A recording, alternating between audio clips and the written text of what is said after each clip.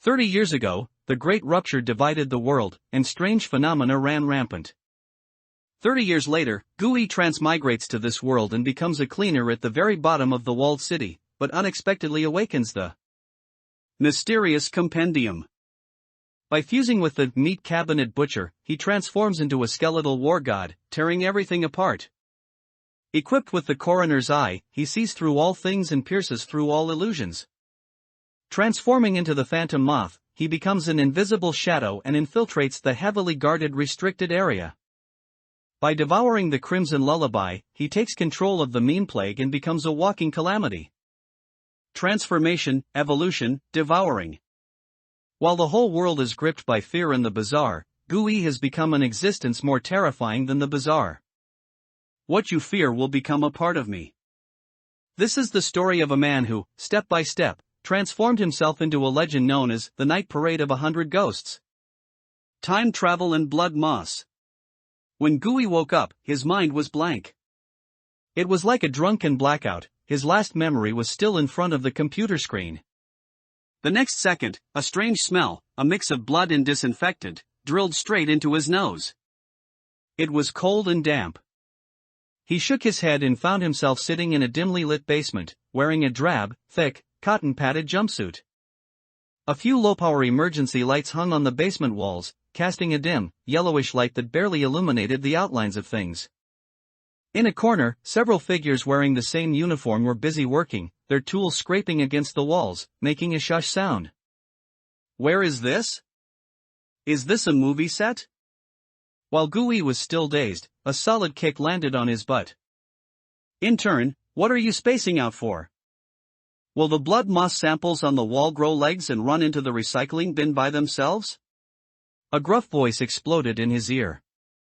Gui jolted, turned around, and saw a man almost 50 years old, with a rough, scarred face and eyes so fierce they looked like they could eat people.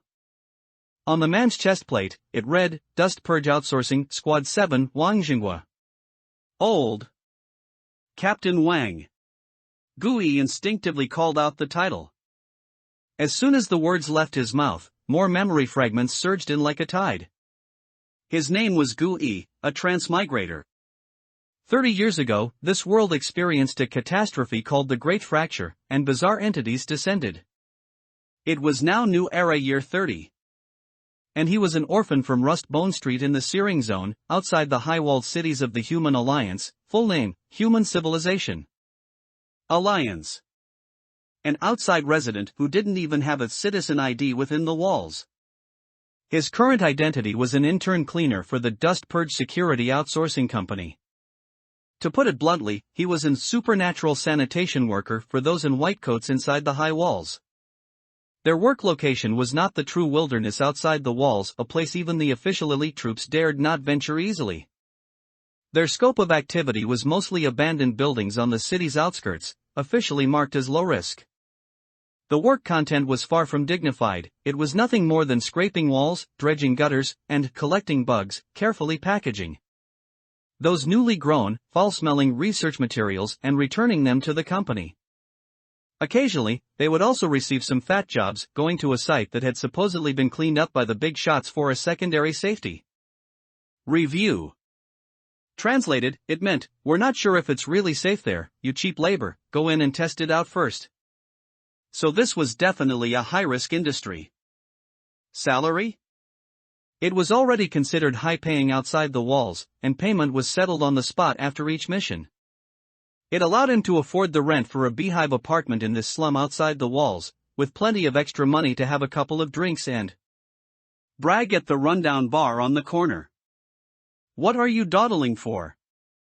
If the amount of recycled material isn't up to standard again this time, you won't get a single cent of this month's evaluation bonus. Captain Wang cursed again and tossed over a small datapad strapped to his wrist. F-Class Contaminant Recycling Operation Guide. Gui swiped open the screen, and the first page showed what they needed to recycle today. Recycling target, F-Class Contaminant Blood Moss, Sample. Characteristics, possesses weak biological activity, slowly proliferates, prolonged contact will lead to mossification of human tissue. Operating regulations. 1. Strictly prohibited to touch with bare hands. 2. Must use spirit-isolating gloves for scraping. 3. During operation, strictly prohibited to stare directly at the sample's active points for more than 3 seconds. Gui's eyelids twitched as he looked at the rule, strictly prohibited to stare directly for more than 3 seconds. Is this even a cleaner's code? Just then, a cold, emotionless mechanical voice rang directly in his mind. Host soul detected as stable, bizarre compendium, officially activated. Scanning surrounding environment. Discoverable item, F-class bizarre blood of contamination, residual body. Containment condition, requires host to personally scrape off and ingest. Gui. He suspected he hadn't fully woken up yet. Ingest? He looked up at the thing on the wall.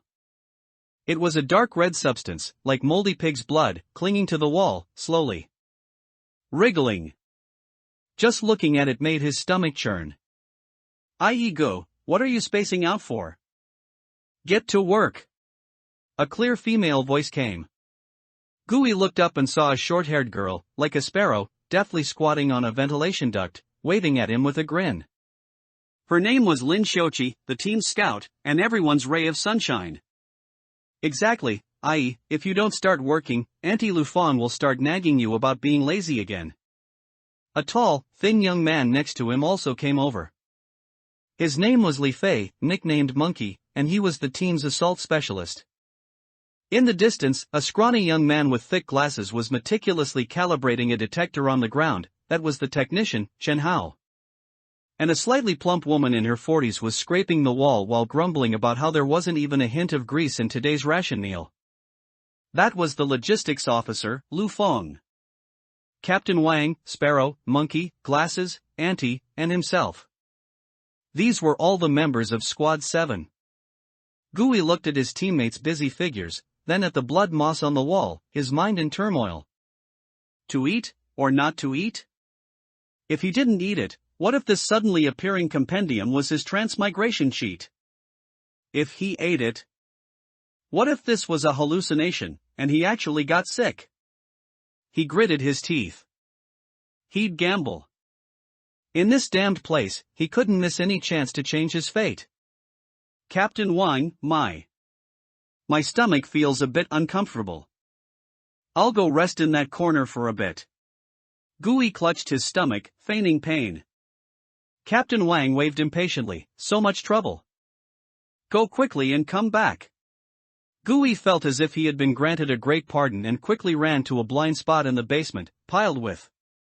He took a deep breath, drew a specialized scraper from his waist, and carefully approached the wall, scraping off a tiny piece, about the size of a fingernail, from another blood moss. As soon as the thing detached from the wall, it twitched slightly on the scraper. Gui's scalp tingled, but he steeled his heart, closed his eyes, and directly shoved the scraper into his mouth, wiped it, and swallowed. An indescribable, cold, fishy, and foul taste instantly exploded in his mouth. He suppressed the urge to vomit and swallowed the thing down. The next second, a cold energy, like countless tiny insects, coursed through his esophagus and into his limbs and bones. Containment successful. Detected contained individual as living, generating form card. Acquired F-class bizarre, blood of contamination. Ability, liquefaction, can transform the body into a liquid state for a short period, immune to physical impact, and can pass through extremely narrow gaps. Remarks, you taste like rotten mud stained with rust. Compendium function unlocked, form synchronization. Hint, when the host performs a form card transformation, the compendium will treat non-living items worn by the host as extensions of the body. Performing synchronized alienation. During transformation, items will merge into the new form. After transformation items will automatically return to their original state. It worked. And it also solved the awkward problem of clothes bursting during transformation. Gui was ecstatic. But immediately after, came a dizzying sensation. The side effects of ingesting the bizarre entity kicked in. His face was pale, he was covered in cold sweat, and he had to lean against the wall to keep from falling. You brat, what are you dilly-dallying for over there? Captain Wang's roar came. He looked up and saw Captain Wang's displeased face. You brat. Captain Wang stared at Gui's pale face, his brows furrowing instantly. He grabbed his wrist, roughly pried open his mouth, and looked at his tongue. Damn it, you're contaminated? Gui's heart jumped, he was about to explain. Captain Wang had already pulled a military canteen from his waist, unscrewed the cap, and without a word, poured it into his mouth. Gulp! Gulp! A pungent, astringent liquid, comparable to toilet cleaner, choked Gui's throat. Cough, cough, cough. Gui choked so hard that tears came to his eyes.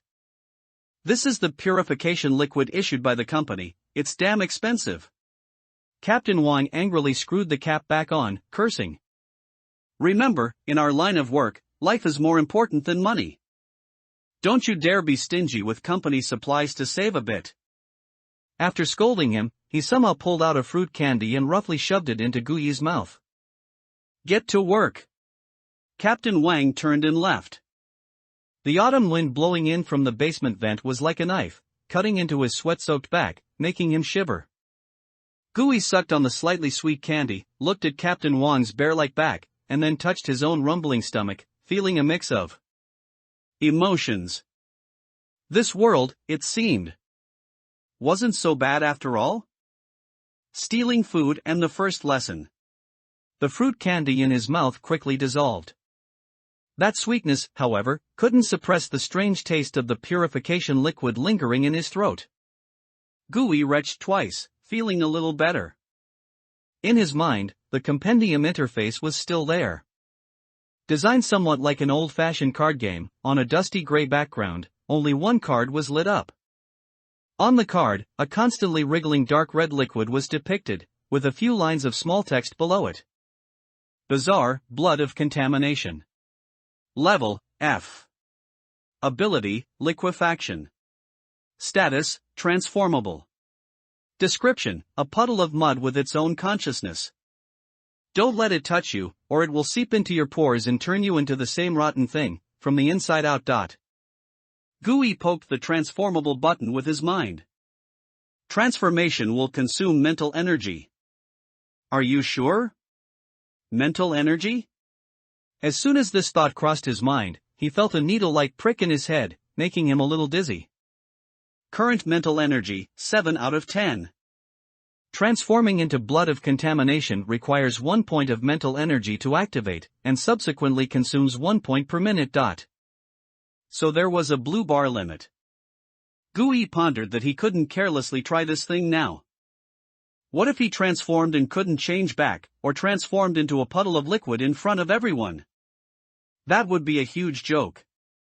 I.e. Gu, are you okay? Captain Wan's purification liquid is really potent. Lin Xiaoqi, like a little cat, quietly crept over, her big eyes full of concern. I'm fine, just a bit nauseous. Gui quickly waved his hand, forcing a smile that was uglier than crying. Here. Lin Xiaoqi, without explanation, shoved something into his hand. It's anti-contamination chocolate from Monkey Goo. Eat it quickly, it can help suppress it. He's not. He couldn't bear to eat his own share, he saved it for you, Lin Xiaoqi made a face. Hurry up, don't let Captain Wang see it, or he'll scold us for being lazy again. Gui held the chocolate, wrapped in oil paper and a bit lumpy, feeling warm inside. From the original owner's memories, he knew how precious this thing was. In the black market of Rust Bone Street, such a small piece could be exchanged for 3 packets of nutrient paste, enough for an adult's rations for 2 days. These were his current family. A group of ordinary people living on the edge, struggling at the bottom of society. Yet, they would share their limited warmth with each other.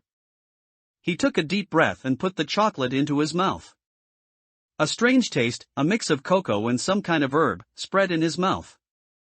Although it didn't taste good, the churning feeling in his stomach was indeed significantly suppressed. Let's go, time to work.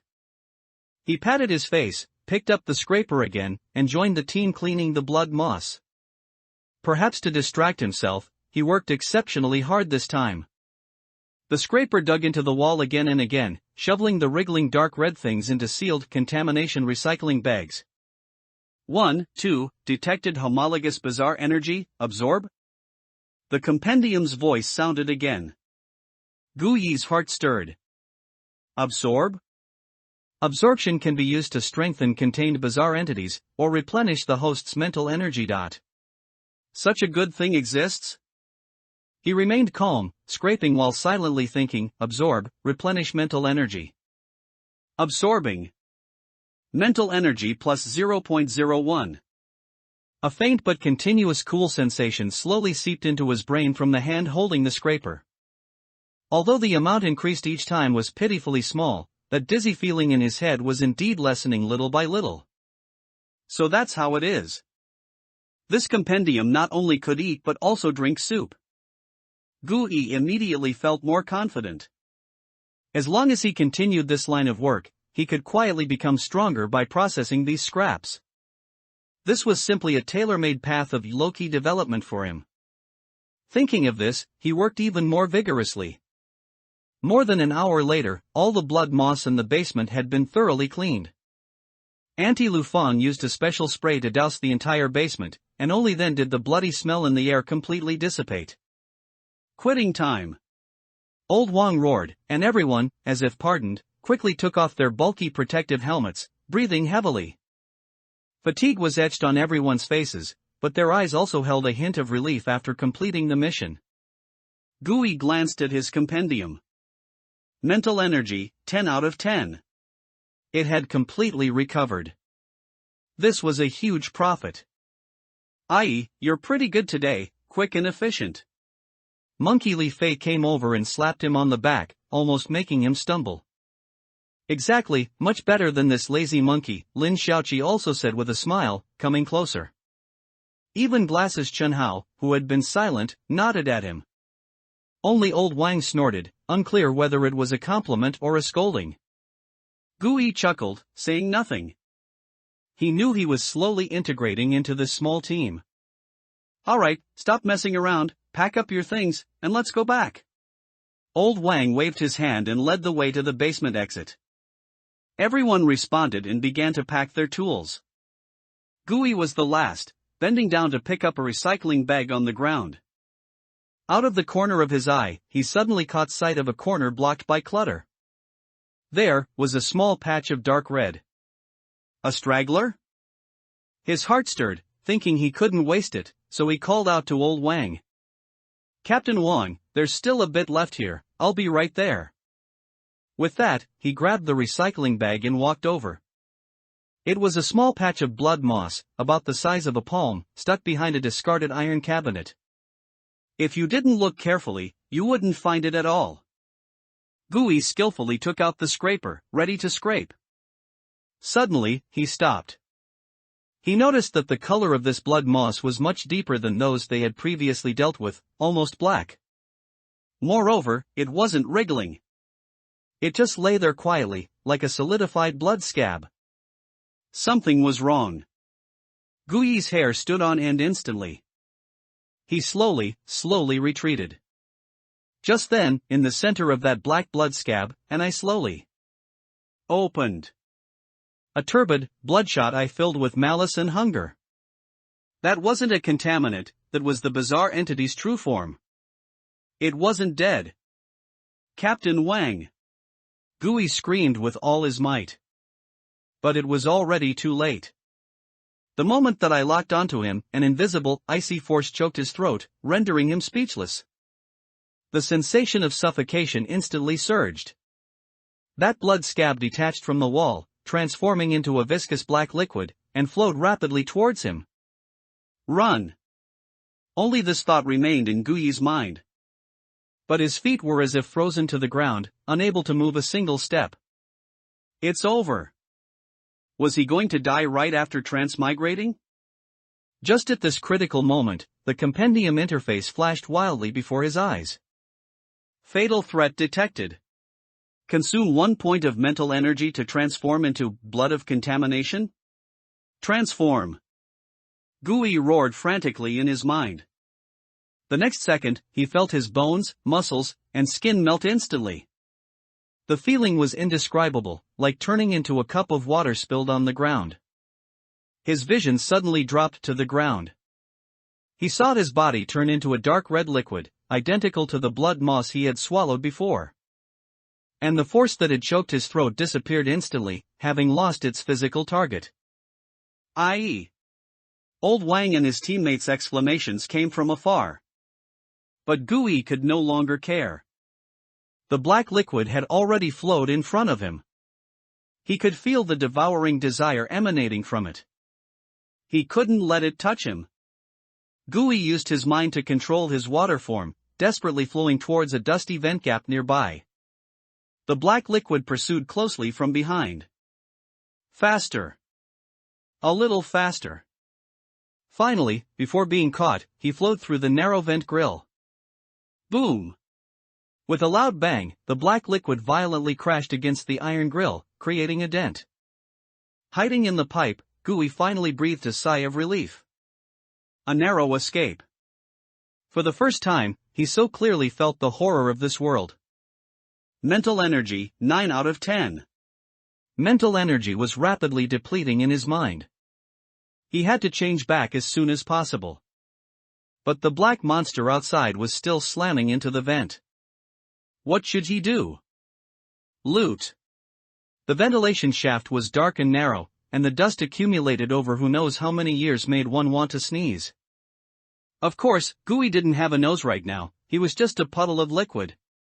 He stuck to the cold metal, clearly feeling every impact from the thing outside. Clang! The sounds grew louder with each strike, and the metal grill of the vent was severely deformed, on the verge of giving way. Mental strength, 9 out of 10. The compendium's alert sounded in his mind like a death knell. If he didn't find a solution soon, once his mental strength was depleted, he would be forced back into human form. At that point, a living person appearing out of thin air in this narrow pipe. The image was too beautiful for Gui to contemplate. Not to mention, there was a hungry kindred outside waiting for a snack. What to do? A direct confrontation was definitely out of the question. Even though he was also a puddle of liquid now, his color was several shades lighter than the other one, clearly indicating malnutrition. If he really went out to wrestle with it, he'd probably end up being slurped up like jelly. Gui forced himself to calm down. Just then, the black liquid, which had been frantically hitting the wall, suddenly stopped. It seemed to have realized that this method was foolish. Immediately after, the puddle of black liquid was changing its form. It was becoming thinner and more fluid. It remembered. It could also liquefy. Damn it! Gui cursed inwardly. Without hesitation, he immediately controlled his liquid body to silently slide deeper into the ventilation shaft.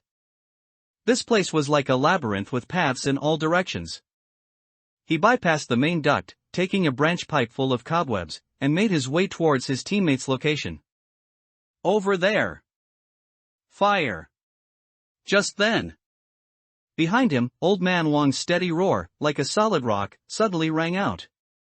Immediately after, bang! Bang! Bang! Gunshots and dazzling muzzle flashes instantly erupted in the basement. The puddle of black liquid, which was about to flow into the ventilation duct, was instantly interrupted by this sudden attack. It let out an angry hiss. It abandoned Gui in the duct. Instead, it pounced towards Old Man Wang and his team, where the firepower was more concentrated. Gui knew his teammates had arrived. Without the slightest hesitation, he immediately sped up. Soon, he found another vent. This vent was located at the other end of the basement, in a storage room filled with discarded medical equipment, its position extremely hidden. He flowed out through the gaps in the grill, and quickly reverted to human form in the dark corner. Mental strength, 7 out of 10. His head throbbed slightly with a needle-like pain, but Gui couldn't dwell on it. He quickly slipped out of the storage room. Without anyone noticing, he quietly returned to the back of the team, next to Auntie Lufang and Chen Hao. I.e. Where did you run off to? You scared me to death. Auntie Lu Fong saw him and pulled him behind the cover. The situation wasn't right just now, so I hid first. Gui lowered his voice, feigning a look of lingering fear. You did well. Chen Hao, who was usually quiet, even spoke up for once. Outsourced Personnel Safety Regulations Article 7, when encountering uncleared active anomalies, the primary task is self-concealment, not causing trouble for the team. Gui nodded, but his mind was rapidly analyzing the battle.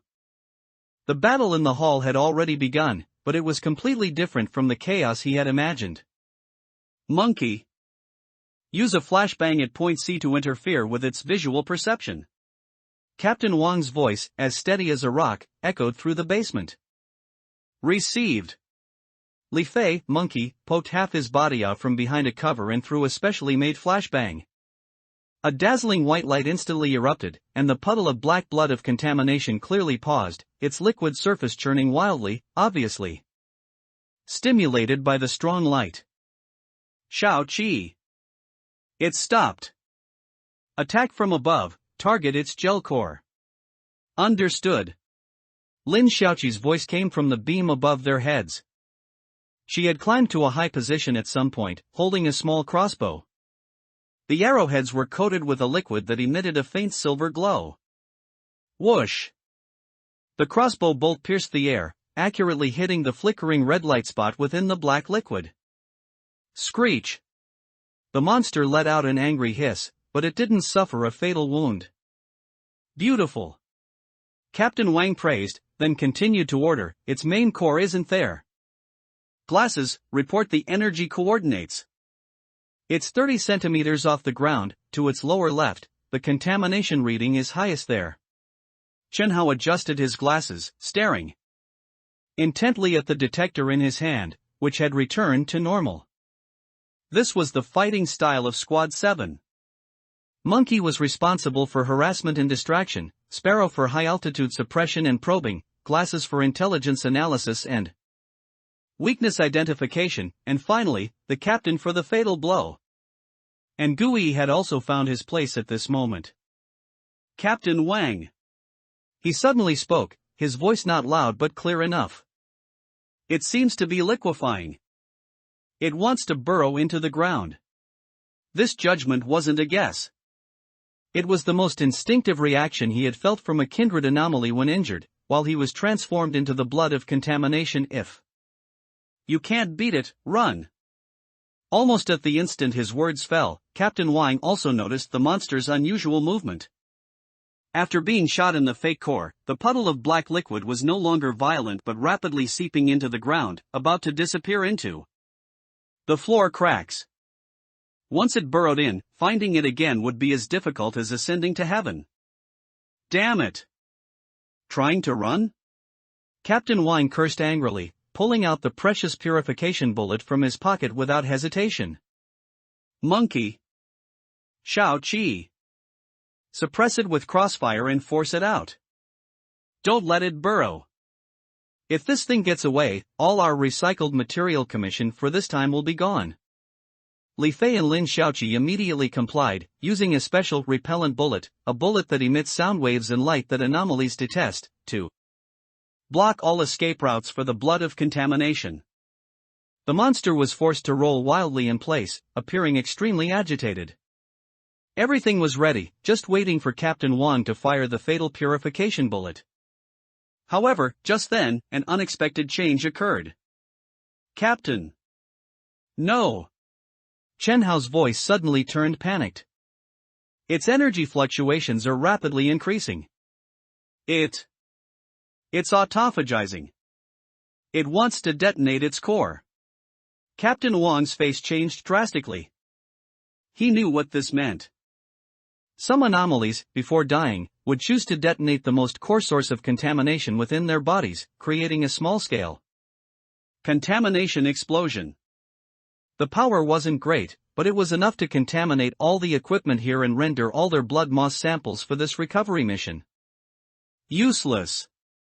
Most importantly, once it self-destructed, the most valuable protoplast of this blood of contamination would completely dissipate. That was a trophy that could sell for at least 300 credit points in commission. No one wanted to see that go to waste. They had to interrupt its autolysis process before it detonated. But during autolysis, its main core would be enveloped by chaotic energy, making it impossible for the purification bullet to hit accurately. Damn it, I'll risk it. Captain Wang raised his gun, ready to make a desperate gamble. Everyone's hearts were in their throats. However, at this critical moment, Gui, who had been hiding in the back, suddenly spoke. His voice was not loud, but it was unusually calm and clearly reached everyone's ears. Captain Wang, attack the position about 15 centimeters to its upper right. That's its weakness. Attacking there can interrupt its autophagy for at least 2 seconds. Everyone was stunned, including Captain Wang. Weakness? There's such a thing? The instruction manual never mentioned it. Kid, you goddamn. Captain Wang subconsciously wanted to curse. But when he saw Gui's unusually calm and confident eyes, his curse got stuck in his throat. He didn't know why, in that instant, he chose to trust this usually quiet intern. Perhaps this was a veteran's intuition. Without the slightest hesitation, his muzzle instantly adjusted, shifting from aiming at the core to the position Gui had indicated. Bang! The gunshot was no longer a purification bullet, but an ordinary repellent bullet. The bullet accurately hit that spot. A miraculous scene unfolded. The violently churning black liquid seemed to have been paused. The chaotic energy that was about to erupt was truly interrupted. And during this process, the main core within its body, which had been enveloped by chaotic energy, was clearly and openly exposed. Now! Captain Wang didn't even need anyone to remind him. Bang! The second gunshot was like a judgment from the Grim Reaper. The silver bullet passed through the time-delayed energy field, accurately embedding itself into the exposed core. The puddle of black liquid first twitched violently, boiling, as if all the energy within its body was purified and neutralized in an instant. Immediately after, it rapidly contracted and solidified at a visible speed. Finally, it left behind a human head-sized, black jelly-like, still slightly trembling gelatinous solid on the ground. The battle was over. Phew! Only heavy breathing remained in the entire basement.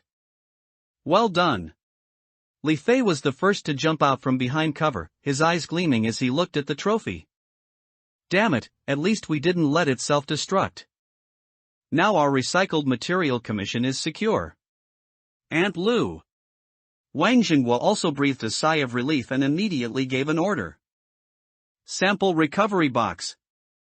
Be careful, even though this thing is dead, it still has trace contamination. Alright. Auntie Lu Fang happily responded, taking out a silver metal briefcase with a spirit isolation symbol from her logistics bag. She put on thickened spirit isolation gloves and carefully used a long-handled sample clamp to place the still trembling black jelly into the briefcase, then locked it with a click. Looking at the briefcase full of trophies, everyone's faces showed genuine smiles. This trip was not in vain. I.e., how did you know? Li Fei finally remembered and came over, asking curiously. I don't know either. Gui appropriately showed an expression of lingering fear and confusion, scratching his head. Just now, I just felt like that spot seemed a bit off. Of course, he wouldn't say that the so-called weakness was a difference in information that he had perceived from the perspective of a kindred anomaly when he was transformed into the blood of contamination, the most fragile relay station in the opponent's energy circulation. This was an information disparity that only his unique anomaly perspective could discern. Captain Wang gave him a deep, thoughtful look. He walked over to confirm that the protoplast had been properly recovered, then walked back to Gui, his expression serious. Kid, this time, you not only saved everyone's bonus for this month, but you also earned us an extra commission of at least 300 credit points. He paused, his voice becoming solemn. According to the rules, a new recruit who makes a great contribution can be promoted early. From today on, you are no longer an intern. He pulled out 3 brand new, silver purification bullets from his pocket and put them in Gui's hand. These 3 bullets are your promotion reward and your life-saving money. Work hard from now on. Hoo-hoo! I.e. got promoted. Monkey and Sparrow both cheered. This joy was for Gui, and also for their own bulging wallets. High wall era. The commuter bus's engine rumbled like an old man panting. The carriage was filled with a strange smell, a mix of disinfectant, rust, and engine oil, drilling straight into their noses. The smell wasn't pleasant, but for some reason, smelling it brought a sense of peace. It was as if it could separate them from the deadly world outside. No one in the bus spoke. Everyone was so exhausted, who had the energy to argue? Wang Jinghua, old man Wang, sat in the passenger seat, silently lighting a mint cigarette. The swirling smoke obscured his tired face. Outside the window, the shadows of dilapidated buildings flickered, making the wrinkles on his face appear deeper and shallower. Lin Xiaoqi had long since fallen asleep, curled up in a corner with tears still clinging to her eyelashes. Auntie Lufan pulled out her personal terminal and looked at her daughter's photo, a rare hint of tenderness on her face. Chen Hao, glasses, was still the same, huddled in the innermost corner, head down, tinkering with his detector, its screen a spiderweb of cracks. Gui sat among them. He couldn't sleep. Every jolt of the bus made him feel like his bones were shaking too. He quietly raised his hand and curled his fingers. That sensation of turning into a puddle of mud and sliding through a ventilation shaft seemed to still linger on him. It was cold and nauseating. But this golden finger, a standard for transmigrators, gave him a sliver of confidence to survive in this fucked up world and somewhat calmed his frantic heart. Now, he could finally look at this fucked up world with a brand new pair of eyes. The bus had already driven out of the abandoned industrial zone. Now they were traveling on the only road back to the searing zone, a dilapidated highway officially called Service Channel No. 7. On both sides of the highway were abandoned suburban areas. Skeletons of steel and concrete pierced the gray sky like the ribs of giant beasts. This was the area marked yellow on the map as the low-intensity contamination zone. Damn it, another jam. Li Fei, who was driving, suddenly cursed and slowly brought the bus to a stop. Gui looked ahead and saw several equally dilapidated commuter buses, bearing the logos of outsourcing companies, lined up on the road not far away. Further away, several soldiers in garrison force uniforms were setting up a cordon, seemingly dealing with some emergency. Probably some unlucky company's car broke down on the way back, attracting roadside stalls. Old man Wang exhaled a smoke ring, his tone utterly unruffled. Roadside stalls? Gui asked instinctively. Just some F-class little trinkets wandering by the road, Li Fei explained, impatiently honking the horn. These places are too close to the wall and affected by the stability anchor field, so no big guys can be born here. But these scattered little things pop up every now and then. For the garrison force, it's trouble. For us, sometimes it's extra cash. No sooner had he finished speaking than a gunshot and a brief shriek echoed from not far away. The stability anchor Li Fei mentioned was short for Reality Stability Anchor, a foundational technology first developed and promoted by the RSCP. Full name, Reality Stability Containment Protocol Organization, abbreviated as RSCP, after the Great Fracture, which maintains the existence of human civilization. According to the official explanation in the Citizen Safety Handbook distributed by the Human Alliance during basic education, the catastrophe that ended the old world was essentially an unknown contamination that could distort physical laws. Regarding the source of this contamination, the RSCP named it the Source. This codename was also adopted by the Human Alliance and written into textbooks. It represents the ultimate source of all currently known anomalous phenomena, i.e., bizarre entities, to humanity. The function of the Reality Stability Anchor is to continuously release a special force field that repels the source's contamination by bombarding a rare inert isotope. Within this force field, the structural strength of reality is greatly enhanced, thereby significantly inhibiting the natural generation of Bizarre entities and weakening the anomalous characteristics of existing bizarre entities. However, the strength of this force field is not constant. It follows a strict energy decay law. The farther away from the stability anchor, which is the core of the force field, the weaker its strength, and the less effective its reinforcement of reality. This is also the fundamental reason why all walled cities are divided into 3 rings. The A-ring district and B-ring district are within the strong coverage of the force field, the reality structure is solid, and bizarre entities can hardly generate. The C-ring zone, however, is located at the outermost edge of the force field's coverage. The reality structure here is relatively weak, although it is infinitely more stable than the contamination zones outside the wall. But it still cannot completely prevent some small-scale, low-level reality leakage phenomena, which are the insignificant F-class trinkets Li Fei spoke of. Soon, the cordon was removed. The convoy began to slowly move forward again.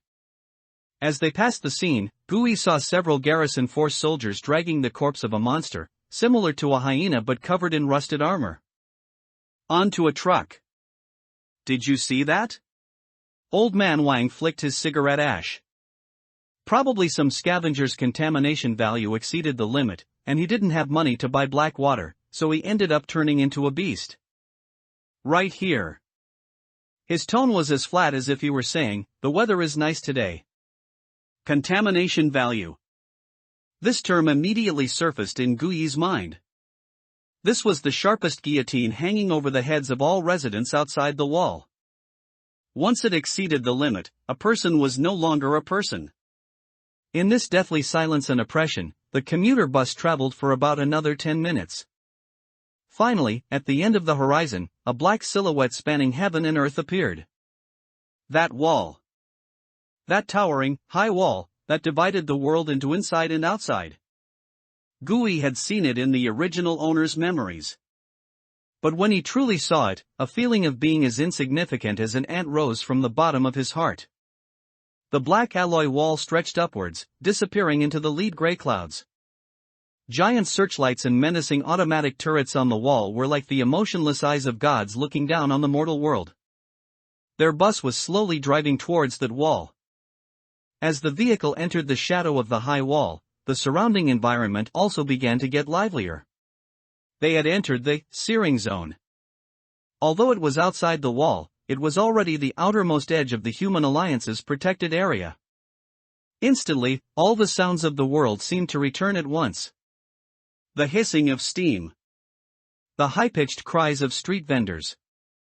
The sizzling of faulty neon lights. And the clamor of people talking. A mix of meat aroma, cheap alcohol, and industrial exhaust fumes assailed them. This was their world. A dangerous, chaotic, yet full of wild vitality world. Their bus did not stop on any street in the searing zone, but instead merged directly into the traffic, heading towards a fortress-like steel building. At the foot of the high wall. On the wall of the building hung a somewhat faded sign, Changdong No. 2 Purification Station. People in the searing zone called this place the bathhouse. This was the only checkpoint all workers from outside the wall had to pass through to enter the B-ring district for their assignments. Their dilapidated bus joined a long queue of over a dozen trucks and vans, slowly inching forward. "Hey! Old Wang! How was the haul today?" From a nearby truck bearing the Iron Fist security logo, a one-eyed driver leaned out and shouted at Wang Jinghua. "Not bad. Picked up a complete blood of contamination. Can exchange it for 2 good bottles of wine later." Li Fei eagerly replied, his face full of boasts. "Damn! You guys are lucky. We ran into a tough one today, almost tore my car apart." The one-eyed man cursed, his eyes filled with envy. The queuing process was long and boring. But this mutual teasing and bragging between different companies diluted the fatigue of returning from their mission. Finally, it was their turn. The commuter bus was lifted by a huge mechanical arm and sent into a passage full of purification liquid nozzles. The interior of the bus was immediately filled with the strong smell of disinfectant. Immediately after, everyone got off and walked into a separate cubicle to receive ultraviolet radiation and purification liquid spray. Finally, the most crucial step, contamination value detection. Everyone lined up, passing one by one through a glowing archway detector. Li Fei was the first to walk through, and the indicator light on the archway turned yellow. Contamination value, 35%. A non-commissioned officer in Garrison Force Logistics uniform glanced at the data and lazily called out. Warning range passed.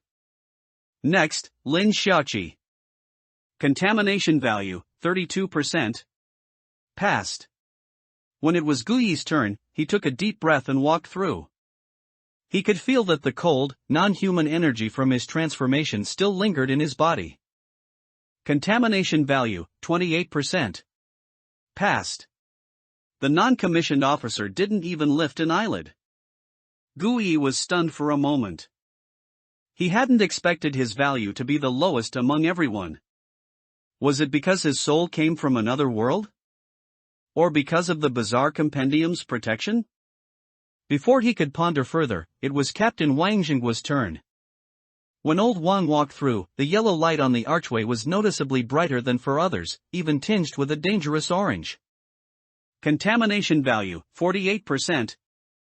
Warning, contamination value is close to the danger threshold. The non-commissioned officer finally looked up and frowned. Old Wang, your smoking is getting worse. If this continues, you'll have to visit the medical room for a chat. Get lost. Old man Wang cursed laughingly, pulling out a pack of mint cigarettes from his pocket and tossing them over. Try a different brand next time. The non-commissioned officer skillfully caught the cigarettes and waved his hand. All right, scram. Next squad. Thus, all members of Squad 7 passed the inspection without incident. They reboarded the old but thoroughly cleaned commuter bus. In front of them, a huge tunnel gate leading inside the wall emitted a hum and slowly rose. The other end of the tunnel was the paradise that those outside the wall dreamed of. Two worlds. The commuter vehicle drove into the deep tunnel. The tunnel was long, with dim yellow lights illuminating the walls at intervals. Light and shadow intersected on the car windows, as if traveling through a corridor of time. No one in the carriage spoke. Everyone subconsciously held their breath. Because they knew that the other end of the tunnel was a completely different world. After about a minute of driving, a dazzling white light finally appeared ahead. The moment the front of the car completely rushed out of the tunnel, Gu Yi felt his eyes being sharply stung. Immediately after, an air distinctly different from that outside the wall seeped in through the cracks in the car window. That air lacked the industrial exhaust and faint smell of decay characteristic of the searing zone. Instead, there was a slightly sweet and sour aroma, a scent of fermenting food. That was the smell wafting from the greenhouse arc of the Human Alliance's Shinong Institute. This was the B-Ring district. The world inside the wall. The commuter vehicle merged onto a wide, smooth asphalt road. Although the road surface still had some potholes and cracks, it was clearly regularly repaired. On both sides of the street were uniform residential buildings. Though the style was monotonous, every window was intact. There were even some green potted plants on the windowsills. Their vehicle, according to regulations, could only travel on the outermost service lane. But even so, the scenes of normal life still impacted their eyes, one after another. They saw children in uniform blue school uniforms, chasing a worn-out soccer ball on a playground with protective netting, laughing carefree with their school bags on their backs. A street vendor was scooping golden, fried synthetic potato cakes out of a frying pan, sprinkling them with spices. That dominant aroma seemed to penetrate their noses even through the car window. Gulp. In the carriage, someone swallowed, though it was unclear who. Several old workers in gray work clothes gathered around a stone table, playing chess and leisurely passing the time, as if all external dangers had nothing to do with them. Every time they saw these normal sights, it was a silent torment for everyone in Squad 7. It constantly reminded them that they were separated from this stability by only a wall.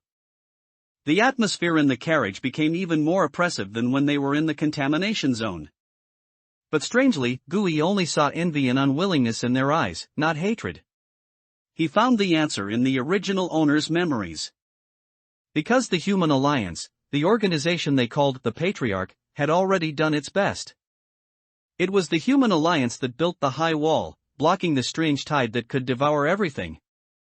It was the Human Alliance that, every week through the exchange office, freely distributed sedative brand nutrient paste to all residents outside the wall, which could suppress contamination and ensure no one starved. It was the Human Alliance that gave all children in the searing zone the right to free basic education, learning literacy, and the guide to anomalous survival. They couldn't make everyone live a good life, but they gave everyone a baseline to survive. It was precisely because they knew this, doing their best, that they felt even more helpless. The commuter vehicle finally turned into a secluded industrial park, almost close to the wall. This was the gathering place for outsourcing companies like Dust Purification Security. Unassuming, uniformly styled three-story gray buildings were the headquarters of these companies. Look, that building ahead with the Iron Fist logo is the territory of Iron Fist Security. Li Fei pointed out the window, pouting. That one-eyed guy who was bragging to us at the purification station is from their team. Gui looked in the direction he pointed and nodded. Are all these dozen or so companies in the entire park doing the same work as us? He asked. Of course. Li Fei sneered, a hint of self-mockery in his tone. To put it bluntly, no matter what company's name we operate under, we all work for one master. Our company doesn't have the ability to process the contamination samples and anomalous organisms we retrieve. They just act as middlemen, sorting and packaging the items, then reselling them at a high price to the RSCP liaison station in the Bering district. The company gets the meat, it's good enough for us to get some soup. Gui understood. It turned out that the end of their industry chain was the mysterious and cold RSCP. They were like the most insignificant scavengers at the very end of this giant war machine. So, don't look at how many companies there are, they're all the same. Our Dust Purification Security is actually among the smallest and stingiest ones. Li Fei sighed and slowly pulled the car to a stop in front of a small building with peeling paint. This was their company. The handover process was cold and efficient. First step, parking and unloading.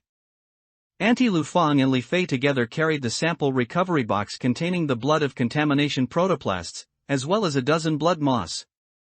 Samples in sealed bags, to the materials department in the basement. They handed them over to a perpetually stern-faced storeroom manager, Old Sun. Old Sun didn't even look at them directly, just hastily swiped a few times on a datapad, then waved them away. Second step, mission report. Captain Wang Jingwo went alone to the manager's office on the second floor. Gui and the others could only wait quietly in the rest area downstairs, which didn't even have seats. This wait wasn't long. After about 10 minutes, Old Wang came down from upstairs, his face devoid of expression, but with a settlement statement in his hand. Old Wang took the statement to the finance office on the first floor. Soon, everyone's personal terminal received a transfer message. Gui looked at the terminal interface in his hand. Mission settlement, 530 credit points. Details, basic attendance fee 100, F-grade site rating bonus 250, recovered item commission, F-grade complete, 150, new recruit regularization bonus 30. Holy crap! Li Fei was the first to exclaim when he saw the bill, his face full of pleasant surprise. Fatty Ma was actually so generous this time. He really settled the commission for that broken jelly according to the company's standards. He knows what's good for him. Old Wang's lips also curved upwards, a rare sight. This rare smooth operation lifted everyone's spirits. Although it was still rated the lowest F grade, with the generous commission for recovered items, the income from this mission far exceeded expectations. At the logistics department, they collected the quantitatively rationed purification liquid and isolation patches needed for the next mission with their receipts, then left the gray building. On the way back, the atmosphere in the carriage, having shed its previous gloom, became much lighter. Buzz.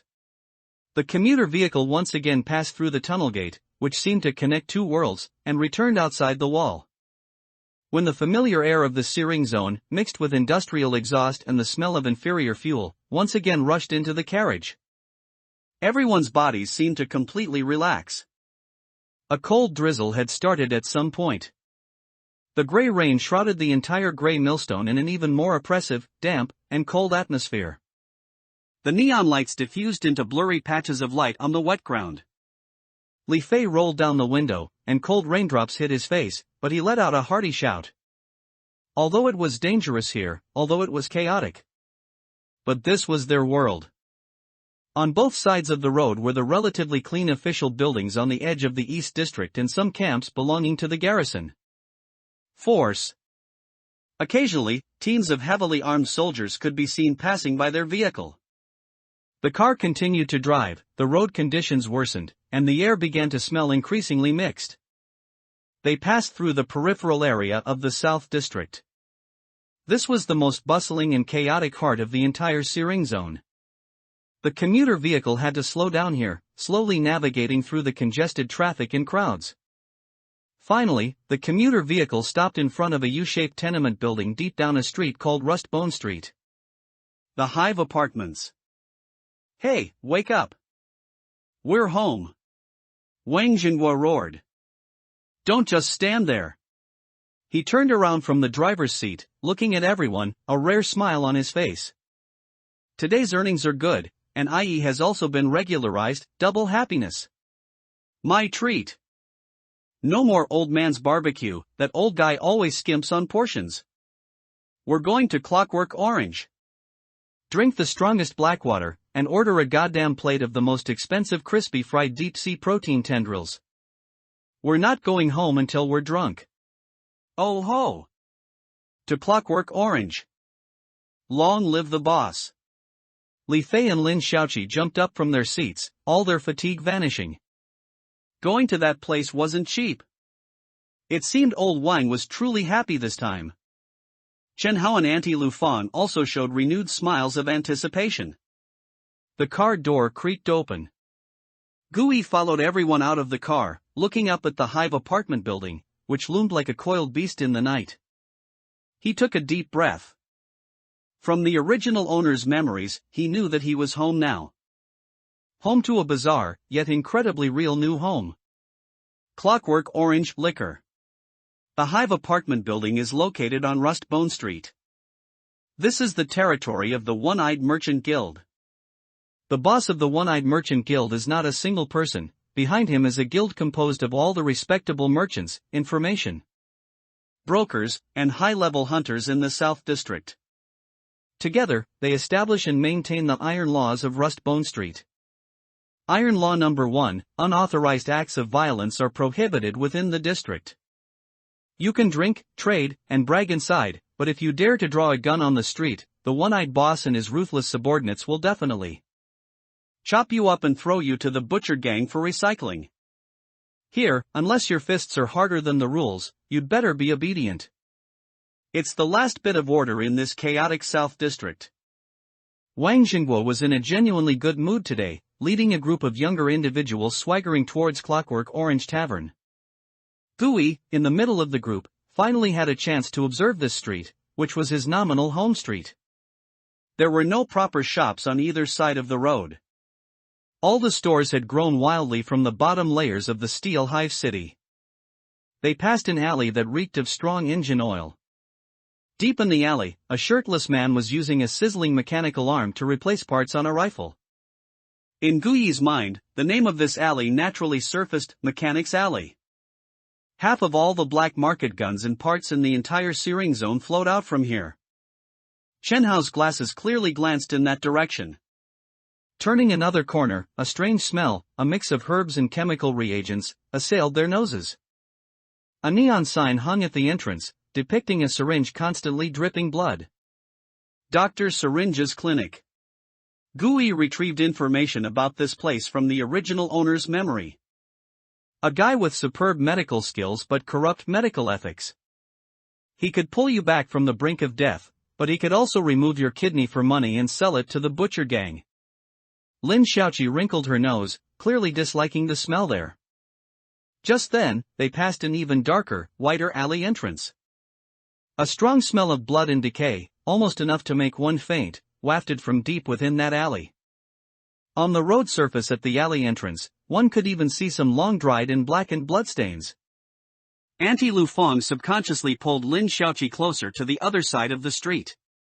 Tisk, those damn butcher gang bastards, pouring blood on the street again, she muttered under her breath. Gu Yi also subconsciously held his breath. This was the entrance to the no-man's land, slaughterhouse back alley. It was the kingdom of the butcher gang. As for what exactly was being slaughtered in there, no one knew. Everyone knew that if you wanted to eat something other than the tasteless nutrient paste provided by the Human Alliance, then the piece of meat on your plate definitely came from that alley. From the cheapest, grayish-white protein blocks that even scavengers disdained, to the meat scraps that careful housewives like Auntie Lu Fong loved to buy for stewing. And then to the blood-red premium protein ribs that only successful hunters in the One-Eyed Tavern could afford, reportedly tasting most like real meat. Everything came from the butcher gang. They monopolized almost all culinary desires in the entire Siring zone. As for the source of that meat, no one dared to ask. And no one cared. As long as it was edible and didn't kill people, it was fine. They continued to walk forward. Gui could even see, further in the distance, the more alluring neon lights of the casino district painting half the night sky a decadent pink. He could also faintly hear the clamor of desire and madness emanating from that direction. With every step, Gui felt like he was traversing the belly of a chaotic behemoth. Finally, they stopped in front of a metal door with a clockwork orange eye sign. Clockwork Orange Tavern. Pushing open the door, a wave of heat, mixed with strong liquor, tobacco, sweat, and cheap perfume, along with deafening heavy metal music, assailed them. The tavern was packed with workers just off shift, murderous bounty hunters, and some scantily clad women. Well, old man Wang, struck it rich today? Bringing so many youngsters to patronize? Behind the bar, a curvaceous woman, smoking a slender lady's cigarette, lazily lifted her eyelids. She was the owner here, a woman whose real name no one knew, everyone called her Sister Orange. Enough nonsense. Old man Wang found a booth and made everyone sit down. Bring me a serving of your most expensive crispy fried deep-sea protein tendrils. And a bottle of black water for everyone, bring it up first. All right. Sister Orange smiled and winked at the bartender behind the bar. Soon, 6 bottles of blackwater liquor with coarse bubbles, and a large platter of golden crisp, slightly twitching octopus tentacle-like things were served. Come on. Don't be shy today. Old man Wang was the first to raise his bottle. First gulp, to our escape from death. Second gulp, to IES promotion. Third gulp. Damn it, to this rotten gray millstone. May we leave this cursed place soon. Cheers.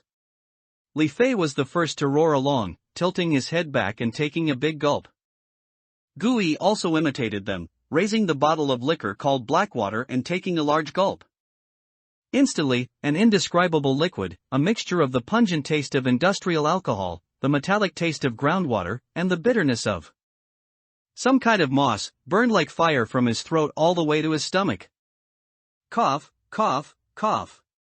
He choked, tears streaming from his eyes, feeling like he wasn't drinking liquor but gasoline with sugar added.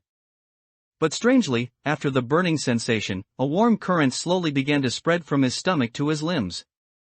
The fatigue from the mission and the mental tension were indeed significantly diluted by this warm current.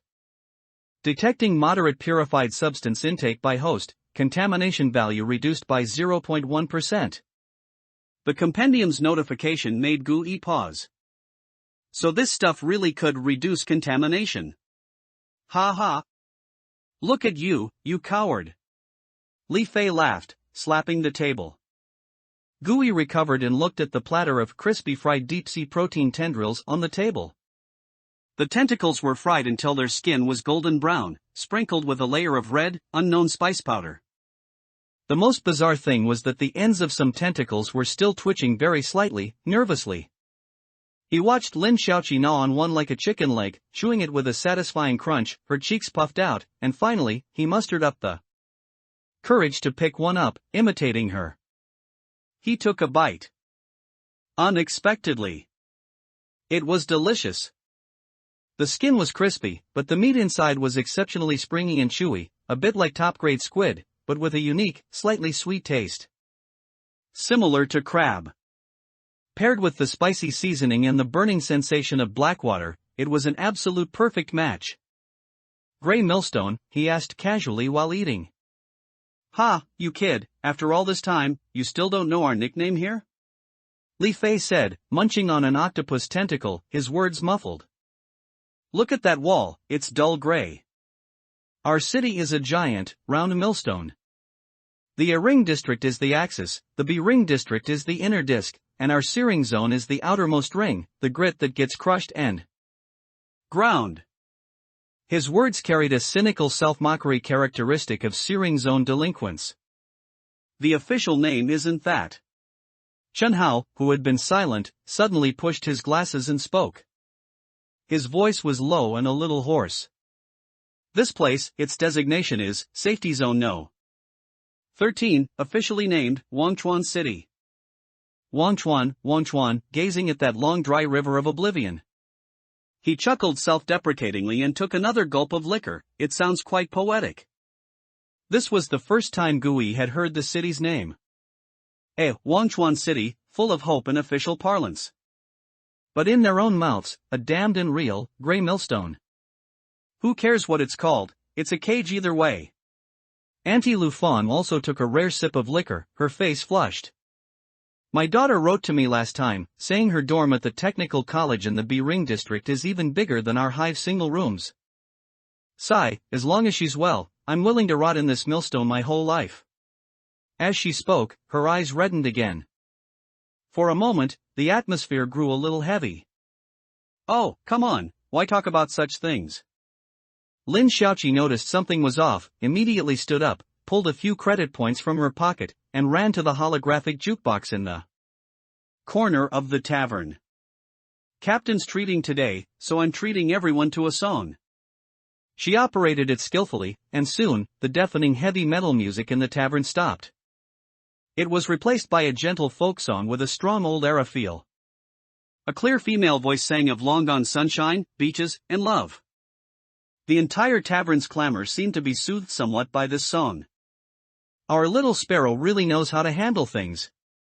Old Man Wang laughed heartily, raising his bottle. "Come on. Drink up. Eat up." Li Fei also got excited, whistling at Lin Xiaoqi and shouting, "Xiaoqi, you're awesome." Lin Xiaoqi made a face at him and ran back to her seat. Amidst the music, everyone relaxed. They drank heavily and bragged loudly. Li Fei recounted his glorious exploits of single-handedly fighting a man-faced dog in the ruins of the North District Cemetery, though everyone knew he was exaggerating. Auntie Lufon, meanwhile, began to haggle with Sister Orange, asking if she could get a discount on the platter of octopus tentacles. Gui, while gnawing on the increasingly flavorful octopus tentacles and drinking the throat-burning black water, listened to the gentle old-era song and his teammates' meaningless banter. He looked at everything before him, with only the simplest thought. "Damn it! This liquor is really bad. This meat is pretty good though. This world doesn't seem that hard to get by in." At least he was still alive today. 1 room and 2 lives. After saying goodbye to his teammates at the stairwell entrance, Gui walked alone towards the even narrower iron staircase leading to the top floor. There was no elevator in the building. The old sound-activated lights required him to stomp his foot to awaken them one by one. The dim yellow glow could only illuminate a small area at his feet, while more darkness, like viscous oil, clung to the walls and ceiling. Old Man Wang's shouts, Li Fei's laughter, and Xiaoqi's crisp "see you tomorrow," i.e. good, gradually faded behind him, swallowed by the walls of this old hive. By the time he climbed to the top floor and opened the door to his dormitory, the world had become completely silent. This was an added structure on the top floor, a cramped space built with thin sheet metal and composite boards, like a steamer in summer and an ice cellar in winter. The room was so small that Gui felt it was more like a standing coffin. A single metal frame bed, a creaky wooden table, and a chip chair were all his possessions. The only electrical appliance was the solitary energy-saving light bulb hanging from the ceiling. Even with such basic amenities, the rent was 500 credit points per month. Gui closed the door behind him, not turning on the light immediately. He leaned against the cold iron door, listening to his somewhat hurried breathing, slowly calming down in the darkness. Until his heart, which had been pounding from the battle and the returned to a normal rhythm. Then he reached out, and with a click, locked the door with 2 turns. This action was like a ritual. A ritual to completely isolate all the noise, danger, and prying from the outside world. Now, he was alone here. He finally had time to face himself. Gui fumbled his way to the bed and sat down heavily. The bed frame groaned under the weight. Everything he had experienced during the day, the bloody scenes, the bizarre compendium's slimy touch, and the exhaustion of surviving, all surged over him like a tide at this moment. He lay back, placing his arm over his eyes, trying to clear his mind. But the more he tried to empty his mind, the clearer another memory, not his own, emerged. It was like watching a movie of someone else's life playing in his head. The protagonist was the original owner of this body. An orphan also named Gui, only 19 years old. The first memory fragment was damp. It was the Human Alliance Hope Orphanage, located on the edge of the southern part of Searing Zone. Although dilapidated, it was relatively clean. Staff in plain uniforms patiently distributed free-com brand nutrient paste to a group of pale, emaciated children. Here, Gui was just an orphan without a surname. He named himself Gui, thinking that if he became a bizarre compendium, perhaps he wouldn't have to live in fear of starvation. Like the other children, his most important tasks each day were to study the bizarre survival handbook and pray that he wouldn't be taken away by the suddenly appearing garrison force due to excessive contamination value. He had never seen what the world was like before the Great Fracture. That world, to him, was like a distant, unreal, mythical story from his teachers' mouths. The second memory fragment was filled with despair and longing. That was when he was 15. He graduated from the basic education school in Searing Zone. Then, he was thrown into the giant meat grinder of Searing Zone. He worked as an apprentice in those unmarked black factories. He breathed in choking metal dust for 16 hours a day. In return, he received a meager salary, barely enough to pay the rent for the coffin room on the top floor of the hive. He survived on the free nutrient paste distributed weekly by the Human Alliance. But that was all. All his money went to secure a roof over his head. Not a single extra credit point to buy a bottle of nerve-numbing black water or a potato pancake that tasted of oil. Several times, he was almost thrown out by the hive manager like trash because he couldn't pay the rent. It was also at that time that a wild seed was planted in his heart. He had to get inside the wall. At all costs, he had to become a respectable person in Devouring district. The third memory fragment was the turning point in his life. A month ago, it was the day the security company from inside the wall came to Searing Zone to recruit workers. This job was the only stepping stone he could see at the time to legally cross the border. He fought with all his might among hundreds of other young people like him, passing the rigorous physical and psychological tests. He was selected by Jingshan Security, and the person in charge of the final interview was Wang Jinghua. He remembered old man Wang didn't ask much. He just squeezed his arm, looked at his eyes, which glowed green with hunger and longing, and then handed him an internship contract. He signed his name without hesitation at the time. And so, he became an intern in Squad 7. These memories were originally just archives belonging to another person. But now, as Gui personally experienced today's life and death struggle, as he drank that awful black water and ate that scalding protein filament, These memory fragments belonging to the past began to have a strange chemical reaction with his present personal experiences. They were no longer someone else's story. They began to grow roots, embedding themselves deep into Guyi's soul. He learned about this cramped dormitory he was in, this chaotic Rust Bone Street, this safe zone known as B7.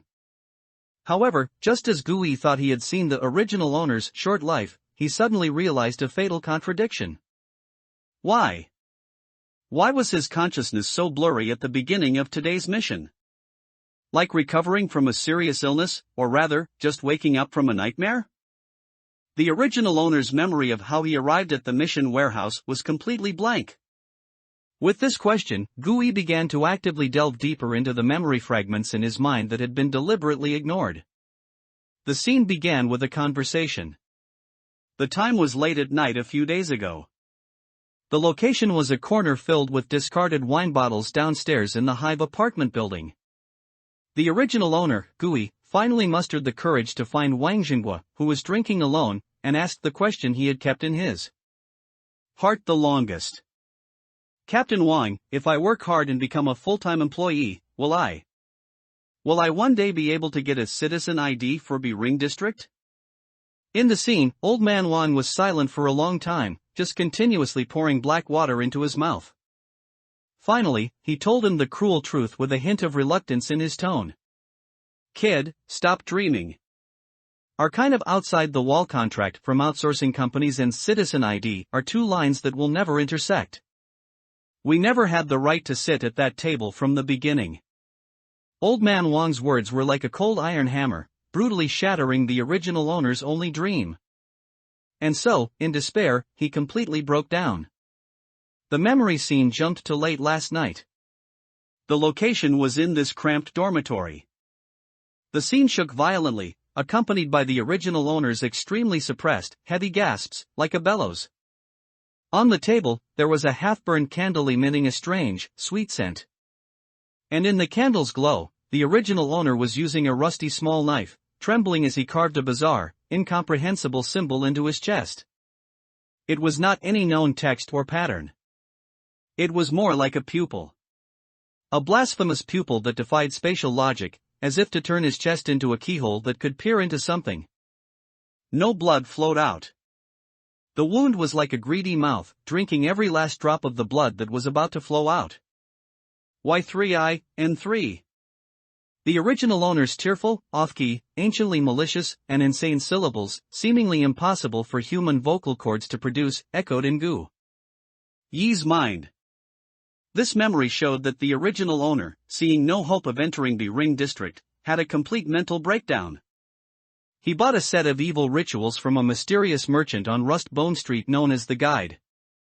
The merchant told him that by activating this wish rune with will and blood, he could transmit his deepest obsession to an unseen existence, thereby gaining the power to fulfill his wish. The price was merely a little pain and intense longing. Now, he was performing the final step of the ritual. He lit the candle, which was mixed with unknown bizarre compendium powder, and pushed his spirit to its limit with pain and blood. Ugh ah! With his final roar, the rune on his chest suddenly lit up with a faint blue light. At the same time, an indescribable surge of information from a higher dimension, using that rune as a coordinate, violently poured into the original owner's mind. It wasn't an energy impact, it was pure information contamination beyond the limits of human comprehension. The original owner's scream couldn't even be fully uttered before it turned into a short, choked grunt. His eyes instantly lost all their luster, pupils dilated, staring blankly at the ceiling. And at that very moment, Guyi, this wandering soul from another world, was randomly snatched through the rift torn open by that ritual and stuffed into this freshly crashed, warm body. Then the memory abruptly stopped here. Immediately following, the second, even more chilling memory played. It was a memory without thought. It was like watching a first-person movie. He saw. His body, after its soul died, did not fall. Instead, like a wound-up puppet, it sat upright on the bed all night. Day broke. Beep beep beep. The alarm clock by the bed rang. His body mechanically raised a hand and turned off the alarm. Then got up, dressed, and washed. All movements were precise but stiff. Like a robot programmed to perform tasks. He saw himself walk out of the dormitory. In the common lounge, he encountered Li Fei, who was eating breakfast. "Damn it, IE, didn't you sleep well last night? You look like a zombie." In the memory, Li Fei's voice was distant, as if through a thick pane of glass. But he didn't answer. He just nodded expressionlessly. Then, he followed Old Man Wang onto the dilapidated commuter vehicle.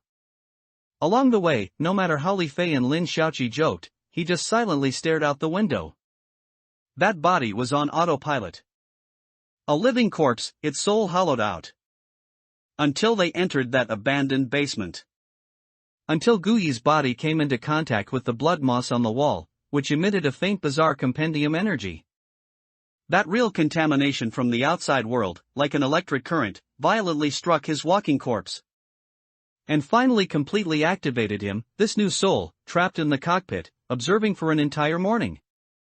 And so, he truly, genuinely woke up. Guyi suddenly sprang up from the bed, gasping for air, his forehead covered in cold sweat. He reached up and touched his neck, the phantom pain of suffocation from the memory still lingered there. He lifted his shirt and looked at his chest, but saw no wound. The original owner died. Last night, in this very room, on this very bed where he was now sitting. So what was he now? A wandering soul who happened to pass by, stuffed into this empty body? Then sleepwalked for half a day before adapting to this body? Was that so-called bizarre compendium related to the wish rune carved by the original owner? Did it kill the original owner, and then chose me? Or rather, parasitize me? Who exactly was that mysterious guide? Why was he selling such dangerous things? What was his purpose? After a long while, he got up from the bed, walked to the table, and reached out to press the switch for the energy-saving light. Click! Blinding, yet incredibly real light instantly filled the entire room. He saw on the table a frayed copy of the Preliminary Identification Handbook of Bizarre Materials left by the original owner. He saw the pair of faded work boots in the corner, which he would have to wear again tomorrow. Guyi looked down at his hands. These hands were his hands. This bed was his bed. But this life was inherited by him from a dead man. Along with that fatal secret. Golden Finger Weird Illustrated Guide. I will use your identity, and this power that does not belong to me, to live well. The promise seemed somewhat hollow in the empty room. Guyi knew very well that talk was cheap. He had to understand the only trump card in his hand. He closed his eyes and examined his golden finger in his mind. The Bizarre Compendium. A book made of faint, smoke-like black mist appeared directly in his mind. It was like software directly installed in his brain. He opened the compendium. On the title page of the compendium, for large bookmarks, emitting different lights, appeared. The first, named Record of 100 Ghosts, emitted an ominous blood-red light. The second, named Cabinet of Marvels, emitted a mysterious dark purple light. The third, named Scroll of True Words, emitted a deep abyssal black light. The fourth, named Curse of the Plague Heart, emitted a faint green light like decaying phosphorescence. Currently, only the bookmark for the Record of 100 Ghosts was lit. The latter three were gray, seemingly requiring specific conditions to unlock. Guyi's consciousness focused on the lit Record of 100 Ghosts. The page automatically turned, revealing the first page to him. It was an incredibly detailed, even living card. The background of the card was a dark, damp ventilation duct.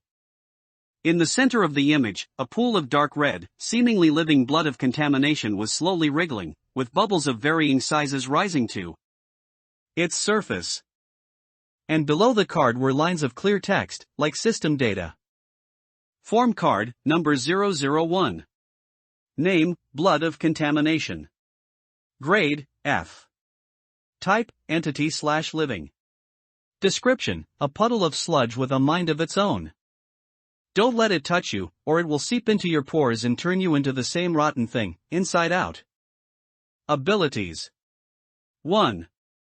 Form transformation, can transform the body into formless contaminated sludge, immune to physical impact, and can enter narrow crevices. 2. Corrosive mucus, secretes weakly corrosive mucus from within the body, which can be used for attack or to delay enemies. Weaknesses. 1. High temperature, temperatures exceeding 500 degrees Celsius can cause it to evaporate quickly. 2.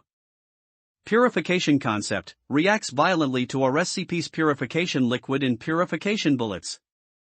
3. Dry environment, extremely dry environments will significantly reduce its activity. Form card? Gui's consciousness focused on this unfamiliar term. The compendium's information stream immediately provided an explanation. Form card, generated after containing an entity/living bazaar.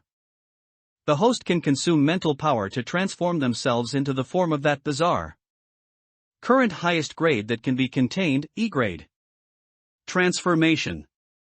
Gui instantly understood. This record of 100 ghosts was his transformation list. He continued to turn the page backward. The rest of the record of 100 ghosts was indeed blank. He withdrew his consciousness to the title page and tried to touch the 2 gray bookmarks. Cabinet of Marvels, unlocked automatically unlocks after containing the first armament card. Scroll of True Words, unlocked automatically unlocks after containing the first law card. Curse of the Plague Heart, unlocked automatically unlocks after containing the first meme card. Armament card? Law card? Meme card? Gui frowned. Although he still didn't understand exactly what they were, he vaguely felt that the gameplay of his golden finger was far more complex and powerful than he had imagined. After calming down, Gui's consciousness returned to the main interface of the compendium. This time, he began to study the upgrade method of the compendium itself and some additional functions. Soon, he found a progress bar locked by a chain icon and several equally dim functional areas on the last page of the compendium. Compendium level, LV.1. Upgrade condition, contain and analyze 10 different bazaars. Current progress, January 10th. Below the progress bar, only one functional area was lit. Fusion and evolution, LV.1. Gui's thoughts lingered on this function, which sounded the most impressive. A piece of explanatory text popped up. Fusion and evolution, LV.1 can fuse 2 cards of the same type, with a certain chance to create a brand new, higher grade card. Currently available fusion type, form card only. Basic cost, each time the fusion program is activated, 20% of maximum mental power is consumed. Hint, fusion requires reference to adaptability. The higher the adaptability of 2 species, the higher the success rate. The lower the additional mental power consumed. Warning, if fusion fails, the 2 cards used as materials will enter a depletion state for 24 hours, during which they cannot be used. Gui read all the instructions, word by word. This is such a scam. After reading the long string of instructions, Gui couldn't help but complain in his heart. This fusion function was far more expensive than he had imagined. First, activating it required 20% of his mental power, and it was a precious percentage deduction, which was almost 1/3 of his combat endurance. High risk, high reward, ha! Gui rubbed his chin, his eyes gradually lighting up. Although there were many restrictions. But the temptation of creating a brand new, higher grade card. It was simply too great. This function was practically a game-changing artifact tailor-made for someone like him, starting from scratch. Throw in 2 F-grade pieces of junk. If he was lucky, an E-grade, or even D-grade, treasure could emerge. This was the true shortcut to breaking through class barriers and reaching the top in one step. Gambling addict's delight. Gui's lips uncontrollably curled upwards. He suppressed the urge to rush out immediately and catch another bazaar for its synthesis experiment. He knew that he currently only had the Blood of Contamination card, so he couldn't play around. He needed more materials. After researching these, Gui discovered another problem. Apart from transforming, he seemed to have no abilities he could use in human form. This meant that if an emergency occurred, he wouldn't even have the most basic self-preservation and counterattack abilities. Is there no other way? He carefully reread the compendium's instructions. Finally, in the corner of the Record of 100 Ghosts page, he found a line of extremely small, almost overlooked gray text. Skill extraction, unlocked unlocks when compendium level reaches LV.2. Description: once unlocked, you can select skills daily from contain form cards or armament cards and equip them to the host. After equipping, the host can use the skill in human form. So it's here. Gui suddenly understood. It wasn't that there weren't any, it was that his level wasn't high enough, and they hadn't unlocked yet. As long as the compendium reached level 2, he would have a trump card for combat in human form. And the condition for upgrading was to contain more, different types of bazaars. The path to becoming stronger was now laid out clearly before him. That was: contain like crazy.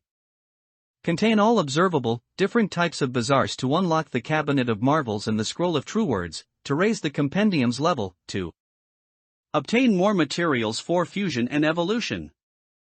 Phew! Gui let out a long breath. He opened his eyes again, looking at the night sky outside the window, grotesquely colored by neon lights. His eyes held less confusion and fear. He set 2 goals for himself first. First, and most importantly, survive and become stronger. Contain like crazy. Contain all observable, different types of bazaars to unlock the Cabinet of Marvels and the Scroll of True Words, to raise the compendium's level, to obtain more materials for fusion and evolution. Only by possessing enough power to protect himself could he gain a foothold in this damned world. Second, uncover the truth behind the original owner's death. Figure out the reason for his transmigration, and figure out what the hell this bizarre compendium, imprinted deep in his soul, actually was. And to unravel this mystery. The mysterious guide who sold the original owner the wishing ritual was his only clue at the moment. Credits and the vanishing guides. The next day, Gui was woken up by the ceaseless noise of the Hive apartment building. The sound of arguments downstairs, the crying of mischievous children, and the retching of a drunkard in the hallway. All the sounds mixed together like a pot of boiling, sour-smelling porridge of life. He opened his eyes and stared at the familiar, ugly crack on the ceiling, momentarily dazed. Everything from yesterday felt like a bizarre dream. But when he opened his personal terminal and saw the clear number 1050 in his account balance, he knew it was all real. Gui didn't linger in bed. In this world, survival came first. He first took his ID card and went to the Human Alliance Resource Exchange at the edge of the South District. It was an official institution, smelling of disinfectant, like an old-world bank. The air was filled with numbness and silence. Everyone stood in long queues, waiting to receive their weekly relief rations that ensured they wouldn't starve. ID. Inside the window, a staff member in a Garrison Force Logistics uniform didn't even look up. Gui handed him the card. The person swiped it on a machine, then, like throwing trash, tossed out 7 toothpaste tube-sized, dark green Com brand nutrient pastes from the window. Next. Gui stuffed the nutrient pastes into his backpack, turned, and left the oppressive place, plunging into the bustling, lively market of Rustbone Street. This was where life truly began. With an extra 530 credit points, Gui felt his back straighten considerably. He no longer walked with his head down, hurrying along, as he did in the original owner's memories. He began to look up, observe, and experience. First, he spent 100 credit points at a stall with a gas mask sign, buying a brand new respirator with a double-layer activated carbon filter. The old one should have been replaced long ago. Wearing the new mask, the faint, lingering smell of rot in the air was indeed much less noticeable. Then, he was immediately drawn by a strong, oily aroma. What a smart mask! Gui mentally gave it a thumbs up. It was a small stall selling fried synthetic potato pancakes. The vendor was a one-armed man, skillfully using one hand to toss gray-white potato mash patties into a bubbling pot of oil, the type of which was unknown. Sizzle. The potato pancakes quickly puffed up, turning golden and crispy. "Boss, one please," Gooey said. 10 credit points. Gooey paid and took the hot potato pancake wrapped in oiled paper. He mimicked the people next to him, sprinkling a layer of red, spicy seasoning powder on top. He took a bite. The crust was crispy, and the inside was piping hot and soft. Although it didn't taste much like potato, it offered more of a cheap satisfaction of mixed starch and oil. But this warm texture and the damn oily taste were a million times better than that cold nutrient paste. Gooey quickly devoured the luxury item worth 10 credit points, feeling his whole body's cells relax considerably. Fed and satisfied, it was time for business. Relying on the memories in the original owner's mind, he began to navigate the intricate, capillary-like alleys of Rust Bone Street. He was going to find the mysterious guide who sold him the wish rune. The route in his memory twisted and turned. The further he went, the darker the light and the fewer people there were. On the walls of the alleys, strange, incomprehensible symbols painted in various colors began to appear. The air was filled with a damp, moldy smell that seemed to never dissipate. This was the dark zone of Rust Bone Street. It was where illicit transactions took place. Finally, Gooey stopped at the end of the deepest, narrowest alley. In his memory, the guide stall was located here. It was a stall always shrouded in shadow, with a tattered cloth serving as its door curtain. The stall always displayed strange antiques, supposedly dug up from the cemetery in the North District. For example, a doll that cried on its own, or dice made from dead people's finger bones. It was here that the original owner spent a whole year's savings, a total of 1,500 credit points, to buy the deadly ritual. However, at this moment, before Gooey, there was nothing. The stall from his memory was gone. Not just gone. There wasn't even a trace that anyone had ever set up a stall here. The walls were covered with the same dirty stains and moss as everywhere else. The ground was also littered with the same disgusting trash and puddles. It was as if there had never been any stall here. Gooey's heart sank sharply. No. This was too wrong. Logically, a place where things are displayed year-round would leave a cleaner mark on the walls and ground due to obstruction, compared to the surroundings. But there was none here. He walked to a neighboring stall selling used electronic parts. The vendor was an old man as thin as a monkey. "Old man," Gooey tried to make his voice sound casual.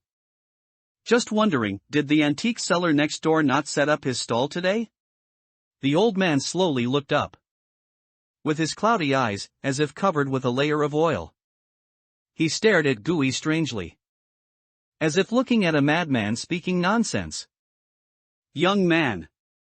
He put down the circuit board in his hand and said in a very puzzled tone.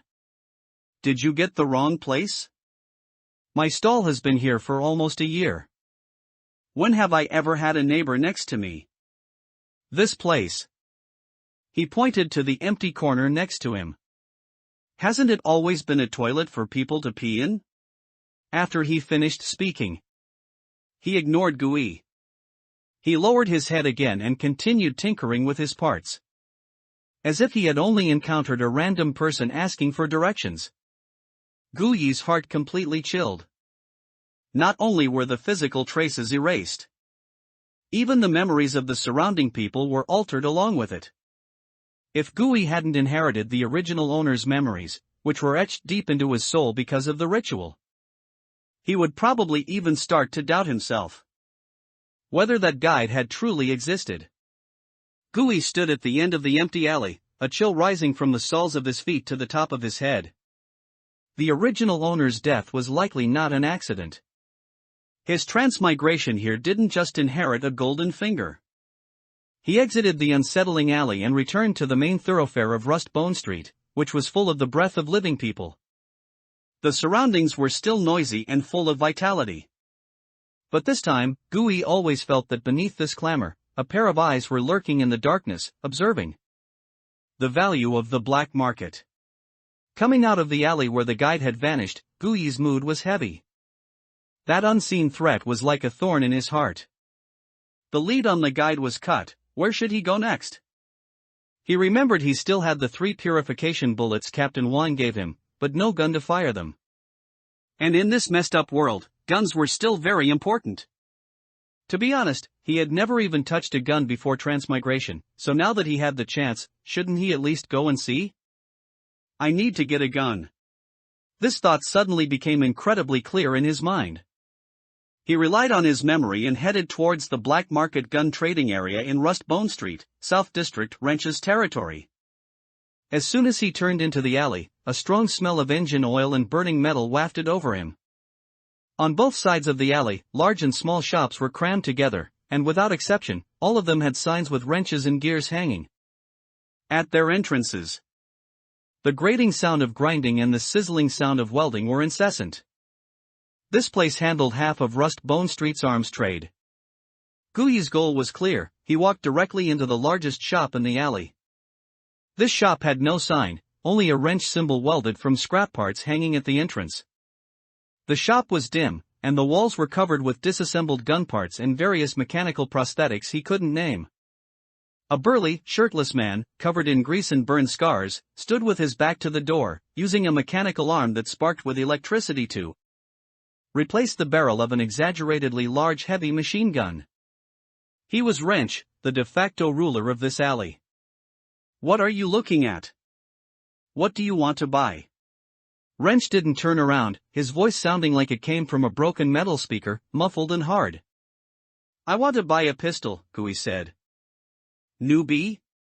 Yes. Wrench stopped his work and finally turned around. On his smoke-stained face, one eye was a glowing red mechanical prosthetic. He sized Gui up and down. Guns are forbidden in Ring District. Although no one manages Searing Zone, if the garrison force catches you, they'll confiscate it all the same. Have you thought it through? I have, Gui nodded. All right. Wrench walked to the corner, rummaged through a greasy iron box, and pulled out 3 pistols of various designs, throwing them onto the table. See for yourself. Gui picked up the first one. It was an old-world police revolver, the barrel full of scratches, and the grips rubber-worn smooth. Rust Bone Street standard issue, the Gravedigger revolver, 6 rounds, sturdy, durable, doesn't jam easily. The downside is low power. Whether it hits anyone beyond 50 meters depends entirely on faith. Wrench was concise. How much? 3,000 credit points, no bargaining. Gui's heart sank halfway. 3,000? His entire fortune was just over 1,000. He picked up the second one. It was a semi-automatic pistol, pieced together from various parts, with a very sci-fi design. Scavenger Custom Mod, 15-round magazine. The advantage is fierce firepower and fast firing rate. The downside is the chance of it exploding is as high as the chance of it jamming. What about this one? 5,000. Gui silently put down the second gun and picked up the last one. It was a single-shot flare gun, so simple in structure it looked like a toy. The junkie's last friend. It can fire purification bullets like slugs, hitting whatever you aim at within 30 meters. The downside is, after one shot, you have 3 seconds to ponder life. This one should be cheaper, right? Gui held onto a sliver of hope. Wrench's mechanical prosthetic eye flashed. 1,005. Seeing as you're a new face, I'll give you a friendly price, 1,450. Gui. He completely gave up hope. With the little money he had now, he couldn't even afford the most basic self-defense weapon. If you don't have money, get out. Don't waste my time. Wrench saw his embarrassment and waved his hand impatiently. Gui silently exited the shop, filled with a sense of frustration. It seemed getting a gun would have to wait. He didn't leave immediately but walked into another, darker and more foul-smelling alley. This was Rust Bone Street's black market for bizarre materials. On the stalls lining both sides of the alley, various nauseating things were displayed. tentacles with eyeballs floating in glass jars of formaldehyde. Dried faces of human-faced dogs, hard as leather. And piles of black, rotting flesh, emitting faint energy fluctuations, scraped off unknown bizarre creatures. Gui suppressed his nausea and stopped in front of a stall. On the stall were several pieces of gelatinous solid, identical to the blood moss he had absorbed and consumed yesterday. "Boss, how much for this?" The stall owner, a man as thin as a bamboo pole, lazily lifted his eyelids. "Residual blood of contamination, 150 credit points per portion. They say if you soak it in black water back home, it can help you withstand a few more contaminations." "Kid, you don't look so good, want a portion?" Gui said nothing. He quietly gave an instruction to the bizarre compendium in his mind. Scan, attempt containment. Scan successful. Individual, blood moss, residue, inactive, unable to generate card.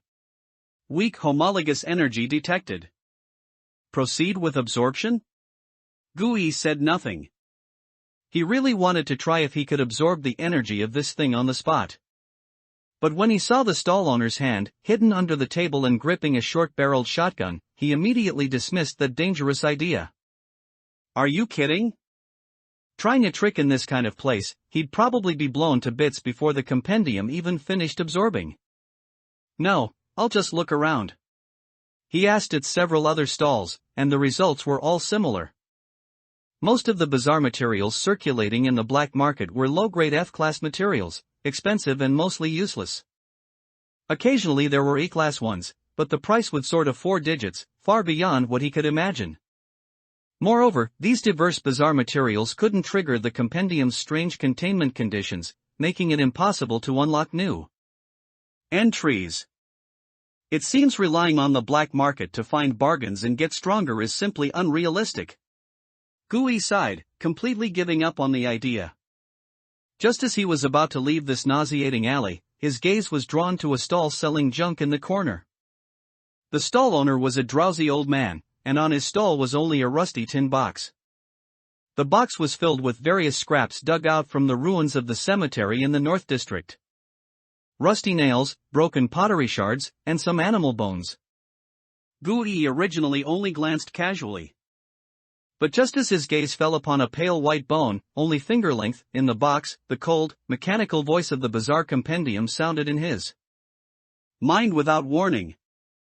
Special medium detected that meets containment conditions. Gui's breathing instantly stopped. He forcibly suppressed his wildly beating heart, pretending to casually rummage through the pile of junk. Name, unknown. Grade, F. Type? Containment condition, reshape, reconstruct the scattered bones into its approximate form before death. Gui's brain worked rapidly. Reconstruct. Which meant he had to buy all these bone fragments. He pointed to the pile of junk in the box and said to the drowsy old man, "Grandpa, how much for this pile of bones?" The old man opened his eyes, glanced at him, his voice weak. "Not sold separately. If you want to buy, take the whole box." "How much?" Gui tried to make his voice sound casual. The old man held out 5 dark, dry fingers. 50 credit points. Not a cent less. Gui's heart swelled with joy. This price was practically a giveaway. He suppressed the excitement that was almost bursting out. His face still maintained a calm and composed expression. But his actions betrayed him. "Deal," he replied almost instantly. He even skipped the most basic haggling step essential for Searing Zone transactions. The old man, who had already been drowsy, suddenly had a flicker of shrewdness in his cloudy eyes. He snapped his eyes open. He didn't even bargain? Could it be? This pile of junk, which he himself considered trash, was some kind of treasure he had overlooked? The old man's guts instantly turned green with regret. He immediately wanted to go back on his word. He opened his mouth, just about to utter the classic phrase, "Wait a minute, I misremembered the price." But Gui's actions were 10,000 times faster than his. The moment the old man opened his mouth, Drip. A crisp electronic notification sound, indicating the completion of the transaction, had already rung from Gui's personal terminal. Then, without waiting for the old man to react, he suddenly bent down and picked up the dirty, heavy, huge wooden box with one grab. Then, without looking back, he turned and left. Hey! You kid! Wait! The old man finally reacted. He sprang up from his recliner, reaching out to try and stop Gui. However, Gui, carrying the box that was almost half his height, burst out with unprecedented speed. In a few flashes, he squeezed into the crowded, noisy stream of people. In the blink of an eye, he vanished without a trace, leaving only the old man standing alone, stunned in place, his hand still outstretched in a gesture of retention. Finally, he could only slap his thigh in annoyance and curse vehemently. Damn it! I misjudged. Gui, now carrying this box of junk, just wanted to return to his dorm immediately, close the door, and thoroughly research this unexpected find. However, just as he walked out of the alley and was about to return to the hive, a familiar voice called out to him from behind. Holy crap, Ai? Gui turned around to see Li Fei looking at him with a surprised expression, and at the box of junk in his arms. You got rich, huh? Not staying in the dorm, but coming here to pan for gold? Beside Li Fei was a tall woman in a black leather jacket, carrying a long, rectangular weapon. The woman had a stern face and eyes like knives. A mere glance from her sent a chill down Gui's spine. Oh, this is my sister, Razor, Li Fei casually introduced, then pointed at Gui, my colleague, Gui. Hello, Gui nodded somewhat stiffly. The woman named Razor merely gave a very slight nod in acknowledgement, considering it a greeting, and then stopped looking at him. I'm leaving now, she said coldly to Li Fei. Alright, go on, Li Fei waved his hand impatiently. Razor said no more, turned, and merged into the crowded flow of Rust Bone Street, quickly disappearing. It wasn't until the suffocating sense of oppression completely vanished that Gui finally breathed a sigh of relief. Don't mind her, she always has that sour face. Li Fei seemed relieved too, reverting to his boisterous self, and slung an arm around Gui's shoulder. Alright, stop hugging your pile of junk. Since you're already out, let's go. Bro will take you to a good place to broaden your horizons. Old paper piles of the old era. Half dragged by Li Fei, Gui clutched the box of junk and followed him into another even more secluded and quiet alley. The atmosphere here was completely different from Rencha's street. There were no harsh grinding sounds, nor a strong smell of engine oil. The air was filled with the scent of dust and old paper, as if one had walked into an old house that hadn't been lived in for decades. The shops on both sides of the alley were even more dilapidated. There were no signs, no shouting. Most of the shopkeepers were elderly men and women, each looking as if they were about to fall asleep, lazily leaning back in their recliners. Indifferent to passers-by. Hee, how is it? Li Fei lowered his voice, a mysterious "I'm showing you the world" smile on his face. This is the really good place in our South District. The people of Rust Bone Street call this the pile of old papers. They sell old-era stuff dug out from the ruins of the cemetery in the North District. Gui was a little curious. He followed Li Fei into the darkest little shop, almost swallowed by clutter. The shopkeeper was an old man with reading glasses, as thin as a dry stick, painstakingly flipping through a paper book with a ruined cover under the dim light of an energy-saving lamp. He didn't even lift an eyelid to look at them. Gui's gaze was immediately drawn to the strange goods in the shop. The items here had no practical value. But they all came from the legendary Golden Age before what was called the Great Fracture. In a corner, Gui saw an old-era home gaming console, covered in scratches with worn controller cables. Beside it were scattered a few palm-sized plastic boxes called cartridges. In the original owner's memory, these things only appeared as one or two blurry images in history textbooks. On another shelf were stacks of comic books, carefully wrapped in plastic film, their pages already yellowed. The covers depicted flying men and women in tight suits, striking various exaggerated poses. There were also some even stranger things. A ceramic doll with a missing arm, its face bearing 2 eerie tear stains.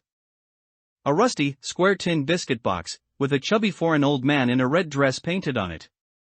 Gui felt like he had walked into a small history museum made of trash. These items seemed so out of place in this struggling gray millstone. They couldn't be eaten, couldn't be drunk, and certainly couldn't be used as weapons. Their only value was to remind people. This world, once, was not like this. Boss, do you still have that thing here? Li Fei walked to the counter with familiarity and knocked on the table. The old man finally looked up, adjusted his reading glasses, and slowly said, "What's the rush, you monkey? Every time you come, it's like you're chasing death." He complained as he reluctantly pulled a heavy, velvet-wrapped box from under the counter. The box opened, revealing a yellow, palm-sized plastic square lying quietly inside. It had 2 small holes for headphones and a row of tiny, worn buttons whose text was no longer legible. A Sony Walkman. An ancient music player long since completely phased out by time. Li Fei's eyes instantly lit up. He carefully held the item, as if cradling a priceless treasure. "Good condition, old man. Does it still work?" "Nonsense." The old man snorted disdainfully. "I personally cleaned it up, even replaced the battery with a new one for you. Here, I'll even give you a cassette, old world rock and roll, it's powerful," he said, tossing over an equally old cassette. "Alright, I'll take this thing." Li Fei played with the Walkman in his hand, unable to put it down. "Name your price." The old man held up 5 bony fingers. 800 credit points. Holy shit! Li Fei nearly dropped the item in his hand. "Why don't you just rob me? 800 points? For this broken plastic box? Last time I came, you only sold it for 300. Last time was last time, this time is this time." The old man lowered his head to his book again and said slowly. "This thing, in the entire pile of old papers, only I still have it. Buy it or don't." "You?" Li Fei glared, fuming. 800 credit points, this was almost all his savings, earned by risking his life on 3 missions. Gui, watching from the side, secretly gasped. He hadn't expected that this electronic junk, which seemed worthless to him, could sell for such an exorbitant price here, comparable to half a gun. 350. Not a single credit point more. Li Fei gritted his teeth, beginning to haggle. 680. 1 credit point less, and you put it back. 380. Old man, don't be too greedy. This thing might break any day. 650. This is art, kid. Art is priceless. Screw your art. Li Fei pretended to be angry, slammed the Walkman onto the table, and pulled Gui, ready to leave. "Let's go, Ie. We're not buying it. Let him keep it." They had only taken 2 steps. The old man's unhurried voice came from behind them. 500. That's the lowest price. Any less, and I'll dismantle it and sell the parts to wrench. Li Fei stopped. He turned around and stared at the old man for 3 seconds. Finally, like a deflated ball, he grumbled and pulled out his personal terminal from his pocket. "Damn it, you win. Payment successful, 500 credit points." Watching a large sum of money instantly vanish from his account, Li Fei's face was as wrinkled as a bitter gourd. He carefully tucked the expensive Walkman and cassette into the closest spot against his chest. Even after leaving the pile of old papers, Li Fei still looked so pained he was almost in tears. Gui finally couldn't help but ask, holding the box of genuine trash that cost only 50 credit points, "Brother Monkey, you spent so much money. Just to buy this thing? This thing?" Li Fei immediately became displeased at the remark, stopping and glaring at him. "What do you know? This is sentiment. This is romance. This is..." He stammered for a long time without explaining himself. Finally, he scratched his head, his usual cynical expression suddenly turning a little embarrassed. He looked left and right, making sure no one was paying attention to them, then lowered his voice and said to Gui. "Next week, isn't next week almost here?" "What's almost here?" Gui was puzzled. Li Fei's face, surprisingly, turned a rare shade of red.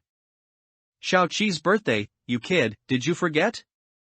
He tucked the Walkman further into his embrace, his tone carrying a hint of the unique youthful awkwardness and boastfulness characteristic of his age. "Doesn't she love the old songs from Clockwork Orange the most?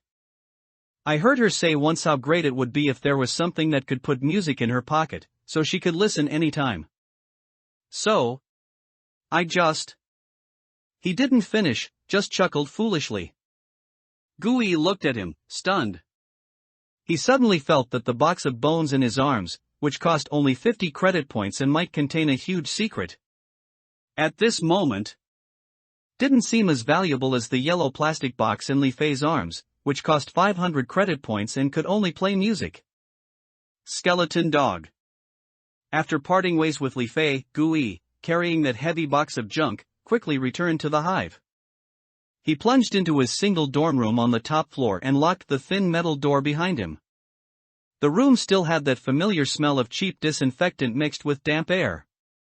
But at this moment, it became his only laboratory. He carefully placed the newly bought gas mask on the table, then eagerly dumped everything from the metal box onto the cold concrete floor with a clatter. A smell combining dust, mold, and some unknown fishy odor permeated the air. Before Gui, a pile of true garbage appeared. Rusty nails, broken beer bottles, a few spent casings from unknown firearms, and a large number of scattered, pale white bone fragments covered in dried mud. These bones were his true objective. Gui put on his spirit isolation gloves for the task, squatted down, and began his first, and most bizarre, crafts class. Containment condition: reassemble the scattered bones into their approximate form from when they were alive. It sounded simple. Doing it, he realized how messed up it was. These bones were too fragmented. The large ones were palm-sized rib fragments, the small ones were mere fingernail-sized remnants of phalanges. Moreover, all the bones were mixed together, making it impossible to tell which was which. Gui first tried to match the bones like a jigsaw puzzle, based on the breaks and gaps. He spent a full half-hour, sweating profusely, only managing to piece together a disjointed skeleton that looked like a front leg. And there were still several fragments left over that didn't fit at all. Damn it! He cursed under his breath, irritably running a hand through his hair. No, at this rate, he wouldn't finish even by tomorrow morning. He simply abandoned that scientific method. He closed his eyes, took a deep breath, and focused all his attention on his hands. He no longer looked with his eyes, but with his heart, or rather, with the vague perception of abnormalities that the bizarre compendium granted him, to feel each bone. He picked up a fragment of a rib. Then picked up another. When the broken edges of the two bones approached each other, he could feel a faint, invisible energy flow in the air, creating a subtle resonance between them. That's the feeling. Gui's eyes snapped open. He no longer cared if those damned gaps perfectly matched. He only trusted his intuition. Like a drunken artist, he placed the bones on the ground purely by feel, in a seemingly chaotic manner that actually followed some mysterious rule. Click. Time passed, minute by minute. The skeleton on the ground became increasingly complete. It looked like some kind of canine. But its spine had abnormal, blade-like bone spikes. Its skull was much larger than an ordinary dog's, with 2 rows of dense, saw-like sharp teeth in its mouth. When Gui gently placed the last small fragment, which looked like the tip of a tailbone, at the end of the skeleton, buzz! All the pale white bones on the ground instantly lit up with a ghostly, eerie blue light. Containment conditions met. Detected containment individual as living creature type, generating form card. Amidst the compendium's cold notification, the glowing bones began to slowly float up from the ground, defying the laws of physics. In midair, they automatically combined perfectly into a complete, ominous monster skeleton. Then, the entire skeleton rapidly contracted and folded in the light, finally transforming into a stream of light that fiercely branded itself into goo. Ye's back. Containment successful. Obtained F-grade form card, Skeletal Hound. Already recorded on the second page of the record of 100 ghosts. The moment this brand new card was recorded in the compendium, a pure warm current surged from the brand on his back into his brain. The feeling was like a gushing spring being forcefully injected into a nearly dry pond. His mental energy, which had been exhausted from piecing together the bones, was not only instantly replenished, but the entire pond's capacity seemed to have expanded by a full circle. New card recorded, soul capacity expanded. Mental strength limit increased, 10-15. Guyi's face was filled with joy. Not only did he gain a new transformation form, but even his most fundamental mental strength limit received a permanent boost. He immediately immersed his consciousness into the compendium. Form card, number 002. Name, Skeletal Hound. Grade, F. Type, Entity Type. Description, an inferior creation formed from the resentment and bones of countless creatures, pieced together in the cemetery of the contaminated zone. It is tireless, fearless of death, a natural hound and cannon fodder. Don't expect much loyalty from it, it simply enjoys the pleasure of tearing. Abilities. 1. Silent stealth. After transformation, when on all fours, footsteps are absorbed by special structures between the bones, achieving almost absolute silent movement. 2. Sharp teeth bite. After transformation, biting force is slightly enhanced, teeth can easily tear leather, and cause physical damage to F-grade bizarre. Spiritual bodies. Weaknesses/rules. 1. Structural imbalance. Its joint connections are extremely fragile and easily dismembered. However, the dismembered remains still retain activity. 2. Bone collector's instinct will be attracted to ownerless bones and prioritize recovering them. Silent stealth. This ability was simply a divine skill tailor-made for sneak attacks and reconnaissance. He was already eager to try out the power of this new form. He glanced around his narrow dorm room, which was less than 10 square meters. The space was too small. But it was enough. Transform into Skeletal Hound. The next second, a completely different sensation from transforming into the blood of contamination spread throughout his body.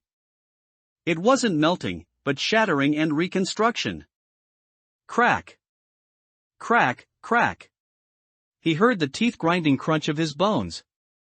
His body began to uncontrollably curl downwards, his limbs elongated, his spine protruded outwards, and his skin and flesh seemed to contract inwards, pouring all their power into the mutating bones.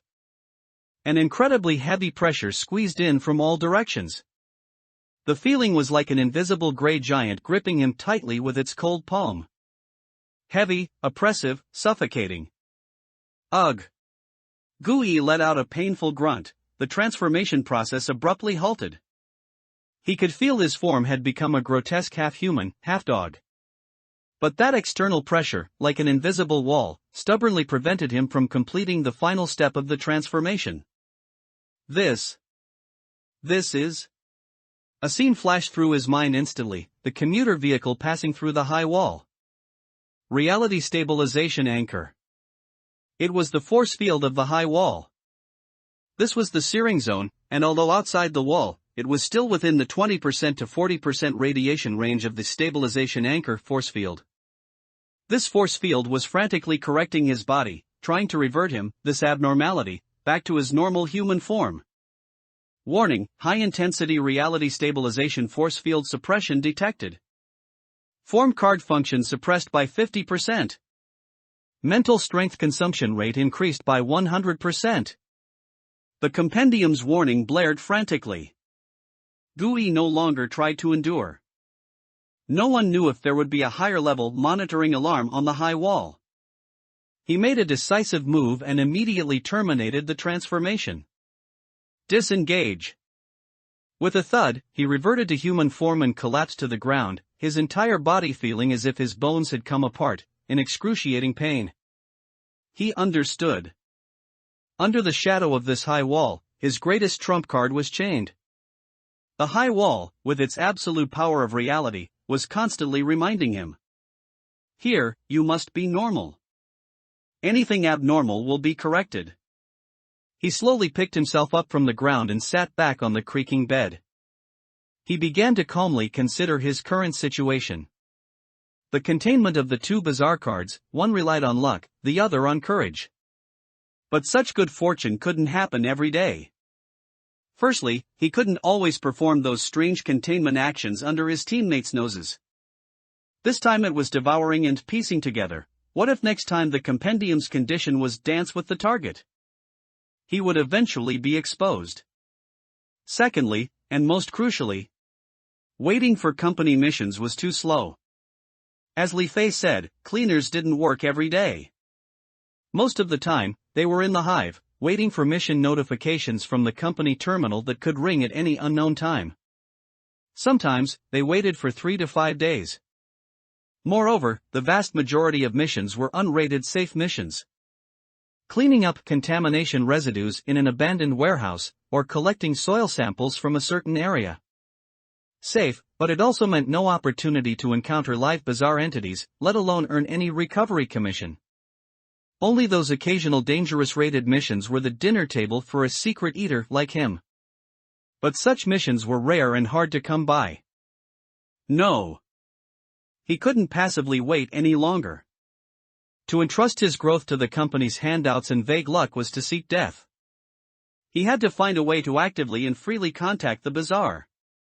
He also had to find a way to break free from the company and earn extra credit points on his own. Gui's gaze, through the small window, looked towards the direction of Rustbone Street, where neon lights flickered and it was always noisy. There was Wrench's weapon shop. There was Syringe's black clinic. And there was a place he had only heard of in the original owner's memories but had never set foot in, a paradise for desperados. The Bounty Hunter Guild's One-Eyed Tavern. Perhaps, he should go there and take a look. One-Eyed Tavern and the Executioner. This thought began to grow wildly like weeds in Gui's mind. He couldn't wait any longer. He didn't even eat dinner, walking straight out of his top-floor dormitory. He followed the exposed Z-shaped staircase of the hive downwards. The wind on the top floor made the tin walls clatter. He passed the 5th and 4th floors, where Li Fei and Chen Hao, the older team members, lived. The clamor and food smells from those hallways were much stronger than on the top floor.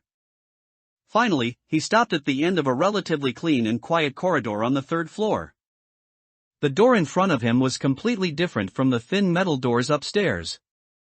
It was a solid wood door, seemingly salvaged from some old-world building. The door had even been reinforced with a steel plate around its edge. There was even a fully functional brass peephole beside the door. In this chaotic hive, such a door was a symbol of status and security itself. Gui took a deep breath, raised his hand, and knocked on the door. Who is it? Damn it, trying to rush me to my grave? The door creaked open, revealing Old Man Wang's liquor-scented, impatient face. He was wearing a faded old vest and held half a bottle of black water in his hand. Captain Wang, it's me, Gui said. You, kid? What's up? Wang Jinghua frowned when he saw it was him. Gui said, I apologize for disturbing you, but I have something I'd like to ask your advice on. His tone was respectful, with a hint of the cautiousness one only shows when facing an elder. Wang Jinghua's gaze softened slightly. He scrutinized Gui from head to toe, as if trying to discern something from his face. Come in, and close the door. Gui walked into Wang Jinghua's equally cramped but tobacco and gunpowder-scented room. Sit. Old Man Wang pointed to a stool made from an ammo box, then plopped back down onto his bed. All right, what is it? He asked, his voice hoarse, after taking a large gulp of black water. Gui didn't speak immediately. He seemed to be organizing his thoughts, or perhaps steeling himself for a decision. Captain Wang. He looked up at Wang Jinghua. The company's tasks are too few. I want to find another way to earn some extra money. I heard that at the One-Eyed Tavern, you can register as a scavenger. When the words One-Eyed Tavern came out of Guyi's mouth, Wang Jingwa's expression instantly changed. Those eyes, usually tinged with a hint of murkiness and fatigue, suddenly became sharp. He didn't speak immediately, but instead re-examined Guyi carefully from top to bottom. It was as if he was seeing this quiet young man, whom he had personally recruited, for the first time. Then Wang Jingwa laughed. Extra money? Kid, do you know how many newcomers who took jobs from the One-Eyed each year never came back, enough to fill the turbid water river's riverbed? I know, Guyi nodded, but I also know that if I just wait for company tasks, I might never be able to afford the worst gun in Wrench's shop. Wang Jingwa fell silent again. He looked at the young man before him, whose eyes were unusually calm, as if seeing his own restless self from many years ago. After a long while, he finished the remaining half bottle of black water in one gulp, then slammed the empty bottle heavily onto the table. All right, he said. I'll take you. But let's be clear, we're just looking, not doing. The rules of that place are 100 times darker than the company's messed up contracts. I understand. Put on your thickest coat, cover your face well. Let's go. Rust Bone Street at night was even noisier than during the day. The two walked one after another, through the crowded streets. Listen carefully, kid. Wang Jingwa lowered his voice, as if imparting the oldest survival wisdom. Bounty hunter sounds impressive, but they're just a bunch of wild dogs with no one to rein them in. Here, they're divided into 3 levels. The lowest are called scavengers. Pay 100 credit points to register your name at the One-Eyed, sign a life and death waiver, and you're one of them. They do odd jobs like picking up trash or running errands for big shots. Above that are hunters. You have to complete at least 10 F-rank tasks independently or as a team to apply. At this level, you're qualified to take on jobs that can truly kill you, but also truly make you rich. As for the highest, they're not called hunters anymore, they call themselves executioners. Old Man Wang's tone carried a hint of awe. In the entire Searing Zone, no more than 50 people are qualified to bear that name. Every single one is a ruthless character who has survived encounters with D-rank anomalies. They all have their own private rooms at the One-Eyed. As they spoke, the two had already arrived at the entrance of the One-Eyed Tavern. Unlike the relatively mild atmosphere of the Clockwork Orange, this place exuded a bloodthirsty aura from the entrance, warning strangers to keep their distance. Pushing open the heavy wooden door, Guyi felt as if he had walked into a smoking battlefield. The first floor was the public tavern. The air was 10 times thicker than in Clockwork Orange, mixed with the smell of cheap alcohol, sweat, blood, and gunpowder. Every booth held wary-eyed scavengers, their weapons within reach. No one was shouting loudly here, only hushed whispers. Behind the bar, a skinny, one-eyed owner slowly wiped a glass stained with dark red blood. His other eye was replaced by a crude mechanical prosthetic eye made of brass and gears, glowing faintly red. He was one-eyed. Old One? What brings you to my place for a drink today? One-Eye's mechanical eye flickered when he saw Wang Jingwa, and a grim smile stretched across his lips. Bringing a newcomer to see the sights. Old Man Wang scanned a few credit points with his personal terminal. 2 black waters, to ward off bad luck. He led Guyi, not directly to the bar, but first to a corner beside the bar, where a row of old terminals was placed. The screens of those terminals were covered in scratches and static, their casings greasy, looking even older than the parts in Wrench's shop. Look there, Old Man Wang pointed to the machines, most of the jobs are on those. F-rank jobs can be taken by anyone. Just swipe your ID card, and you can see the task list. We called it the dog food bowl, specifically to feed wild dogs like us. Guyi nodded, but his gaze was involuntarily drawn to the wall at the very back of the tavern. Only a few pieces of paper were tacked to that wall, but each one seemed to carry an invisible pressure. That wall. Old Man Wang followed his gaze. We call it the Wall of Glory, also known as the Death List. Only D-rank tasks and above are qualified to be personally nailed up by one-eyed. Taking on those kinds of jobs isn't just a click on a terminal. You have to walk up to that wall, and under everyone's gaze, tear down that bounty poster. That's a declaration. A declaration that the task is yours. Guyi's gaze was fixed on that wall. He saw the topmost bounty poster, already somewhat yellowed. C-rank bounty, hunt headless postman, reward, 100,000 credit points, B-ring district permanent residency. That string of zeros and the dazzling residency instantly ignited Guyi's pupils like a fire. Stop looking, damn it! Wang Jinghua forcefully turned his head back, with surprising strength. That's not something you should be looking at right now. Your world is in the dog food bowl. Just as Guyi's fantasy was cruelly shattered by Old Man Wang, his peripheral vision suddenly caught a familiar figure. In a corner of the bar, Li Fei's sister, Razor, sat quietly alone. She wasn't drinking, only a glass of water was in front of her. The long, cloth-wrapped weapon rested beside her hand. She was unlike anyone else here. She didn't seem to be relaxing, but rather like a leopard in a hunting lull, licking her claws, poised to strike. One-Eyed personally carried a drink over to her, seemingly whispering something. Razor didn't speak, only shook her head. Then she stood up, placed a few black, tooth-like objects on the table, and turned to leave the tavern without looking back. Captain Wang.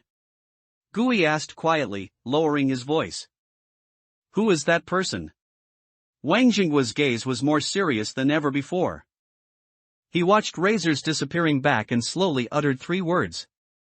Executioner. He paused, seemingly choosing his words carefully. The executioner, I told you about her. Guyi's heart lurched. He hadn't expected to witness a living legend, standing at the pinnacle of this underground world's pyramid, so soon. And, she's among the craziest and strongest of the executioners.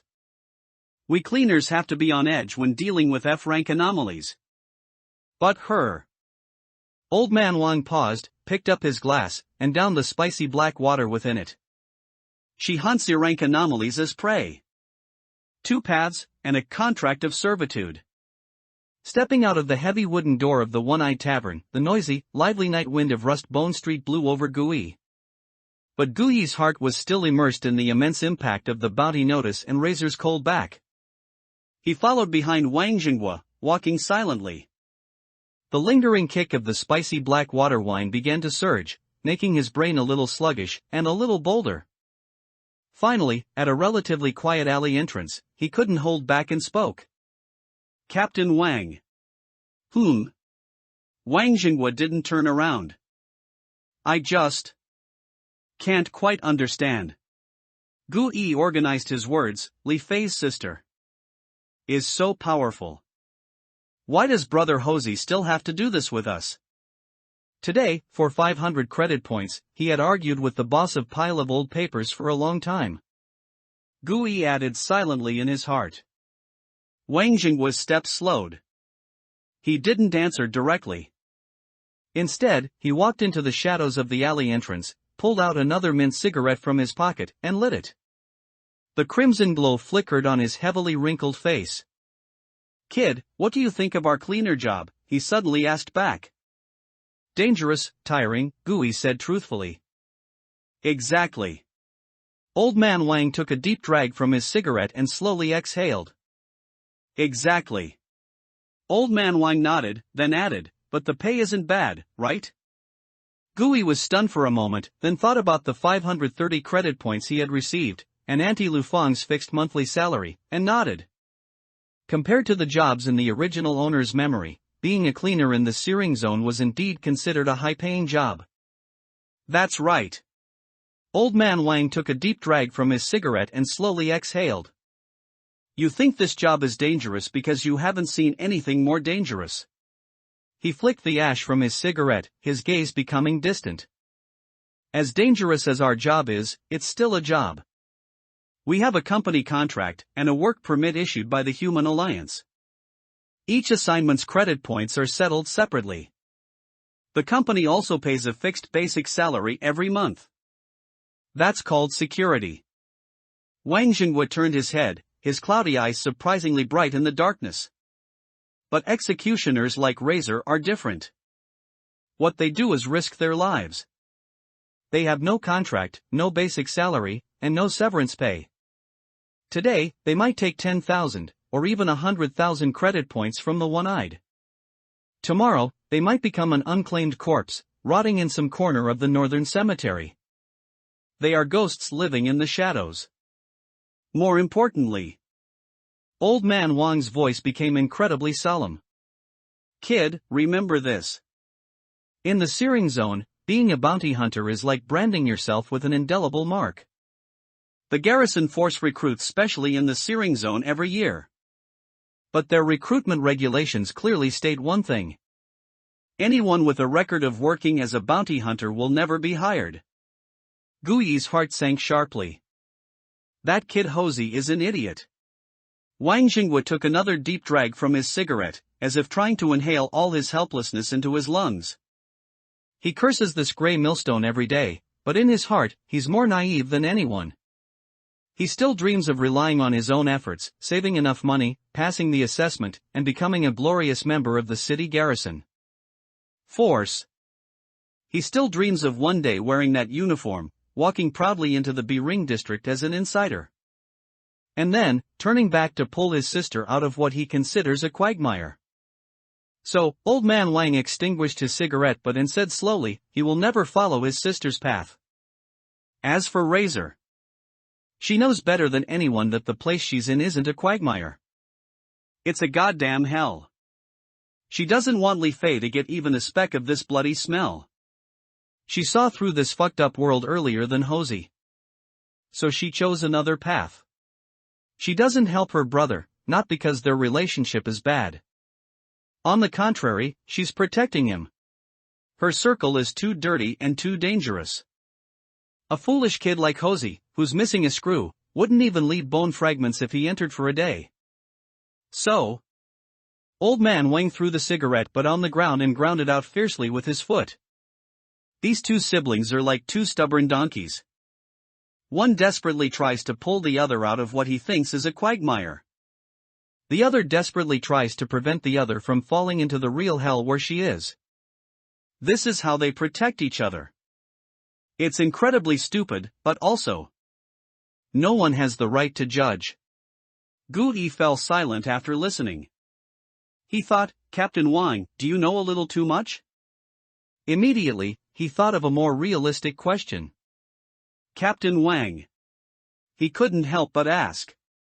Li Fei's sister is in this line of work, she must have made a lot of enemies, right? Has no one ever thought of using Li Fei to threaten her? Old Man Wang heard this. A flicker of reminiscent light flashed in his cloudy eyes. Yes, he said slowly. How could there not be? Just 3 years ago, a newly risen gang in Slaughterhouse Back Alley was ignorant. They kidnapped Li Fei, wanting to threaten Razor into becoming their exclusive executioner. Old Man Wang lit another cigarette. Guess what happened? Gui didn't speak, just listened quietly. That night, Old Man Wang's voice was very low. That gang wasn't big, but it had 57 people. From their boss to the dog guarding the door. Not a single one survived. Later, the people from the One-Eyed went in to collect the bodies.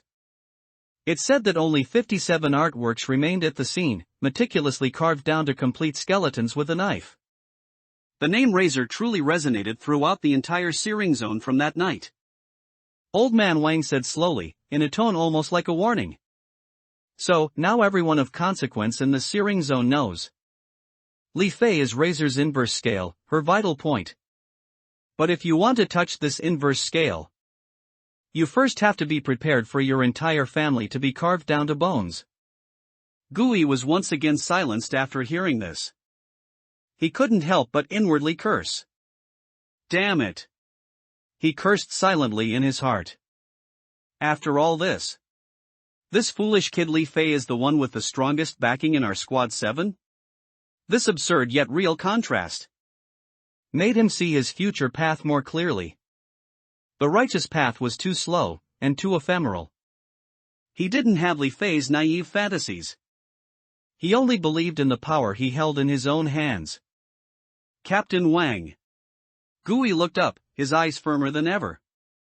I've decided. Take me to register. Wang Jingguo looked at him for a very long time. Finally, he sighed as if resigned to fate. All right. Follow me. The two didn't say another word, turned around, and re-entered the one-eyed tavern, filled with the smell of blood and alcohol. This time, Wang Jingguo didn't take him to look at the bounty board. Instead, he walked directly to the bar, which exuded a dangerous aura. One-eyed. Old man Wang knocked on the bar. Register this kid as a scavenger. The one-eyed's brass prosthetic eye scanned Gui back and forth, as if evaluating the quality of merchandise. The usual, 100 credit points. Before Wang Jingguo could say anything more, Gui stepped forward, opened his personal terminal. Payment successful, 100 credit points. Watching the already meager balance in his account instantly shrink, Gui felt a small pang of heartache. But he didn't show any regret. The one-eyed glanced at him, a grim smile pulling at his lips, and from under the bar, dragged out an old, scratched data terminal. Then he threw over a dirty electronic signature pad covered in disclaimers. Name. Gui. Number, 734. The one-eyed typed a few characters on the terminal. Signed this accidental death and voluntary property waiver agreement. Gui picked up the signature pad. The so-called agreement was brutally simple, with only 3 clauses. 1. I voluntarily become a bounty hunter.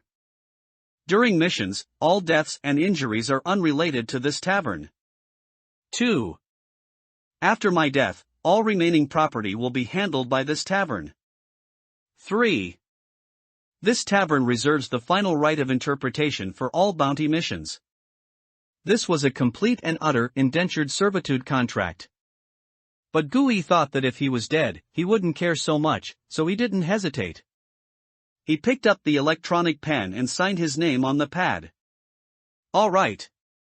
The one-eyed confirmed the signature, pulled out a dog tag-like ID card, stamped from inferior metal, from under the bar, and threw it over. The front of the tag was engraved with the one-eyed logo. The back had a line of cold engraving. Scavenger. Number, 734. Take it. From now on, you'll be qualified to take F-class bounties. The one-eyed put away the terminal and resumed wiping his glasses, as if nothing had happened. One last piece of advice, kid. When you die out there, try to die gracefully. Don't make my people have to painstakingly dig your broken tag out of that pile of rotten flesh. Gui clutched the cold metal tag, its edges even a little sharp, and nodded firmly. I understand. He and Wang Jingguo walked out of the tavern together. The night wind of Rust Bone Street blew on his face, a little cold. Wang Jingguo didn't say any more useless words like be careful.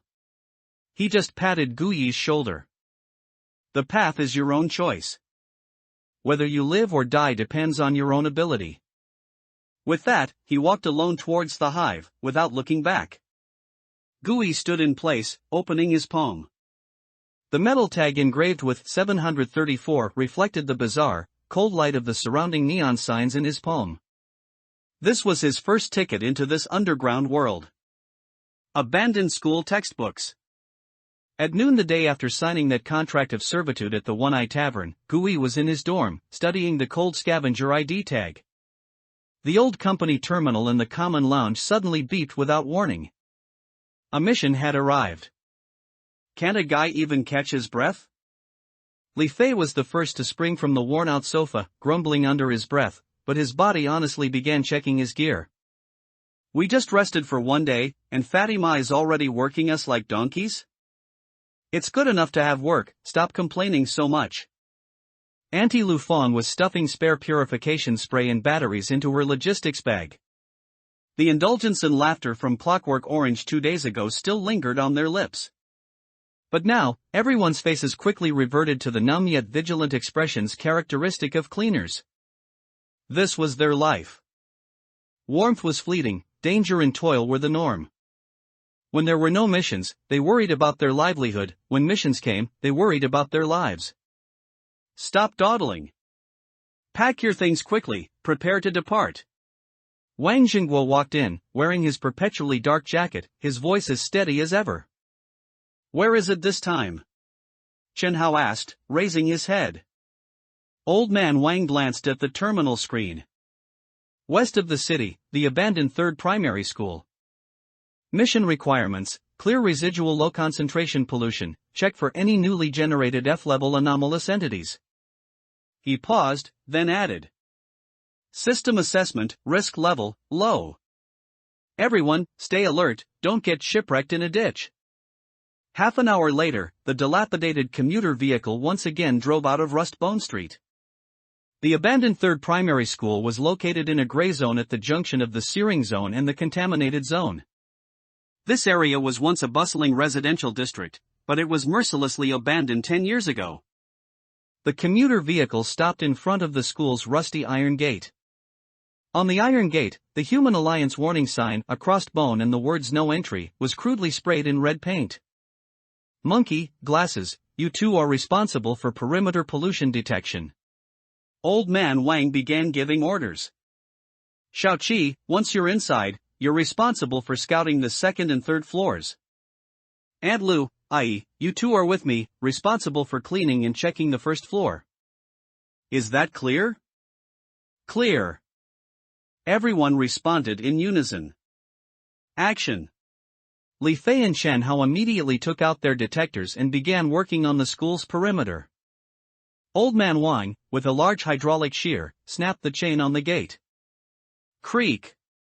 The iron gate, which had not been opened for at least 10 years, let out a grating groan and slowly opened. A smell mixed with dust, mold, and rotting paper wafted out. Gui followed old man Wang into this campus forgotten by the world. The playground was overgrown with waist-high weeds. The rusty slide was entwined with vines, like an abandoned steel skeleton. Several dried, unknown bird carcasses were scattered on the ground. The walls of the teaching building were covered with moss and cracks. Most of the window panes were shattered, dark and cavernous, like empty eyes. The entire campus was eerily quiet. Only their shuffling sounds as they stepped on gravel and dry leaves could be heard. Everyone, be careful, watch your step. Old man Wang reminded them in a low voice. The three walked into the teaching building lobby on the first floor. The lobby was dim, and some faded and peeling children's drawings could still be seen on the walls. In the drawings, children used naive strokes to depict blue skies, white clouds, and a brightly smiling sun. But this warm scene was marred by a huge black mold stain that spread down from the ceiling. The mold stain, like an ugly scar, seemed to swallow the entire sun. Let's get to work. Old man Wang pointed to the mold stains. Aunt Lu, use purification liquid number 3. I.e., you come with me to check the classrooms. All right. Lu Fang skillfully took a high-pressure spray bottle from her logistics bag and began cleaning the pollution residues. Gui, following old man Wang, pushed open the door of the first classroom in the corridor. It was a classroom for younger grades. Small desks and chairs were still haphazardly arranged. The chalk on the podium was broken into several pieces, scattered on the dusty teacher's desk. The last lesson's notes remained on the blackboard, the handwriting already blurred. Everything seemed to be frozen in time, in that afternoon more than a decade ago. Gui's gaze was quickly drawn to a propaganda poster on the wall. It was a cartoon-style propaganda poster specifically for children. In the drawing, a little boy in a yellow raincoat had his back to a pale human face with an eerie smile. The eyes of the face were marked with large red crosses. Below the poster, a slogan was written in striking, colorful letters. Children, please remember, if you encounter a smiling man, please do not look into its eyes. Gui stared at the words, a chill running up his spine. This feeling was too bizarre. It was like reading a bloody and terrifying description of a murder scene in a fairy tale book. He suppressed the discomfort in his heart and walked to a row of desks. Some textbooks were scattered on the tables. He casually picked one up, blowing off the dust. The cover was printed with a line of colorful, also cartoon-style, large characters. F-Level Hazardous Species Compendium, Illustrated Edition. New Era Primary School, 2nd grade, 1st semester. He opened this textbook belonging to the new generation.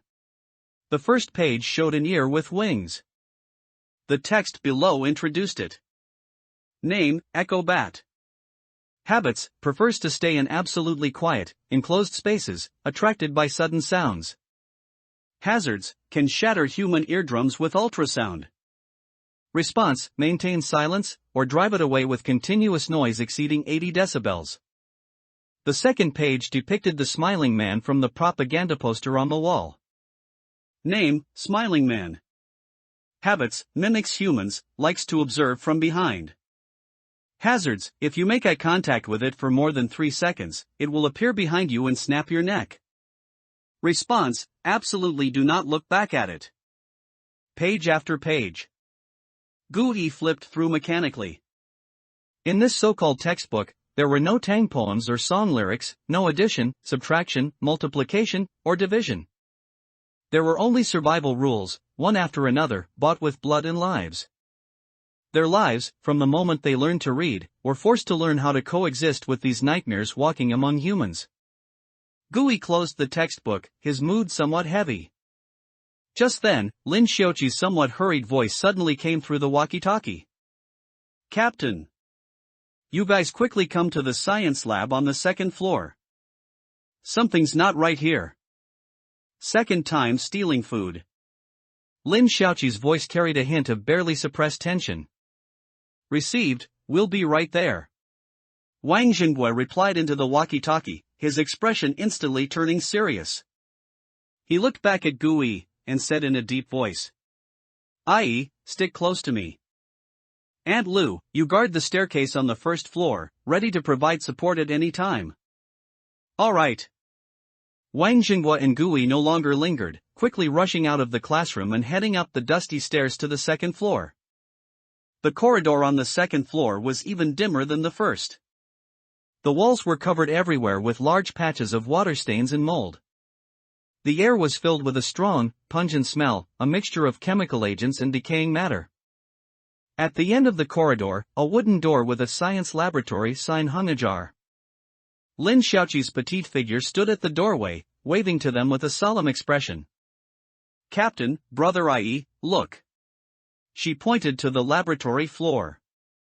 Gui looked in the direction she pointed, his pupils slightly contracting. At the entrance of the laboratory, extending inward, were clearly imprinted a series of wet footprints, as if someone had just crawled out of water. The footprints were small, like those of a child. But the edge of each footprint carried an abnormal, dark red trace, as if rusted. When I came up, this wasn't here yet. Lin Xiaoqi lowered her voice, a hint of lingering fear on her face. I was scouting on the 3rd floor just now and heard the sound of glass breaking over here. When I came down to check, it was like this. Wang Xinghua's face was so grim it looked like it could drip water. He slowly drew the old-fashioned revolver from his waist, then gestured caution to Gui and Lin Xiaoqi. Sparrow, you guard the door and watch for movement in the corridor. Ai, you come in with me to take a look. Yes. Wang Xinghua led the way, with Gui following closely behind. The two of them, one after another, cautiously stepped into the ominous-smelling laboratory. The laboratory was a mess. Tables and chairs were overturned, and glass fragments from various experimental equipment were scattered all over the floor. The pungent chemical smell was even stronger here. Gui's gaze quickly swept across the entire room. On the laboratory floor, there were dark red, wet little footprints everywhere, in disarray, as if an invisible child had just caused a ruckus here. And in the innermost corner of the laboratory, a large glass specimen cabinet had been violently smashed from the inside. Formalin liquid flowed all over the floor, emitting a pungent odor. Inside the cabinet, the glass jars originally used to soak various biological specimens were toppled over, most of them already empty. Wang Xinghua held his gun, approaching the broken specimen cabinet step by step, extremely slowly. Gui was responsible for guarding his back. It was at this moment that Guyi's peripheral vision suddenly caught sight of something left behind in a corner. It was a glass jar that wasn't completely broken. The jar lay on the ground, most of the formalin having already flowed out.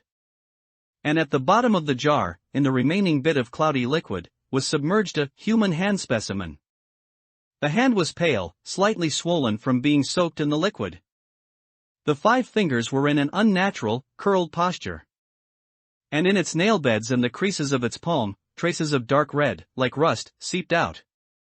Almost the instant he saw that hand specimen, the cold, mechanical voice of the bizarre compendium sounded in Guyi's mind without warning.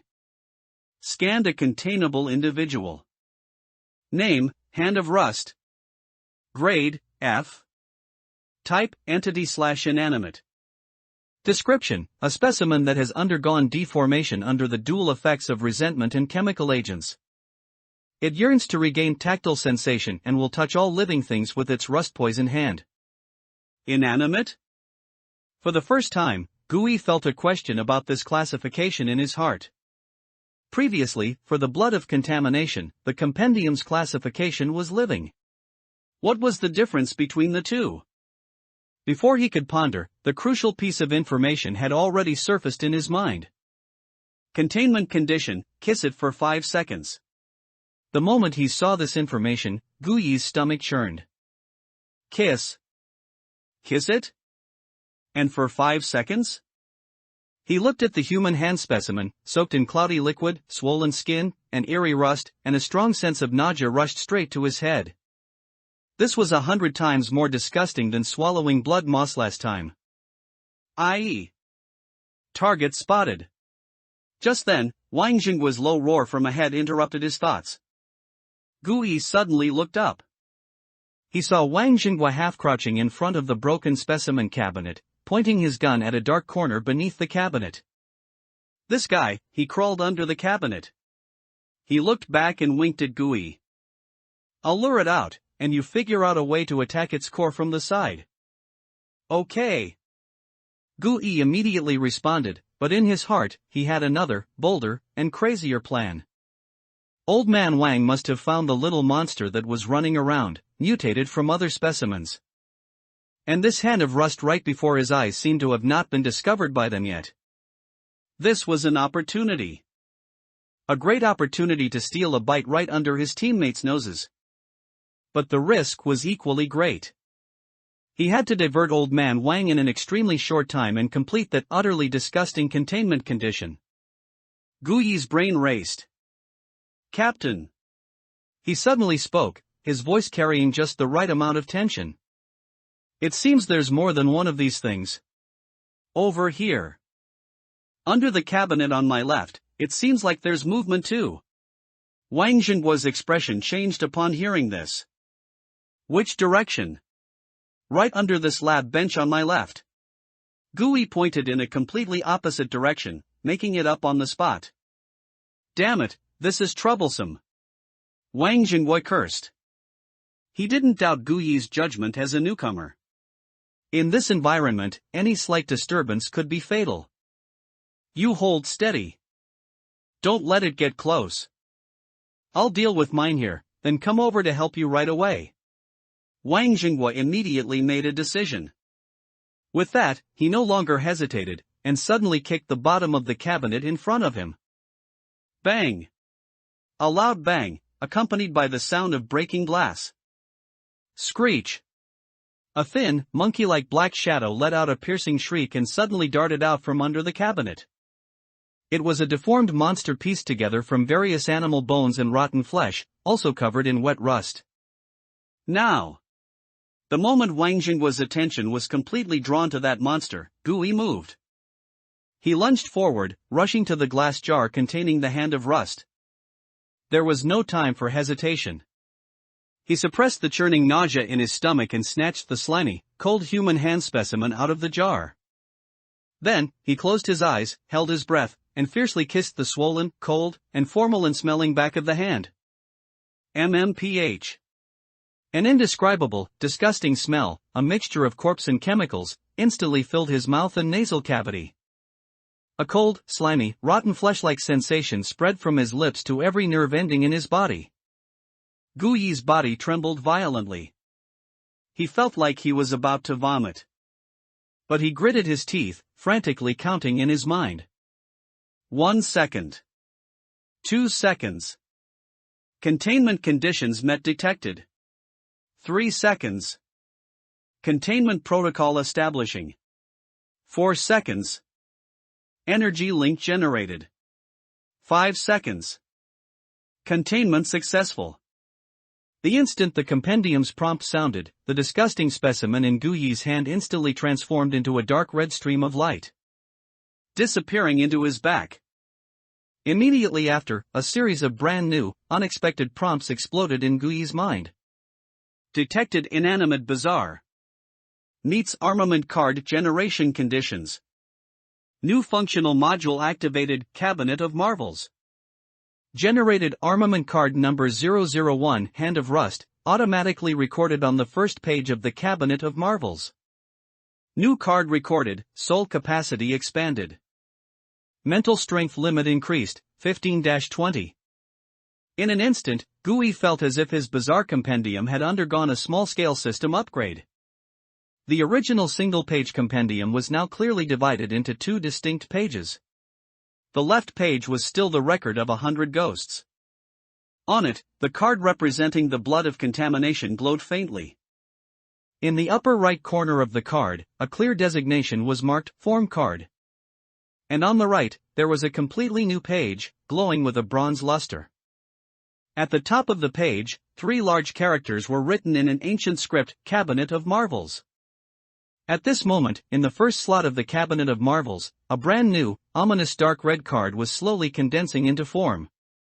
In the upper right corner of the card, its type was also marked Armament Card. It worked! And, it even unlocked a brand new function. The immense surprise instantly diluted the disgusting taste in his mouth.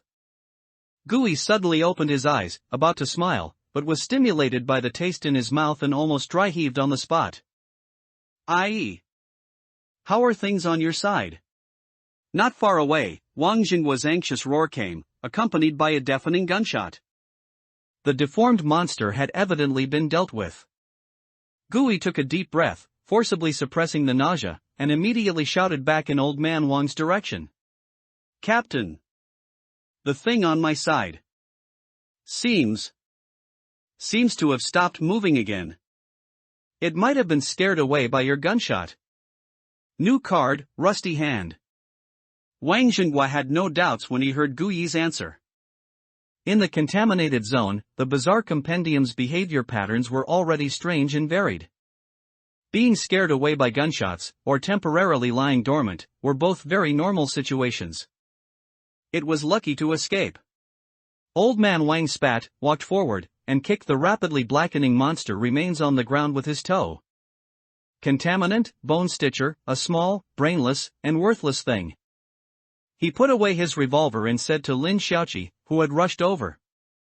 Sparrow, notify Monkey and the others that the perimeter alert can be lifted. Then, bring strong purification liquid and thoroughly clean this place. The residual contamination from this thing is highly toxic. Yes. Lin Xiaoqi responded immediately. Old Man Wang then turned his head and looked Gu Yi up and down. Kid, are you alright? Why is your face so pale? No. Nothing. Gu Yi quickly shook his head, trying to make his expression look a little more normal. I was a bit nervous just now, it's my first time encountering something like this. Oomph, what a wimp. Old Man Wang snorted, but there was no blame in his tone. You'll get used to it after a few more times. As he spoke, he patted Gu Yi's shoulder with such force that it almost made Gu Yi stumble. Gu Yi forced a smile that was uglier than a cry, nodding repeatedly. He certainly wasn't scared. He was disgusted. Even now, his mouth still had that terrifying taste of formaldehyde mixed with rotten flesh, making him feel completely unwell. Soon, Li Fei and Chen Hao also rushed in from outside. Seeing the mess in the laboratory, Li Fei yelled out. Damn, so lively? Old Wang, you guys took all the good stuff, not even leaving us a drop of soup. You talk too much. Auntie Lufon walked in, carrying cleaning tools, and gave him an annoyed glare. Hurry up and work. Finish early, go home early. The subsequent cleaning work became uneventful. With a clear objective, the members of Squad 7 displayed extremely professional conduct. Spraying purification liquid, scraping off contaminated residues, performing secondary sterilization with UV lamps. Each step was orderly and well coordinated. Gui also endured his discomfort and joined the cleaning work. While working, Gui secretly immersed his consciousness into the bizarre compendium in his mind. His consciousness skipped over the record of 100 ghosts on the left and settled on the brand new, bronze-glowing cabinet of marvels on the right. Page. In the first slot of the cabinet of marvels, that brand new card was quietly emitting a dark red glow. In the card's image, the background was a dimly lit science laboratory. Broken glassware was scattered everywhere, and various deformed organisms were soaking in specimen jars in the background. In the very center of the image was a stained glass jar. In the murky, yellowish formaldehyde liquid, a pale, swollen human hand was pressed tightly against the inner wall of the glass jar. Dark red patterns, like rust or dried blood, spread in the nail beds of the 5 fingers and beneath the skin on the back of the hand. Gui concentrated, and the card's detailed information clearly appeared on his retina like a projection. Armament card, number 001. Name, Hand of Rust. Grade, F. Type, entity/inanimate. Description, a specimen that mutated under the dual effects of resentment and chemical agents. It yearns to regain touch and will use its hand, tainted with rust toxins, to touch all living things. Abilities. 1. Manifestation, can consume mental energy to manifest it in human or transformed form, using it as an equipment or prop. 2. Touch of Rust, after manifestation, it can be commanded for remote control. The rust toxin secreted by its palm can quickly rust metal and cause continuous burning damage to biological tissues. Note, this effect is ineffective against stabilizing anchor alloy. Weaknesses. 1. Strong acid with a concentration exceeding 75% can rapidly dissolve its surface rust layer and inhibit its activity. 2. Dry environment, extremely dry environments will slow down its movements. 3. High temperature, continuous high temperature burning can ignite the adipose or oil within it, causing irreversible damage. Looking at this brand new file, Gui's heart pounded uncontrollably. Manifestation? Remote control? This was a completely different way of using it compared to the transformation of a form card. He no longer needed to turn himself into a bizarre compendium, but could use the bizarre compendium as a prop or pet? This discovery made Gui's scalp tingle with excitement. This meant that his fighting style would no longer be limited to melee. He forcibly suppressed his inner excitement and glanced around. Old Man Wang and Lu Feng were cleaning at the other end of the corridor, Li Fei and Lin Xiaoqi were downstairs, and Shen Hao was debugging equipment. At the door. He was the only one in the lab for the moment. An opportunity. He decided to try out what this so-called manifestation was all about. He didn't know if this armament card could still be successfully manifested in the searing zone, which was suppressed by the stabilizing anchor force. Field of the high walls, after leaving the contaminated zone. Gui took a deep breath, walked to an abandoned iron experimental bench, pretending to be cleaning stains off the surface. At the same time, in his mind, he issued a command to the Hand of Rust card. Manifest. Buzz. A faint mental energy, like a stream, flowed from his brain and into the compendium. The next second, an incredible sight occurred. The light in the air in front of him twisted slightly. Immediately after, a pale, swollen severed hand, exactly like the one on the card, appeared out of thin air. It floated silently in mid-air, its 5 fingers slightly curled, with dark red rust still in the nail beds. It had no physical form, like a translucent ghost emitting an ominous aura. Gui could even smell the faint, strange odor of formaldehyde mixed with rust emanating from that ghost hand. Even more miraculously, a subtle mental link was established between him and this hand. It was like he had an extra limb that he could control at will. Gui's heart stirred, and he tried to issue a simple command. Forward. The floating ghost hand immediately obediently drifted a short distance forward. Clench fist. The ghost hand immediately curled its 5 fingers, forming a fist. Too awesome. Gui roared frantically in his mind. This was simply psychic remote control from a sci-fi movie. He suppressed his excitement, his gaze falling on the rusty iron experimental bench in front of him. The final test. Touch it. He issued an attack command to the hand of rust. The translucent ghost hand, like a hound that had received a command, silently floated above the experimental bench, and then slowly pressed down. Sizzle. Where the ghost hand pressed, the thick rust, along with the steel tabletop beneath it, quickly blackened and softened at a visible speed, corroding into a clear handprint. A wisp of green smoke slowly rose from the handprint. What a domineering ability! Gui's heart filled with joy. After playing for a while, Gui cut off the mental link. The hand of rust in midair instantly turned into dots of red light and disappeared.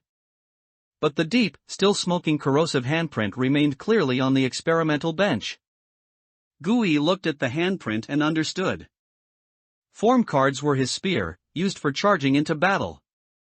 And this armament card was his dagger, his hidden weapon, a trump card that allowed him to launch a fatal blow from an unexpected place. Stealth, lockpicking, destruction, assassination. The small F-grade armament card had already opened up countless new tactical possibilities for him. He began to eagerly anticipate the day when his cabinet of marvels would be completely filled with all sorts of bizarre equipment. The cleaning work continued until dusk. When everyone dragged their tired bodies back onto the dilapidated shuttle bus, exhaustion was etched on every face. Finally done. Li Fei slumped in his seat, like a puddle of mud. Damn it, I never want to take another school job again, it's more tiring than cleaning sewers. Alright, it's good enough to earn something. Auntie Lufang counted the list of consumables for this mission, muttering. This time we used 3 bottles of strong purification liquid. When I go back to report, I can apply for more funds. The carriage returned to its usual noisy and relaxed state after a mission. Gui leaned by the window, watching the rapidly receding ruins outside, but his heart couldn't relax at all. Because he discovered a very serious after effect. He was thirsty just now. He took out his water bottle from his backpack, unscrewed the cap, and took a big gulp. However, when that mouthful of clean, pure water flowed over his tongue and down his throat, his brows instantly furrowed into a knot. The taste of the water was wrong. The originally sweet clear water now carried a strong, nauseating taste of rust. It was as if he wasn't drinking water, but a mouthful of rusty soup with nails in it. Put. Gui couldn't hold it in and spat out all the water. Damn it! Ai, what are you doing? Li Fei, who was sitting opposite him, was sprayed all over and jumped up on the spot. I'm sorry, I choked. Gui quickly apologized, wiping indiscriminately with a tissue. What's wrong with you, kid? Your face has been looking off since earlier. Li Fei wiped the water from his face, leaned over, and looked at him suspiciously. Were you ambushed by something in there? No, really not. Gui waved his hands repeatedly. He couldn't very well say that he had secretly kissed a severed hand soaked in formaldehyde, could he? He'd be considered a pervert. Then why does your mouth smell like rust? Li Fei's nose was as sharp as a dog's. He leaned close to Gui's mouth, sniffed, and then recoiled with a look of disgust. Damn it, Ai, tell me honestly, were you so hungry that you secretly gnawed on the iron railings at school? His joke caused a burst of laughter in the carriage. Even Lin Xiaoqi couldn't help but let out a giggle. Gui's face instantly turned bright red. He could only laugh awkwardly, waving his hands repeatedly, saying he might be a little anemic. The matter was passed off as a joke.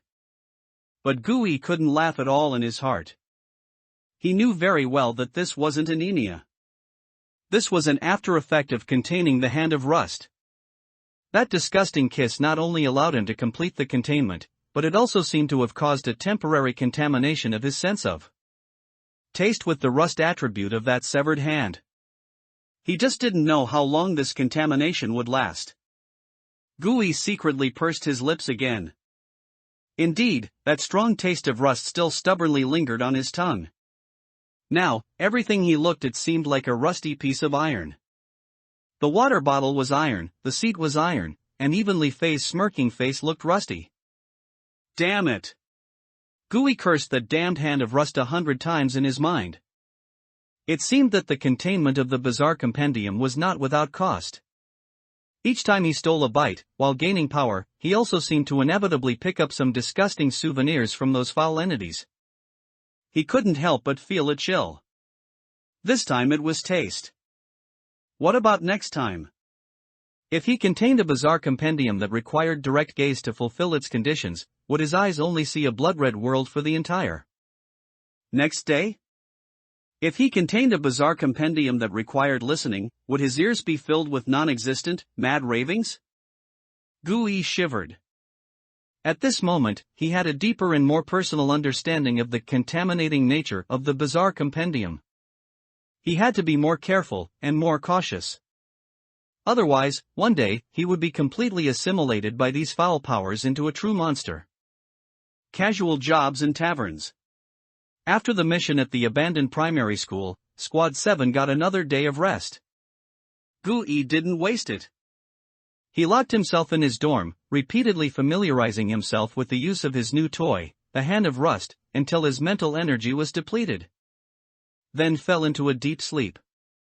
He knew more than ever that to become stronger, he had to actively seek out more anomalies and absorb more nutrients.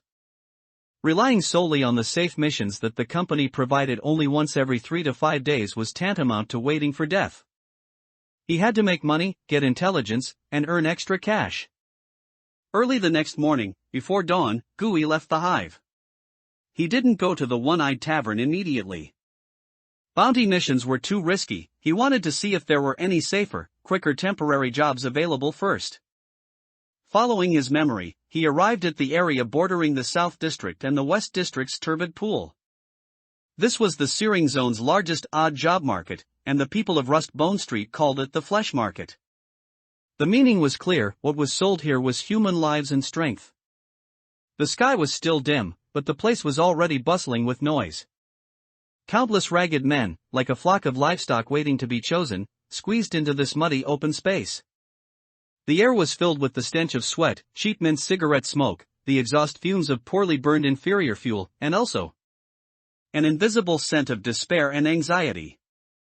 Burly foremen stood on the roofs of their respective trucks, shouting themselves hoarse, vying for the day's cheap labor. Turbid water river dredging. 3 more needed. 80 credit points a day per person. 1 meal of nutrient paste included. A foreman with a fleshy face waved the data pad in his hand. As soon as he finished speaking, over a dozen strong men pounced like hungry wolves, almost fighting over the 3 spots. West District Garbage Mountain Sorting. Paid by the basket. Fast workers can earn 100 a day. Come if you don't value your life. Another foreman, thin as a monkey, had a sharp voice. Significantly fewer people gathered around him. Everyone knew that the contamination value at the garbage mountain was terrifyingly high. Working there for a day meant at least 2 bottles of Blackwater were needed afterward to suppress the contamination value. In the end, it wasn't worth much money. Suddenly, a huge, nauseating stench, accompanied by the roar of a truck engine, came from the direction of the West District. The crowd automatically parted, creating a path. A massive heavy-duty truck, its bed covered with a thick tarpaulin, slowly drove into the flesh market. On the truck's cab, a bloody butcher's cleaver logo was painted. The Butcher Gang. The largest gang force in the South District. The truck came to a stop, and a bare-chested strong man with a ferocious pig's head tattooed on his chest jumped out of the driver's cab.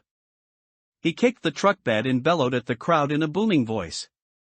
The butcher gang is hiring porters to move the corpses of giant sludge pigs. Strong men come. 120 per person. Get paid immediately after finishing. As soon as he finished speaking, a suppressed commotion, mixed with fear and greed, arose from the crowd. Giant sludge pigs were the most disgusting specialty of the West District's turbid water river. They were deformed creatures spawned by devouring industrial waste and garbage. It was said that their corpses were slippery and foul-smelling, and also slightly corrosive. If one handled them with bare hands, a layer of skin could easily rot off. But the price of 120 credit points a day was a fatal temptation for these manual laborers. Gui was jostled back and forth in the crowd. He watched the men fighting tooth and nail for a job worth a few dozen credit points, his heart cold. His small frame had no competitiveness compared to the burly men around him. Not to mention snatching a job from the butcher gang, he couldn't even squeeze in front of the foreman for the safest dredging work. He quickly realized that this path was also a dead end. He wasn't cut out for manual labor. His only advantages were his mind and the secret hidden within his body. It seemed that ultimately, he still had to go to that place. Gui sighed, squeezed out of the suffocating crowd of the flesh market, turned around, and walked towards the one-eyed tavern.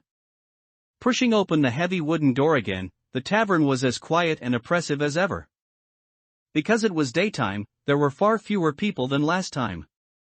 Gui ignored the scrutinizing gazes. He was now a registered scavenger, qualified to stand here. He deliberately avoided looking at the D-class bounty wall of glory and instead walked straight to the side of the bar, to a row of greasy public mission terminals. He pulled out the cold metal identity tag engraved with 734 from his pocket. Mimicking the person next to him, he pressed his identity tag onto a scratched sensor area of the terminal. Beep. The screen flickered, the static disappeared, and an extremely rudimentary, text-only interface appeared. Welcome, Scavenger 734. Permission level, F. Below that were scrolling lines of F-class bounty missions, visible only to his rank. Gui began to scroll the screen, browsing carefully. Mission: collect howling moss from the periphery of the silent camp in the North District. Reward: 200 credit points. Status: available. Mission: map the terrain of the No. 1 abandoned pump station downstream of the turbid water river in the West District. Reward: 350 credit points. Status: taken. Mission: assist Dr. Syringe in capturing 3 mutated blood leeches. Reward: 50 credit points. Status: available. Mission: clear the blockage at the No. 3 garbage compression station on Rustbone Street. Reward: 80 credit points. Status: available. Mission: test the new batch of Blackwater liquor at the Clockwork Orange Bar. Reward: 100 credit points, plus free drinks for the night. Status: taken. Mission: collect metal fragments from the sewage outlet of the Spoils Recovery Center in the East District. Reward: paid by weight, 20 credit points per kilogram. Status: available, long-term, Mission: collect protection fees from several designated nails in the water rat maze in the South District. Reward: 10% commission of the total collected. Status: taken. Mission: replace the rainproof tarp on the roof of the pile of old papers black market in the South District.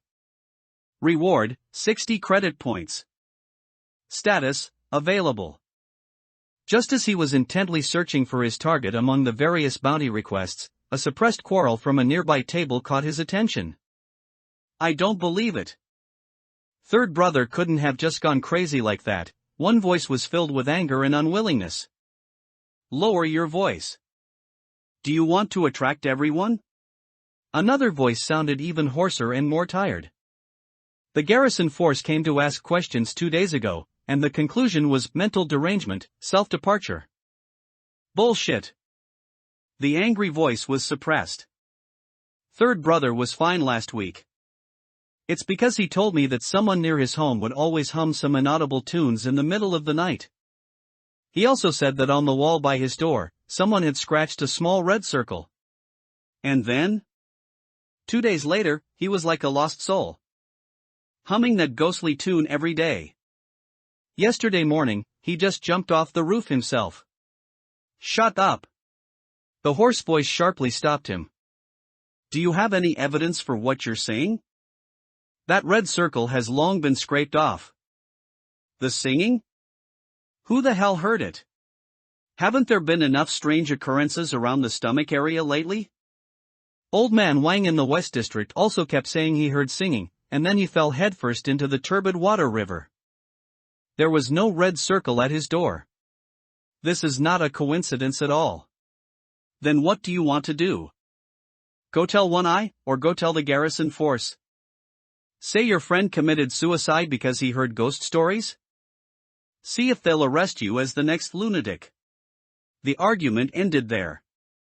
One Eye, behind the bar, swept his brass eye coldly towards them. The two men at that table instantly fell silent, picked up their glasses, and took a big gulp. But those few scattered words, like hooks, caught in Guyi's mind. Red circle. Singing. Mental derangement. He silently committed these words to memory. He decided to find an opportunity later to ask Old Man Wang, who was well informed. For now, business was more important. He refocused his attention on the bounty board. He needed money, he needed strength, he needed to first be able to stand firm in this damned gray millstone. His gaze scanned the F-class bounty requests from top to bottom. Collect howling moss from the periphery of the silent camp in the North District. No, too far, and those lunatics are very exclusive. Map the terrain of the No. 1 abandoned pump station downstream of the turbid water river in the West District. This one's good, but it requires professional surveying. Tools, and it's already been taken.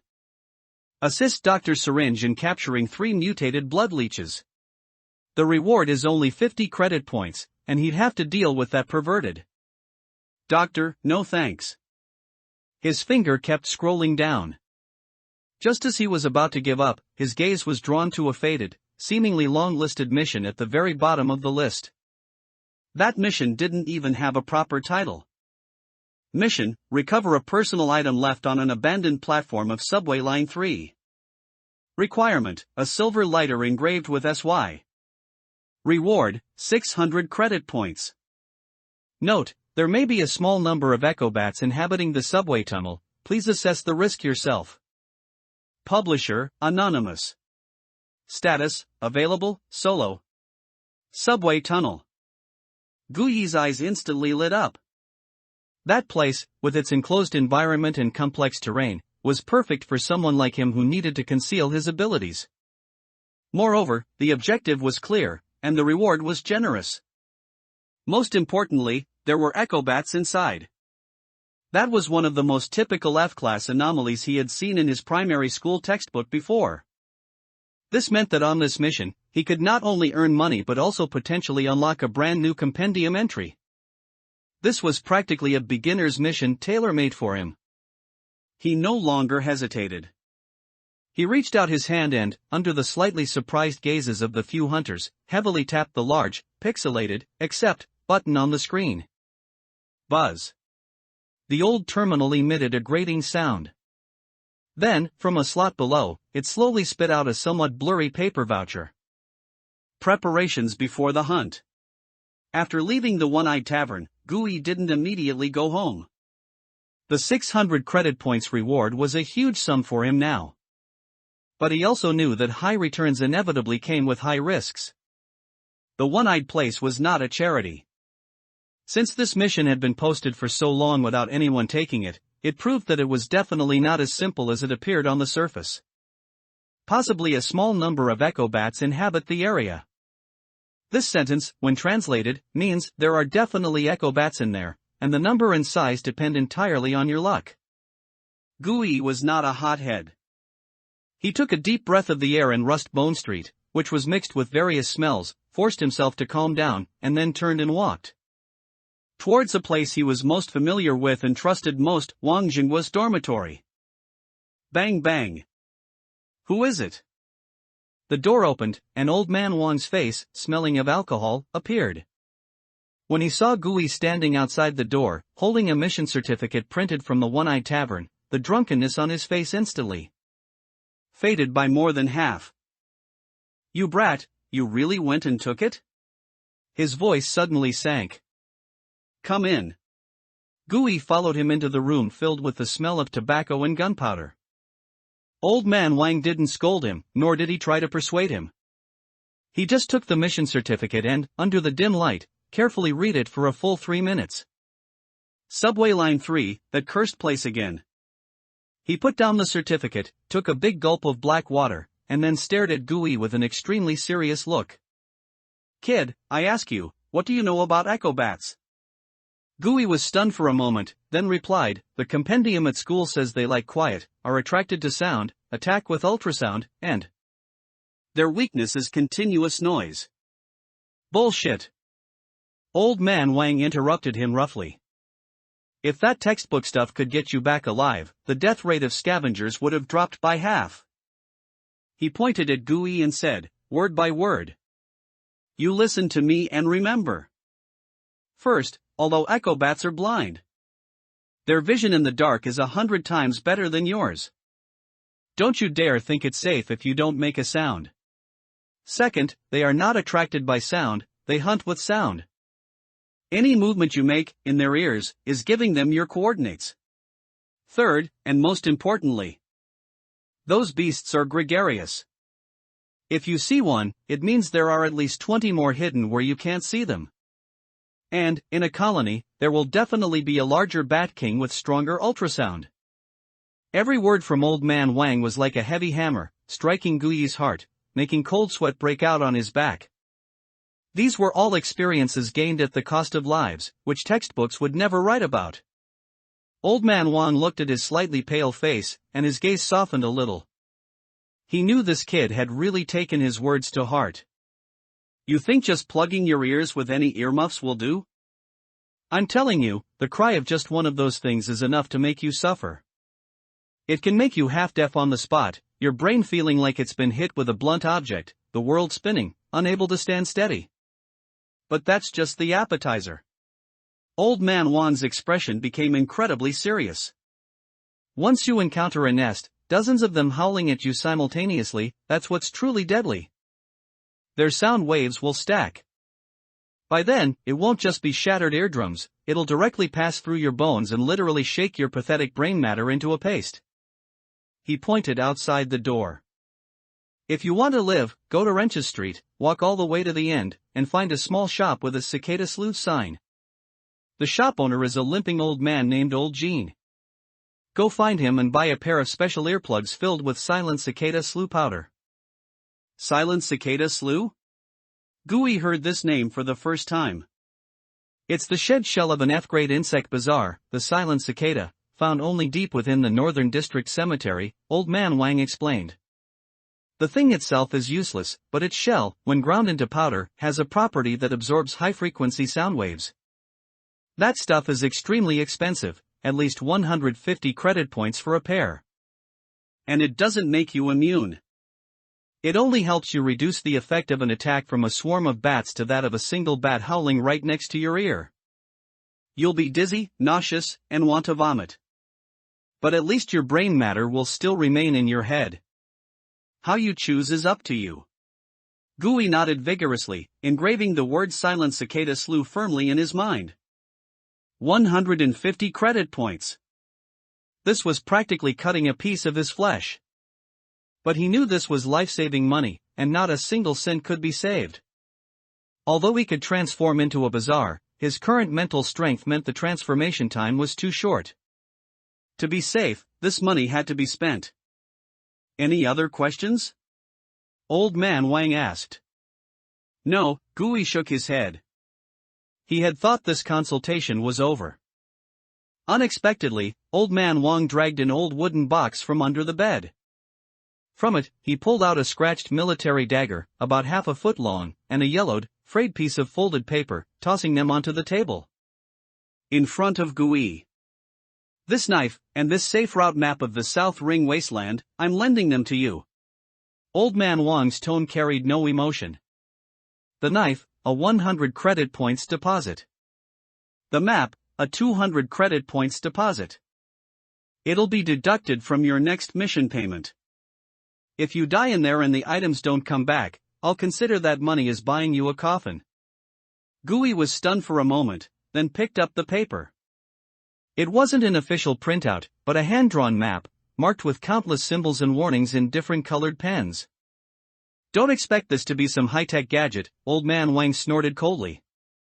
This is a survival map that a long-dead old scavenger, with his life, painstakingly charted step by step in the wasteland outside our South District. The one I have is a tracing.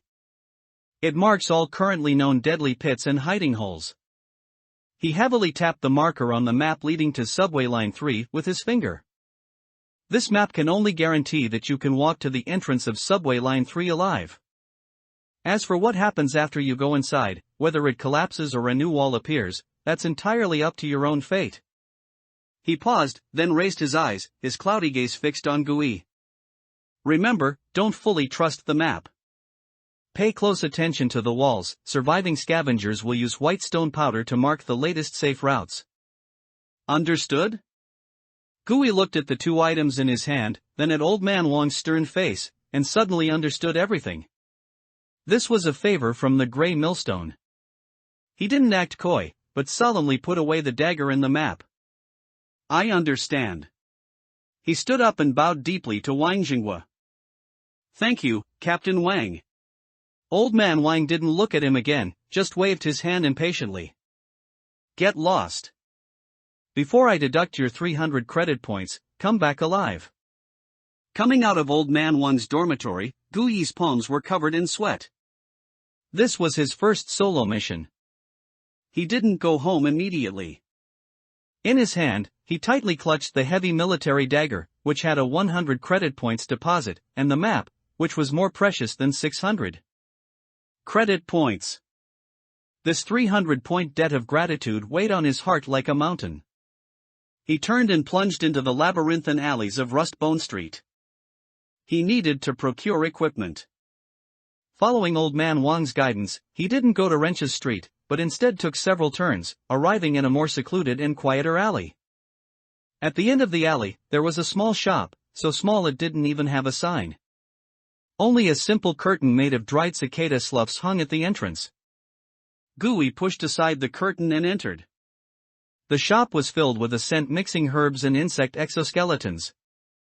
A white-haired old man with one leg replaced by an old mechanical prosthesis sat on a small stool, slowly grinding an unknown bone. Buying cicada slough earplugs? The old man didn't even lift his head, asking in a hoarse voice. Yes, Gui nodded. 160 credit points for a pair. No bargaining, the old man said succinctly. 160. Why did the price go up? But he didn't haggle. He knew this was life-saving money. Okay. He deducted the expense from his personal terminal. The old man fumbled under the counter, pulled out a small package wrapped in oil paper, and tossed it over.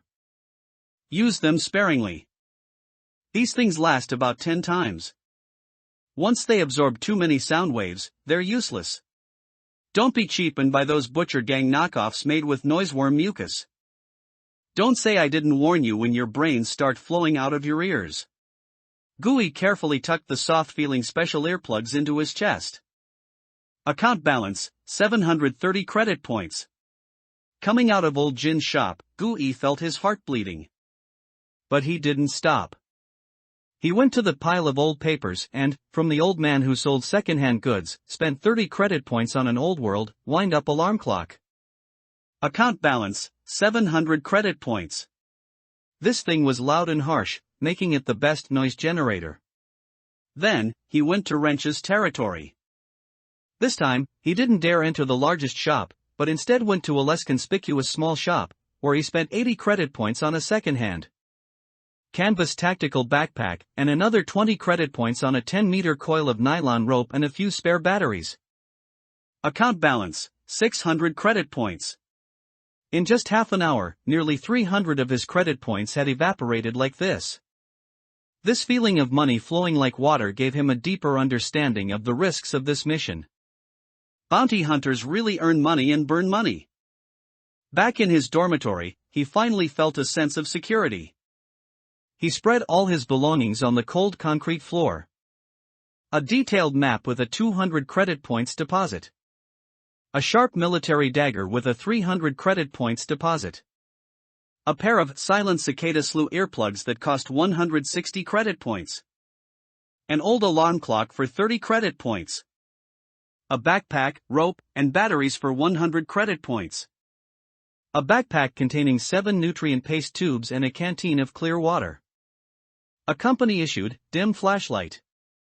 And hidden within his body, 2 F-grade form cards and 1 F-grade armament card. This was all his capital for his first hunt. And his personal account only had 600 credit points left.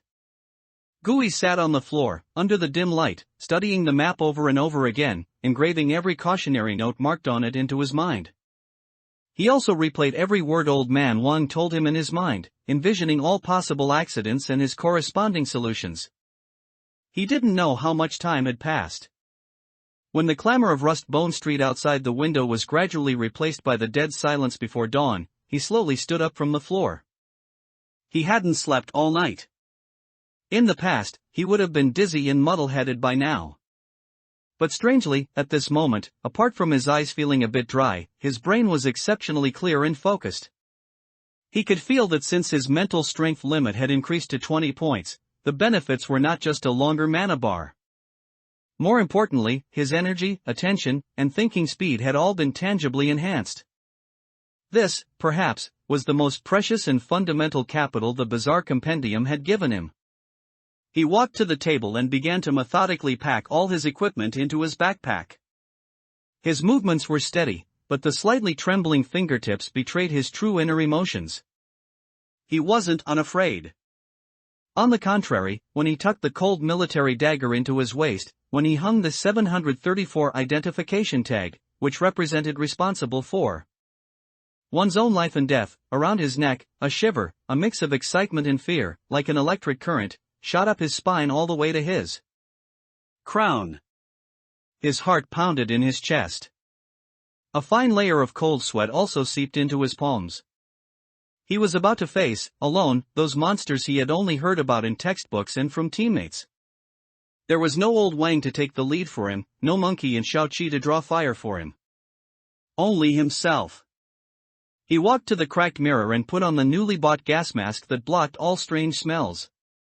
In the mirror, a young man in gray work clothes, carrying a canvas backpack, with most of his face covered by the mask, was silently looking back at him. In the eyes reflected in the mirror, his own eyes, he saw nervousness, unease, and even a hint of deep-seated fear. But he didn't flinch. He just took a deep breath at his reflection in the mirror. Then, slowly exhaled. When he looked up again, all the emotions in his eyes had been forcibly suppressed. In their place was a cold, machine-like focus. He was not a born warrior. But this damned world was forcing him to learn how to fight. He pushed open the door and walked into the perpetually dim corridor of the hive. South Ring Wasteland. It was still dark, but the South District was already alive. However, unlike the alcohol and hormone-fueled clamor of the night, the South District before dawn belonged to a different kind of people. Men and women, carrying heavy packs, their eyes wary and silent, emerged from the hive apartments in various dark corners, merging into the streets. Like fish swimming upstream, heading in the same direction. The South District's main gate. They were scavengers and bounty hunters, just like Gui. The daytime belonged to the oddjobbers who sold their labor in the flesh market and black factories. The nighttime belonged to the drunks lost in their dreams in the taverns. But the deepest darkness before dawn belonged to these desperados who ventured out beyond the wall into the true, contaminated zone, exchanging their lives for money. Gui blended into the crowd, saying nothing. He clutched his canvas backpack, his other hand never leaving the hilt of the military dagger at his waist. Everyone was silent, save for the rustling of equipment and the heavy sound of footsteps. They did not take the scrap iron train that connected the 4 major sectors, because their destination was just outside the South District. The crowd passed through the entire Rust-Bone Street and finally arrived at the southernmost edge of the South District. There was no heavily guarded purification station or Iron Dragon Highway like in the East District. There was only a relatively simple South 6 gate, guarded by the garrison force, specifically for Searing Zone residents to enter and exit. Beep. Gui, imitating the person in front of him, swiped his ID card on the turnstile at the entrance. Identity, outer wall resident. Clearance, entry/exit permitted. Accompanied by the cold mechanical prompt, he walked out of the huge wire mesh gate. The moment he stepped out of the gate, the world instantly felt different.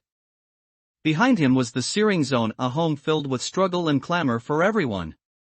Although chaotic, it was at least protected by the reality-stabilizing anchor's force field of over 20%, making it difficult for aberrations to form. Before him, however, was a dead silence. This was what Old Man Wang's map had marked, the South Ring Wasteland. It was the suburb of the South District before the Great Fracture. Now, it had become a proving ground for countless novice scavengers. Gui saw a few scavengers in the distance, hunched over like hyenas, rummaging through the ruins of a collapsed building. Further away, a better-equipped scavenger squad was gathered around the remains of a 30-year-old car, seemingly dismantling some parts. Although this area was safe, it had clearly been licked clean countless times by countless people, leaving little of value. Gui took out the hand-drawn map Old Man Wang had given him, then looked up at the high wall in the distance to orient himself. The map showed that Subway Line 3 station was not far from here. It was less than 2 kilometers in the correct direction. Then he pulled up his gas mask, tucked his scavenger ID tag into his clothes, and plunged into this silent wasteland. He did not take the main road. Instead, he moved quickly, strictly following the map's marked safe alleys in the shadows of buildings. On the walls, strange symbols drawn with white stone powder were visible everywhere. A downward arrow meant, "There's a cellar here, good for hiding." A crossed bone meant, "Dead end, dangerous." These were the blood and tear maps drawn by countless scavengers with their lives in these ruins. After traversing for about half an hour in this highly tense state, Gui finally stopped in front of a huge sunken plaza marked on the map, obscured by a half-collapsed commercial building. In the center of the plaza was a dark, huge, square entrance. Above the entrance, several large metal characters, long rusted and broken, could still be seen. Iron, Line 3. He found it. This was his destination for this trip. Gui did not go down immediately.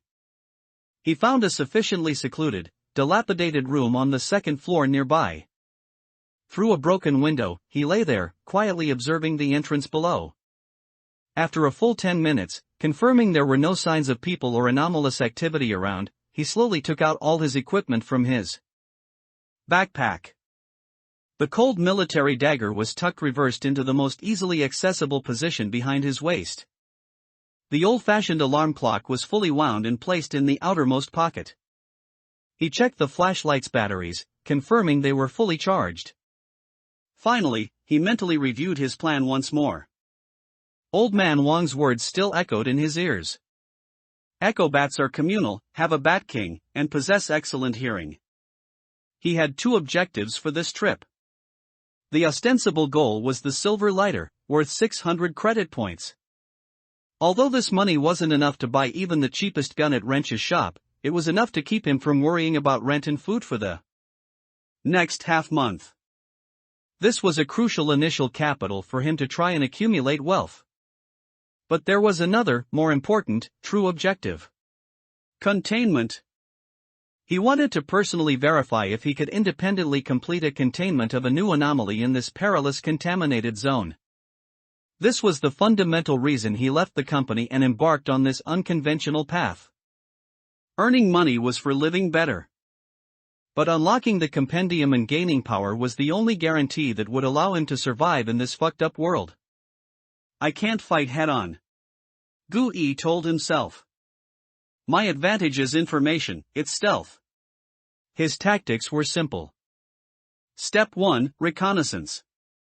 First, a preliminary exploration of the map station. If he encountered danger, he would immediately transform into a skeletal hound. Using its non-living entity characteristic, he would gamble on whether the echobats would ignore a pile of walking bones. Step 2: If the skeletal hound could be ignored by them, then he would let it silently try to find the lighter, then assess the containment conditions and see if he could contain it directly in one go. This was the most perfect outcome. And if it was discovered, then he would retreat immediately, and this exploration plan would be declared a failure. After all, he hadn't taken any professional tactical courses. This was the most feasible and also the most cowardly plan he could come up with. He could always give up. There was no need to risk his life for 600 credit points. He took a deep breath, forcibly suppressing the slight tremor brought on by nervousness. Eyes underground. Gui did not immediately enter the subway station. He was on the second floor of the ruins opposite the entrance, like a patient cheetah, observing for another 20 minutes. Only after confirming that there were no colleagues or wandering anomalies nearby did he, like a ghost, silently slip into the darkness. The first thing was equipment. He took out the special earplugs from his backpack, which had cost him 160 credit points and contained Silent Cicada Slew powder, and carefully inserted them into his ears. Instantly, the ghostly howling wind from outside became extremely distant and muffled. The whole world seemed to be wrapped in a thick layer of cotton. A reassuring silence enveloped him. Next was the gas mask. Wearing it, the unique, nauseating smell of the subway station, a mixture of rust, mold, and old grime, was mostly blocked out. Hearing and smell, the two senses most likely to trigger fear in the dark, were actively reduced to their lowest setting. Now, all he could rely on were his eyes and the light from the flashlight in his hand. He turned on the flashlight, and the cold beam instantly tore through the darkness before him. What came into view was the old world's ticket hall. The floor was covered with thick dust and rotten paper. Several rows of cold metal turnstiles, like rusted soldiers, guarded this long-forgotten entrance. On the walls, some faded advertisements could still be seen. A sweet smiling woman in the painting was promoting the most popular lipstick from 30 years ago. But her face had been eroded beyond recognition by some black mold, making her smile incredibly eerie and terrifying. Gui tightened his grip on the military dagger at his waist and walked cautiously, step by step, deeper into the platform. As expected, this place had long been visited countless times by scavengers. Everything valuable had already been plundered. The ticket booth window had been violently pried open with a crowbar, leaving nothing but cobwebs inside.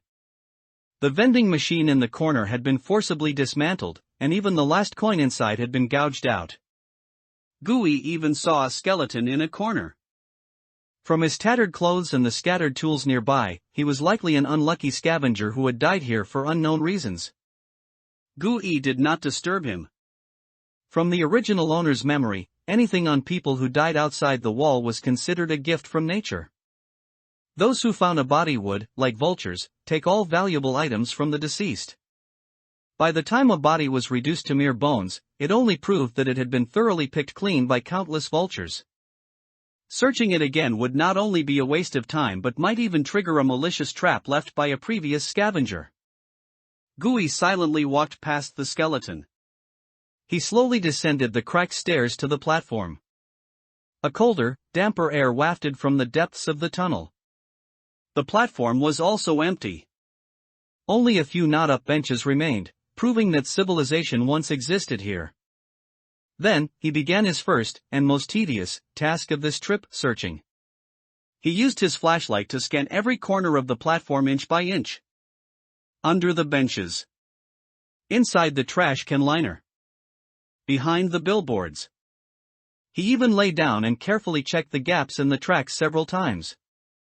Time passed, minute by minute. An hour later, Gui straightened up, somewhat annoyed, and pounded his aching back. Nothing. Absolutely nothing. He didn't find a lighter, nor even a single old-world coin. This mission, which had been hanging around for so long without being completed, was very likely a scam. Either the lighter didn't exist at all, or it had long been picked up by some scavenger as worthless junk. 600 credit points, it seemed, were going to go to waste. Gu-yi felt a pang of disappointment. But just as he was about to give up and turn to leave, his flashlight beam accidentally swept across the back of a concrete pillar beside the tracks. There was a pile of black, sticky stuff there. Gu-yi's heart suddenly leaped. He walked over and carefully shined his flashlight on it. It was feces. Large amounts of feces belonging to some flying creature, mixed with black insect exoskeletons and bones of unknown small animals. And, judging by the thickness and dryness of the accumulated feces, this was definitely not formed in just a day or two. Echo Bat. They were really here. This discovery reignited Gu-yi's heart, which had cooled down from not finding the lighter, making it burn hot again. Money can be earned again. But a brand new, independently containable F-class anomaly, for him now, was a more valuable experience package than 1,000 credit points. He immediately changed his plan. He stopped searching for that damned lighter. Instead, he focused all his attention on finding traces of the Echo Bat. He turned off the high-power mode of his flashlight, leaving only a faint halo of light. Then, like a true hunter, he began to analyze the target's habits. Echo Bat preferred to stay in absolutely quiet, enclosed spaces. This open platform was too vast. Their lair must not be here. So, where would it be? Gu-yi's gaze fell on the two dark, seemingly light-devouring subway tunnels at either end of the platform. Only there did the conditions of enclosed and absolutely quiet apply. Gu-yi gritted his teeth. He knew that entering there would increase the danger exponentially. But to become stronger, he had to take this risk. He chose the left tunnel, drew the military dagger from his waist, and held it in a reverse grip.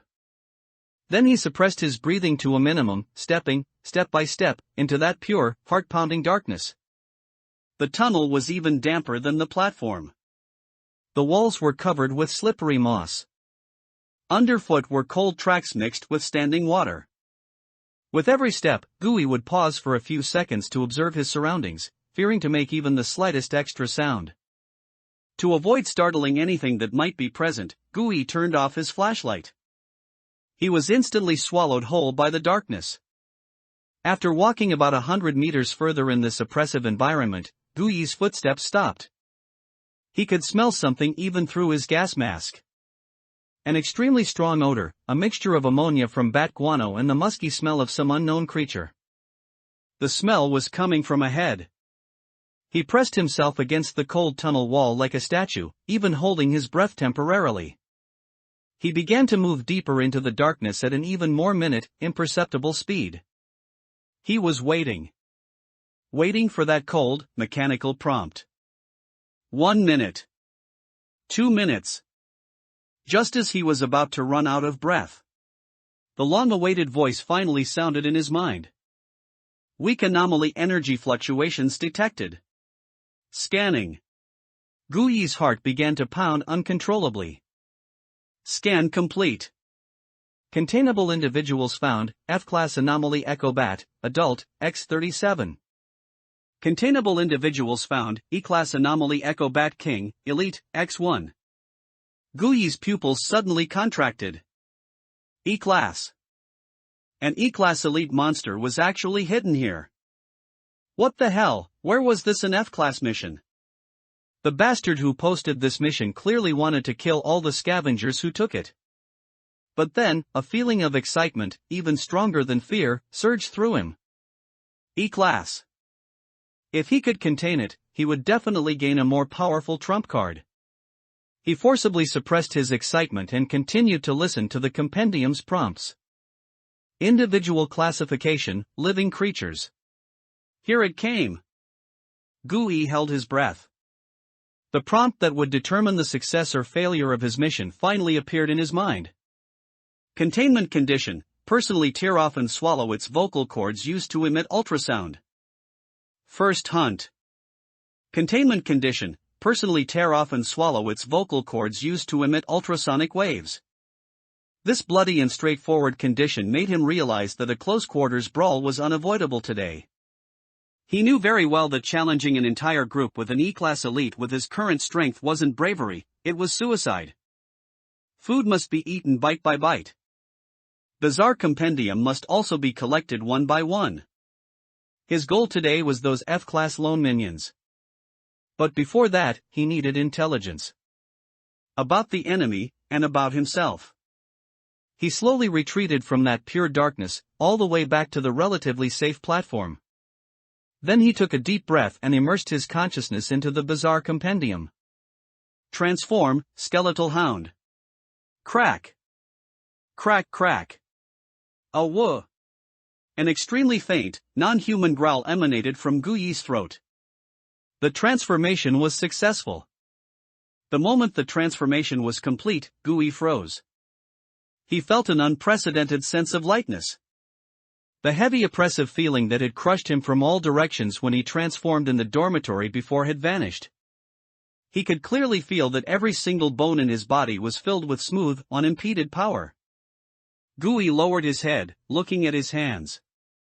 They were no longer hands, but a pair of sharp claws made of pale white bones. He could feel that his current perspective had become extremely low. The entire subway station appeared incredibly vast in his vision. He tentatively took a step forward. There really wasn't any sound at all. The bone claws, stepping on the concrete floor, were as silent as a cat's paw pads. For the first time, he finally unleashed the full power of this form card without any shackles. He suppressed his inner excitement, experiencing the completely different sensations this new form brought him. No sense of smell, no sense of pain, only a pair of pupils burning with ghostly blue fire that could barely see in the dark. And that silent stealth like a ghost. He moved on all fours, without making the slightest sound, like a white shadow, silently slipping back into the dark tunnel leading to the bat colony's nest. This time, he was no longer an intruder. He was more like a ghost returning to his own territory. He quickly arrived outside the huge, cavern-like underground cavity. He didn't go in. Instead, he crouched at a corner, carefully extending his bony head out. The sight before him made his non-existent scalp tingle. The top of the cavity was densely packed with at least 30 to 40 echobats hanging upside down. They resembled strings of ugly black tumors clinging to the cave ceiling, occasionally twitching a wing. And in the very center of all the tumors, hung a giant bat, noticeably larger than its counterparts, with even a strange red blotch on its wings. Undoubtedly, that was the E-class Echobat King. Guyi just lay there, in his most bizarre skeleton form, silently observing them from the entrance of their nest. 1 minute. 2 minutes. 5 minutes. Not a single Echobat in the nest reacted to him, the uninvited guest. They truly ignored the skeletal hound. A wave of wild joy surged through Guyi's heart. He had guessed correctly.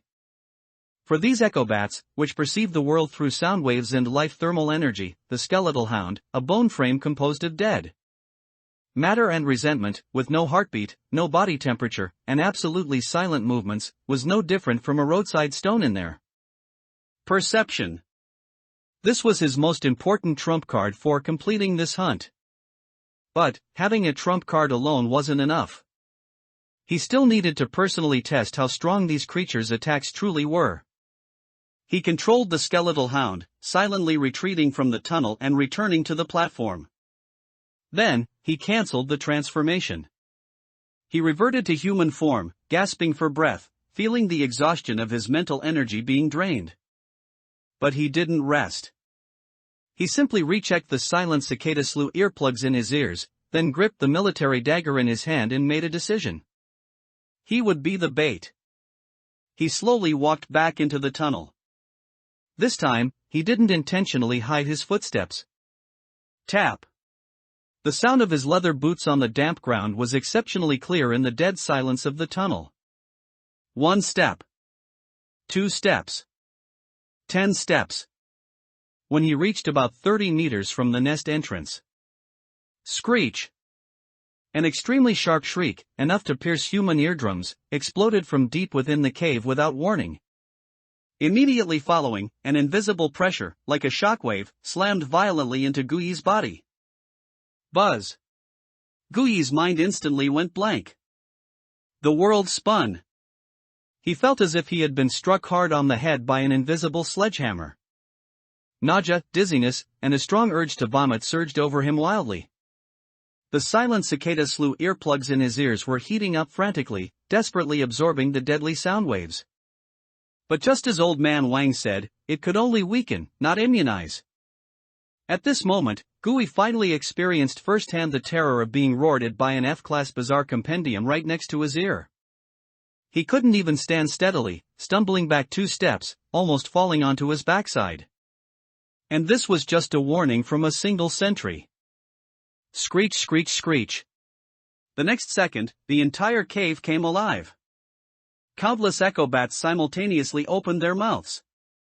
Gui could even see the air rippling like water due to the terrifying soundwave resonance that was about to arrive. Transform.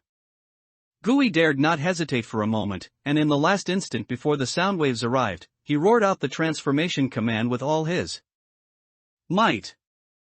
Crack, crack. At the moment the world-destroying sound waves were about to completely engulf him, his body timely shattered into a skeleton devoid of hearing and a brain. The terrifying sound waves, powerful enough to turn a human brain into paste, violently washed over the skeletal hound. Other than causing its pale white bones to tremble slightly, they passed through without any obstruction. Test complete.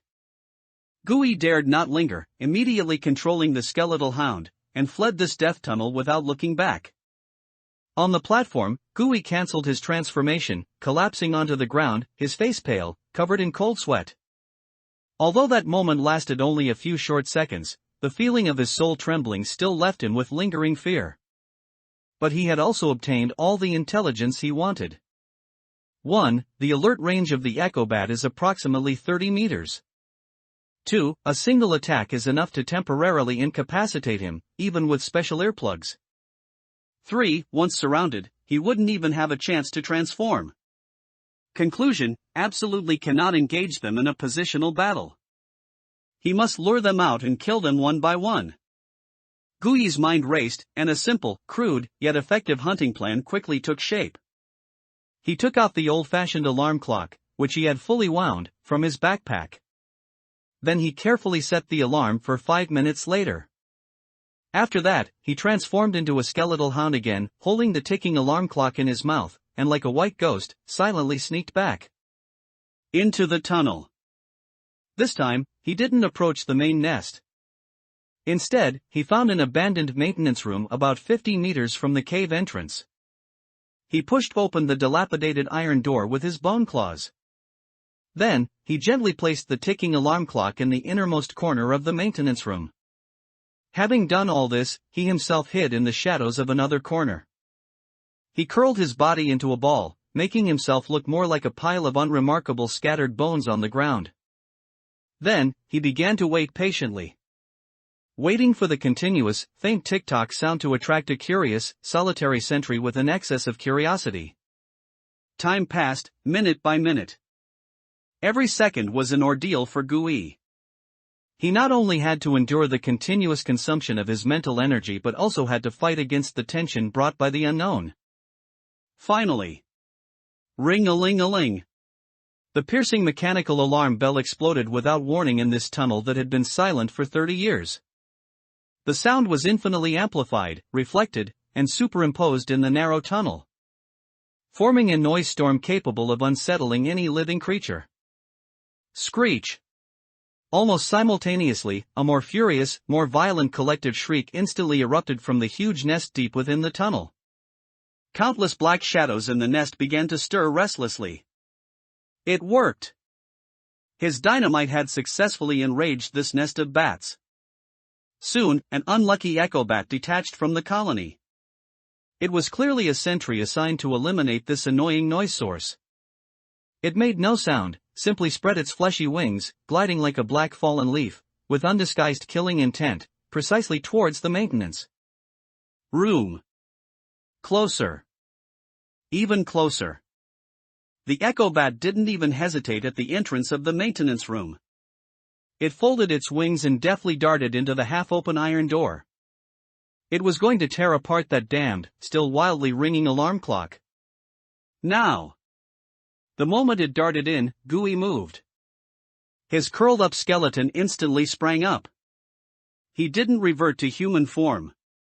Instead, in the form of a skeletal hound, he lunged forward, using his pale white bone claws to slam the rusty iron door shut with a bang.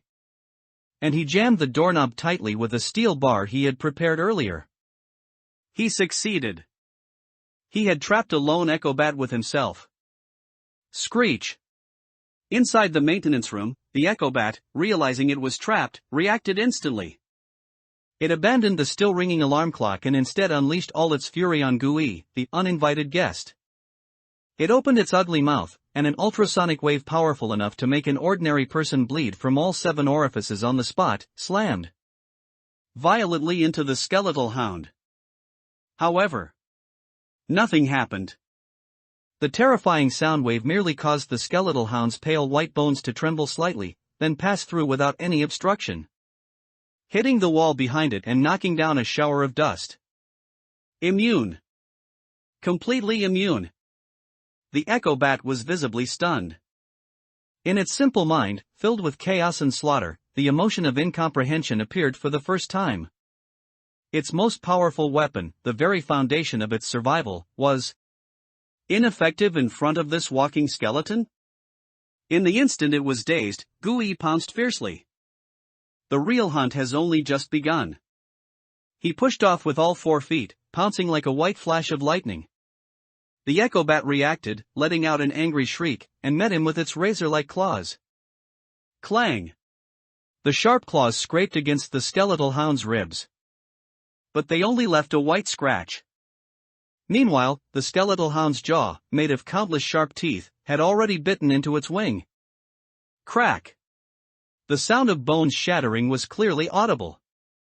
Screech, screech! The echo bat let out a painful cry, struggling frantically, using its other claw and teeth to leave wound after wound on the skeletal hound's body. But it was useless. Its enemy had no flesh and blood, and even less, no sense of pain. The skeletal hound was like a killing machine, letting its opponent wildly attack it. It had only one goal: to pin the enemy firmly to the ground. Finally, at the cost of several broken ribs, the skeletal hound successfully used its heavy body and 2 sharp bone claws to pin the completely crazed echo bat to the cold concrete floor. The battle was over. The alarm clock's ringing also stopped at this exact moment. The entire world returned to dead silence. Only the echo bat, pinned to the ground, was still letting out unwilling screeches. Gooey, or rather, the skeletal hound, lowered its ferocious, ghost-fire-burning head. It looked at the struggling prey beneath it. Then, it raised one of its front paws, those 5 sharp, dagger-like claws made of pale white phalanges.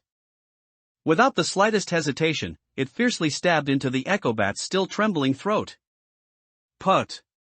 Its bone claw precisely prodded and hooked in the opponent's throat. A bizarre flesh tumor crystal, only the size of a thumb, still faintly trembling, as if mixed with flesh and crystal, was hooked out alive. The vocal cords. Then, under the echo bat's gradually dimming gaze, this silent skeletal hound opened its huge mouth, made of countless sharp teeth, and swallowed the faintly trembling trophy. Gulped it down. Containment successful. Detected contained individual as living creature type, generating form card. Obtained F-grade form card, echo bat. Already recorded in the record of 100 ghosts on the 3rd page. The moment that bizarre vocal cord crystal was swallowed by the skeletal hound, a cold energy, far purer than when absorbing the residual blood of contamination, exploded. This energy, like a long-awaited sweet rain, instantly refilled Gooey's almost depleted mental power. Mental power limit increased, 20-25. Mental power fully restored. However, this joy of leveling up lasted less than 3 seconds. Screech! A collective shriek, even more piercing, more violent than any before, filled with the anger of the entire colony, erupted from the nest deep within.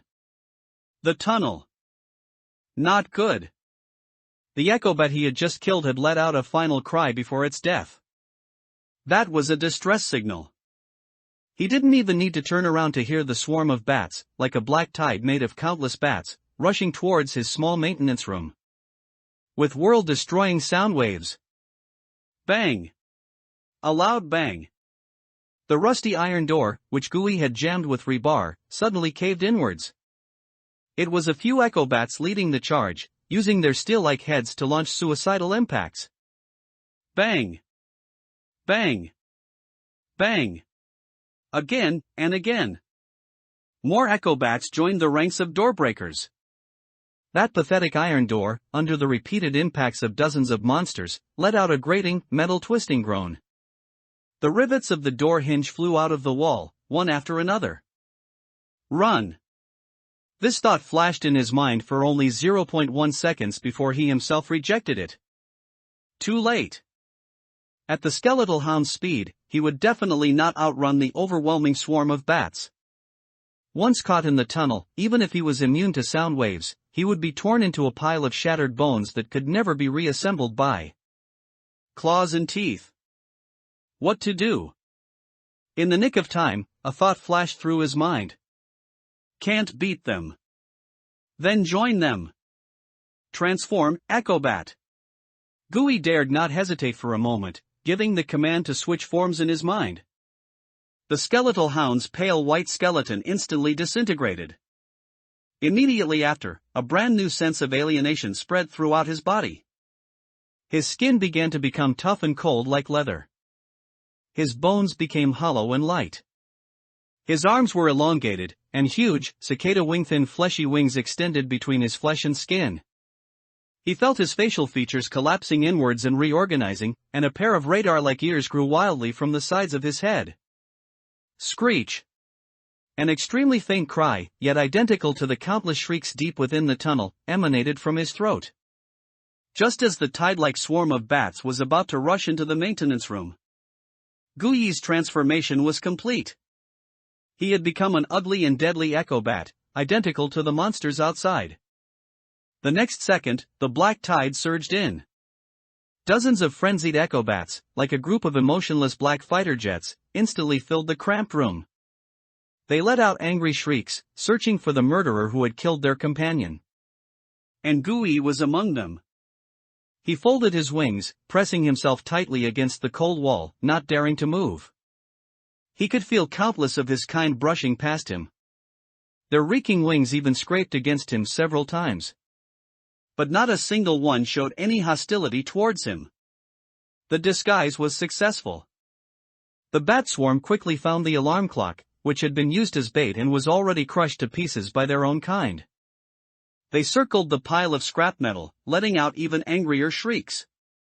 They seemed to be wondering why the murderer had shattered itself. They circled a few times, and after not detecting any other living creature's scent, they finally began to gradually exit the cramped maintenance room, returning to their nest deep within the tunnel. When the last echobat also disappeared into the darkness, Gui felt his almost stopped heart resume its work. He dared not linger for a moment. Mimicking the appearance of his kind in his memory, he suddenly flapped those unfamiliar fleshy wings. A powerful lift carried him off the ground. He flew along the top of the tunnel towards the subway station exit. Thump! Under the still gloomy sky of the South Ring wasteland, Gui ended his transformation and collapsed onto the roof of an abandoned building. He gasped for air, feeling like his lungs were about to burst. The experience of those few short minutes was 100 times more thrilling and dangerous than the 2 missions he had previously done at the company. But he had also survived. And he carried an unprecedentedly rich trophy. He leaned against the cold wall, calmed his breathing, and then immersed all his consciousness into the bizarre compendium. He wanted to take a good look at his new acquisition. Form card, number 003. Name, Echobat. Grade, F. Potential limit, E. Type, entity type / living creature type. Promotion conditions, this species has evolutionary potential. By continuously devouring the core organ of its kind, the vocal sac, absorbing its primordial power, and accumulating enough energy, it can break through current grade restrictions and be promoted to E grade. Description: a gregarious hunter that inhabits darkness. Lacks vision, relying on ultrasonic waves for perception and hunting. Their vocal cords are extremely dangerous weapons, but also extremely fragile weaknesses. Don't provoke them, unless you want to taste what it's like to have your brain boiled. Abilities. 1. Ultrasonic wave, after transformation, can actively emit a fan-shaped ultrasonic wave, capable of stunning weak creatures and damaging fragile items. Like glass. 2. Silent glide, after transformation, the special structure of its wings allows it to glide without making any sound. Weaknesses/rules. 1. Noise overload, continuous, high decibel, irregular noise will severely interfere with their sound wave positioning, causing them to fall into confusion and frenzy. 2. Fragile vocal cords, although their vocal organs are powerful, they are inherently extremely fragile. Once physically damaged, they will completely lose their attack capability. 3. Phototaxis, negative, extremely averse to strong light, high-intensity instantaneous flashes can temporarily blind them. Potential limit, E? Guyi's gaze was fixed on those 4 words. His brain raced. An F-grade ordinary Echo Bat. An E-grade Echo Bat King. This F-grade card actually had the potential to evolve to E-grade? He understood instantly. As long as he continuously used this form card to devour the vocal sacs of other Echo Bats, which is the energy of other Echo Bats, then it would be possible for it to break through the grade limit, complete evolution, and transform into a brand new, more powerful E-grade form card, the Echo Bat King. This discovery made Guyi's breathing quicken. A crazy, yet infinitely tempting thought grew in his mind. He now had the skeletal hound, capable of perfect stealth and combat. He also had the Echo Bat, capable of perfect disguise and escape. And alarm clocks, which had proven to be extremely effective bait, were available in abundance on Rust Bone Street. A low-risk, high-reward monster farming plan, infinitely repeatable, instantly formed in his mind. I need more alarm clocks. Hunting upgrades and mission completion, major chapter. Guyi didn't linger on the ruined rooftop for too long. When the feeling of physical exhaustion and the invigorating sensation of mental power recovery reached a delicate balance, he immediately set off. He strictly followed the safe route marked on Old Man Wang's map, quickly returning to the south gate 6 of the Searing Zone. An hour later, Rust Bone Street, Pile of Old Papers Alley. The thin, dry-wood-like old man who sold old-era trinkets was dozing in a reclining chair. Suddenly, a figure blocked the dim yellow light in front of him. Boss. The old man reluctantly opened his eyes and saw Guyi's face, mostly covered by a gas mask. It's you again, monkey boy, friend? He clearly still remembered Guyi. What, looking to buy art again? No. Guyi shook his head and pointed to the box filled with scrap metal in the furthest corner of the old man's shop. How many of your cheapest, working second-hand mechanical alarm clocks do you have here? The old man was stunned, clearly not expecting that the kid who came with the monkey yesterday to buy a Walkman would come alone today to buy such junk that was good for nothing but making noise. Those things? He mumbled, but still stood up and rummaged through the box. They're all broken things discarded from the Ring District, repaired. 15 credit points each. How many do you want? Guyi glanced at the remaining 600 credit points balance on his personal terminal. I'll take 20, he said. 300 points total. Guyi paid the amount with his personal terminal without hesitation. Then, under the old man's looking at an idiot gaze, he stuffed all the alarm clocks into his backpack, turned, and left without looking back. Another hour later, South Ring Wasteland, Subway Line 3 entrance. Guyi returned. This time, his eyes no longer held the previous tension and probing. He fully wound all 20 alarm clocks. Then, he walked into that familiar darkness. The hunt began. The first step was still to transform into a skeletal hound, carrying an alarm clock set to ring at a specific time, and silently infiltrate the tunnel. But this time, he didn't put the alarm clock in the inspection room too close to the main nest.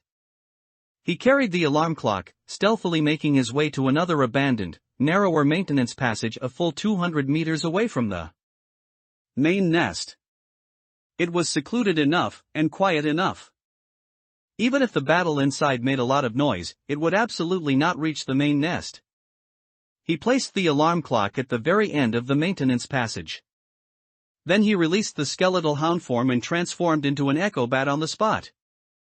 After doing all this, he flapped his wings and flew back near the main nest, silently hanging himself in the deepest shadow on the tunnel ceiling. Like a real fallen leaf. He was waiting. Waiting for the alarm clock to ring.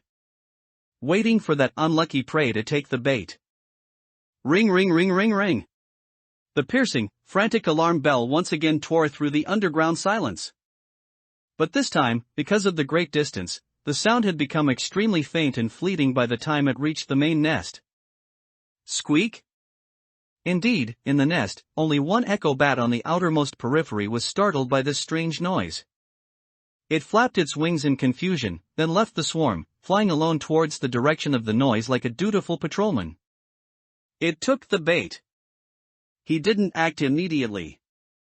Like the most patient hunter, he waited quietly. Waiting until that unlucky patrolman completely disappeared around the corner of the maintenance passage. Only then did he spread his wings and follow closely.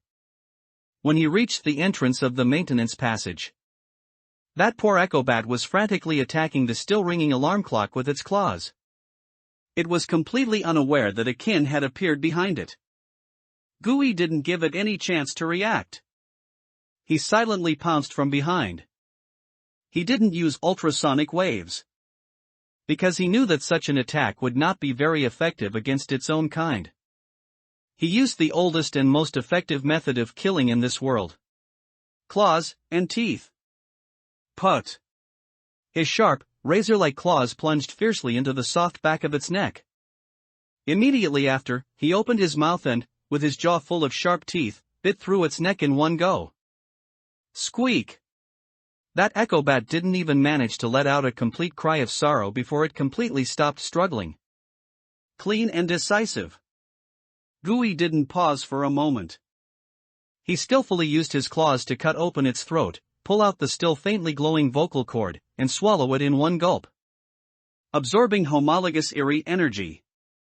Then, he dragged the corpse and hid it in the darkness at the deepest part of the maintenance passage. The first fishing expedition was a perfect success. Gooey showed no pride or excitement. He simply flew out of the maintenance passage, found a new fishing spot, and placed the second alarm clock. Then, he returned near the nest and continued to wait. Waiting for the next foolish prey to take the bait. Time flew by in this cold, death-laden repetition. The second one. The third one. His movements became increasingly skilled, increasingly ruthless. From setting traps, to luring, to hunting, devouring, and destroying the evidence. The entire process was fluid, filled with a cold aesthetic of efficiency. Finally, after he successfully hunted the 16th echo bat. Absorbing homologous Eerie energy. Mental power limit increased, 25-27. Mental power has been fully restored. Gooey was startled. Did his mental power limit break through? Perfect. After such a long hunt, his mental power was already approaching a dangerous range. Form card, number 003. Name, Echo Bat. Grade, F. Potential limit, E. Type, entity type/living organism class. Description, gregarious hunters that dwell in darkness. They have no sight and rely on ultrasonic waves to perceive and hunt. Their vocal cords are extremely dangerous weapons and also extremely fragile weaknesses. Don't provoke them, unless you want to taste your brains boiled. Weaknesses/rules. 1. Noise overload, no change. 2. Fragile vocal cords, no change. 3. Negative phototaxis, no change. Abilities. 1. Ultrasonic wave. Effect 1, impact after transformation, can actively emit a fan-shaped sound wave with physical impact. Can knock down creatures below F grade. Effect 2, detection range expanded to a 100-meter radius, clarity of echo-constructed models increased by 300%, can distinguish different materials such as metal, flesh, and rock. Mental power consumption reduced by 40%. 2. Silent glide. Effect 1, silence, no change. Effect 2, new trait unlocked dive can perform short distance, explosive dive acceleration during gliding, instantly increasing movement speed by 50%. Mental power consumption reduced by 40%. An unprecedented, powerful sense of energy filled his limbs and bones.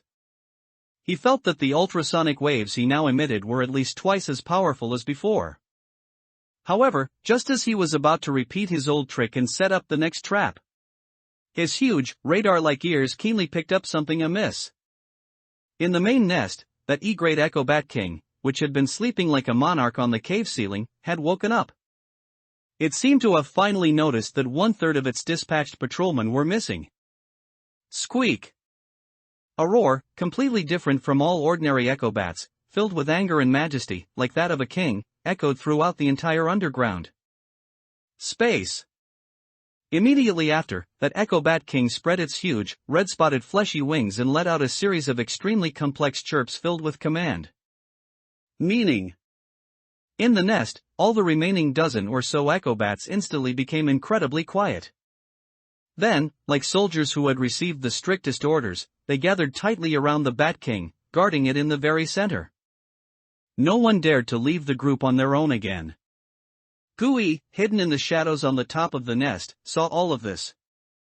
He had farmed this novice village dungeon too hard. The boss had already noticed something was wrong, and had activated maximum alert mode. It seemed today's hunt was over. He didn't make any further attempts. He just took a deep look at the Echo Bat King in the center of the nest, which was vigilantly scanning its surroundings with its hollow, eyeless face. There would be plenty of opportunities in the future. He prepared to quietly exit this tunnel. However, just as he was about to flap his wings and leave, a thought he had almost forgotten resurfaced. That silver lighter. That quest worth 600 credit points. He had originally given up. But at this moment, a new idea appeared in his mind. Can't find it with eyes. A flashlight is too dangerous. But what if I don't use sight? Gui lowered his head and looked at his ugly, fleshy wings, which belonged to an echo bat. He had a pair of brand new eyes. He no longer hesitated, but flapped his wings, flying silently like a real shadow melting into the darkness, leaving the main nest's range and returning to that empty platform, which countless scavengers had frequented. He didn't turn on his flashlight. Instead, he hovered in mid-air, then opened his mouth. Squeak! An extremely faint, high-frequency sound wave, which only he himself could hear, instantly spread out from his throat like ripples on water. The next second, the entire world completely changed in his senses. No longer darkness, no longer light. But a black and white, three-dimensional model composed of countless echoes and outlines. The cold railway tracks reflected the clearest, sharpest lines. The concrete walls and ground were large, blurry color blocks. The garbage and gravel scattered on the ground were noise points of various sizes. This was the world of the Echo Bat. A world seen with sound. Gui suppressed the excitement in his heart and began to scan the entire platform inch by inch, like the most precise radar. Under the bench. Only some stones reflecting dull echoes. Inside the trash can liner. Empty. The gaps in the railway tracks. Only some tiny, sharp echoes belonging to metal parts. He had almost turned the entire platform upside down. But still found nothing. Could it be, not here? Gu frowned.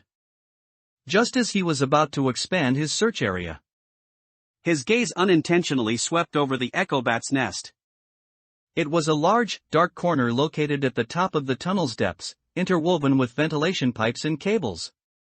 It was piled high with various garbage that the echo bat had brought back from outside. Animal bones, broken rags, and some shiny trinkets they couldn't digest. Just like a crow's nest. Gu didn't pay attention at first. But just as he was about to shift his sight, an extremely tiny, yet reflecting an unusually clean, sharp, and dense echo bright spot suddenly jumped out in his mental model. It was mixed among a pile of animal bones and pebbles. Completely inconspicuous. But its echo was distinctly different from all surrounding objects. That was metal. And it was extremely dense, smoothly polished metal. Found it. Gu felt a surge of ecstasy. He immediately retracted the sound waves, flapped his wings, and flew silently towards the nest. He pushed aside a fellow echo bat blocking the nest entrance, and the displaced echo bat grumbled discontentedly twice before finding another spot to continue hibernating. Gu then flew into the nest and carefully used his claws to push aside the pile of foul-smelling garbage. Soon, a small metal cube, covered in mud and excrement, lay quietly there. Gu hooked it up with his claws. Then he flew to an empty corner and landed. He released his transformation, returning to human form. He turned on his flashlight and placed the small object in his palm. He carefully wiped off the dirt with his sleeve. Under the flashlight's beam, the familiar, old-era metallic luster and the two small, meticulously carved letters on it clearly appeared before his eyes. S. Y. Quest complete. Gu held the lighter, feeling the Echo Bat card in his compendium. 600 credit points. An E-grade potential card. This hunt was a huge profit. He carefully tucked the lighter into his innermost pocket. Sudden wealth and advice, large chapter. By the time Gu returned to the South Gate 6 of the Searing Zone, dusk was already approaching. He didn't go home. Instead, clutching the cold lighter that held the hope of 600 credit points, and a backpack reeking of trophies, he headed straight for the One-Eyed Tavern. He now needed to convert today's trophies into tangible power and capital in the most direct way possible. At the One-Eyed Tavern in the evening. When Gu pushed open the heavy wooden door, at least a dozen gazes, a mix of scrutiny, greed, and indifference, fell on him, the new face, like searchlights. Gu paid them no mind. He simply adjusted his gas mask, pulled down his hat brim, and walked directly to the bar, which always exuded a dangerous aura. Behind the bar, One-Eyed was wiping an old-world double-barreled shotgun with a rag whose original color was indistinguishable. Something wrong? He didn't even look up, his voice sounding as if it came from a rusty tin can. Gu didn't waste words. He placed the silver lighter and the somewhat crumpled mission voucher together on the greasy bar. One-Eyed stopped wiping his gun. His mechanical eye, made of brass and gears, flickered, emitting a faint red light that meticulously scanned the lighter. S.Y. He uttered an unintelligible murmur, then looked up, fixing his good human eye on Gu for the first time. Kid, you're quick. He picked up a terminal on the bar and operated it a few times. Payment successful, 600 credit points. Watching the number on his personal terminal instantly surge, Gui's heart thumped fiercely. This amount was almost equivalent to the fortune he used to save in a month working at the company. He said nothing more, put away the mission voucher, and left the tavern. Gui's figure completely disappeared outside the door. Behind the bar. One-Eyed looked at the lighter, still gleaming silver on the bar. His brows furrowed tightly. He went to the independent office in the back of the tavern and opened an encrypted channel accessible only to core members of the Merchant Guild. It's me. That subway item retrieval mission, the one hanging in F rank as bait, has been completed. A similarly cold voice came from the other end of the communicator. Oh? Completed? I thought we'd have another material to recover. It's a newcomer. One-Eyed said slowly. A scavenger who registered just yesterday. A newcomer? The voice on the other end showed a hint of surprise. How is that possible? Did that group of echo bats fly away on their own? I don't know. One-Eyed shook his head. That's the strangest part. He picked up the lighter and weighed it in his hand. His gaze became incredibly profound. That so-called relic search mission. It wasn't a commission at all. It was an income-generating project within their one-eyed merchant guild that had been going on for several years. A man-eating trap that only they themselves knew about. The mission was real. The lighter was indeed in that location. But they played a classic word game in the mission description. Target area may have a small number of echo bats active. What is a small number? 1 is a small number. 3 to 5 is also a small number. But they never told anyone. That subway line 3 was infested with a colony of echo bats. And they deliberately threw the lighter deep inside the colony's nest. To get it, one had to face the entire bat swarm. For scavengers who could only take F-rank missions. That was a certain death trap. They used the 600 credit points bounty as bait. To lure those fools who desperately needed money and had blind confidence in their own strength. Making them eagerly rush to their deaths. And then, the merchant guild would send in professional scavenger teams.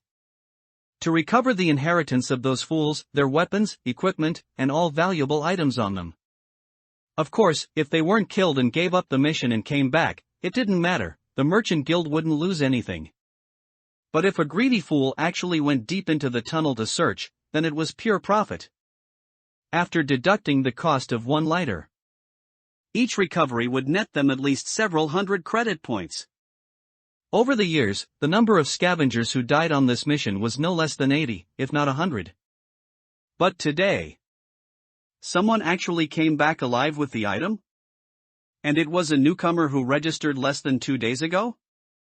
Could those bats have migrated due to seasonal changes? A guess was offered from the other end of the communicator. Possibly. One-Eyed nodded. This was the most logical explanation. But for some reason, he always felt that things weren't that simple. His mind kept replaying the hooded man's calm eyes as he turned and left. Send someone to subway line 3 to confirm. One-Eyed finally gave the order. If those bats are really gone, then move this bait and set it up again somewhere else. If... He paused, a cold glint flashing in his eyes. They are still there. Then, raise this newcomer's rank to key observation. I want to see. When did the South Zone get such an interesting newcomer?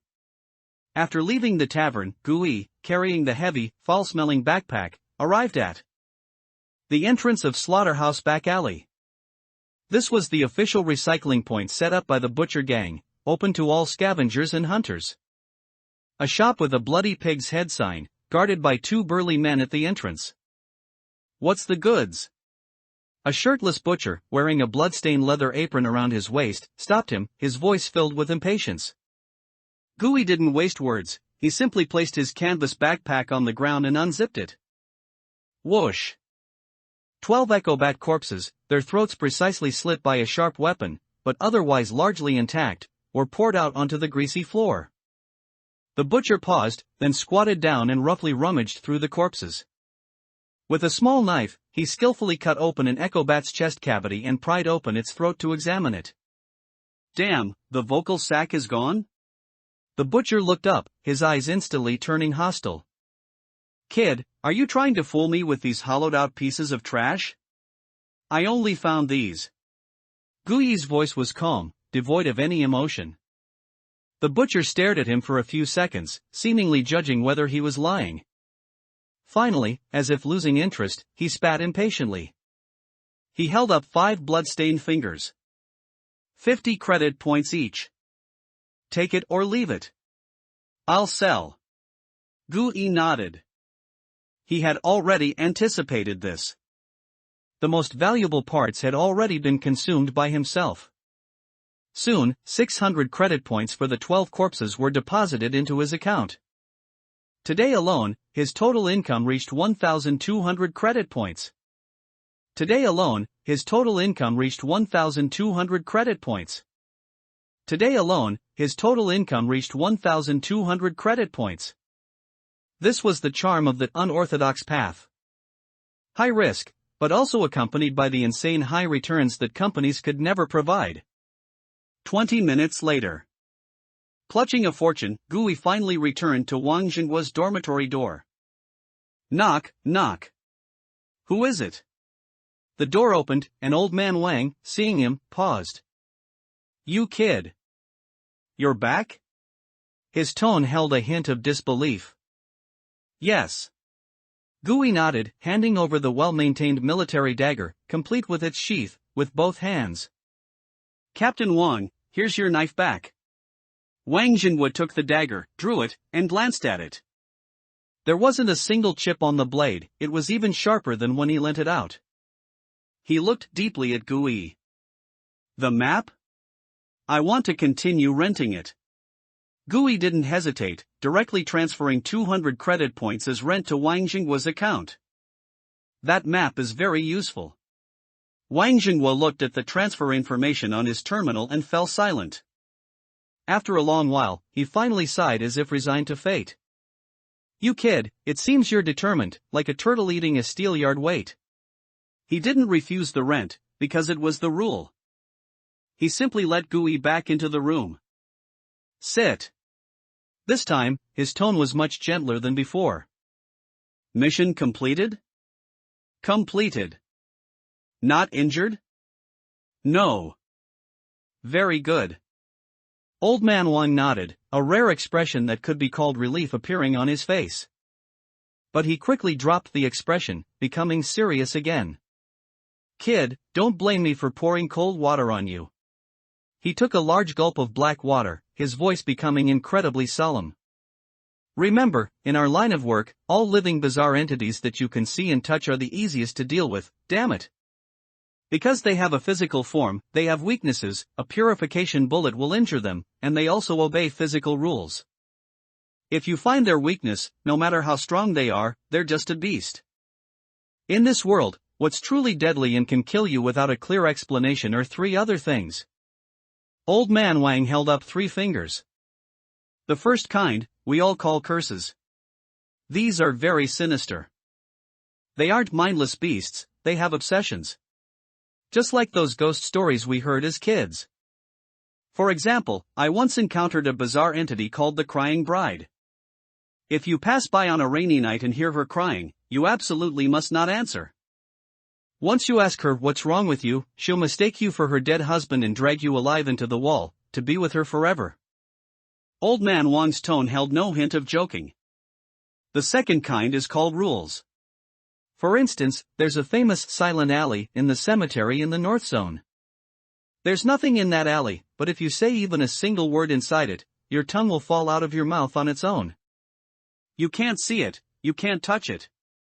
It is the law of that place. The third kind, he raised his last finger, his eyes becoming more solemn than ever before, is even more impossible to guard against, damn it, it's called contamination, or meme. Just like a virus spreads, it can kill through information. Sometimes, you only knew something, and you're already dead. And do you think only things with teeth and claws outside the wall can take your life? Old man Wang's eyes became incredibly cold. I tell you, what's more terrifying than bizarre entities is contamination value. How long have you been out this time?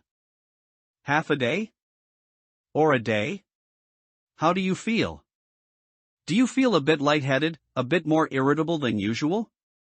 Gui was stunned, he felt nothing at all. Exactly. Old man Wang said to himself.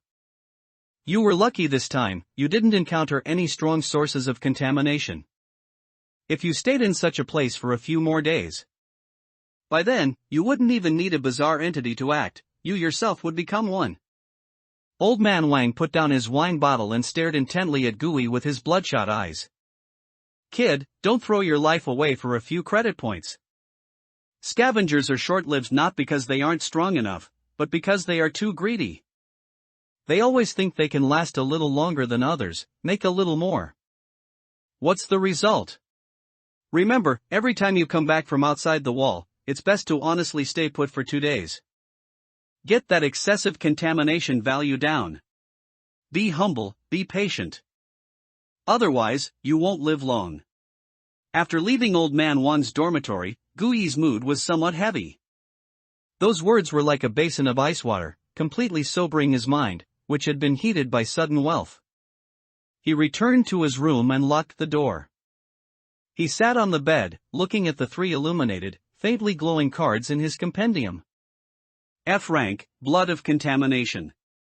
F rank, Skeletal Hound. F rank, E Potential Echo Bat. 3 form cards. These were all his current trump cards. A thought uncontrollably emerged from the bottom of his heart. Fusion. The bizarre compendium's most heaven-defying in-core ability. He hadn't tried it before simply because he had too few materials and was reluctant to use them.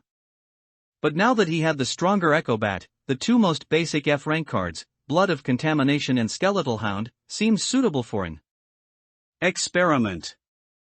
His heart began to pound uncontrollably. Once successful, I can combine 2 pieces of trash into one slightly less trashy one, achieving a leap in early combat power. His luck seemed good today. Let's do it. Gui gritted his teeth and made up his mind. He fully immersed his consciousness into the compendium.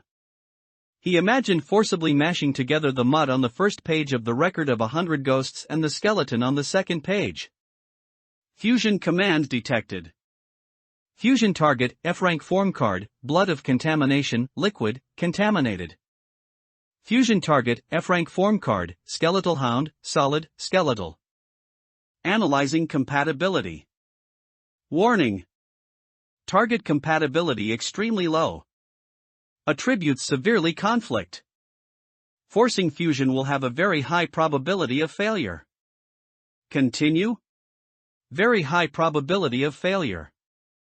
Gui's mind instantly cleared by half. But his gambler's heart, intoxicated by alcohol and victory, was clamoring. What if? What if I'm the chosen one? Continue. In his mind, he issued the command that he would later regret deeply. There was no anticipated sharp pain, no feeling of his soul tearing apart. Just an instant. Buzz. Fusion failed. Energy conflict. Card module loading error. F-rank form card, Blood of Contamination, has entered dormant state, unusable for 24 hours. F-rank form card, Skeletal Hound, has entered dormant state, unusable for 24 hours. Accompanied by the compendium's cold, emotionless judgment. Gui's blank mind finally resumed functioning. He extended his consciousness into the compendium. He saw that the first 2 pages of the Record of 100 Ghosts, those 2 cards he was most familiar with, had turned gray. A bright red countdown, like shackles, reading 23 hours 59 minutes and 58 seconds was displayed on them. Gui looked at the 2 gray cards, then recalled Old Man Wan's advice, be humble, be patient, otherwise, you won't live long. He smiled. Never overestimate your luck. A new way to earn extra money. The next day, Gui was woken up by a sharp pang of hunger. The after effects of the failed fusion were greater than he had imagined.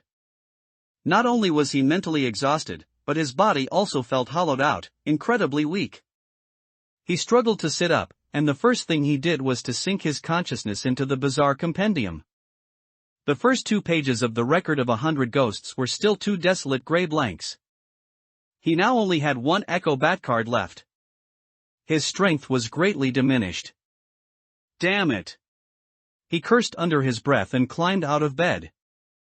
He first tore open a tube of sedative brand nutrient paste he had received yesterday and expressionlessly squeezed the cold, pasty substance with its strange earthy and minty taste into his mouth.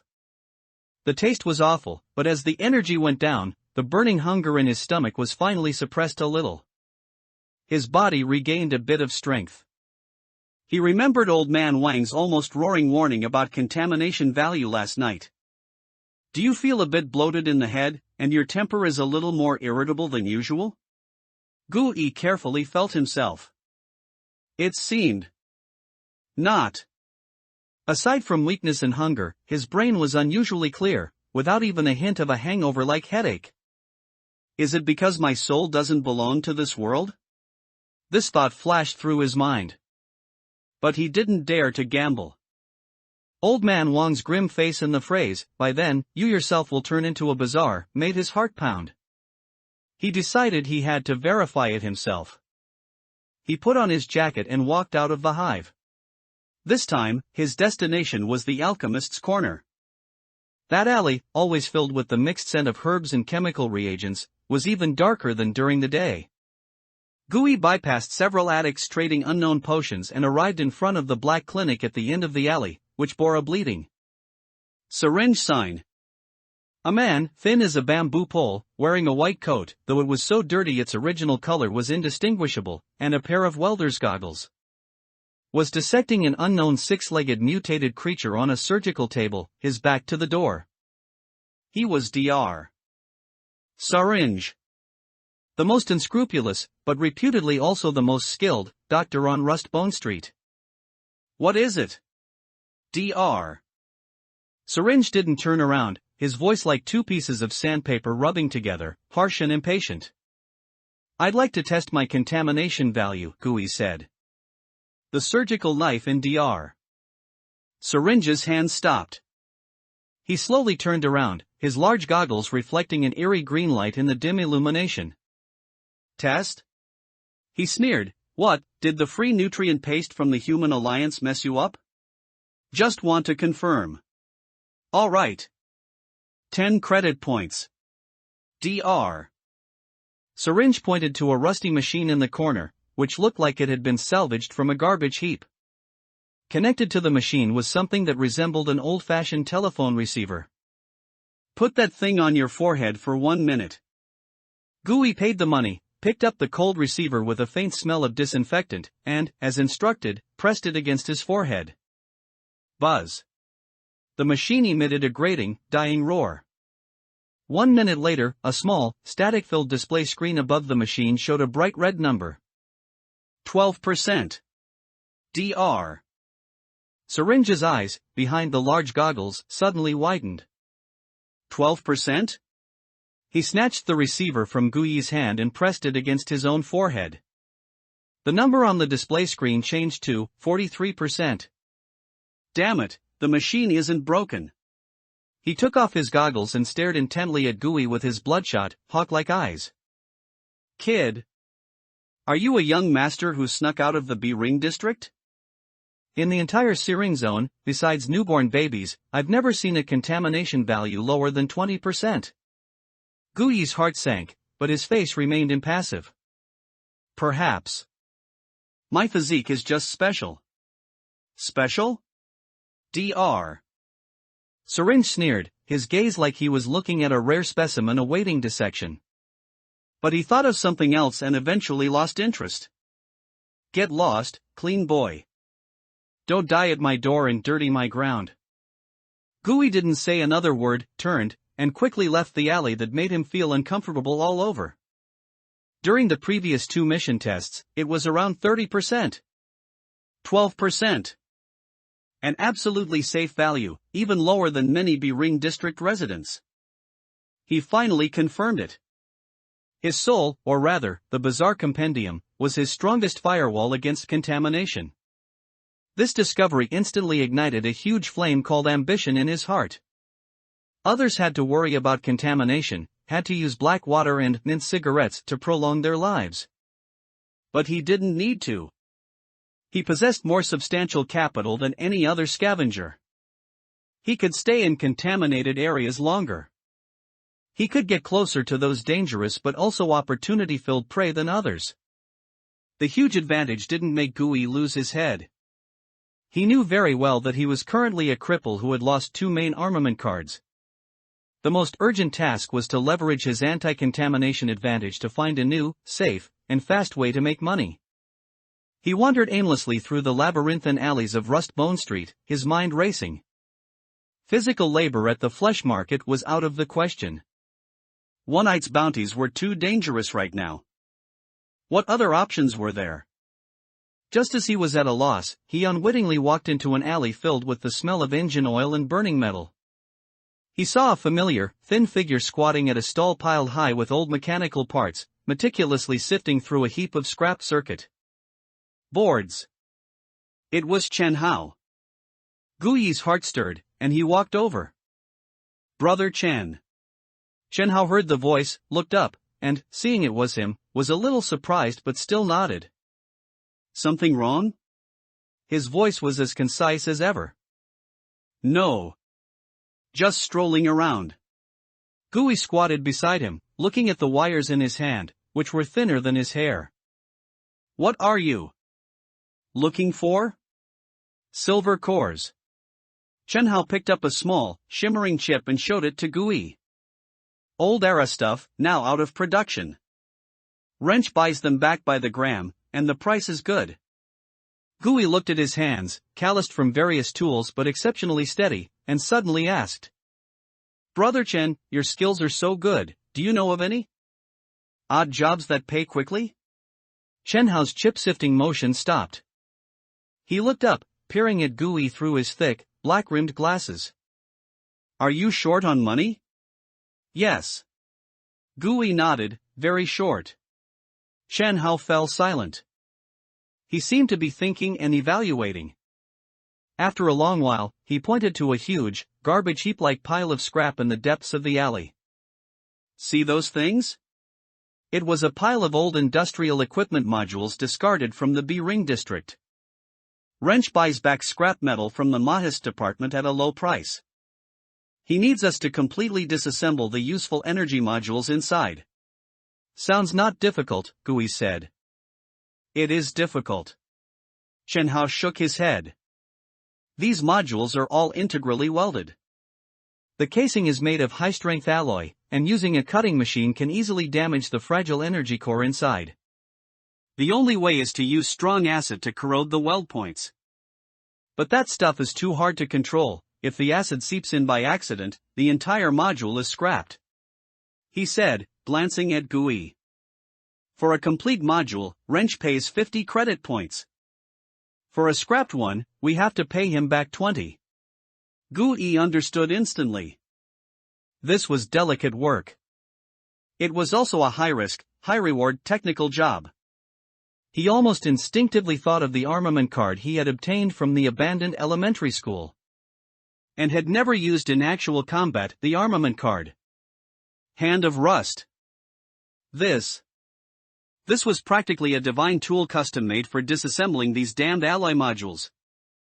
Using strong acid was an uncontrollable area attack. But using the Hand of Rust was a point attack that could be precisely controlled by his will. Guyi's heart instantly grew hot. He had been worried about his two main armament cards being locked. Now he realized he still held a golden rice bowl that he had always overlooked. "Perhaps I can try." A hint of surprise appeared on Chen Hao's face. But he didn't ask further. This was the rule of the Searing Zone. Everyone had their secrets. "If you can do it, we can split Wrench's goods equally," he said calmly. "Okay." Guyi extended his hand. Chen Hao was momentarily stunned, then extended his hand and lightly shook his. The clever use of rusty hands. Chen Hao didn't say much. He simply led Guyi into the backyard workshop behind the Wrench's shop, a larger and more chaotic area. This was the Wrench's scrap disposal center. A scrap metal mountain, piled high with various scrapped, rusty industrial modules and mechanical parts, stood 3 or 4 stories tall, dominating most of the view. A few technical oddjobbers, as taciturn as Chen Hao, were toiling like ants on the mountain, painstakingly using cutting machines and pry bars to dismantle those sturdy iron lumps. Wrench's rule: if you want to work, go pick your own materials from the mountain. Chen Hao pointed at the scrap metal mountain and said to Guyi, "Whether you can pick out valuable energy modules depends entirely on your eyesight and luck. Once you've picked them, go to the workshop in the back to dismantle them. He'll buy the cores you extract for 50 credit points each. If you damage one, 20 credit points will be deducted from your account. Gui nodded, indicating he understood. This was the wrench's art of exploitation. He only provided the venue and tools, and all the risks were borne by these lowest-level oddjobbers themselves. Wait for me here. After Chenhao finished speaking, he nimbly climbed the precarious scrap metal mountain alone. He didn't rummage around haphazardly like the others. His gaze quickly swept over the oddly shaped modules. He would occasionally stop, tap the module's casing with his hand, and cock his ear, listening carefully to the echoes from within. After about 5 minutes, he slid down the mountain, carrying a cylindrical module, half his height, that looked unremarkable. This one. He placed the module in front of Gui. An old-style pressure pump from the Bering district's water circulation system. The casing is triple-layered composite steel, with the weld points at the bottom. The energy core is in the exact center and is very fragile. He used his hand to outline the approximate location and size of the core on the module. Using a cutting machine, there's at least a 60% chance the core will be damaged by vibration and high temperatures. He said, glancing at Gui. Workshop number 3 in the back is empty, no one's there. Go give it a try. If you can't do it, then let's just pretend I never brought it up. Gui understood this was a test. He didn't say much, just picked up the heavy module and walked into the enclosed workshop, which was filled with the smell of rust. Bang! He closed the heavy iron door. The workshop was dimly lit, with only some natural light filtering through the dusty skylights. Gui placed the pressure pump flat on a large, cold metal workbench. He didn't touch the cutting machines and electric saws in the corner that looked quite dangerous. He simply extended his right hand. Manifest, equipped the hand of rust. He lowered his voice and issued the command in his mind. The next second, his right hand began to undergo a strange transformation at a visible speed. His skin rapidly lost its original blood color, becoming as pale and shriveled as corpse wax, with fine, cracked earth-like lines appearing on it. His fingers were unnaturally elongated, and sharp, yellowish bone spurs brutally pierced through the skin at the joints, exposing themselves to the air. His entire arm seemed to be dehydrated, muscles coiling into hard sinews tightly adhering to the bones. Finally, it transformed into a grotesque monster arm, entirely composed of mummified flesh and exposed bones. This was the other form of the armament card. Not a summoning, but an armament. Gui felt this new arm filled with cold power. He tried to move the 5 claw-like, uneven fingers of the hand of rust. They flexibly opened and closed at his will. Gui no longer hesitated. He walked to the workbench and slowly pressed the grotesque monster hand onto the incredibly sturdy weld points at the bottom of the pressure pump. Corrode. Buzz. The 5 fingertips of the hand of rust instantly lit up with an extremely faint, dark red glow, like molten iron. A power filled with the concepts of decay and oxidation began to slowly inject from his fingertips into the solid composite steel weld points. There was no piercing sound, nor any violent reaction. Gui only saw the sturdy silver-white weld seam begin to age at a visible speed under the touch of the hand of rust. The metallic luster rapidly faded. A thin layer of reddish-brown rust appeared. Immediately after, came the second layer, the third layer. In less than a minute, the incredibly sturdy weld seam had become as rusty and fragile as a shipwreck's iron anchor, submerged in seawater for decades. Gui retracted the hand of rust. Then, with his intact left hand, he picked up the most ordinary pry bar, inserted it into the gap, and gently pried. Crack! A crisp sound. The alloy base, which had once been strong enough to withstand high-pressure water flow, was easily pried open like a brittle cookie, revealing the energy core inside, wrapped in countless circuits and still faintly shimmering with blue light. It was a success. Gui looked at this perfect work before him, and he immediately dismissed the manifestation. The grotesque monster gauntlet transformed into a stream of light and retracted back into his body. He picked up the precious energy core, pushed open the door, and walked out. Outside, Chen Hao was leaning against the wall, waiting quietly. When he saw what Gui held in his hand, a hint of unbelievable shock flashed in his always calm eyes behind the thick black-rimmed glasses. Too fast. But he didn't ask Gui how he did it. He simply straightened up silently and then solemnly extended his hand to Gui. Pleasure working with you. That morning became the most tedious, yet also the most profitable morning since Gui's transmigration. The cooperation officially began. The division of labor was incredibly clear.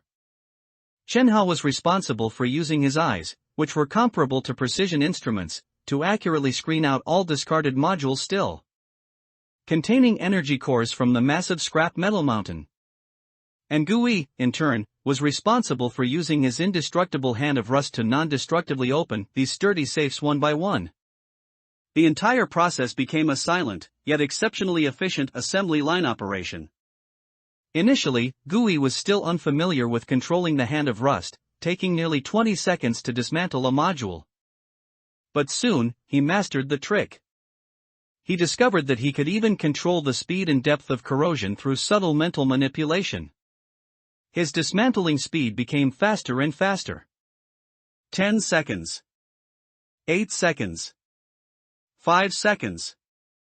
By the end, it had turned into Chen Hao taking time to pick and choose, while Gui was bored and yawning in the workshop, waiting. When the piercing rest bell rang near noon, the metal box used to hold the cores in front of them was already neatly stacked with 30 intact energy cores. 30 cores. Gui looked at this huge fortune, and his heart began to pound uncontrollably. 50 credit points per core, 30 cores meant 1,500 points. This was, damn it, more than he earned by fighting monsters for a whole day in the subway tunnels. Let's go. Brother Chen. Let's go find Wrench to exchange for money. Gui excitedly rubbed his hands, picked up the box, and was about to leave. Wait. Chen Hao, however, reached out and stopped him. What's wrong? Gui was startled. Chen Hao's expression was more serious than ever. He pointed to the box. We dismantled 30 cores in one morning. Whereas those people outside, working all day, can at most dismantle 5 or 6 cores. We moved too fast. Gui understood instantly. He had only thought about making money, but he forgot that this was the searing zone. Here, efficiency sometimes equaled danger. Then what should we do? In batches. Chen Hao's answer was brief and effective. Today, we'll only turn in 10 cores. We'll say we were lucky and found a batch of easy-to-dismantle materials. We'll hide the rest. We'll come back and turn them in every 2 days. Remember, in front of someone like Wrench, never let him think you're special. Gui immediately understood Chen Hao's meaning, but then he quickly thought of a more realistic problem. But how do we hide them? He lowered his voice and pointed to the workshop exit. Wrench wasn't a fool. No one cared when you entered his backyard, but if you wanted to take things out, those guards at the door weren't to be trifled with. Chen Hao didn't answer after hearing that. He merely gave Gui a look that said, "You don't need to worry about it." Then, he silently counted out 10 cores from the 30 and put them into an empty box. After that, he picked up the remaining 20, and without a word, walked deep into the labyrinthine piles of scrap in the backyard workshop. Gui didn't follow. He knew this was Chen Hao's secret. Just as he wouldn't ask Gui what method he used to efficiently extract the cores. After about 3 minutes, Chen Hao walked out of the scrap pile, empty-handed. Let's go, let's exchange for money first. Chen Hao picked up the box containing only 10 cores and led Gui back into Wrench's shop, which was filled with the smell of oil and gunpowder. The transaction process was simpler than imagined. Wrench merely scanned the goods in the box with his red mechanical eye, and after confirming the quantity and quality, he directly transferred 500 credit points to Chen Hao's personal terminal. He didn't say a single word from beginning to end. After leaving the shop and returning to the relatively quiet corner of the backyard workshop, Chen Hao then opened his personal terminal. Today, 500 points. He looked at Gu Yi and said. Half each, 250. Gu Yi immediately said. No. Chen Hao shook his head. 60-40 split. You get 60, I get 40. Gu Yi was stunned. Why? Chen Hao pushed up his glasses, looked at Gu Yi, and said in an extremely calm tone. My job is to see. Your job is to open. My seeing is experience. Without me, you might spend an entire day and still not find 10 valuable modules. But your opening is skill. Without you, even if I found 30 modules, I would only be able to dismantle less than 10. The rest would become scrap, and I might even lose money. He looked at Gu Yi, and for the first time, his always calm eyes revealed a hint of that unique respect found between technical professionals. I need your skill to maximize the value of my experience. So, you taking 60% is reasonable. After saying that, he didn't give Gu Yi any chance to refuse, directly transferring 300 credit points to Guang Yi's account. Gu Yi looked at the weighty number, 300, on the terminal, then at the taciturn man in front of him. He suddenly understood. This was the true cooperation in the searing zone. Not based on emotion, not based on pity. But based on the purest, absolute recognition of each other's value. The orphanage and a pot of stewed meat, 2 chapters combined.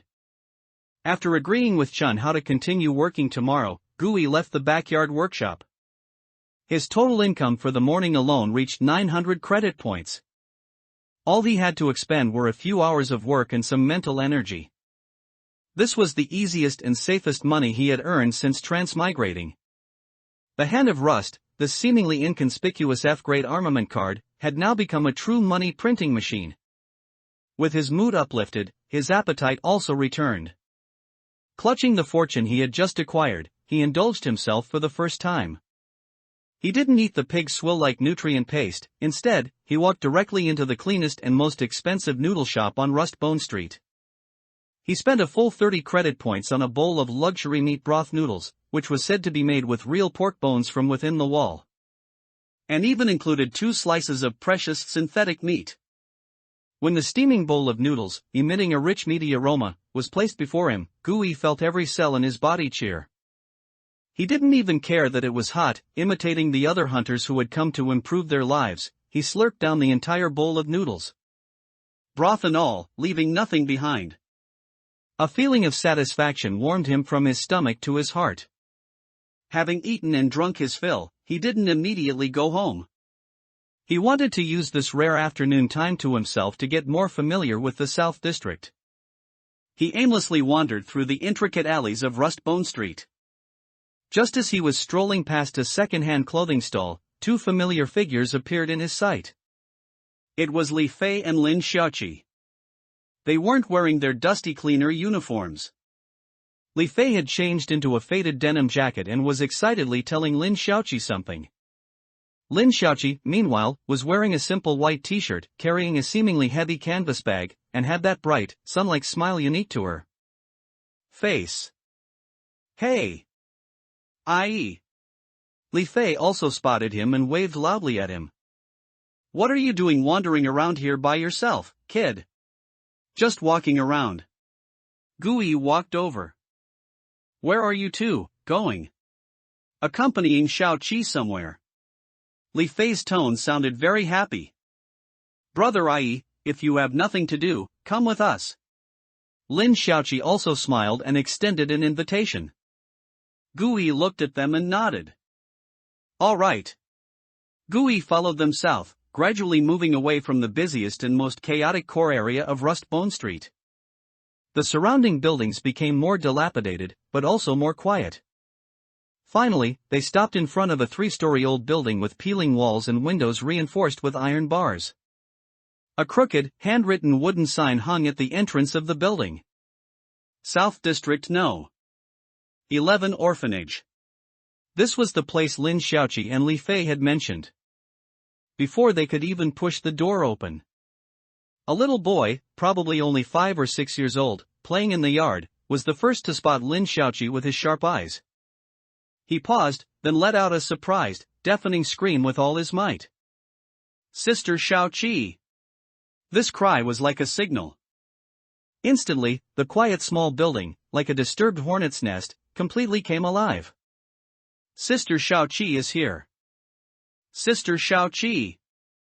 And Brother Monkey!"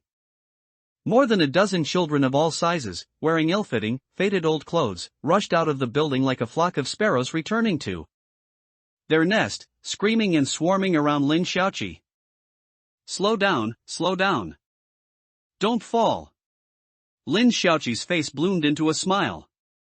She skillfully squatted down, letting the children hang on her arms and neck like little monkeys.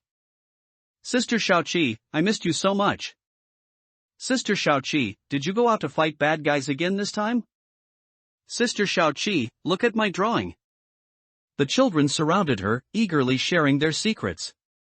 Smiling, she magically pulled out a large handful of colorful, cheapest fruit candies from her canvas bag. "Here, everyone gets some. Line up, one by one." The children's cheers almost lifted the roof off the dilapidated building. Li Fei stood by, looking at Lin Xiaoqi, who was engulfed by the children, and a genuine, silly smile also appeared on his face. He turned his head and whispered to Gui, who was also a bit stunned. "See? She's the god of these little brats. At least a third of the credit points she earns from each mission turn into these sickeningly sweet candies." Gui looked at Lin Xiaoqi, who was surrounded by the children, patiently wiping the face of a little girl with a runny nose. He found it hard to connect this angel full of maternal radiance with the sparrow who could skillfully kill monsters with crossbow bolts from high places on the battlefield. You all came from here too?" Gui asked. "No, not really." Li Fei shook his head, pulled a few candies from his pocket, and handed them to a little one who was staring at him eagerly. "But it's close enough. Our squad, to put it bluntly, is an orphanage." He laughed self-deprecatingly. "Think about it, this damned cleaner job is precarious. What family with parents would be willing to let their children do this?" Li Fei didn't say more and joined the children. He deliberately put on a stern face, holding the snack bag high in his hand. "Do you want it? If you want it, you have to defeat me, the Monkey Demon King, first." He shrieked and got into a playful brawl with the half-grown boys. Gui stood by, looking at the scene before him, which was so out of place with the entire gray millstone, full of sunshine and childish innocence, and was somewhat lost in thought. An old granny, wearing a quaint dark gray mandarin collar long gown, with white hair and a face full of wrinkles, but with exceptionally gentle eyes, walked out of the stone building, leaning on a cane. She was the director here. "You've arrived." She smiled kindly at Lin Xiaoqi and Li Fei.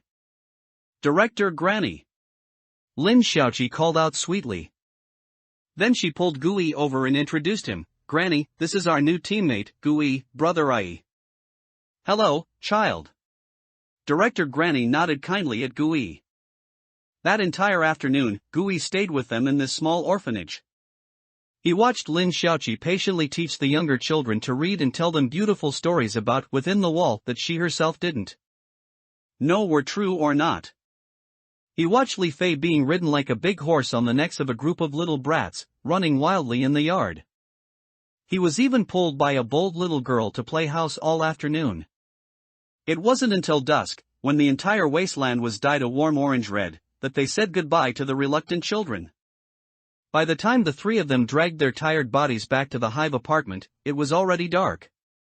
As soon as they stepped into the familiar dim hallway, a powerful, unfamiliar scent, a mix of rich fatty aroma and grain fragrance that they had never smelled there before, fiercely assailed their nostrils. "Holy crap!" Li Fei's eyes instantly widened. "What is that smell? Who the hell moved old man Wan's barbecue kitchen into their home?" When they breathlessly ran to the communal kitchen at the end of the hallway, the sight before them stunned them. The kitchen entrance was surrounded by neighbors from the same floor, 3 deep. Everyone craned their necks, greedily inhaling the divine aroma wafting from the kitchen, their eyes gleaming. "Lu Feng! Did you strike it rich today? Oh my god, that smell, is that real protein block? And rice? It's really rice. And in the center of the crowd, Auntie Lufang, like a victorious female general, stood with her hands on her hips, her face flushed with joy, guarding her huge iron pot. In the pot, a golden-hued potato stew with chunks of meat was bubbling. That powerful meaty aroma was coming from this pot. What are you looking at? Haven't you ever seen someone eat? Lu Fang roared at the crowd with full vigor, but the upturned corners of her mouth couldn't be suppressed. She saw Gu Yi and the others return and immediately waved them over. Where have you all been? Hurry up and help.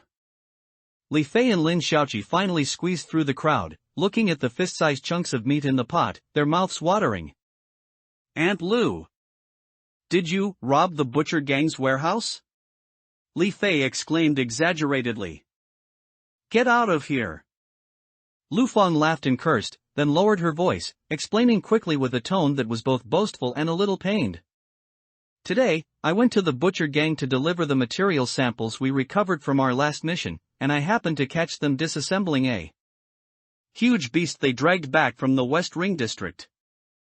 I chatted with the manager for a few extra minutes, and he was happy enough to give me this big chunk of the remaining core protein block. Half selling, half gifting it from his stall. Hiss. Li Fei and Lin Xiaoqi both gasped, looking at the meat. This was real hard currency. That's not all. Auntie Lu Fang's face showed an even more mysterious smile. Like a magician, she uncovered the lid of another smaller pot next to it. A purer, warmer, slightly sweet green aroma instantly filled the entire kitchen. In the pot was a steaming, white, distinct grained rice. A luxury that only the big shots of the B-Ring district could occasionally enjoy. Rice.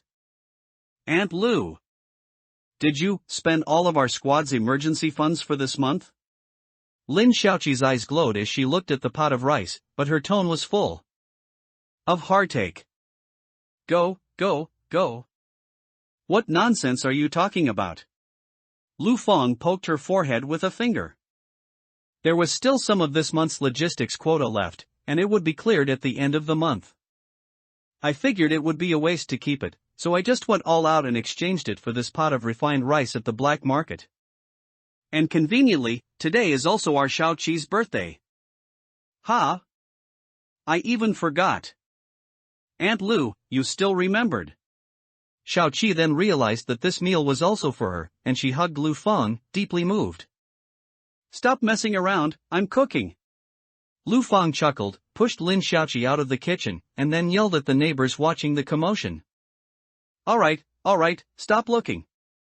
Auntie Lu Fang watched the crowd gather at the door, picked up a large ladle, and scooped a few ladles of the top soup from the pot, pouring it into an iron basin she had prepared earlier. One small spoonful of soup for everyone. Just a taste. Now, disperse. Don't delay our meal. The neighbors immediately burst into cheers, lining up one by one, carefully using their bowls to take a little bit of the precious, meaty soup from the basin, and then dispersed, satisfied. These were the rules of the hive. Here, you could close your door and eat alone. But if you made such a big commotion and weren't willing to share even a little soup, then tomorrow, a pile of garbage that could never be swept clean might appear at your doorstep. Auntie Lu Fang looked at Li Fei, who was drooling at the meat soup, and slapped the back of his head. Don't just stand there. Go! Call old man Wang in glasses over. Today, our squad 7 is eating. Finally, the kitchen was quiet. The coffee table in the common lounge was used as a dining table. Old man Wang, for the first time, pulled a metal flask from his, and placed it on the table with a thud. It's all here. Old man Wang was concise. Li Fei instantly let out a cheer and quickly found a few chipped enamel cups. The 6 members of the squad were rarely gathered together so neatly outside of missions. The food was soon ready. Auntie Lu Fang placed a large basin of steaming, fragrant protein cubes stewed with potatoes in the center of the table with a clank. The potatoes were stewed until soft and glutinous, soaked in the meat juice, and presented an inviting brown color. And in front of everyone, there was a steaming, fragrant bowl of white rice. Just as Li Fei, the hungry ghost, was about to reach for his chopsticks first. Hey! Wait! Auntie Lu Fang suddenly hit his hand with her huge ladle. What's the rush? Are you in a hurry to be reincarnated?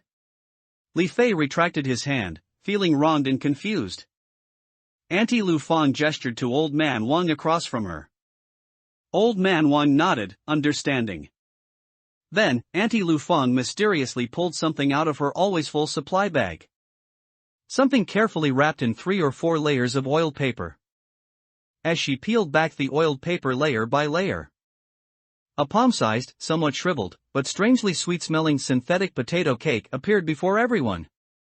Most importantly, in the center of that potato cake, a thin match, found from who knows where, was used as a candle. Aunt Lu? What is this? Li Fei was stunned. He had originally thought he was the only one who had prepared a surprise. Auntie Lu Fang ignored them. She just looked at Lin Xiaoqi with unprecedented tenderness in her eyes. Then, she lit the small match with a lighter.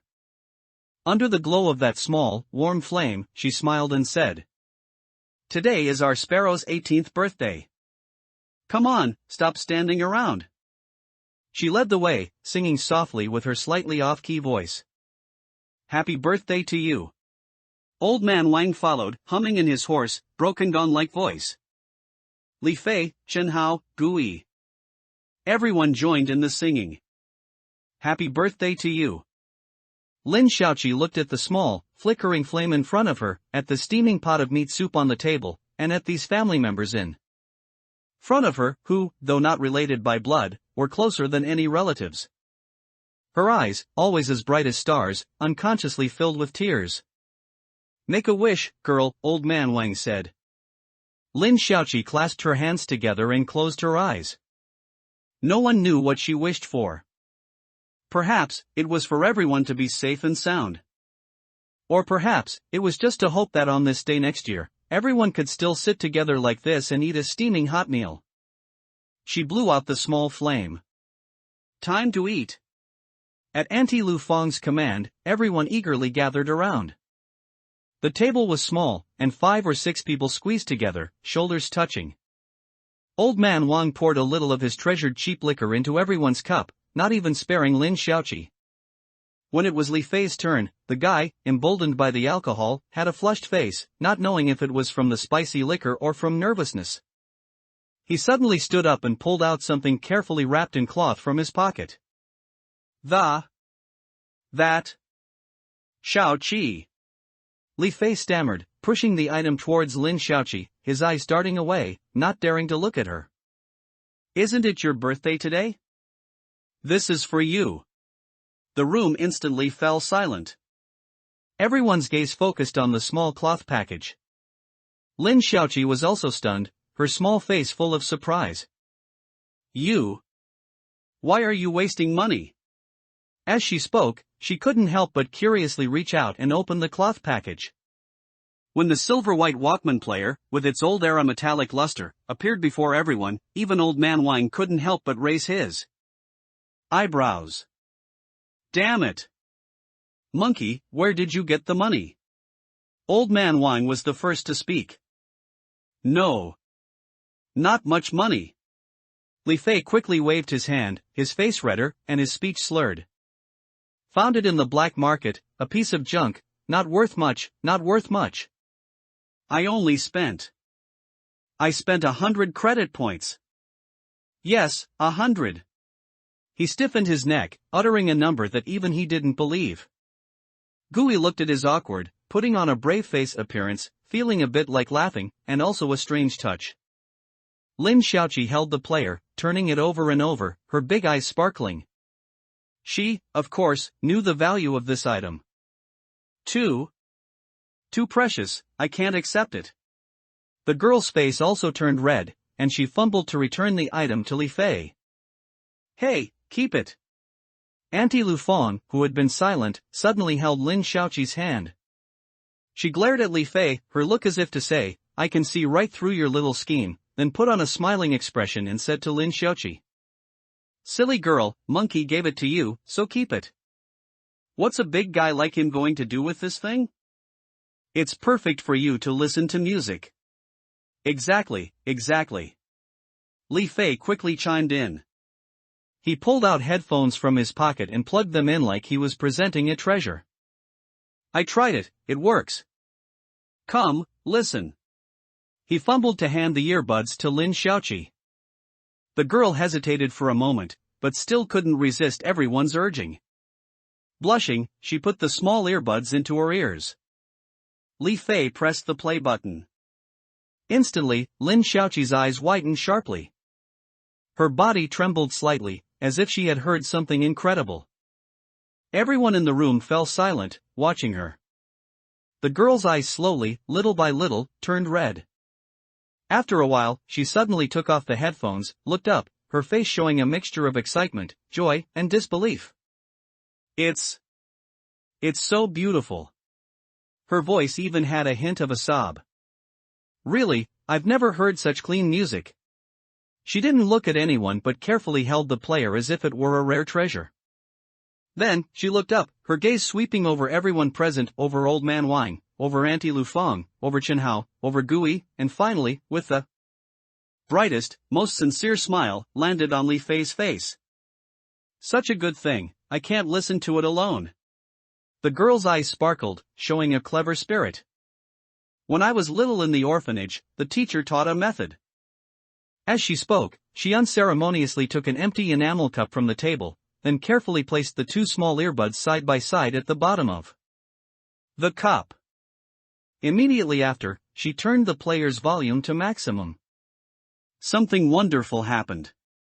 Using the cup's resonance and amplification effect, a somewhat hoarse, yet still melodious and clean piano sound spread from the mouth of the cup, slowly flowing through the small lounge. It was a powerful old rock song. At this moment, it seemed even the greasy aroma of meat in the air became elegant. Hey! You're something, girl. Even Old Man Wang couldn't help but praise her. Li Fei watched this scene, watching Lin Xiaoqi's heartfelt smile, and his tightly clenched fists finally relaxed. He grinned, showing a smile that was as foolish as could be, then abruptly raised his glass and downed a cup of cheap liquor, as if only this could hide his heart, which felt like it was about to leap out of his throat. Lin Xiaoqi made a face at him, then lowered her head, but the corners of her mouth uncontrollably turned upwards, forming an incomparably brilliant arc. She raised her foot, secretly tapping along with the melody under the table. Chen Hao, who was usually silent, also, for the first time, served himself a full bowl of rice. Eat, everyone eat. Only when you're full will you have the strength to fight for your lives. Old Man Wang raised his cup, took a gulp of wine, and said with a flushed face, Eat. Everyone raised their chopsticks. Gui also picked up a piece of potato and put it in his mouth. It was very hot and very fragrant. The taste wasn't actually that great, the synthetic meat had a strange industrial flavor, and the potatoes were a bit astringent. But for some reason, when the stew was swallowed, a warm current instantly surged from his stomach throughout his body. He looked at the scene before him.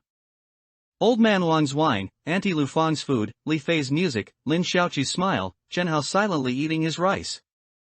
He listened to the old song from the old world. Eating this meal, which didn't taste great but contained everyone's heart. This kid, the original owner. Gui muttered softly to himself in his heart. His luck is really, damn, a bit too good. In this cold, cruel, strange era where human lives are less than dogs. To meet such a group of people gathered under the same roof. That probability was probably as low as him transmigrating into this world. Overture to an elegy. Scarface, a minor leader of the butcher gang, leaned impatiently against a foul-smelling garbage truck, smoking a cigarette. In front of him stood a dozen of his subordinates who had just finished their private work. Are you all fucking done? He asked. All done, boss, replied one of the most nimble-looking underlings, nodding and bowing. Just as you said, we sprayed that bottle of special. Cleaner on the largest sewage outlets by the turbid pool in the West District. Not a single drop was wasted. No one saw you, right?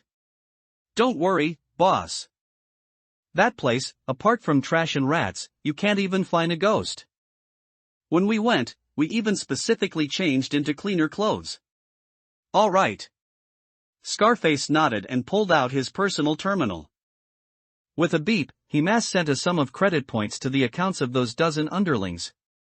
This is your hard-earned money. 50 points each, the extra is for drinks. Thank you, boss. The underlings immediately erupted in suppressed cheers, looking at the extra numbers on their terminals, and left with profuse thanks. Scarface watched them disappear into the darkness, then spat on the ground in disdain. A bunch of idiots. He walked to an empty corner, took out an encrypted communicator, and dialed a number. Sister Hong.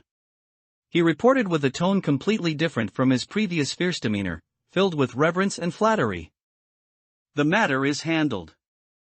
Just as you said, I sprayed that bottle of good stuff all over the largest sewage outlets by the turbid pool in the West District. Not a single drop was wasted. Sister Hong's lazy yet dangerous voice came from the other end of the communicator. Was it clean? You can rest assured, Sister Hong. Scarface quickly patted his chest in assurance. That place, apart from trash and rats, you can't even find a ghost. When the brothers went, they even specifically changed into cleaner clothes, absolutely foolproof. Very good. Sister Hong's voice sounded very satisfied. Your payment has already been transferred to your account. Remember. Her voice suddenly turned cold. Forget about what happened tonight. If I hear even half a word from anyone else. Understood. Understood. Scarface shivered with fear. Sister Hong, you can rest assured. The brothers' mouths are tighter than a safe. Tonight, we just went out for some drinks, didn't do anything else. Sister Hong hung up the communication. Scarface let out a long, turbid breath. His back was already soaked with cold sweat. He wiped the sweat from his forehead and looked at the enormous sum on his terminal, enough to drive anyone in the searing zone mad. A greedy smile appeared on his face. He himself didn't know what that colorless, odorless liquid was. He only knew it was a secret mission personally given by Sister Hong. He looked down at the back of his hand, where he had accidentally gotten a drop of the cleaner. There was nothing there. Only his skin felt a little cold. He didn't pay attention. Turning around, he whistled and walked towards the red light district. Tonight, he was going to find the two most expensive technicians to reward himself properly. Human Alliance Garrison Force, Searing Zone Patrol Headquarters. Office. Young patrol member Shaoli stood anxiously before his superior, Captain Zhao's, desk. Captain Zhao, this is the 5th report of abnormal disappearances this week. His voice carried a hint of justice, unique to his age, not yet worn down by the gray millstone. All missing persons are concentrated in the border areas of the South and West districts. Moreover, according to descriptions from family members and neighbors, before their disappearance, they all exhibited similar hallucinatory symptoms, claiming to have seen red halos near their homes. Behind the desk, the middle-aged man named Zhao Changping, who was leisurely sipping tea, didn't even lift an eyelid. Red halos? He scoffed. Shaoli, how long have you been in the searing zone? A month? Or 2 months? 3 months, Captain. 3 months, and you still believe such nonsense? Captain Zhao put down his teacup and said slowly in a teaching tone. This is the searing zone. Every day, people have all sorts of hallucinations from drinking fake alcohol or taking unclean fun. Forget red halos, I've dealt with more than 10 cases of people claiming to have seen deities descend. But this time it's different. Shaoli said eagerly, their disappearances are too clean. No signs of struggle, it's like they vanished into thin air. And everyone mentioned red halos and singing. This highly consistent hallucination, according to the criteria for judging bizarre events, already falls into the category of suspected memetic contamination. We must report it to the General Bureau. Let the people from the General Intelligence Department intervene and investigate. Report? Captain Zhao finally looked up, staring at him with a gaze as if looking at an idiot. Shaoli, you're still too young. All the General Bureau's energy is currently focused on guarding against the real big guys outside the wall. You want to bother them with this kind of street ghost story where not even a body can be found? Do you know how many departments a cross-regional collaborative investigation application would alarm? Our garrison force is already short-staffed. With this energy, it's better to go to the flesh market and catch a few fighting hooligans. As he spoke, he took the report Shaoli handed over, and without even looking at it, threw it directly into a file basket next to him labeled to be archived. Alright, I'm aware of this matter. I'll continue to monitor it. You go out and continue your patrol. But this is an order. Captain Zhao's tone turned cold. Shaoli wanted to say more, but seeing the other party's unquestionable gaze, he could only salute reluctantly in the end. Yes. When the office door was closed again, the bureaucratic expression on Captain Zhao's face instantly vanished. It was replaced by a fervent indifference, like watching a flock of lambs waiting to be slaughtered. He walked to the to-be-archived file basket and took out the report he had personally thrown in. Then, he walked to a small document shredder in the corner of the office. Sizzle. That report, documenting 5 lives and a life-saving alarm, was instantly decomposed by blue electric arcs into the most insignificant black ashes. Rat was a scavenger. A desperate scavenger, on the verge of starvation. He had spent all day digging through the garbage mountain today but had only found half of a scrapped energy module that could still be exchanged. For 2 credit points. He was too hungry. So hungry that he didn't even have the strength to stand up. He slumped on a pile of industrial waste reeking of chemicals, looking at the distant gray, prison-like high wall, his eyes filled with dead silence. Damn it! He squeezed a dry curse from his throat. He hated this world. Hated this fucked up world that had thrown him into this garbage mountain like trash. Just as he was completely overwhelmed by this intense negative emotion called despair, he heard it. A song. A very distant, ethereal, yet incredibly clear song, like a mother humming a lullaby. Ee-ya. Ee-ya. It was strange. In this silent place, where there was only the sound of wind and garbage rustling, this song seemed so out of place. But it was more beautiful. It wasn't like the noisy rock music in Clockwork Orange. It was very gentle. So gentle, like a hand, softly stroking his heart, which had long been riddled with holes by life. The song seemed to be telling him, I know you're tired. I know you're in pain. It's okay. Let it all out. Rat's eyes, unknowingly, became moist. He thought of his wife, who had long starved to death, and his daughter, who had been separated during the Great Fracture. He thought of his past few decades, living like a dog, a life without dignity. All the grievances, all the anger, all the unwillingness. At this moment, they were all completely drawn out by this damned, gentle song. Ah! He no longer suppressed it, letting out the most mournful and painful roar of his life, like a wounded beast. He began to frantically punch the garbage beneath him. He slammed his head against the rusty iron plates. He needed to vent. He wanted to vent all the pain of these past few decades. He cried, he shouted, he laughed, he raged. Until he could no longer make any sound. Until he could no longer shed a single tear. He collapsed to the ground, like a dead dog, with only the faintest gasps left. However, that damned lullaby was still playing. Ee-ya. Ee-ya. It was still gently coaxing him. Cry. Let all your tears flow out.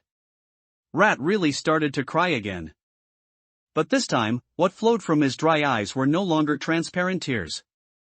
Instead, it was drop after drop of viscous, warm, rust-smelling blood. His throat began to twitch uncontrollably, his vocal cords twisted and reshaped by an invisible force. He wanted to call for help, wanted to shout out. But what he emitted was only an off-key wail, exactly like that melody. Ya. His vision was rapidly deteriorating, the whole world in his eyes became a blurry, chaotic gray. But his hearing was increasing at a terrifying rate. He could hear. He heard the rustling of a cockroach crawling over rust 100 meters away.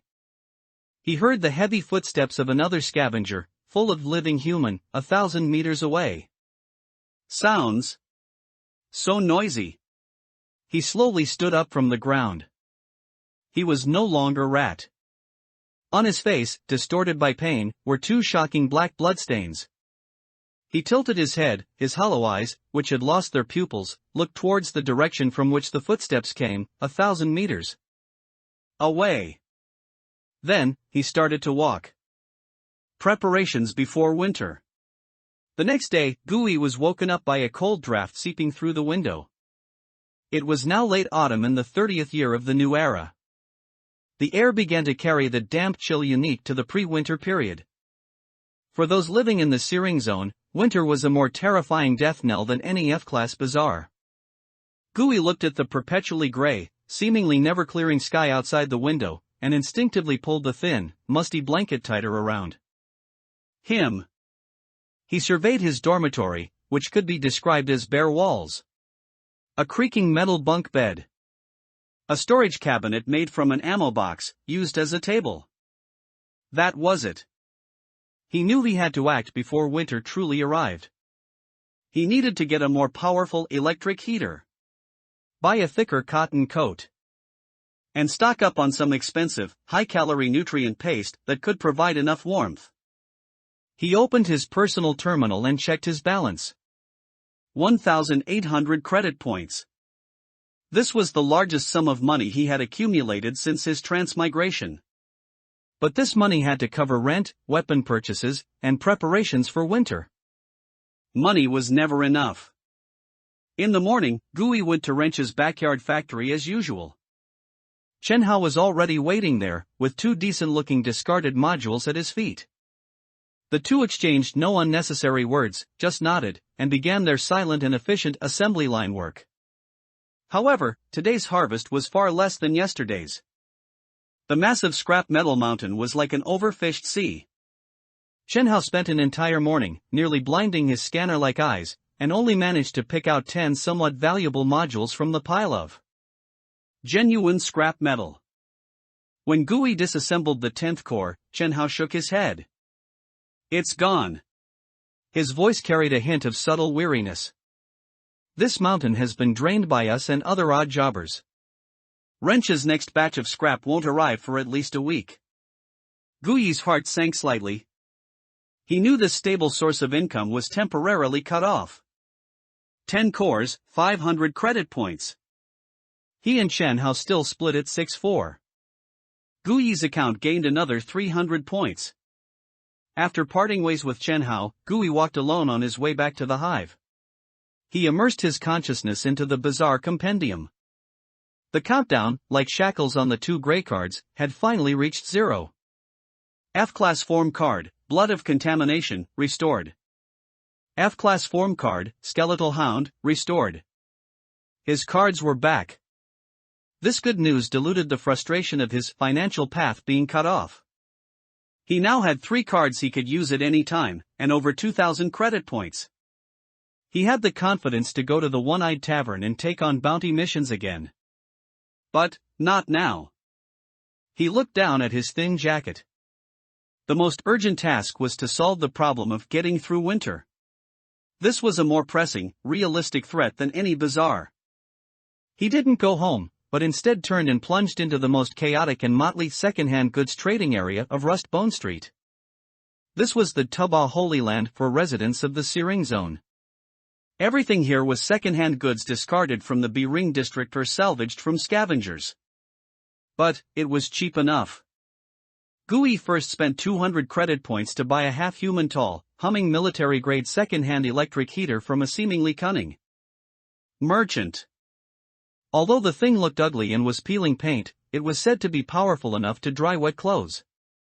Then, he spent another 150 points to acquire a thick, cold-weather combat uniform, complete with a few bullet holes and repair marks, presumably stripped from a retired garrison force soldier. Finally, he gritted his teeth and spent another 100 points to buy 10 dark, energy bars, said to be high-calorie food that could keep one full for a whole day with just one bar. After the shopping spree, 450 credit points were gone just like that. Gui felt a pang of heartache as he saw his account balance instantly shrink.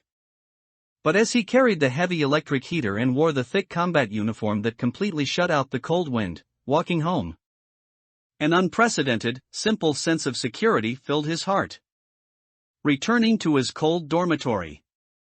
For the first time, Gui felt like he was setting up a new home. He placed the humming electric heater at the foot of his bed.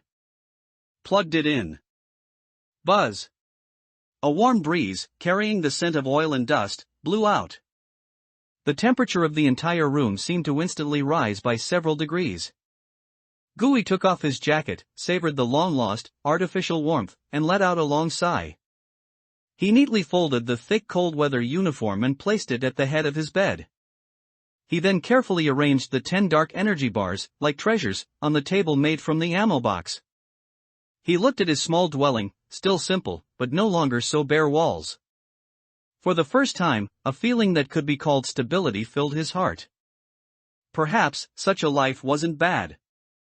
During the day, he would go with Chen Hao to Wrench's place to earn some safe, hard-earned money. At night, he would return to his warm little nest, study the compendium, and accumulate strength. Once he saved enough money to buy his first gun, he would then take on some manageable F-class missions at the One-Eyed. Step by step, steadily and surely. Just as he was planning his stable future. Buzz, buzz. His personal terminal, placed on the table, vibrated without warning. On the screen, a familiar symbol of crossed broom and bones, belonging to Dust Purification Securities Squad 7, was flashing frantically. It was the captain's emergency call. He immediately answered the communication. Wang Jingguo's serious face, with sharp angles illuminated by the dim light, appeared on the screen. Behind him was the old commuter vehicle, its engine seemingly already started. I.e. His voice was concise, without any unnecessary words, and filled with an unquestionable sense of urgency. Emergency mission. Nighttime. 15 minutes, assemble downstairs.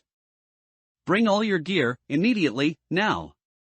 The communication was unilaterally cut off. Gui stared at the screen that instantly went black, frozen in place. The hint of warmth and stability that had just arisen was instantly shattered by this sudden, cold phone call. He looked down at the electric heater, still diligently blowing hot air. Then he looked up at the cold darkness outside the window, that part of the gray millstone completely swallowed by night. He knew. Stability was always a luxury. Trouble was the eternal main theme here. He no longer hesitated and immediately began to put on his heavy combat uniform, which he had just taken off. An unknown hunt of the night was about to begin.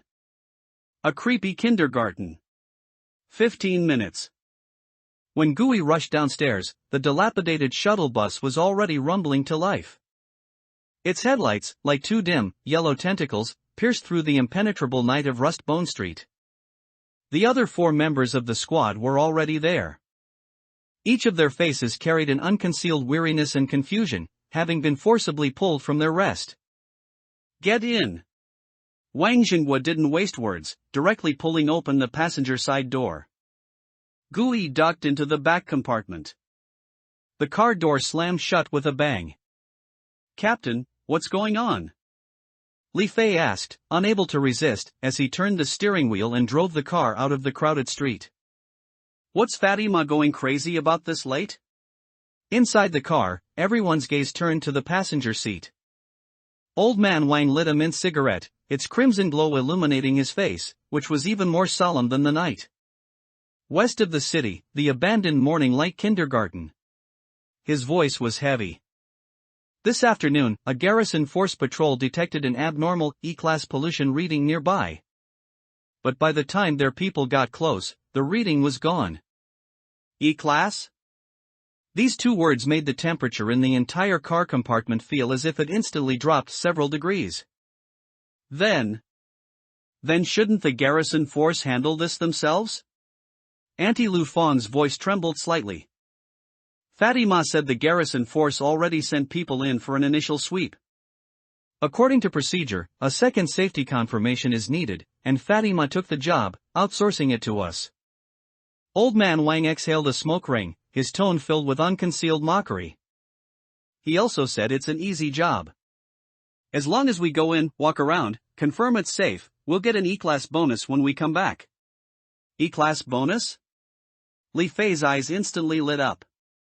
That was a huge sum, enough to let all of them have a prosperous new year early. But no one in the car compartment felt happy about it. Everyone knew very well. In this damned world, high reward always meant only one thing. High risk. Everyone, perk up. Old man Wang stubbed out his cigarette and took his old revolver from its holster, placing it on his lap. Tonight, it might not be so easy. Half an hour later, the shuttle bus stopped in front of the abandoned kindergarten named Morning Light. Unlike the completely abandoned third primary school they visited last time, this place was eerily quiet. In fact, it was clean.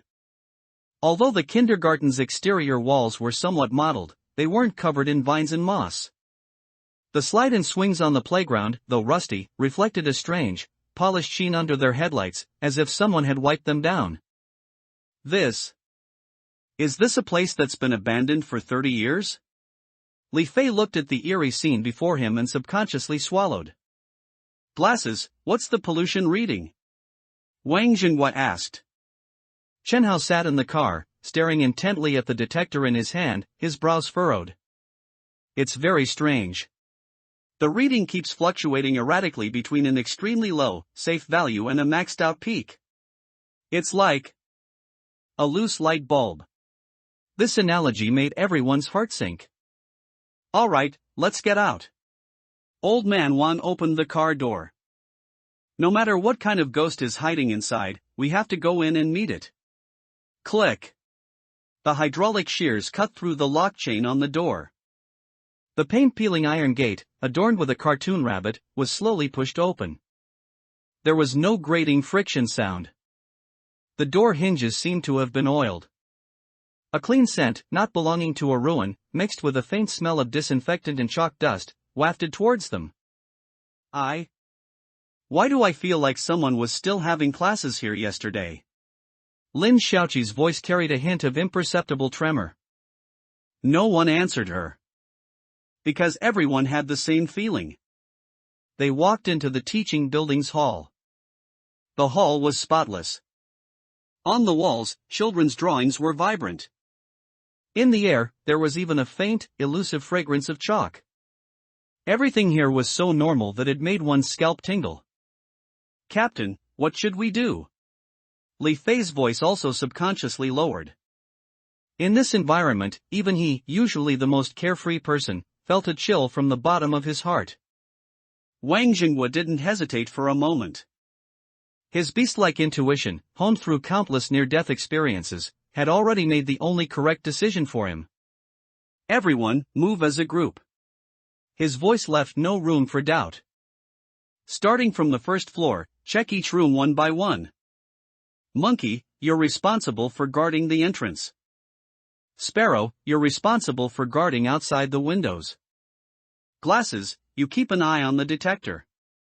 Aunt Lu, Ai, and I will search. This place is very spooky, we absolutely cannot split up. Yes. The group responded in unison, immediately forming the most compact and mutually supportive defensive formation. Gui followed behind Old Man Wang, gripping the cold military dagger in his hand, cautiously surveying his surroundings. They began to check the rooms one by one along the first-floor corridor. The first room was the activity room. Inside, building blocks were neatly stacked in the corner. A faceless rag doll sat on a wooden rocking horse. The second room was the music classroom. An old organ, its keys spotless. An open sheet music book rested on the organ lid. Everything was so normal that it made one's scalp tingle. Just as Gooey was about to think this was truly just a simple investigation task, he suddenly stopped. His gaze was drawn to the red, seemingly adorable plastic slide in the activity room. On the slide's handrail, a small, crookedly written note, done in crayon, was affixed. Gooey walked over and, by the light of his flashlight, made out the words. "Children, remember to line up when using the slide." A very normal sentence. But below this sentence, there was another line, drawn with a large red crayon X, that looked like a supplementary instruction. "Absolutely do not slide down from the top." Gooey's heart gave a sudden jolt. What did this mean? Before he could figure it out, Auntie Lufang next to him also let out a suppressed gasp. "Old Wong, come look." The two immediately rushed over. They saw that on the door of the washroom at the end of the corridor, there was also a note. "Remember to wash your hands before eating." Below it, similarly, followed the blood-red supplementary instruction. "Absolutely do not use the water from the faucet." A cold, indescribable chill began to creep up Gooey's spine. This was no longer a coincidence. These contradictory rules, full of malicious traps, were like an invisible, giant spider web, enveloping every corner of this kindergarten. Something's not right. Old Man Wan's face also turned incredibly grim. He immediately barked into the intercom in a low voice. "Everyone, stop the search immediately. Gather in the first floor hall now. Repeat. Gather immediately." However, no sooner had he finished speaking. ZZZZZZT. At the end of the corridor, the ancient wall-mounted broadcast speaker suddenly let out a harsh, grating static sound without warning. Immediately after, all the lights in the entire kindergarten flickered violently. For just that instant, the whole world was as bright as day. And in that instant, Gooey saw it. He saw that on the empty, clean corridor before them. In a flash. It was covered with dense, small, gray handprints. From the floor, to the walls, to the ceiling. Countless small handprints, as if seeping out from the walls, appeared and vanished in a flash. Immediately after, the lights went out. The world returned to darkness. Drip. Gooey heard it. He heard something cold and viscous dripping from the ceiling. It dripped onto his face. He subconsciously reached out and wiped it away. By the faint light of his flashlight, he saw that on his hand. It was pitch black. Like tears. The next second. Ding-a-ling-a-ling-a-ling. That cheerful, crisp end-of-class bell from an old era tore through all the deadly silence, echoing throughout the entire damn teaching building. The game had begun. Hide and seek. The harsh sound of the dismissal bell, which should have signified freedom and joy, now sounded like a death knell, harshly piercing the ears of everyone in Squad 7. Immediately after, the campus broadcast, which had been silent for 30 years, once again emitted a ZZZZZT of static. A childish voice, indistinguishable as male or female, with an eerie electronic distortion, echoed syllable by syllable from the loudspeaker. Ding-dong. Attention, children. The game of hide-and-seek is now beginning. Everyone, please find your favorite spot and hide within 30 seconds. 30. The cold, mechanical countdown began. Damn it. It's a rule-based one. Wang Jingguo was the first to react, letting out an angry roar.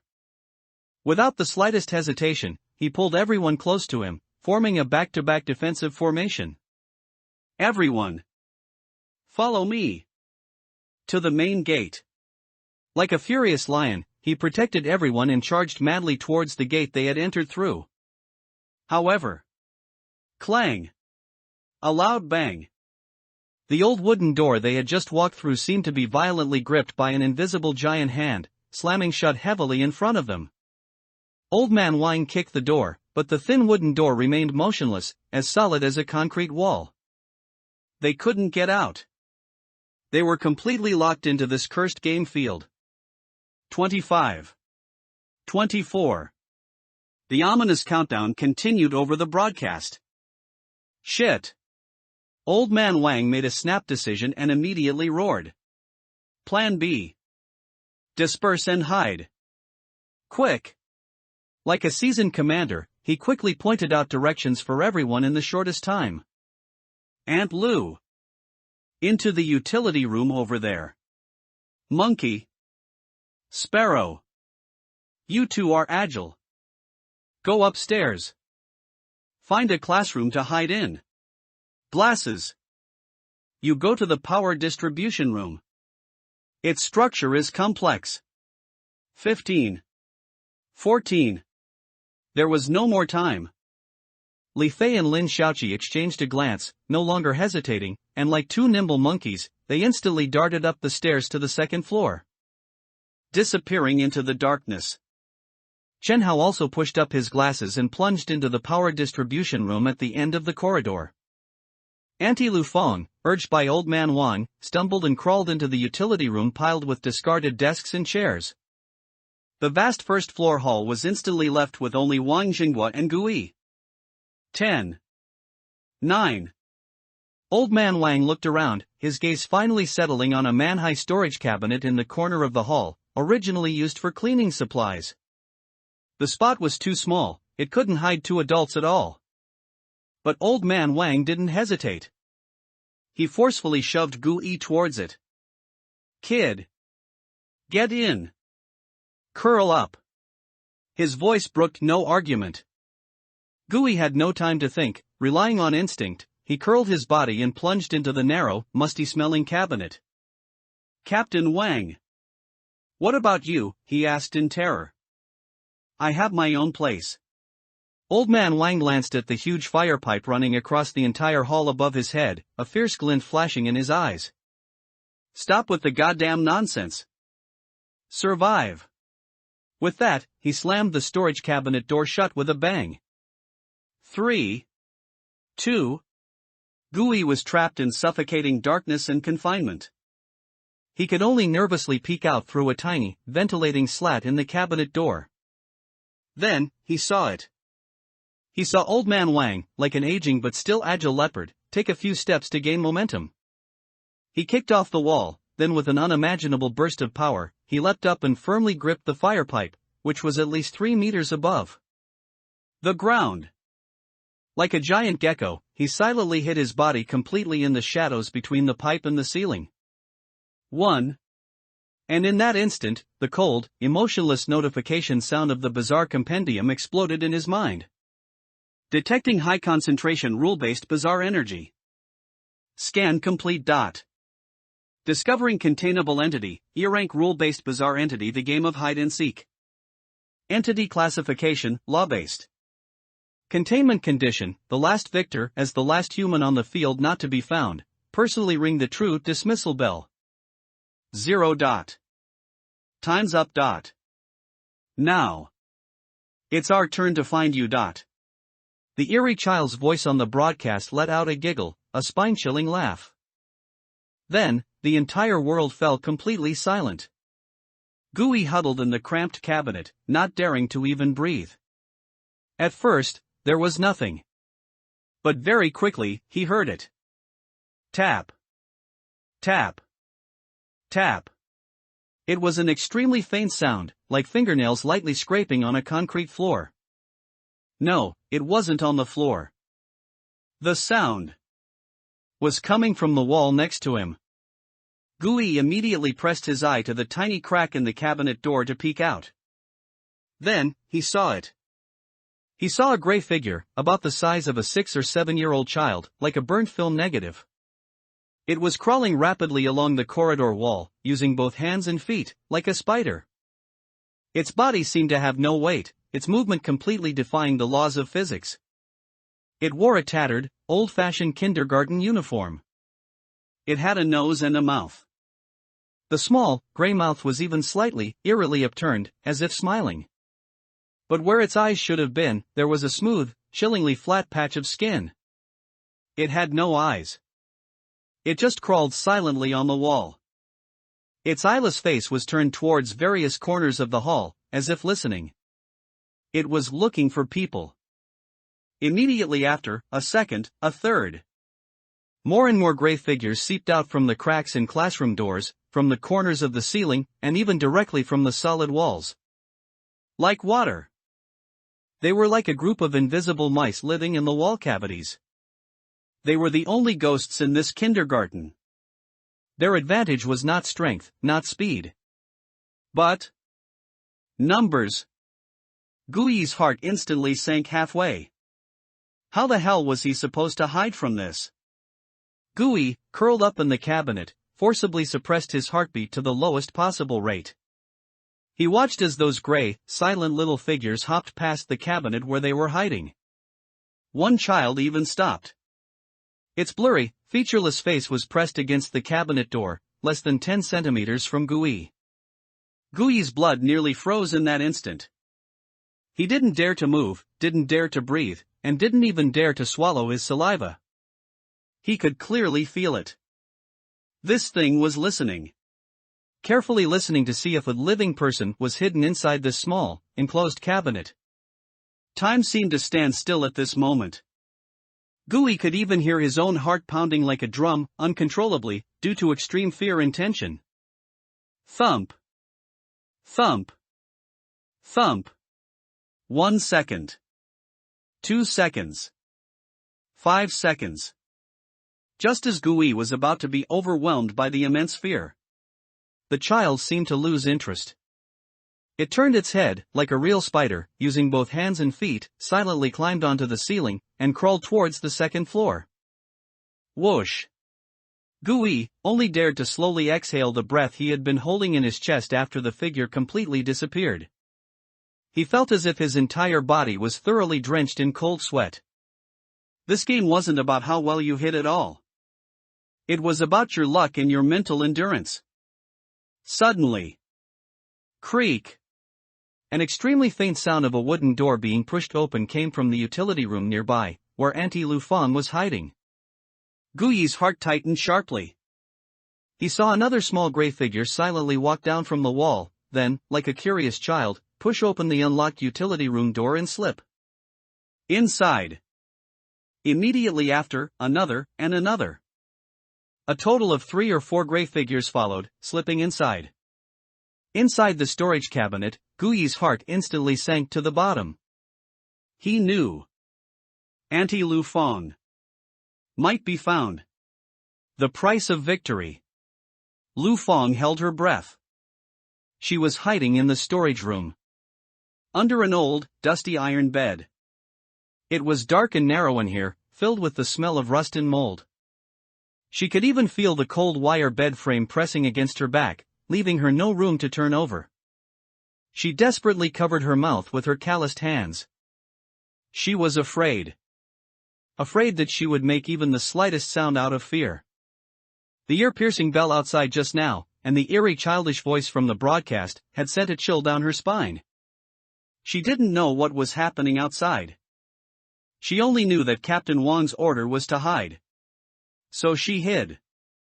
Hid desperately. Time passed, minute by minute.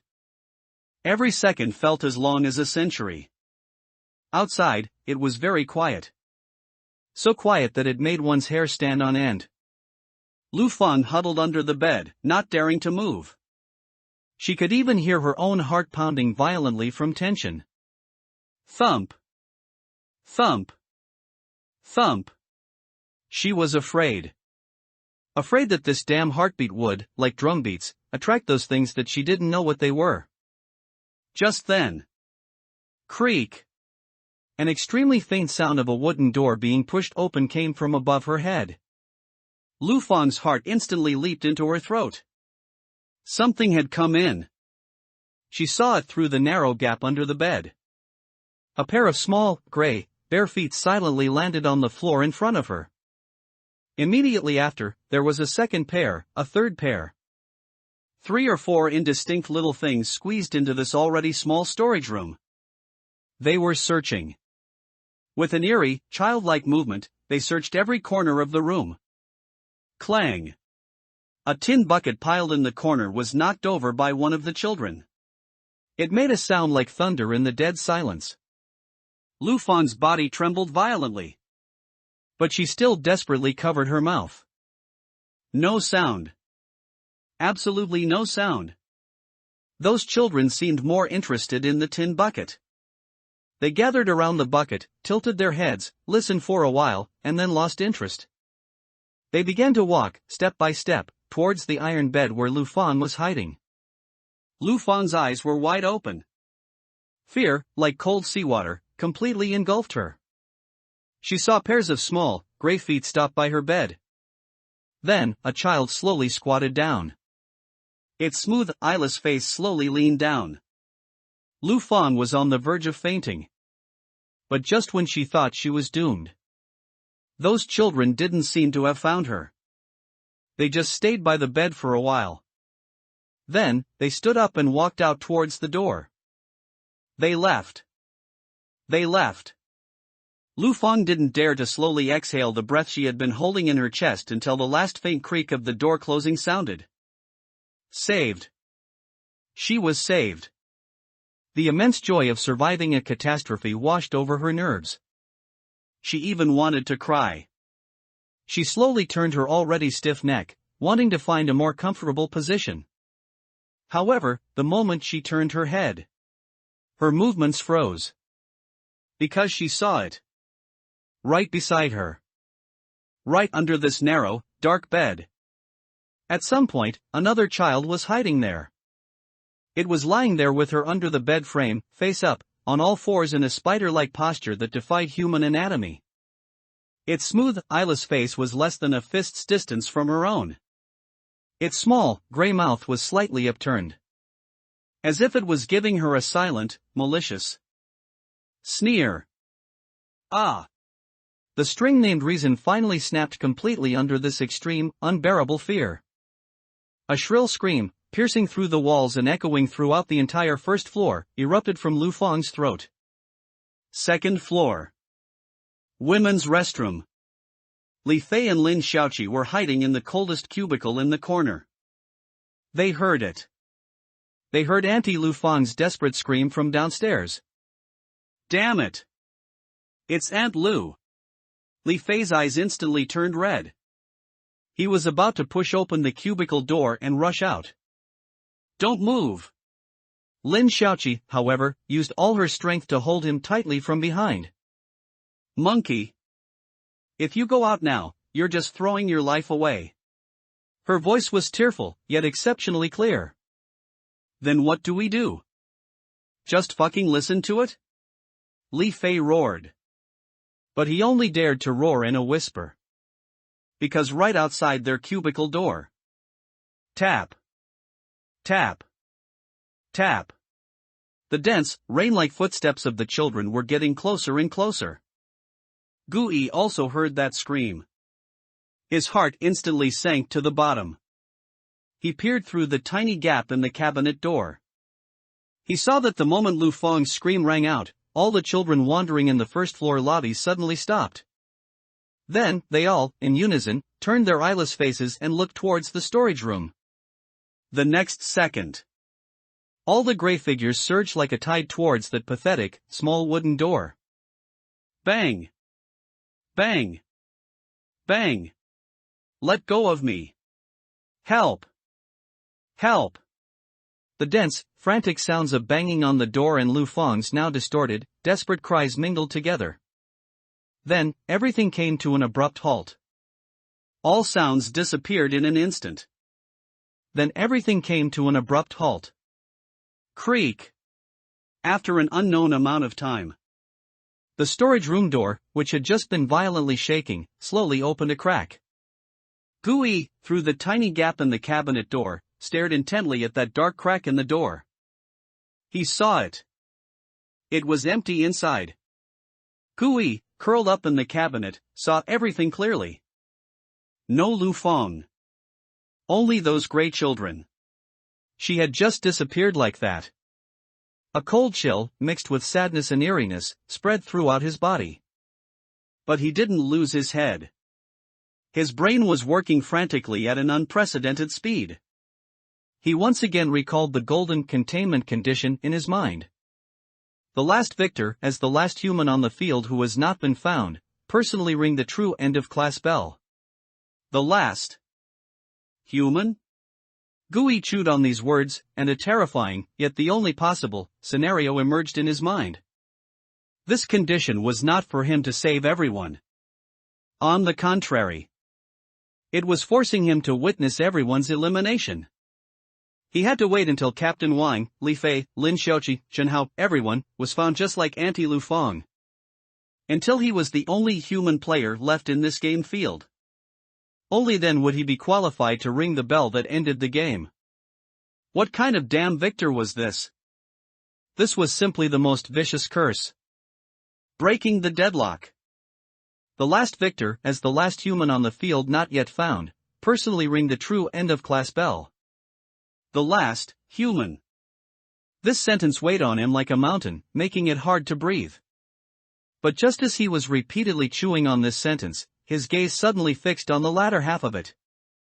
Ring the true end-of-class bell. True? What does that mean? Could the cheerful bell that had just echoed throughout the entire campus be fake? It was just a signal. A signal to announce game start. And the true bell that could end this damned game was still hidden somewhere in this kindergarten. There's a solution. This situation has a solution. They weren't just passively waiting to be found like mice. They could fight back. Just as he was lost in thought. Tap, tap, tap. That familiar, hair-raising sound of nails scraping against the wall rang out again. And this time, the source of the sound was very close to him. Extremely close. Gui immediately pressed his eyes back to the tiny gap in the cabinet door. Then he saw it.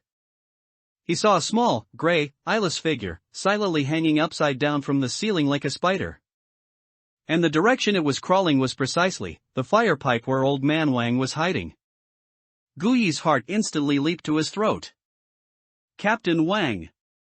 That child slowly crawled directly above the fire pipe. Then, it stopped. Its smooth, eyeless face slowly lowered, almost touching the pipe. It was listening. It's over. Captain Wang has been pinpointed. Gui's pupils suddenly constricted. He had even instinctively prepared to transform into a skeletal hound and rush out to create chaos.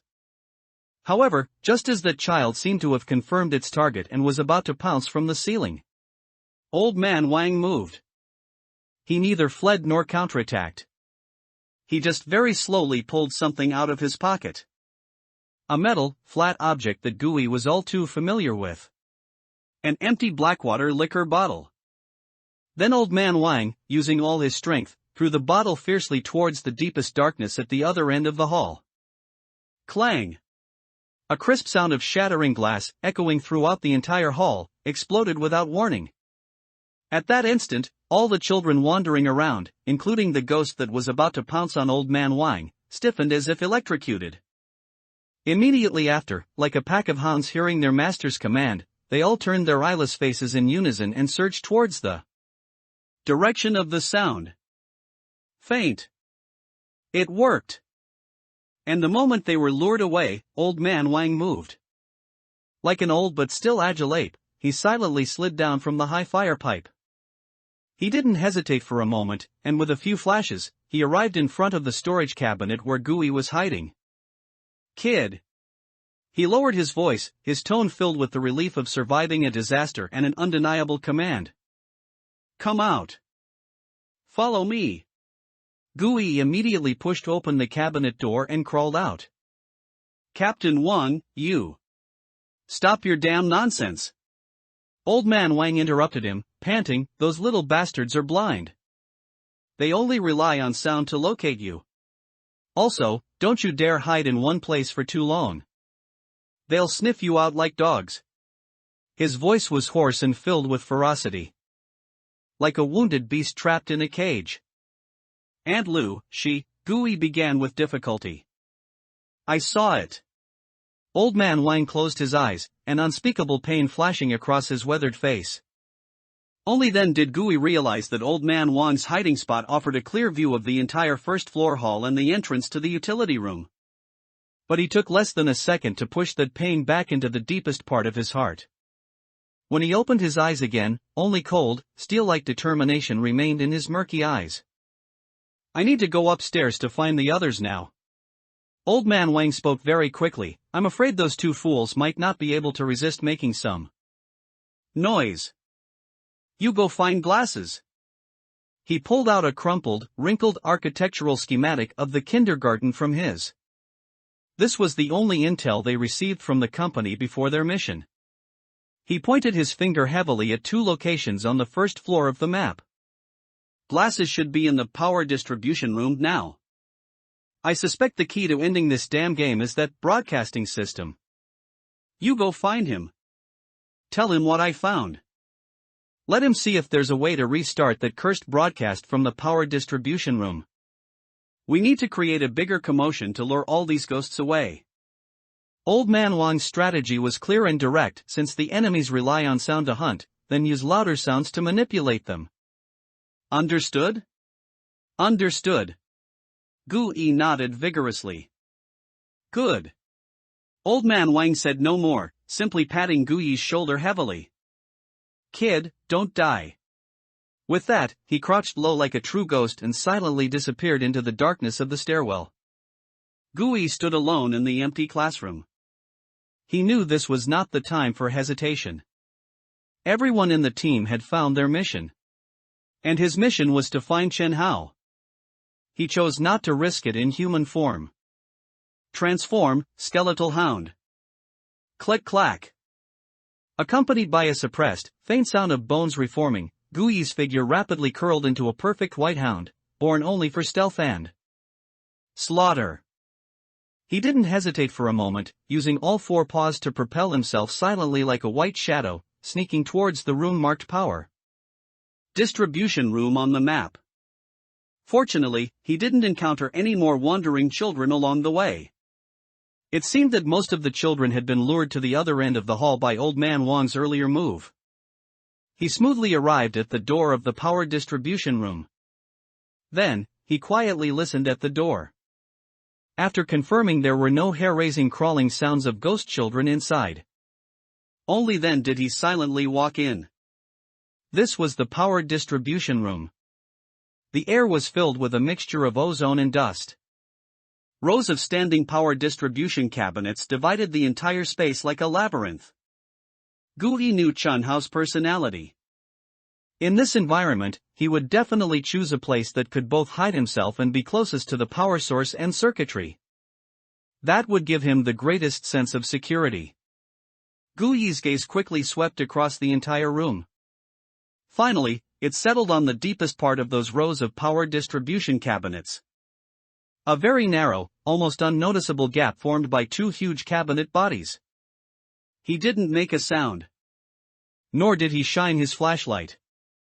He just slowly extended his finger and tapped on the cold metal cabinet. With a rhythmic pattern that only members of Squad 7 understood. He gently tapped 3 times. Tap, tap, tap. That was the simplest friend or foe identification signal that Old Man Wang had taught them. Inside the pipe, there was dead silence. 1 second, 2 seconds. Just as Gui thought he had misjudged. From the depths of that gap, 2 answering taps came. Tap, tap. The secret code matched. Gui's tense nerves finally relaxed. Only then did he slowly approach the gap. Lowering his voice, he whispered a call at a volume only 2 people could hear. Ahau! I.e.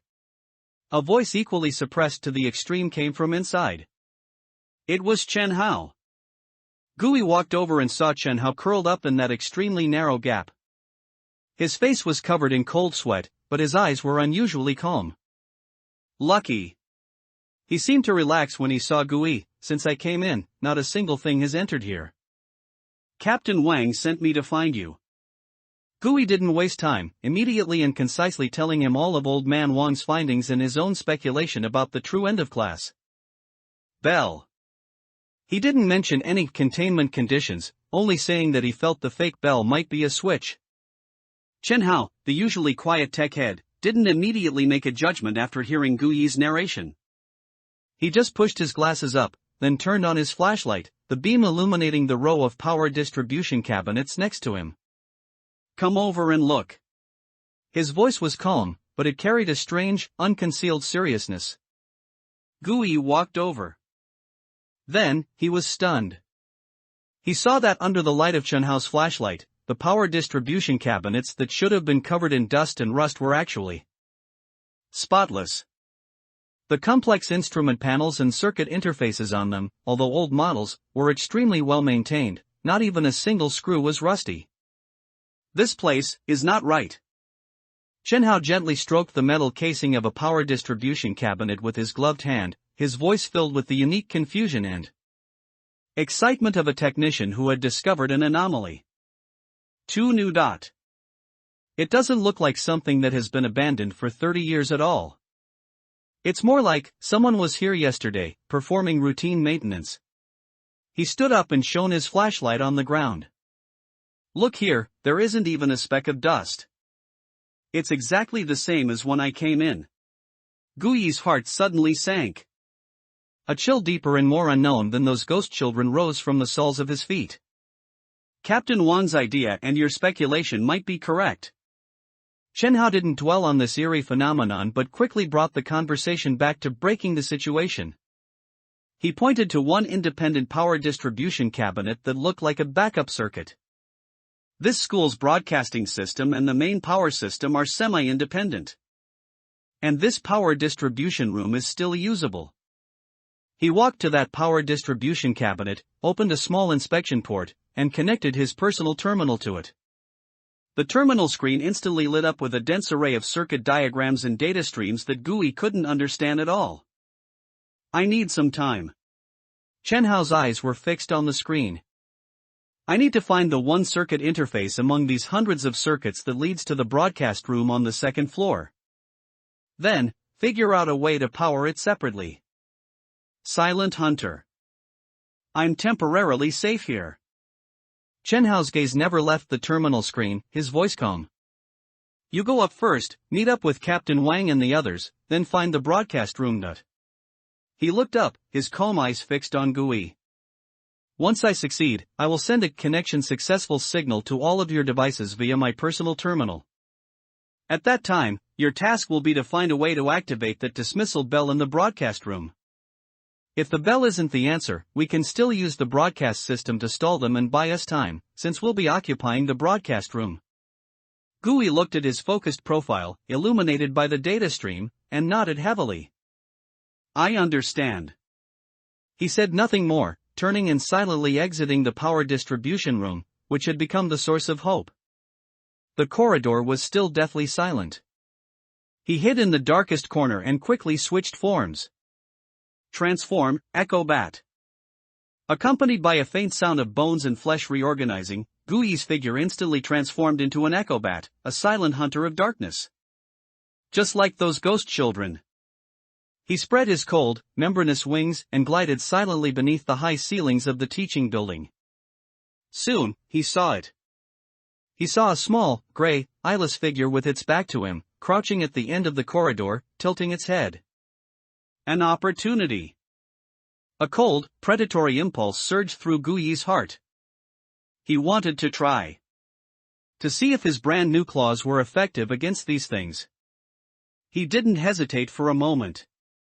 He folded his wings and, like a black lightning bolt, silently swooped down from the ceiling. At the same time, he opened his mouth.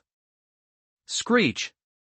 A conical ultrasonic wave, compressed to its limit, slammed into the back of the gray figure. The child didn't even have time to react. Its translucent, phantom-like body, at the moment of impact, twisted and rippled violently, like a calm surface of water struck by a stone. Immediately after, Gui's razor-like claws arrived. Put. A faint sound, as if tearing wet newspaper, rang out. he easily tore the child's body in half down the middle. However, there was no blood, no scream. The torn gray figure did not dissipate in mid-air. Instead, like two plumes of thick smoke scattered by the wind, it rapidly melted and faded, finally merging completely into the omnipresent, dense shadows around it. It disappeared. Did it work? A hint of joy had just risen in Gui's heart. But the next second, his sonar senses caught a sight that made his scalp tingle. Right behind him, less than 10 meters away. In the empty shadow he had just flown past.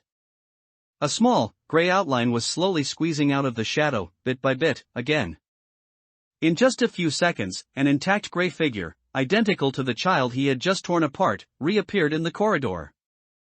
It was immortal. Gui's heart instantly sank to the bottom. He finally understood. These children were not true anomalous entities. They were merely shadows projected by the rules of the game of hide-and-seek. As long as the game of hide-and-seek continued, as long as these rules had not been broken, then, no matter how many times you killed them, they would endlessly regenerate from any corner of this kindergarten. Attacking them could only disperse them temporarily. But, it was meaningless. In fact, the sound of combat would only attract more children. Gui stopped making any superfluous attempts.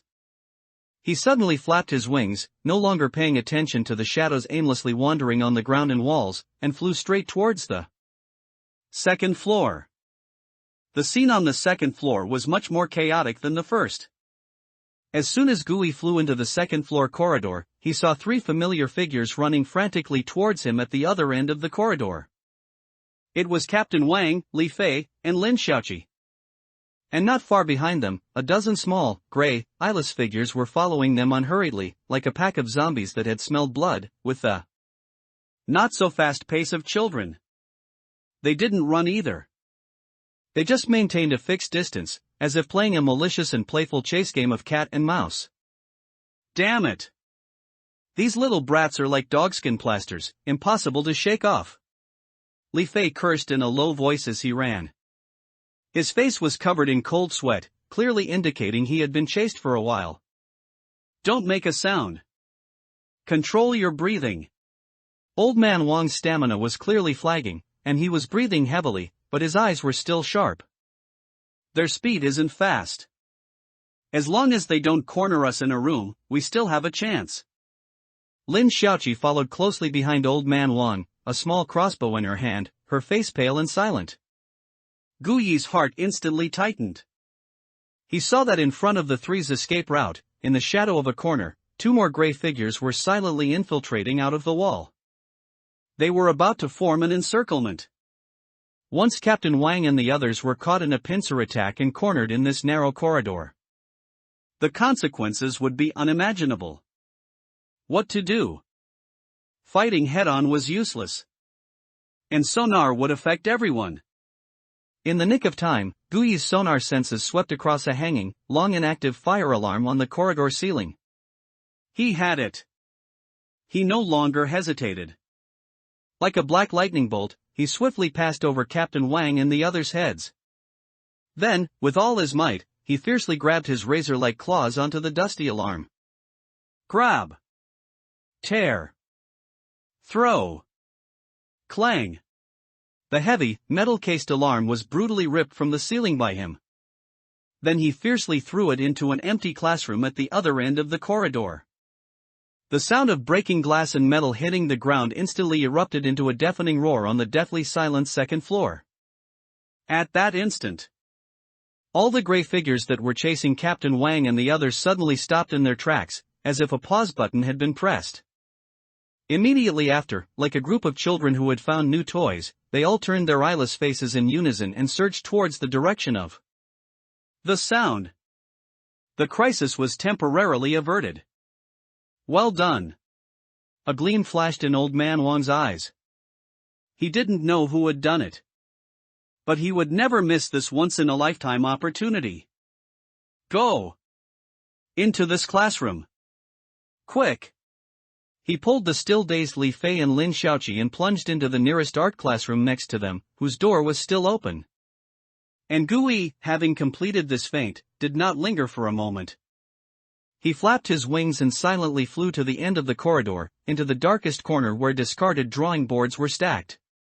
After confirming that this was everyone's blind spot, he slowly descended, disengaged his transformation, and reverted to the panting, somewhat disheveled human cleaner. Then, clutching his dagger, he carefully crept towards the art classroom, pretending to have just arrived. The teacher's roll call. Gui gripped the dagger, took a deep breath, and walked into the art classroom. The classroom was empty. "It's me," Gui whispered. "Damn it! You scared the life out of me." Li Fei was the first to leap out from behind an easel, grabbing Gui's shoulder, his face filled with the relief of surviving a great danger. Old Man Wang and Lin Xiaoqi also emerged from different hiding spots. Tear streaks still marked Lin Xiaoqi's face, but she bit her lip hard, not letting out a single sound. As for Old Man Wang, his rock-like face showed no expression. He just silently wiped his old revolver, over and over again. No one mentioned Aunt Lu's name again. "Where's glasses?" Wang Jinghua finally spoke. His voice was hoarse and metallic, filled with a coldness. "He's still alive." Gui immediately and concisely reported Chun Hao's discovery and plan. "The power distribution room is still functional. He's looking for the broadcast room's wiring and needs us to wait for his signal there," he said. "Perhaps we really can make that bell ring again." Wang Jinghua's eyes suddenly lifted in the darkness. "Good." He uttered only one word. Then, he stood up and looked at Li Fei and Lin Xiaoqi. "There's no time for grief." His beast-like gaze swept over everyone. "We have to finish the job first." He paused, every word squeezed out through gritted teeth. "Then, we'll take Aunt Lu home." The plan was simple. The broadcast room was at the other end of the second floor, almost in a straight line from their current location in the art classroom. But this straight line was completely segmented into death zones by countless wandering, invisible ears. They had to move forward. "I'll lead the way." Old Man Wang tightly gripped his old revolver. "Monkey, you cover the rear. Sparrow, you two in the middle. Remember, 3 meters apart, and absolutely no unnecessary sounds. Use hand gestures to communicate. We'll move through, room by room." The four of them, like an elite special forces team, silently left the art classroom. They stepped onto this death corridor leading to hope. The corridor was very quiet. Though small, gray, eyeless figures still crawled silently on the walls and ceilings. They were like a group of ceaseless ghosts living in the wall cavities. The four suppressed their breathing to the absolute minimum. They strictly followed Old Man Wang's orders. Tiptoeing, silently. Like four shadows blended into the darkness, they moved slowly but steadily towards the broadcast room. Suddenly, Old Man Wang, who was in front, abruptly raised his right hand, forming a fist. "Stop!" Everyone instantly froze in place. Gui followed Old Man Wang's gaze forward. Not far ahead, an office door was ajar. And a gray child was curiously pressing its eyeless face against the crack in the door, seemingly listening to the movements inside. Their path was blocked.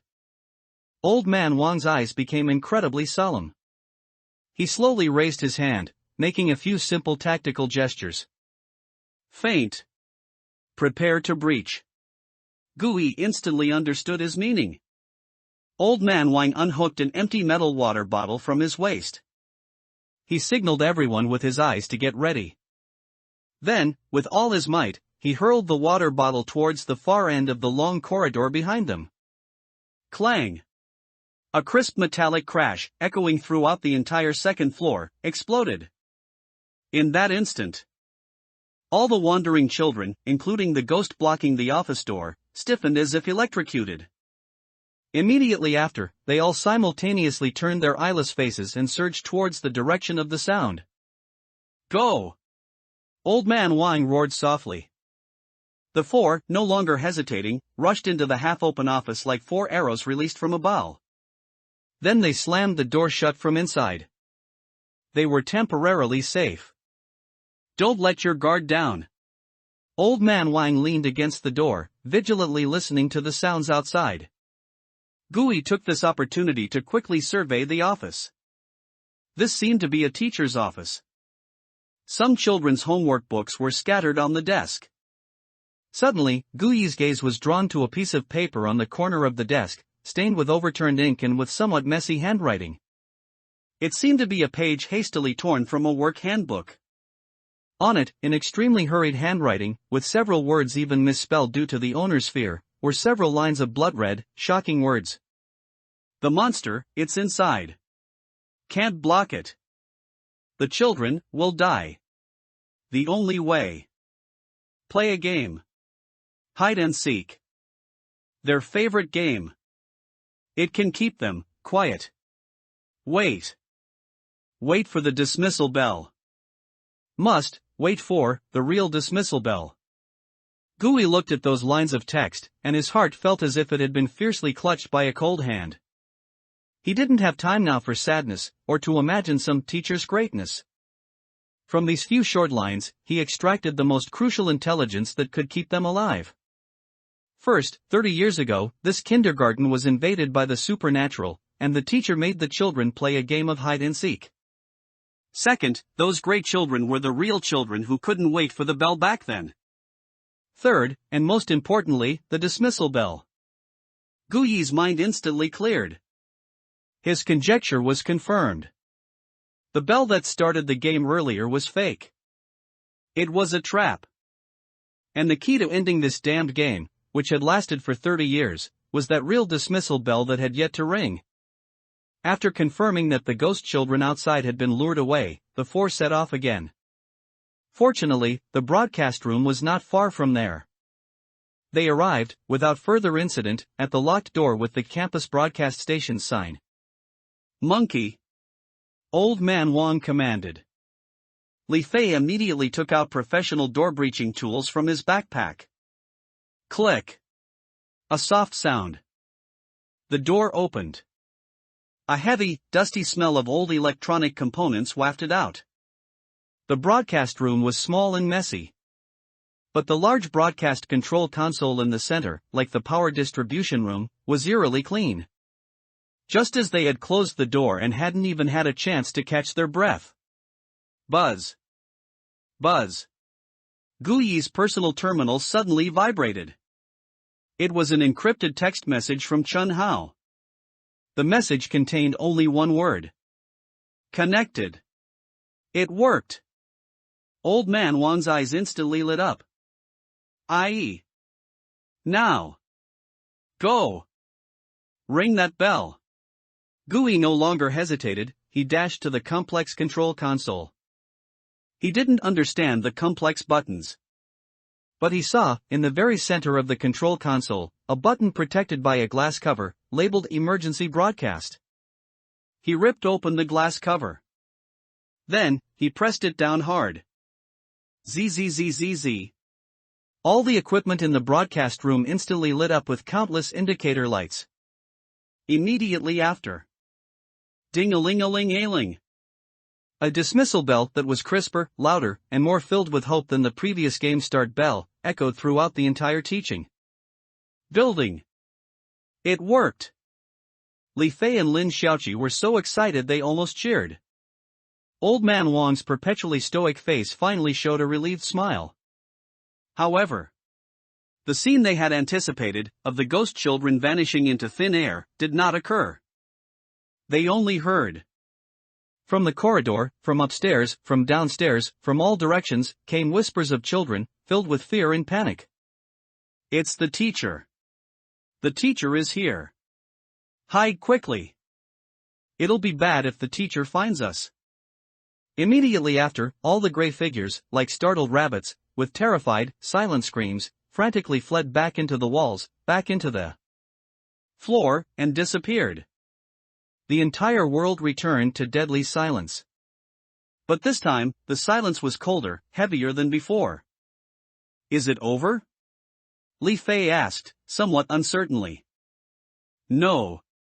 Lin Xiaoqi's voice carried an uncontrollable tremor.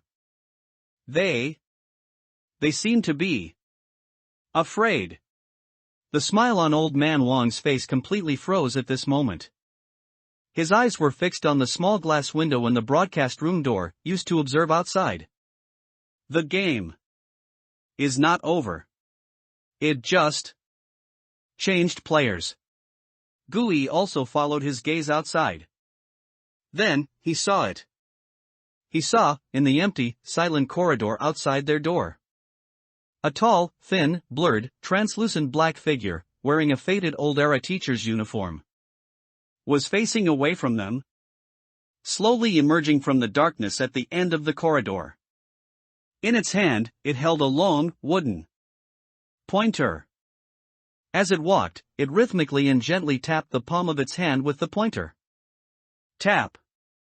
The sound was like the Grim Reaper's pocket watch, counting down their final moments. Then, the black figure stopped. It slowly turned around. Its face had only a stiff, eerie eye and a smiling face drawn with red chalk. And in the very instant it turned around, buzz! A cold, emotionless voice, as if from the depths of hell, emanated from the black figure's body, directly echoing in their minds. There are still little friends who haven't hidden well. The eyeless head with the drawn smile slowly turned towards their direction, towards the broadcast room. Don't worry. Let the teacher help you hide a little deeper. The real school bell. Let the teacher help you hide a little deeper. The moment that cold, emotionless voice echoed in his mind, Wang Jinghua moved. Without the slightest hesitation, he yanked open the fragile wooden door of the broadcast room and let out a hysterical roar. Run! 4 people. 4 directions. Don't you dare crowd together. Monkey. Sparrow. You 2 go left. To the rooftop. I.e. You go right. To the library. I'll go through the middle. Draw its attention. Hurry! With that, he no longer hesitated, being the first to rush out, frantically charging into the deeper darkness of the 3rd floor. Li Fei and Lin Xiaoqi exchanged glances, instantly reacted, and sprinted desperately towards the stairs on the left. Gui's heart was practically leaping out of his throat. Driven by instinct, he plunged into the equally dark corridor on the right. The 4 people, like 4 rabbits scattered by a hound, instantly vanished into different shadows. Gui alone rushed into the library reading room. Bang! He slammed the door shut behind him and propped it with a row of heavy bookshelves. He leaned against the cold door, gasping for breath, his heart pounding uncontrollably. Tap! The familiar sound of the teaching cane tapping a palm, like a death god's pocket watch, slowly drifted from the direction of the stairwell. It was coming up. Gui felt that he and his teammates in the other 3 directions were like 4 bright red light bulbs, simultaneously illuminated in the sight of that teacher. He could even see that black, gaunt figure already stopped in the middle of the 3rd floor corridor. Its face, painted with a smile, slowly turned. First, it turned to the left, the direction Li Fei and Lin Xiaoqi had fled towards the rooftop. Then, it slowly turned to the middle, the direction of the chemistry lab where old man Wang was hiding. Finally, it turned to the right, towards the library reading room where he was located. It was choosing which poorly hidden child to inspect first.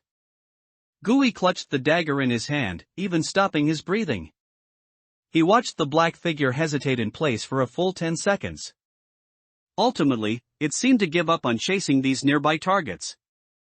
It chose to turn and go downstairs.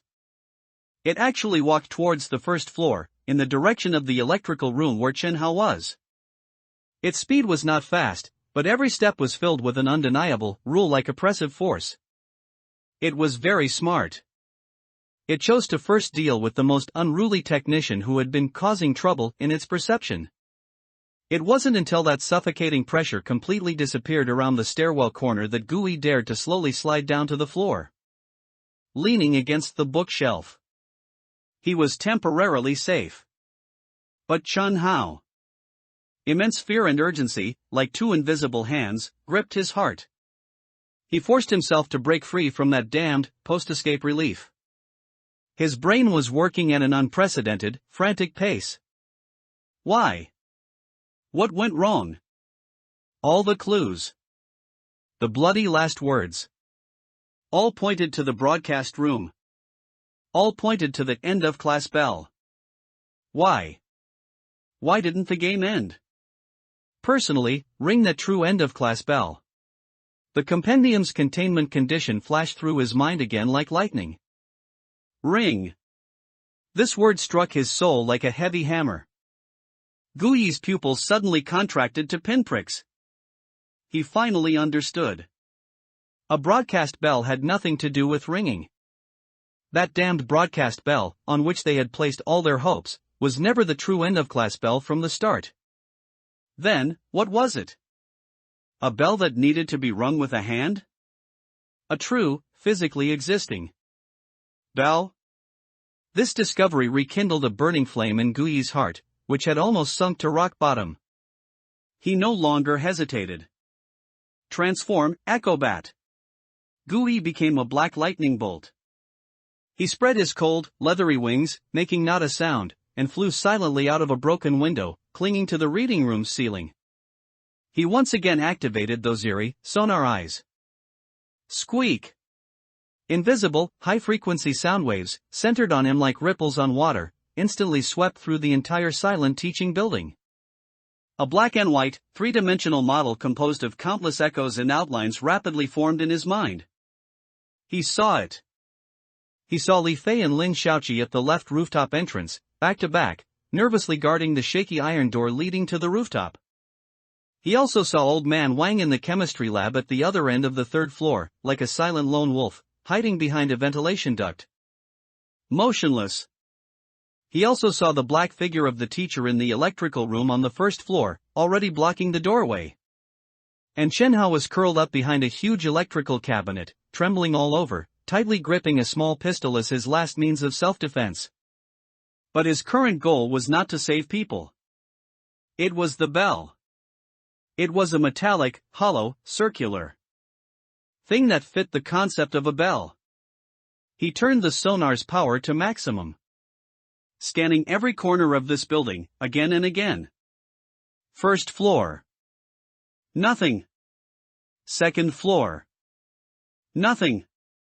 Third floor.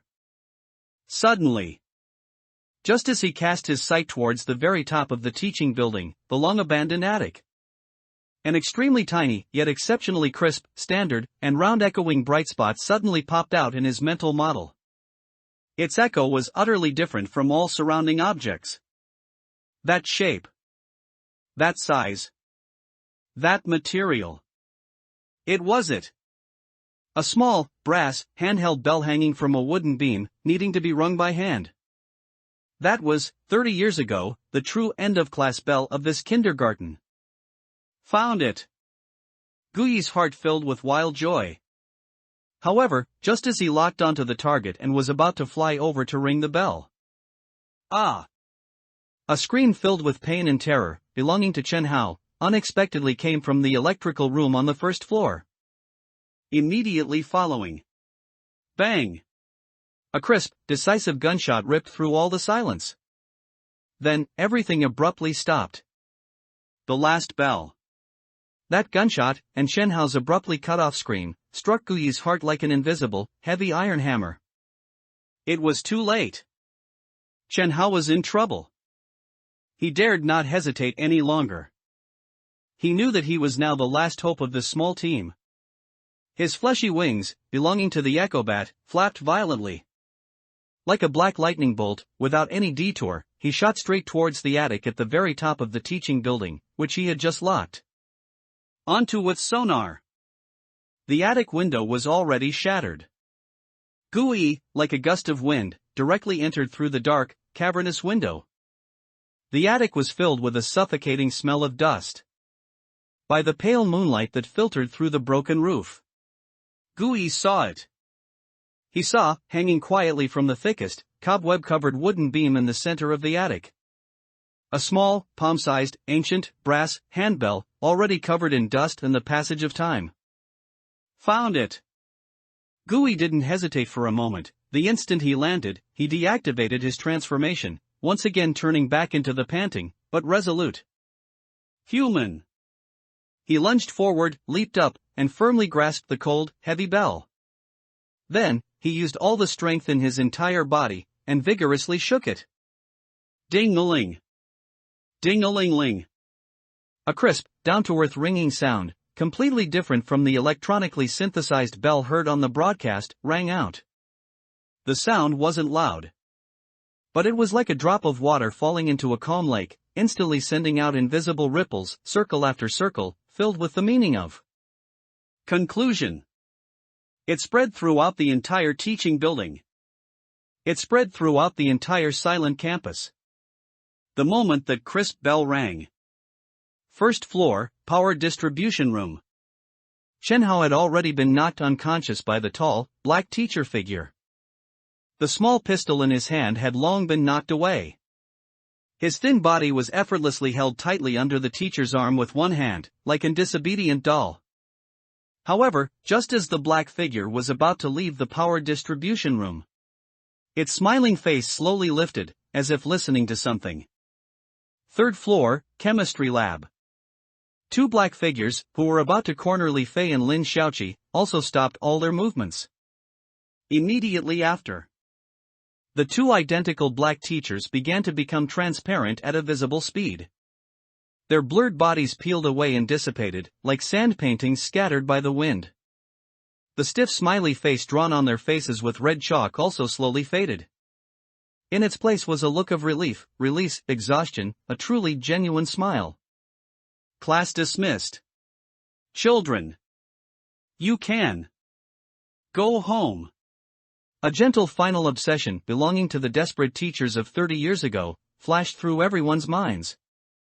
Then, the two black figures completely transformed into countless black specks of light and vanished. And those great children who had originally disappeared reappeared in the corridors and classrooms. But this time, they were no longer cold, malicious ghosts. They returned to the appearance of ordinary children with innocent smiles on their faces. They waved in unison towards the attic, towards where the bell sound came from, as if performing a farewell that was 30 years late. Then, they also transformed into countless gray specks of light and merged into the moonlight. The game of hide-and-seek was over. Gui, only when the bell in his hand could no longer produce any sound, collapsed exhaustedly onto the cold, dust-covered floor. He had succeeded. He had made the right bet. Just then, in his almost blank mind, the cold, final judgment-like prompt from the Bazaar compendium arrived as expected. Detected rule type Bazaar. Meets the conditions for law card generation. New function module enabled, the scroll of truth. Generated law card number 001, the game of hide-and-seek, automatically recorded on the first page of the scroll of truth. An invisible, gray stream of light, representing rules themselves, flew out from the now lusterless brass bell and was fiercely branded into Gui's back. Containment successful. Obtained E-grade law card, the game of hide-and-seek. Mental strength upper limit increased, 27-37. Gui gasped for breath, not even having the strength to immediately check this trump card. He just wanted to lie there until dawn. But he couldn't. Chan Hao. Auntie Lu Fong. He struggled to probe his consciousness into the compendium. He wanted to see what this damned card, which had cost him such a heavy price, actually was. Number 001. Name, the game of hide-and-seek. Grade, E. Type, law card. Description, a game created by love and despair, lasting 30 years. Players who are found do not die, but are taken by those lonely children as new playmates and dragged together into their initial and final shelter. Ability. Hide-and-seek, can consume a large amount of mental strength to forcibly designate an intelligent lifeform to play a game of hide-and-seek. If the opponent is found within the specified time, they will be temporarily assimilated and obey your commands for 10 minutes. The final shelter? Gui's gaze was fixed on that description. Players who are found do not die. Instead, they are dragged into the shelter. His heart was instantly gripped by a huge, incredible surge of ecstasy. Auntie Lu Feng and Chen Hao. They might still be alive. Gui didn't know where he found the strength. He suddenly scrambled to his feet. He rushed out of the attic, running frantically towards the third floor, to the room where Old Man Wang was hiding. Captain Wang. He pushed open the half-closed door. Old Man Wang was leaning against a bookshelf, completely exhausted, but his eyes were fixed on the window outside. "It's over?" he asked hoarsely. "It's over." Gui nodded, but Aunt Lu and Glasses might still be alive.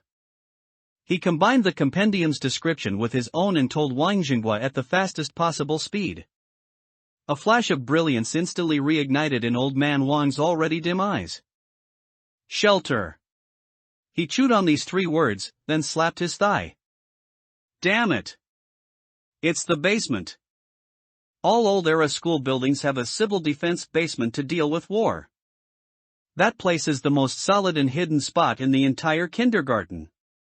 Soon, the 4 survivors reunited in the hall on the first floor. Li Fei and Lin Xiaoqi, although looking like they had survived a great ordeal, their faces were also filled with irrepressible hope. "Where's Chen Hao?" Lin Xiaoqi's voice was tearful and anxious. "He got into trouble in the power distribution room. Save him first." He made a decisive decision without any hesitation. "Monkey. I.e. You two come with me. To the power distribution room. Sparrow. You're fast on your feet. Go to the utility room on the first floor. Look for an entrance to the basement. Remember. If anything feels wrong, immediately fire a warning shot." "Yes." Gui followed closely behind Old Man Wang and Li Fei. Without the obstruction of the ghost children, they quickly rushed back to the power distribution room on the first floor, which was filled with the smell of gunpowder. The door was ajar. Old Man Wang kicked the door open. The sight before them made all 3 of their hearts sink. Chen Hao was slumped motionless in the corner of a row of huge power distribution cabinets. Beside him, the small pistol was still emitting a wisp of smoke. "Glasses." Li Fei was the first to rush over, embracing Chen Hao's cold body. "Damn it! Don't you dare scare me! Wake up!"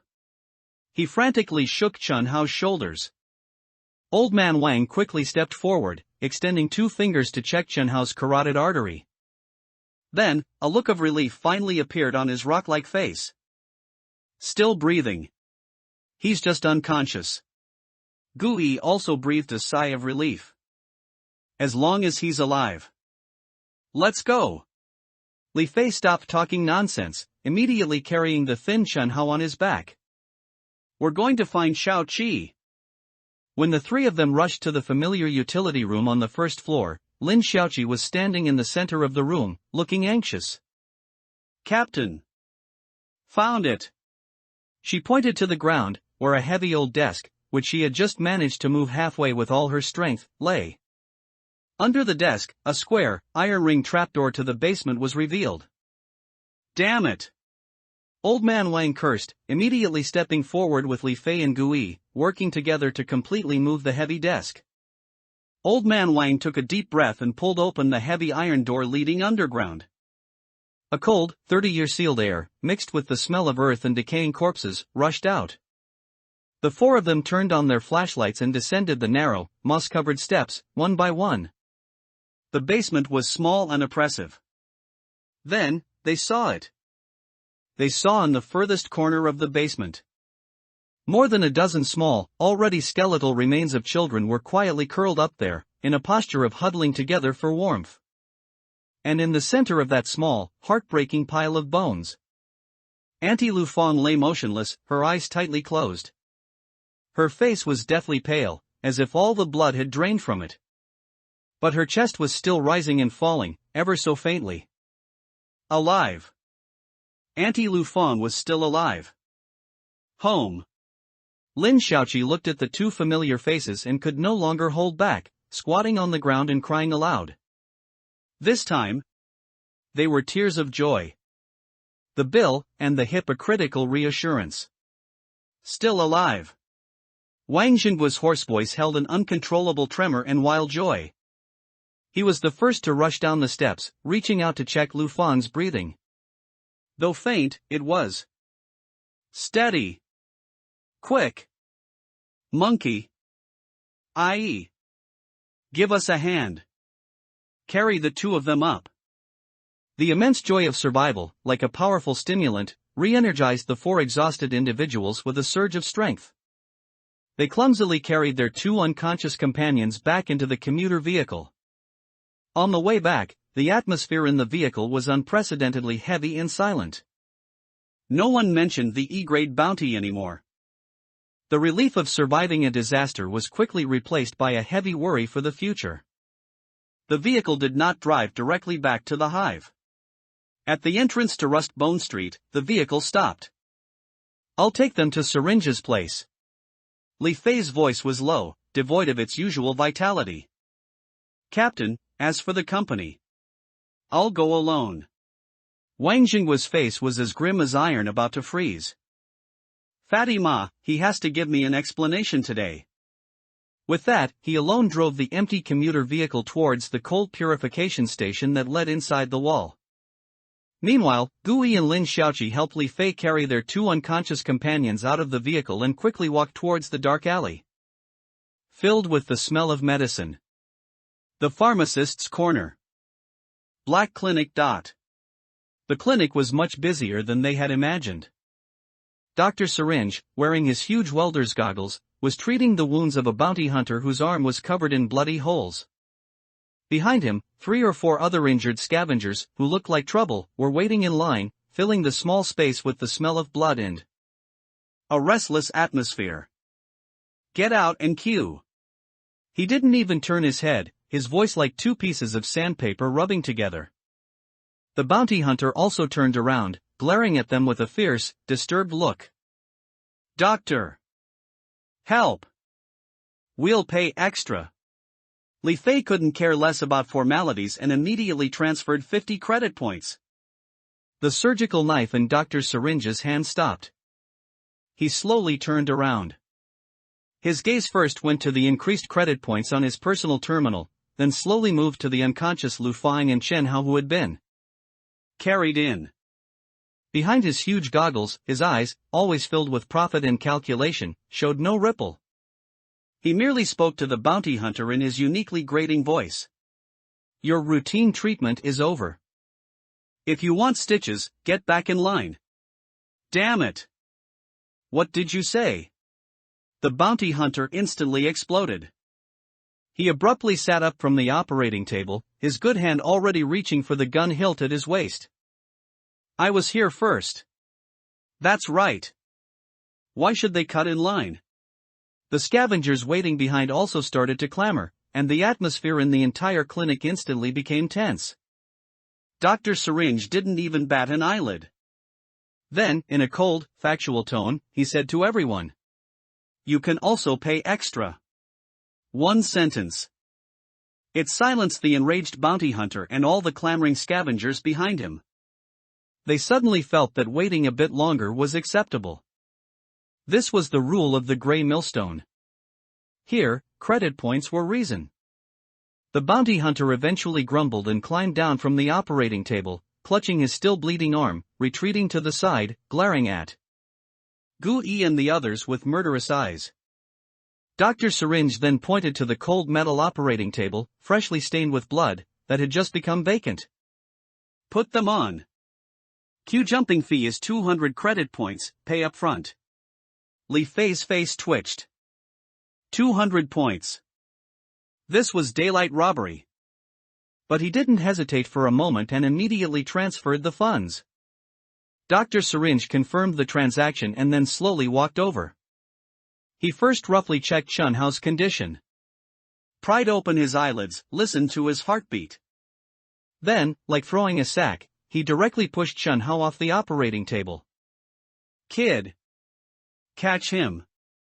Gui instinctively caught Chun Hao's limp body. He's fine. Dr. Syringe's voice was cold. Mental exhaustion, plus excessive shock, he just fainted. Go back, get some sleep, drink 2 bottles of black water, and he'll be bouncing around again. Then, he turned his gaze to Auntie Lufeng, still lying on the operating table, her face pale. This time, his expression finally showed a slight change. He took out his rusty, old contamination value detector and placed the earpiece on Lufeng's forehead. Buzz. The machine emitted a teeth-grinding roar. A minute later, a chilling red number flashed on the display, making everyone present feel a chill in their hearts. 68%. Damn it! Li Fei couldn't help but curse under his breath. This value had far exceeded the 50% warning line. It was an absolutely dangerous value, enough to cause a normal person to start showing symptoms of mental erosion. Trouble. Dr. Syringe took off his goggles, and for the first time, his voice carried a hint of excitement. It was a morbid excitement, the kind that comes from seeing a difficult case that means a sky-high bill. Her body is fine. But her mind has been thoroughly scoured by high-concentration rule contamination. It's like a computer infected with a virus. Although the hardware isn't broken, the operating system is about to crash. Is there still hope? Lin Shaoqi asked tremblingly. Yes. Dr. Syringe nodded, then held up 5 fingers. 5,000 credit points. 30% deposit up front. What? Li Fei's eyes instantly turned red. Why don't you just rob us? I am robbing you. Dr. Syringe sneered, putting his goggles back on. You can also choose to carry her back. Let her completely turn into a drooling, self-harming lunatic within half a month. Or, be more lucky, and directly mutate into a brand new, F-grade little monster worth only 50 credit points. You. Li Fei was so choked by his words that he couldn't utter a single sound. He knew that what the other person said was true. I'll pay. Gui suddenly spoke. He stepped forward and handed over his personal terminal. Transfer 1,500 first, once she's cured, I'll pay the remaining 3,500. Dr. Syringe looked at him with some surprise. He seemed not to have expected that this seemingly most inconspicuous young man was the richest and calmest of the 3. All right. He nodded. But she can't go on missions anymore. Not even once. She must rest in bed for at least a month. Every day, she'll need to use my gibberish tapes and special sedatives to slowly grind down her contamination value. And even if she recovers, her mind will become much more fragile than before. Another shock could cause her to mutate completely at any time. This verdict weighed like a huge stone on everyone's hearts. No more missions. For a cleaner in the searing zone who relied on risking his life to make a living, this was tantamount to a death sentence. B-Ring District. Jingchen Security Company. Manager's Office. Ma Wenbin, Manager Ma, was leisurely leaning back in his soft leather chair, savoring a cup of instant coffee reportedly from before the great fracture, acquired from the black market. Bang! The office door was violently slammed open by a great force. Wang Xinghua, like a furious, red-eyed beast, walked in, exuding a cold killing intent. Old one? Manager Ma frowned, put down his coffee cup, and forced a fake smile onto his face. Mission accomplished? You've worked hard, worked hard. I knew this little matter wouldn't trouble your 7th SQUA. Ma Wenbin. Wang Xinghua interrupted him, every word squeezed out from between his teeth. You better give me an explanation. His hand rested on the gun holster at his waist. What easy job? What simple investigation? E-grade rule-based anomaly. Do you know what that means? I almost left an entire team of people in that goddamn place. The smile on Manager Ma's face froze. But he was, after all, a shrewd man. He quickly regained his composure, spread his hands, and put on a helpless expression. Old Wang, don't get excited, sit down, let's talk. This matter was an accident. I admit, my intelligence work had a flaw. But, you can't blame it all on me. He sighed, cleanly shifting the blame. The original intelligence came from the garrison force. They said it was suspected. Who would have thought that place really hid such a big guy? The garrison force? Old Man Wang sneered, his eyes like he was looking at a clown. Ma Wenbin, have you forgotten where I came from? He heavily tapped his already graying, scar-covered head with his finger. I served in that force for 10 years. From a greenhorn to a squad leader. I know their procedures better than my own son. He suddenly took a step forward, and the veteran's killing aura, forged from mountains of corpses and seas of blood, instantly made Manager Ma's chubby face turn a shade paler. A vague suspected intelligence report, without secondary verification, they dare to directly issue it to an outsourced company like us? Do you think their safety regulations are written on toilet paper? Unless. Every word from Old Man Wang was like a nail, firmly driven into Manager Ma's heart. Someone intentionally omitted this step in the middle. Disguising a report that should have been marked high-risk pending as a low-risk junk contract. Manager Ma's face finally became somewhat grim. He hadn't expected Wang Jinghua, this old man, to be so difficult to deal with. But he still didn't admit it. Old Wang, you can eat carelessly, but you can't speak carelessly. Are you accusing me? Damn it, I am accusing you. Wang Jinghua slammed the table, the loud noise making the coffee cup jump. One of my people is still lying half-dead in the clinic. Another was almost scared insane. How do we settle this account? The office fell into a deathly silence. The two stared intently at each other. One was an angry beast filled with killing intent. The other was a cold-eyed, hypocritical venomous snake. Ultimately, Manager Ma was the first to back down. He knew that today, if he didn't let this mad old dog gnaw off a piece of flesh, he would never give up. All right. He let out a long sigh and leaned back into his chair. This time, I'm unlucky. He opened his terminal and made a few operations. The E-grade mission bounty doubled. A total of 12,000 credit points. Additionally, I'll personally contribute another 10,000 points as your work injury nutrition fee. This matter ends here. Continuing to make a fuss will do no good for either you or me. Wang Jinghua looked at the huge sum that quickly arrived in his terminal, enough to drive any Searing Zone family crazy, and the killing intent that was almost gushing out of his eyes slowly subsided. He knew this was the best outcome he could achieve. He didn't say another word.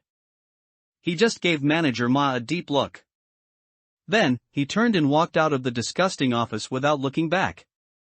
Behind him, the fake smile on Manager Ma's chubby face slowly disappeared. It was replaced by a cold gaze, as if looking at a dead man. A white lie. In the black clinic, Li Fei and Lin Xiaoqi both silently watched Auntie Lu Feng, who had been moved to a hospital bed and was still unconscious, with red eyes. 5,000 credit points. This number, like a mountain not too big or small but heavy, pressed down on everyone's hearts. It was almost a huge sum that their entire Squad 7 could only save up by working for several months without eating or drinking, risking their lives. And now, merely 4, treating an illness. Just then, the dilapidated door of the clinic was pushed open with a creak. Wang Jinghua walked in. His face was still terribly grim. But when he saw the 3 young people in the room, though disheartened, none were missing. His tense gaze finally softened a little. "How's the situation?" he asked hoarsely. Li Fei recounted the syringe doctor's verdict in full detail. When Old Man Wang heard 5,000 credit points, his eyelids merely twitched slightly. He showed no anger nor surprise. As if this price was already within his expectations. He just walked up to Gui. You kid, you've got guts. He looked at Gui, and a hint of what could be called approval appeared in his murky eyes. Then, he opened his personal terminal. Payment successful, 1,500 credit points. I'm returning the money you fronted. I've already paid the rest of Lu Fang's medical expenses. After he finished the operation, he didn't even give Gui a chance to refuse. Captain Wang. This. Li Fei became anxious. He knew that this money was definitely not a small sum for Old Man Wang either. Shut up. Old Man Wang stopped him. Then, looking at the worried youngsters in the room, he finally squeezed out an explanation through gritted teeth. Fatty Ma gave a hush money. His voice was cold, filled with undisguised disgust. This mission's bonus is doubled. Plus 10,000 credit points for work-related injury nutrition expenses. I took it. So this money should come from me. He paused, every word seemingly chiseled from ice. This is what we earned with our lives. The clinic fell into a deathly silence. Everyone understood. Old Man Wang must have had a big scene in Manager Ma's office just now. And, in a way they couldn't imagine, he had forcibly bitten off a bloody chunk of flesh from that fat man who devours people without spitting out bones. Immediately after, he performed a few more operations. Payment successful, 2,400 credit points. Gui, Li Fei, Lin Xiaoqi, and even Chen Hao and Lu Fang, who were still unconscious, all received a transfer of 2,400 credit points at the same time. This is the double bonus for this E-rank mission. Old Man Wang's voice was calm. I'll hold on to the remaining nutrition expenses for Lu Fang. I'll give them to her when she wakes up. 2,400 credit points. This huge sum was enough to drive any scavenger in the searing zone mad. But at this moment, no one felt even the slightest joy because of it. They only felt that the money in their hands was scalding hot and heavy, stained with Lu Fang's blood. Don't all look like your fathers died. Old Man Wang, seeing their appearance, finally couldn't help but curse. She's still alive. That's a great thing. If money's gone, earn it again. If life's gone, then nothing's left. Just then, the door to the ward was pushed open again. A girl, who looked only 16 or 17, wearing a faded Devouring District Technical College uniform and with a ponytail, timidly peeked in. Her face still carried a trace of student-like innocence and cleanliness, untouched by the gray millstone. But her eyes were red from anxiety and fear. Excuse me. Her gaze quickly scanned the clinic, finally settling on the familiar figure lying on the hospital bed. Mom? The girl's voice instantly became tearful. Jingya? Lin Xiaoqi and Li Fei were both stunned. They knew this girl. She was Auntie Lu Fang's daughter, her sole pride in her entire world, Li Jingya.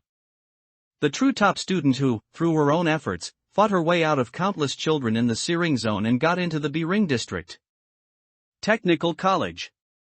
A genius in the top 1%. Mom, what happened to you?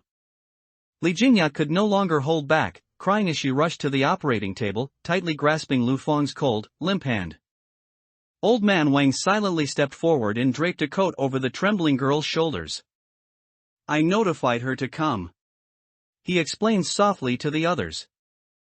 This kind of thing can't be hidden. And her mom, in her current state, needs her the most. Li Jingya cried for a while, then as if suddenly remembering something, she abruptly looked up, her red eyes fixed on Wang Jinghua. Uncle Wang. My mom. Didn't she say she found a very easy job in C-Zone, keeping accounts in a warehouse? Why? Why is she so badly injured? This question was like a knife, piercing deeply into everyone present. Easy? High-paying? Everyone knew that was the gentlest, yet also the cruelest, lie a mother had fabricated to prevent her daughter from worrying. Auntie Lu Fang had only been a cleaner for a year. The Human Alliance had waived all tuition fees for those 1% who made it out of the searing zone, and even provided a monthly subsidy enough To live. But Lu Fan wanted her daughter to live a little better. She wanted her to have confidence when dining with classmates who grew up in the Devouring district, instead of just silently drinking free purified water on the side. She wanted her to be able to wear a beautiful, brand new cotton coat when winter came, instead of just shivering in the ugly old school uniform provided by the school. She wanted her to have a carefree future full of hope, just like all the children in the Devouring district. That's why she chose to use her life to exchange for that little bit of extra, yet incredibly precious, dignity for her daughter's life. Old Man Wang's lips moved. His mouth, which could roar at manager Ma and shriek at the bazaar, was at this moment unable to utter a single word. He didn't know how to reveal this bloody truth to the still somewhat naive girl in front of him. Finally, Gui stepped forward. He looked at the girl, who was about the same age as Lin Xiaoqi but whose eyes were much cleaner. He knew that sometimes, a lie was more compassionate than the truth. Your mom. She's fine. Gui's voice was soft, yet unusually firm. She was in the warehouse, counting goods, when a falling shelf hit her head, which is why she fainted. The doctor said it's nothing serious, just needs a good rest for a while. We're her colleagues from the same warehouse. We happened to pass by and brought her here. This lie, full of holes, made Li Fei and Lin Xiaoqi look at him with incredulous eyes. But, unexpectedly, the girl, who was already distraught, actually believed him. Perhaps Gui's unfamiliar face and calm tone were more convincing than Old Man Wang and the other acquaintances. Or perhaps, subconsciously, she was more willing to believe this less terrifying version. Ray. Really? She asked, sobbing. Really? Gui nodded. Then the medical expenses. A trace of worry and embarrassment reappeared on Li Jingya's face. She knew how expensive medical treatment was in the searing zone, especially here at Syringe's place. Before Gui could say anything more, Wang Jinghua had already stepped forward. On his rock-like face, he forced out an expression that was uglier than crying, which could be called comfort. You don't have to worry about the money. His voice was hoarse, but filled with undeniable power. I've already received the company's compensation. It's enough to cover all your mom's medical expenses and a month's nutrition expenses. You don't have to worry about anything. Just stay here with her with peace of mind and wait for her to wake up. After speaking, he no longer looked at the girl who was completely stunned, but turned to Li Fei and Lin Xiaoqi and said, You two stay here too, and lend a hand. I'm going out for a smoke. Gui also silently retreated. He knew that at this moment, leaving the space to these true family members was most appropriate. Outside the clinic, the night in Rust Bone Street was cold. Old Man Wang didn't go far, leaning in the alley's shadow, lighting a mint cigarette, silently puffing away. Gui also didn't leave. He just found a more inconspicuous corner, leaned there, and quietly watched the small, yet never-stopping black clinic in front of him. He saw the bounty hunter they had cut in line 4, cursing and grumbling as he sat back on the operating table. The syringe doctor showed no apology nor any unnecessary words. He merely used his fast, machine-like, cold technique to perform the most brutal, yet most effective, suturing on the opponent's bone-deep wound. No anesthetic. The bounty hunter, as strong as a bear, convulsed with pain, veins bulging on his forehead, but he gritted his teeth and didn't utter a sound. Because he knew that here, groaning required extra payment. Soon, the next patient was brought in. It was a day laborer whose stomach had been cut open with a broken beer bottle during a brawl in the flesh market. The next one was an addict who had hallucinated from smoking inferior fun stuff and crashed into a wall. The injured, like parts on an assembly line, were brought in one by one. Then, under the syringe doctor's mechanic-like technique, they were hastily repaired. And then, dragging their half-dead bodies, they walked out again. This was not a clinic. This was more like a flesh and blood repair shop. An exchange where prices were clearly marked, measuring whether your worthless life was still worth repairing with cold credit points. Gui watched all this, no longer feeling the previous sadness and anger in his heart. Only a deeper, colder realization remained. He finally understood this damned gray millstone more profoundly. Injury was routine here. Death was the norm. All human affection and warmth were like wild grass in the cracks, precious and rare. And his own small squad 7, where people were willing to empty their savings for a companion's medical expenses. In this cold world, it was itself an existence close to a miracle. Guns are for killing. The next day. When Gui woke up, it was just dawn. Last night, he, Captain Wang, and Li Fei brought Chin Hao, who had woken up but was still very weak, back to the hive from the Black Clinic. Lin Xiaoqi insisted on staying at the clinic to help Li Jingya care for Auntie Lu Feng, who was still in a coma. Gui had barely slept all night. But strangely, his mind was exceptionally clear, not feeling a trace of fatigue. He knew this was because his rapidly increased mental power, now at 37 points, was at work. His soul, or rather, spirit, had begun to transcend the realm of ordinary people. He sat up from the bed, looking at the perpetually gray sky outside the window, and began to ponder his path forward. Auntie Lu Feng had fallen. This meant the team would be unable to undertake collective missions for a long time. And his junk-picking business with Chun Hao was temporarily halted because the scrap metal mountain had been depleted. All sources of stable income were cut off. But Gui felt no anxiety in his heart. This was a confidence stemming from his golden finger. He now possessed 3 form cards, 1 armament card, and 1 rule card. In terms of life-saving and stealth capabilities, he was confident he was already among the top scavengers. From the subway tunnel to the abandoned kindergarten. One thing had been proven. As long as he could transform into an aberration. Then in this world, he possessed the most powerful disguise and the most reliable talisman for survival. But that was all in his non-human form. Once he returned to this human body, he was still an unarmed, fragile ordinary person who could be shot dead at any moment. Gui felt he might need to strengthen his combat abilities in human form. The first thing he thought of was buying a gun.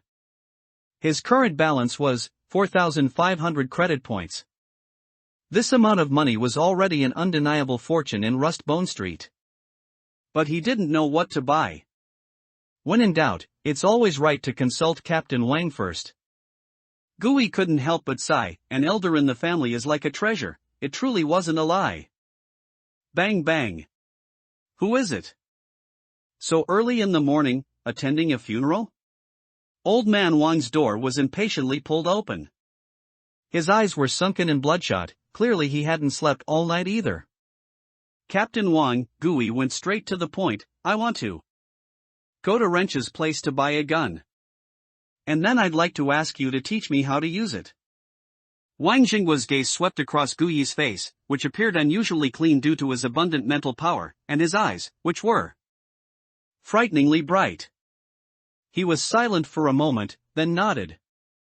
Come in. The room was filled with smoke. Old man Wang took a big gulp of black water for himself, seemingly using alcohol to dispel the damned fatigue. How much money do you have? He asked. 4,005. Old man Wang's hand, holding the cigarette, paused. He looked deeply at Gui, his gaze complex. You kid, you're more troublesome than I thought. He stubbed out his cigarette, and his voice became serious again. Kid, I ask you, what do you want to practice shooting for? Aberrations, Gui replied without hesitation. Wrong. Old man Wang rudely interrupted him. Completely wrong. Kid, do you think that with a gun, you can stand and fight those ghostly things head on? I'm telling you, this thing in your hand is useless against most aberrations. He pointed at Gui, teaching this rookie word by word with his bloody experience.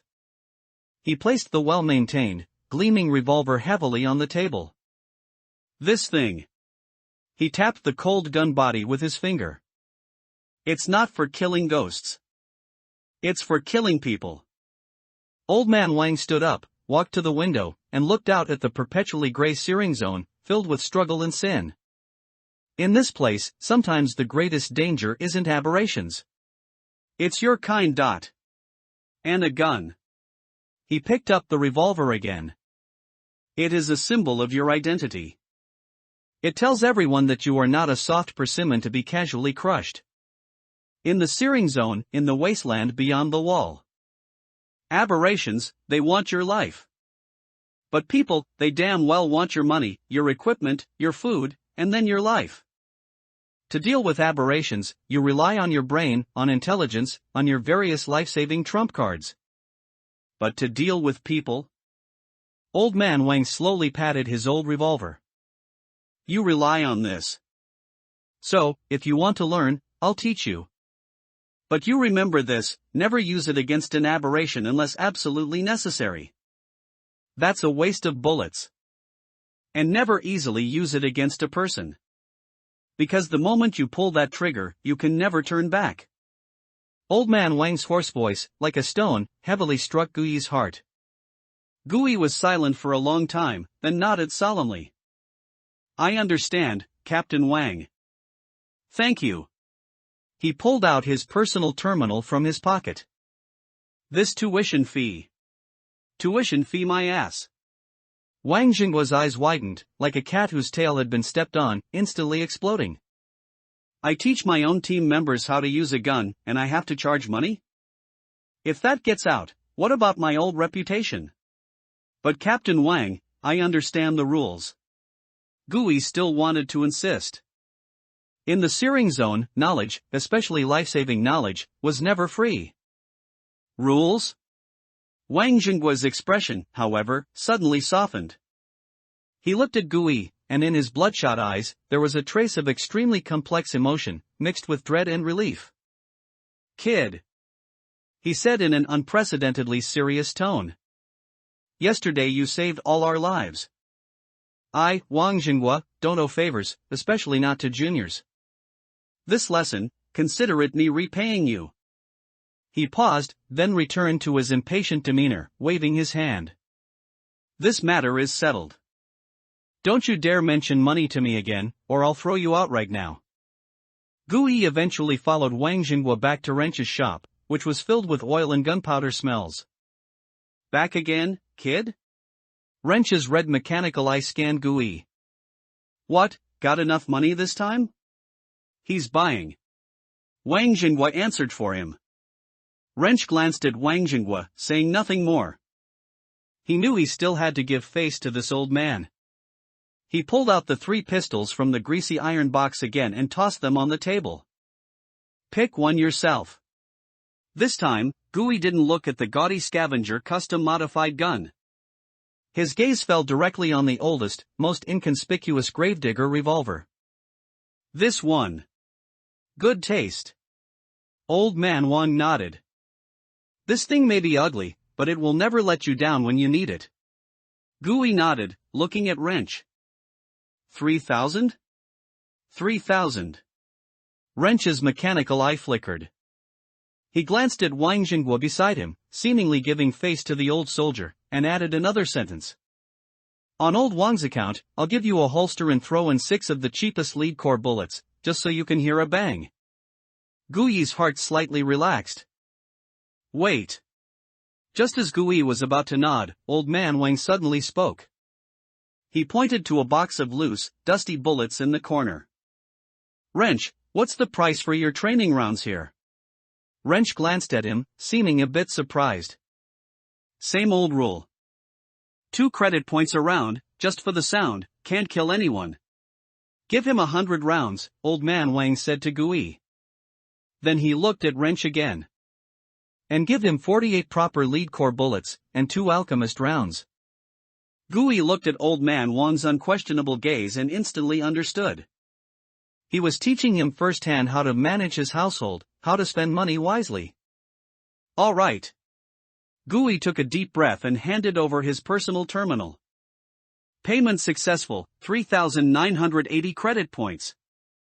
3,000 for the gun plus 100 training rounds 200 plus 48 lead core rounds 480 plus 2 alchemist rounds 300.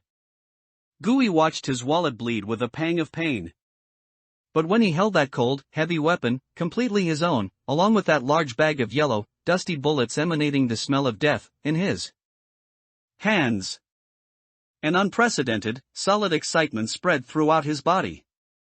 Whether in his previous life or this one, this was his first time truly touching a real gun.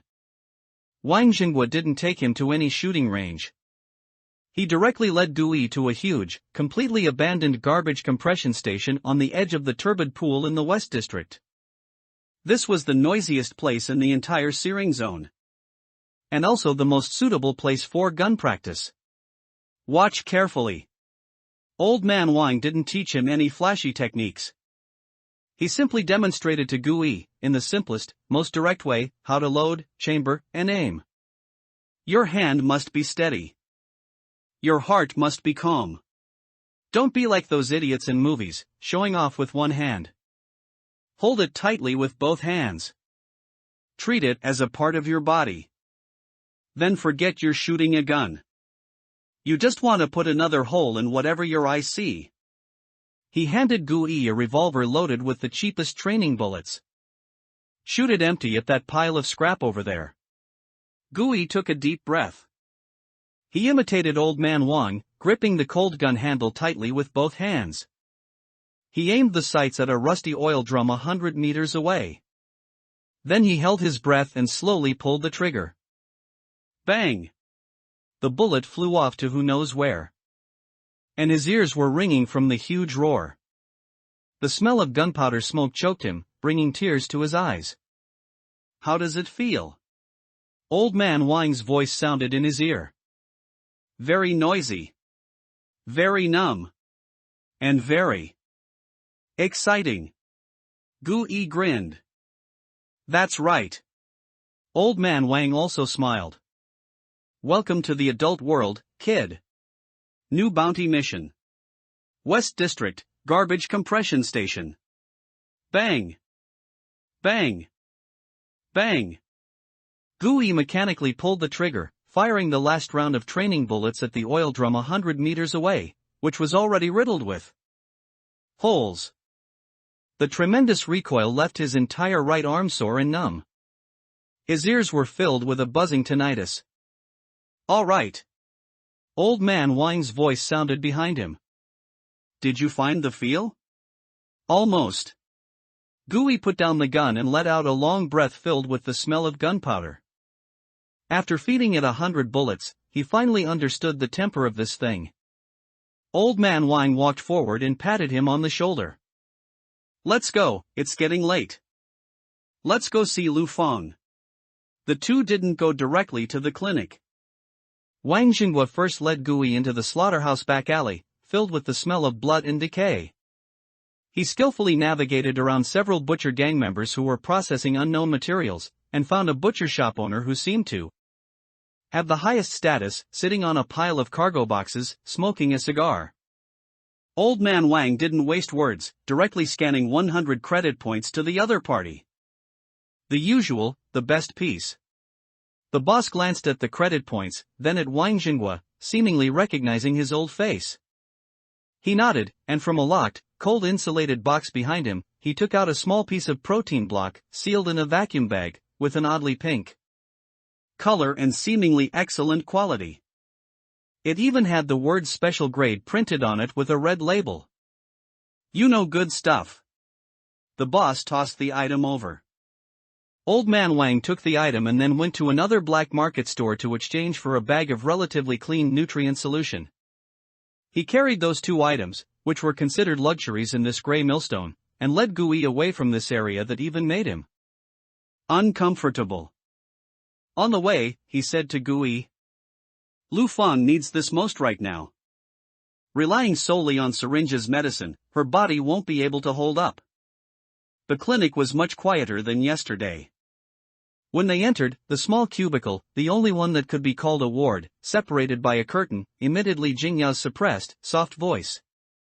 Lin Xiaoqi sat on the bench outside, dozing off. Seeing Wang Xinghua and Gui, Lin Xiaoqi immediately stood up. Captain Wang, i.e. Gu. How's the situation? Old Man Wang asked. She's already awake. Lin Xiaoqi's voice was still a bit hoarse. Syringe said she's stable now. It's just She's still very weak and sleeps most of the time. Just then, the curtain was pulled open. Li Jingya helped the pale-faced, staggering Auntie Lu Fong walk out. Old one? I.e.? Auntie Lu Fong's dull eyes finally showed a glimmer of life when she saw them. You? Why are you here? To see you. Old man Wang handed over the items in his hand, from the company, to help you recover. Again wasting money, Auntie Lu Fong looked at the expensive bag of protein blocks, and her eyes immediately reddened. She wanted to say something, but Li Jingya supported her and bowed deeply to old man Wang and the others. Uncle Wang, thank you. Gui didn't go in to disturb them further. He just stood outside with old man Wang for a while. Then he silently turned and left. He opened his personal terminal and checked his balance. He was back to being a pauper who could be kicked out of the hive at any time for not being able to pay rent. And the heavy, oppressive atmosphere in the clinic earlier made him feel an unprecedented, strong sense of crisis. No. He couldn't go on like this anymore. He had to take the initiative. He gripped the cold, heavy revolver at his waist. He also felt the card in his compendium. He now had a gun, a trump card, and experience. He was no longer the rookie who had just arrived. It was time to continue taking on missions. The One-Eyed Tavern. This time, Gui's steps were much steadier as he walked in. He no longer paid attention to the vague glances around him, walking straight to the row of old public mission terminals next to the bar, whose screens were covered in scratches. He took out his scavenger ID card, engraved with 734, and gently swiped it across the terminal's sensor area. Beep. Identity, scavenger. ID, 734. Access, F-rank missions. A green mission list instantly popped up on the screen, full of technological flair, but somewhat lagging due to the old equipment. Gui's gaze quickly scanned over it. He first filtered out all missions with locations within the searing zone. In the searing zone, his biggest trump card, the transformation ability, would be greatly diminished, and his mental energy consumption would double. Moreover, most missions in the searing zone were trivial odd jobs, with pitifully low rewards. Low pay, but the risk for him was not proportional. Not worth it. His goal this time was very clear. First, the location must still be in the South Ring Wasteland. That map, worth 300 credit points, could not be wasted. Second, the mission description must contain clues of suspected new anomalies. Third, and most importantly, he now had an Echo Bat card that allowed him to fly. Many missions that he couldn't even imagine before, which required crossing complex terrain, could now be put on the agenda. Soon, his gaze locked onto 3 missions, which he marked with red circles. Mission 1, recover filter components from the air purification station. Location, South Ring Wasteland, Zone A2. Requirement, 3 intact carbon crystal filter components. Reward, 600 credit points. Remarks, scavengers have recently reported being attacked by reanimated scrap metal in this area. Mission 2, investigate the abnormal growth at the top of Ventilation Tower 2. Location, South Ring Wasteland, Zone A5. Requirement, collect samples and photograph them. Reward, 700 credit points. Remarks, the ventilation tower is approximately 50 meters high, with no climbing path. Mission 3, find a missing scavenger. Location, South Ring Wasteland, Zone A4, near the broken overpass. Requirement, find a living person or a dog tag. Reward, 500 credit points. Gui took out Old Man Wang's hand-drawn map and carefully compared them. A2, A5, A4. These 3 places were all within 5 kilometers of each other. If he planned his route well, he could complete them all in one day. Especially the second mission. No climbing path? For his past self, this would have been an insurmountable chasm. But for his current self, who could transform into an Echo Bat, it was practically a freebie. Now he wasn't as timid as last time, only daring to take one mission at a time. He took a deep breath and pressed his finger heavily 3 times on the scratched, greasy touchscreen. Mission Recover Components Accepted. Mission Investigate Growth Accepted. Mission Find Missing Person Accepted. Accompanied by the click sound from the terminal, like a gun being cocked. Gui turned and walked straight out of the tavern. No one would care if a scavenger took on a few more dirty jobs today that might cost him his life. In this tavern, people disappeared every day. And every day, new, hungrier wild dogs filled their places. Stepping into the South Ring wasteland for the second time. Gui stepped out of the tavern, and the cold wind outside, carrying the smell of rust and dust, immediately cleared his head. He didn't head straight for the wasteland outside the city. A hunter must first check his claws and teeth before going out. Gui first returned to the beehive apartment. The room was still the same, but it was no longer bare.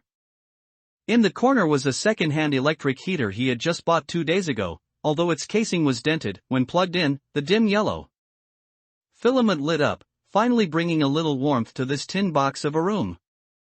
He spread all his belongings on the bed. He pulled out the revolver from his waist, disassembled it, and carefully wiped it down with the cheapest lubricating oil.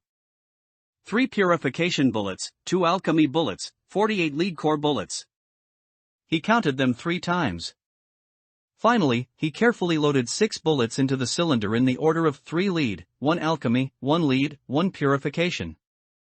Lead core bullets to clear the way, alchemy bullets to break defenses, purification bullets for survival. He remembered the position of every single bullet clearly. This was what Old Man Wang had taught him. In a critical moment, that 1 purification bullet is worth more than your entire life. He touched the map he had bought for 300 credit points in his pocket and rechecked his newly bought respirator and filter. Finally, he dragged out half a box of Calm brand nutritional paste from under the bed. This stuff tasted like mud, but it was his only ration now.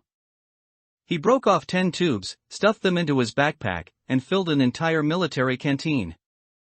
He also threw the sample recovery box, obtained with the mission voucher, and some scattered life-saving gadgets such as a mirror, a fluorescent marker, and a compass, into his backpack. After all this, he looked at the balance on his personal terminal. 520 credit points. He was dirt poor. But this time, he wasn't flustered at all.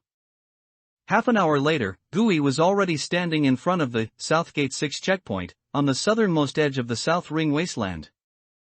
There was no clamor of the here, only the woo-woo sound of the wind blowing through the barbed wire. The guards at the entrance were still the same 2 old hands. They merely glanced at the scavenger ID card with 734 engraved on it that Gui showed, then lazily waved their hands, indicating permission to pass. In their eyes, this was just another unlucky newcomer who would probably become a new number on the missing persons list in a few days. He passed through the symbolic barbed wire. A unique scent of the wasteland, a mix of decay, wild grass, and damp dust, wafted over him. Gui pulled up his respirator. The world instantly fell silent. The never-ending clamor of the gray millstone behind him was shut out. Before him was still the same gray sky and the vast, uneven wilderness. This time, his state of mind was different. There was still tension. But it was no longer fear. Instead, it was a hunter's focus upon entering the hunting grounds. Gui took a deep breath and pulled out the map Old Man Wang had given him from his pocket. The edges of the map were already frayed from his touching. His finger carefully confirmed his position and the direction of his first target on it. The 3 mission points this time, A2, A5, and A4 zones, were all deep within the South Ring wasteland. They were 5 or 6 kilometers away from the Southgate 6 checkpoint, behind him. That was almost the boundary of the safe zone in the South Ring wasteland marked by the scavengers. Beyond that was the true hunting zone. 3 circles were marked on it with a red pen. The first place he was going was the air purification station in Zone A2. There lay the main objective of his mission, 3 sets of carbon crystal filter components. It was also the only place among the 3 missions with a clear monster sighting report. Living scrap metal. Gui put away the map and did not follow the relatively safe vehicle tracks pressed into the wilderness. Instead, he unhesitatingly plunged directly into the yellowed, withered grass beside him, which was taller than a person. The stealthy habits brought about by transforming into a skeletal hound made him more accustomed to an environment where he could hide and launch surprise attacks at any time. After he had walked for dozens of meters, a very slight, prickling sensation appeared. Someone was following him. Gui's heart sank sharply. He didn't look back. He just glanced back with the corner of his eye. 3 thin figures trailed behind him in the distance. Not too far, not too close. Like hyenas following a lion on the savannah, ready to scavenge scraps. They were scavengers. Or rather, they were scavengers who specialized in targeting lone newcomers. Gui tightened his grip on the hilt of the military dagger hidden under his jacket. Last time he came, he was lucky not to encounter any. But this time, he was carrying a bulging backpack, looking like a fat lamb fresh out of the nest. Trouble had found him. Gui stopped. He didn't choose to speed up, nor did he choose to confront them. He just casually leaned against a half-human high piece of abandoned concrete. Like an ordinary scavenger who had grown tired from walking. He unbuttoned his jacket, letting the worn jacket hang open. With utmost casualness, he revealed the cold, heavy revolver tucked into his belt. The 3 figures in the distance also stopped. Their eyes were fixed on the gun. In their gaze, there was greed and surprise. But more than that, there was apprehension. And a fear of power. In the searing zone, those who could afford a few hundred credit points for food were rich. But those who could spend thousands of credit points to buy a gun were absolutely ruthless. Such people were either madmen or desperate individuals with true capability. Neither type was someone that trash like them, who could only rely on sneak attacks and outnumbering others, could afford to provoke. A few seconds later, they exchanged glances. Then turned around without a word. Soon, they disappeared into the grass on the other side. Gui rebuttoned his jacket. He didn't leave immediately. He just stood quietly for a while. Old Man Wang's words echoed in his ears again. A gun is for killing. He took a deep breath, his eyes growing colder and more vigilant. Then, he continued towards Zone A2. The rest of the journey was undisturbed. Approximately 40 minutes later, he passed through a sparse, long-dead grove of trees. A massive, square concrete building appeared before him. The building's exterior walls were covered in rust and dried moss, and a huge, long-extinguished red fan logo indicated its former identity. Security Zone No. 13-second air purification station. The main gate was tightly locked, covered in deep claw marks, as if torn open by some giant, sharp claws. Gui didn't force his way in. He walked around the building once. Soon, he found a pool of dried, dark brown bloodstains beneath a broken window on the side. Next to the bloodstains, a crushed toolbox lay discarded. Gui knelt down and lightly scraped the bloodstain with his dagger. The compendium showed no reaction. It wasn't strange blood. It was human blood. It seemed the attacked scavenger had escaped from here. Gui tightened his grip on the dagger and slipped through the broken window. Inside was a pitch-black corridor. The air was filled with a strong, pungent smell of rust. Gui turned on his tactical flashlight, and a beam of light pierced the darkness. The walls on both sides of the corridor were also covered in those grotesque claw marks, and the floor was littered with scattered, torn metal sheets and parts. He walked step by step, extremely slowly and steadily. His ears, under the influence of the Echo Bat card, became exceptionally sensitive, catching any abnormal sound in the dead silence. Drip, drip. It was the sound of a leaking pipe. Whoosh, whoosh. It was the sound of wind blowing in through the broken window. And crunch. A very faint sound, like metal parts being crushed, came from the machinery room at the end of the corridor. Gui's pupils suddenly contracted. He immediately turned off the flashlight and instantly pressed himself into the nearby shadows. He didn't draw his gun. He slowly squatted down. Transform into a skeletal hound. In the blink of an eye, the living person who was there had vanished. In his place was a skeletal hound, its entire body composed of pale bones, with 2 points of ghostly blue fire burning in its eye sockets. This form had no breath, no heartbeat. It was a perfect stealth operative. Gui lowered his body, moving on all fours. The bones of his paws cleverly adjusted their angles, making no contact with on the ground. Like a white shadow, it silently crept to the entrance of the machinery room. Then, from the shadow of the doorframe, half of its skull-composed head peeked out. 2 points of ghostly blue fire looked towards the source of the sound. The sight before him made Gui gasp. There was something in the machinery room. Not one, but a group. They resembled giant, deformed metalworms, clinging to the massive turbine generator in the center of the machinery room. Their entire bodies were haphazardly pieced together from countless rusty wires, rebar, nuts, and bearings.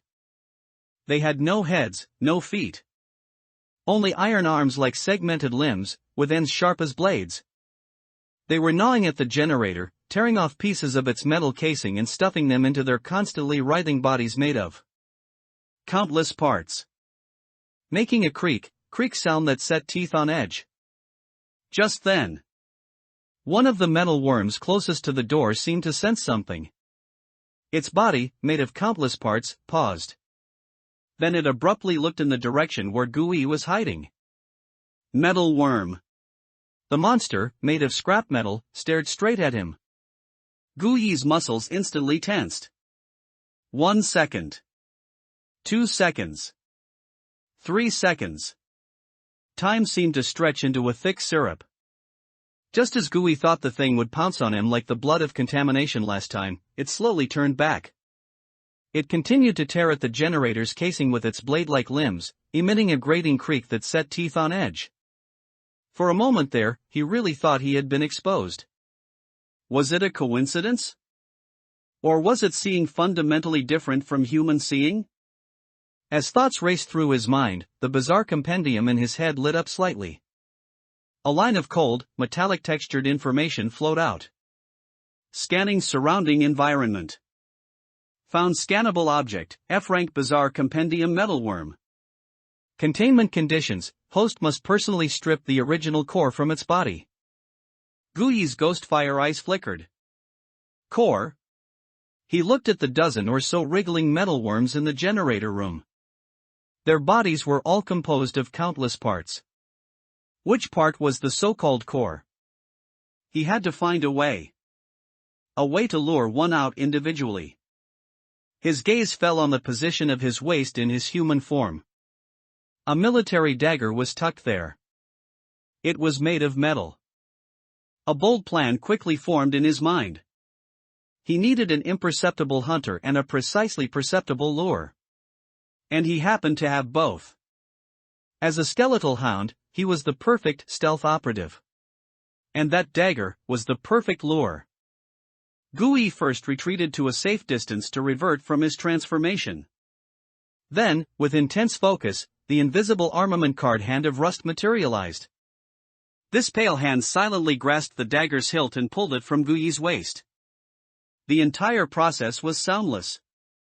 The dagger floated in midair. Then Gui controlled the hand of rust, carrying the dagger, to drift towards the factory building where the metalworms were.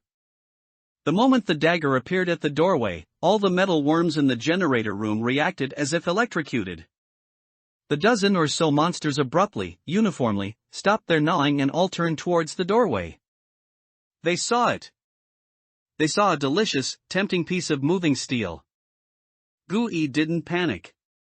He decisively transformed back into a skeletal hound. At the same time, he controlled the hand of rust, holding the dagger, to deliberately lightly scratch the concrete floor. Scratch! A faint but clear noise sounded. The metalworm closest to the door moved. Its body, made of countless parts, began to writhe. It left the generator and crawled towards the doorway. It took the bait. Gui's heart swelled with joy. He immediately controlled the hand of Rust, holding the dagger, to retreat quickly along the wall, like a swimming fish, deeper into the corridor. And the metal worm chased after it without hesitation. Clack, clack. Its sharp metal limbs scraped white marks across the concrete floor. Gui was very patient. He manipulated the dagger, dangling it unhurriedly in front, leading the isolated monster all the way to the other end of the corridor. Away from the generator room, away from its kin. This was the hunting ground he had chosen. The time was ripe. Just as the metal worm was about to catch up to the dagger, a white lightning bolt suddenly lunged out from the darkness beside it. The skeletal hound launched its surprise attack. Its speed was astonishing. It slammed into the metal worm almost instantly. Clang! A huge crash. The metal worm was directly knocked to the ground by this immense impact. Countless tiny parts scattered from its body. Opportunity. Killing intent flared in Gui's ghostfire eyes. Without any hesitation, he opened his eerie white bone mouth and bit down fiercely onto the monster's body. He wanted to use his bone teeth to tear open this thing's defense. However, screech! An extremely harsh, teeth-grinding metallic friction sound suddenly erupted. Gui felt as if he had bitten into a high-speed rotating alloy drill bit. A huge shockwave reverberated from his teeth through his entire skull. The monster suddenly shuddered. All the parts on its body surface instantly began to rotate rapidly in reverse. The originally merely hard shell instantly transformed into a living, steel meat grinder covered with blades and gears. Not good. Alarm bells rang in Gui's heart. He wanted to let go and retreat, but it was already too late. Crunch! Crunch! The grating scraping sounds were incessant. He could clearly hear his sturdy skull and front claws being furiously cut and ground by the rotating parts. Deep gouges were carved into his bone claws. Even a few tiny bone fragments were forcefully flung out. Damn it! This thing was too hard. Physical attacks were completely useless against it. If this continued, in less than a minute, his proud bone frame would be ground into bone powder. He couldn't fight it head-on. In a flash of lightning, Gui made his decision. Not only did he not let go, but he used all his strength to press his entire body down, temporarily jamming the rotating parts with his bones. At the same time, he placed all his hope on his only trump card. Hand of Rust. He controlled the pale, severed hand floating nearby, no longer hesitating. He aimed at the metal worm's body, which he was holding down, and pressed down hard. Ability activated. An invisible force representing decay and decline instantly erupted from the pale palm. Sizzle, sizzle, sizzle. The previously indestructible metalworm, upon contact with this force, reacted as if splashed with strong acid. Its struggle intensified several times, emitting a silent, violent wail. But it was merely its final frenzy. The power of decay was its natural enemy. The high-speed rotating parts visibly became sluggish and fragile. Large patches of reddish-brown rust, spreading like a plague, appeared on its surface. It's working! Gui's spirit soared. While suppressing it with his broken bone claws, he fully activated the power of the Hand of Rust to sense the location of the core. Soon, he saw it. In the very center of the monster's body, a bearing that was so rusted it was almost unrecognizable reacted most strongly to the power of rust. That was the core. Now, Gui gave it no more chances. The skeletal hound's broken bone mouth suddenly released, then, at a more cunning angle, clamped down tightly on several parts surrounding the core. Like the most precise vice, it completely immobilized them. At the same time, the Hand of Rust, already deeply embedded in the monster's body, spread its 5 fingers, transforming into the coldest scalpel. It aimed at the rusty bearing and plunged in fiercely. Put! No blood. Only a grating sound of breaking parts. The fingers of the hand of Rust precisely hooked onto the core. Then, with a sudden pull outward. Rip! Accompanied by a harsh sound of metal breaking. The rusty bearing was actually ripped out of the worm's body by Gui. Rip! Accompanied by a harsh sound of metal breaking. The rusty bearing was actually ripped out of the worm's body by Gui. Containment conditions met. The compendium's cold voice finally echoed in Gui's mind. Contain. Gui gave the order without hesitation. The metal worm, having lost its core, instantly became paralyzed. Its huge body rapidly decomposed and disintegrated in the light, eventually transforming into a pure, metallic stream of light. With a whoosh, it vanished into Gui's body. Armament card metalworm, collected. Collected to the second page of the Cabinet of Marvels. New card collected, soul capacity expanded. Mental power upper limit increased, 37-42. Mental power restored. It worked. Gui let out a long sigh of relief. He reverted from his transformation, returning to human form. The intense fatigue and mental emptiness he had felt were quickly washed away by the mental recovery brought by each collection. He leaned against the wall, panting heavily. At the other end of the corridor, in the generator room, the metalworms were noticeably agitated due to their companion's sudden disappearance. Gui glanced at them. He wasn't greedy. The hunt was successful, there was no need to keep risking his life. Besides hunting, he was also here for the mission, for the money. He opened the compendium and looked at the brand new card. It was a bronze-colored card. The card face depicted a hideous metalworm composed of countless parts. Armament card, number 002. Name, metalworm. Grade, F. Potential limit, E. Type, entity/inanimate. Promotion conditions, consume and absorb multiple rusted cores of its kind through the metal siphon ability to unlock its potential limit and promote to E-rank armament card. Description, it is not a single creation, but a collective of hunger. Every piece of abandoned steel in the wasteland may retain memories of the old era. When enough hunger gathers, they awaken, forming these mindless, devouring metal life forms. They have no eyes, but every inch of steel in the wasteland is their eye. Abilities. 1. Manifestation, can consume mental power to manifest it in human or transformed form, using it as an equipment or item. 2. Living armor, after manifestation, the worm's metal components rapidly decompose and reassemble, covering the host's entire body like a liquid, forming a heavy, movable metal exoskeleton armor.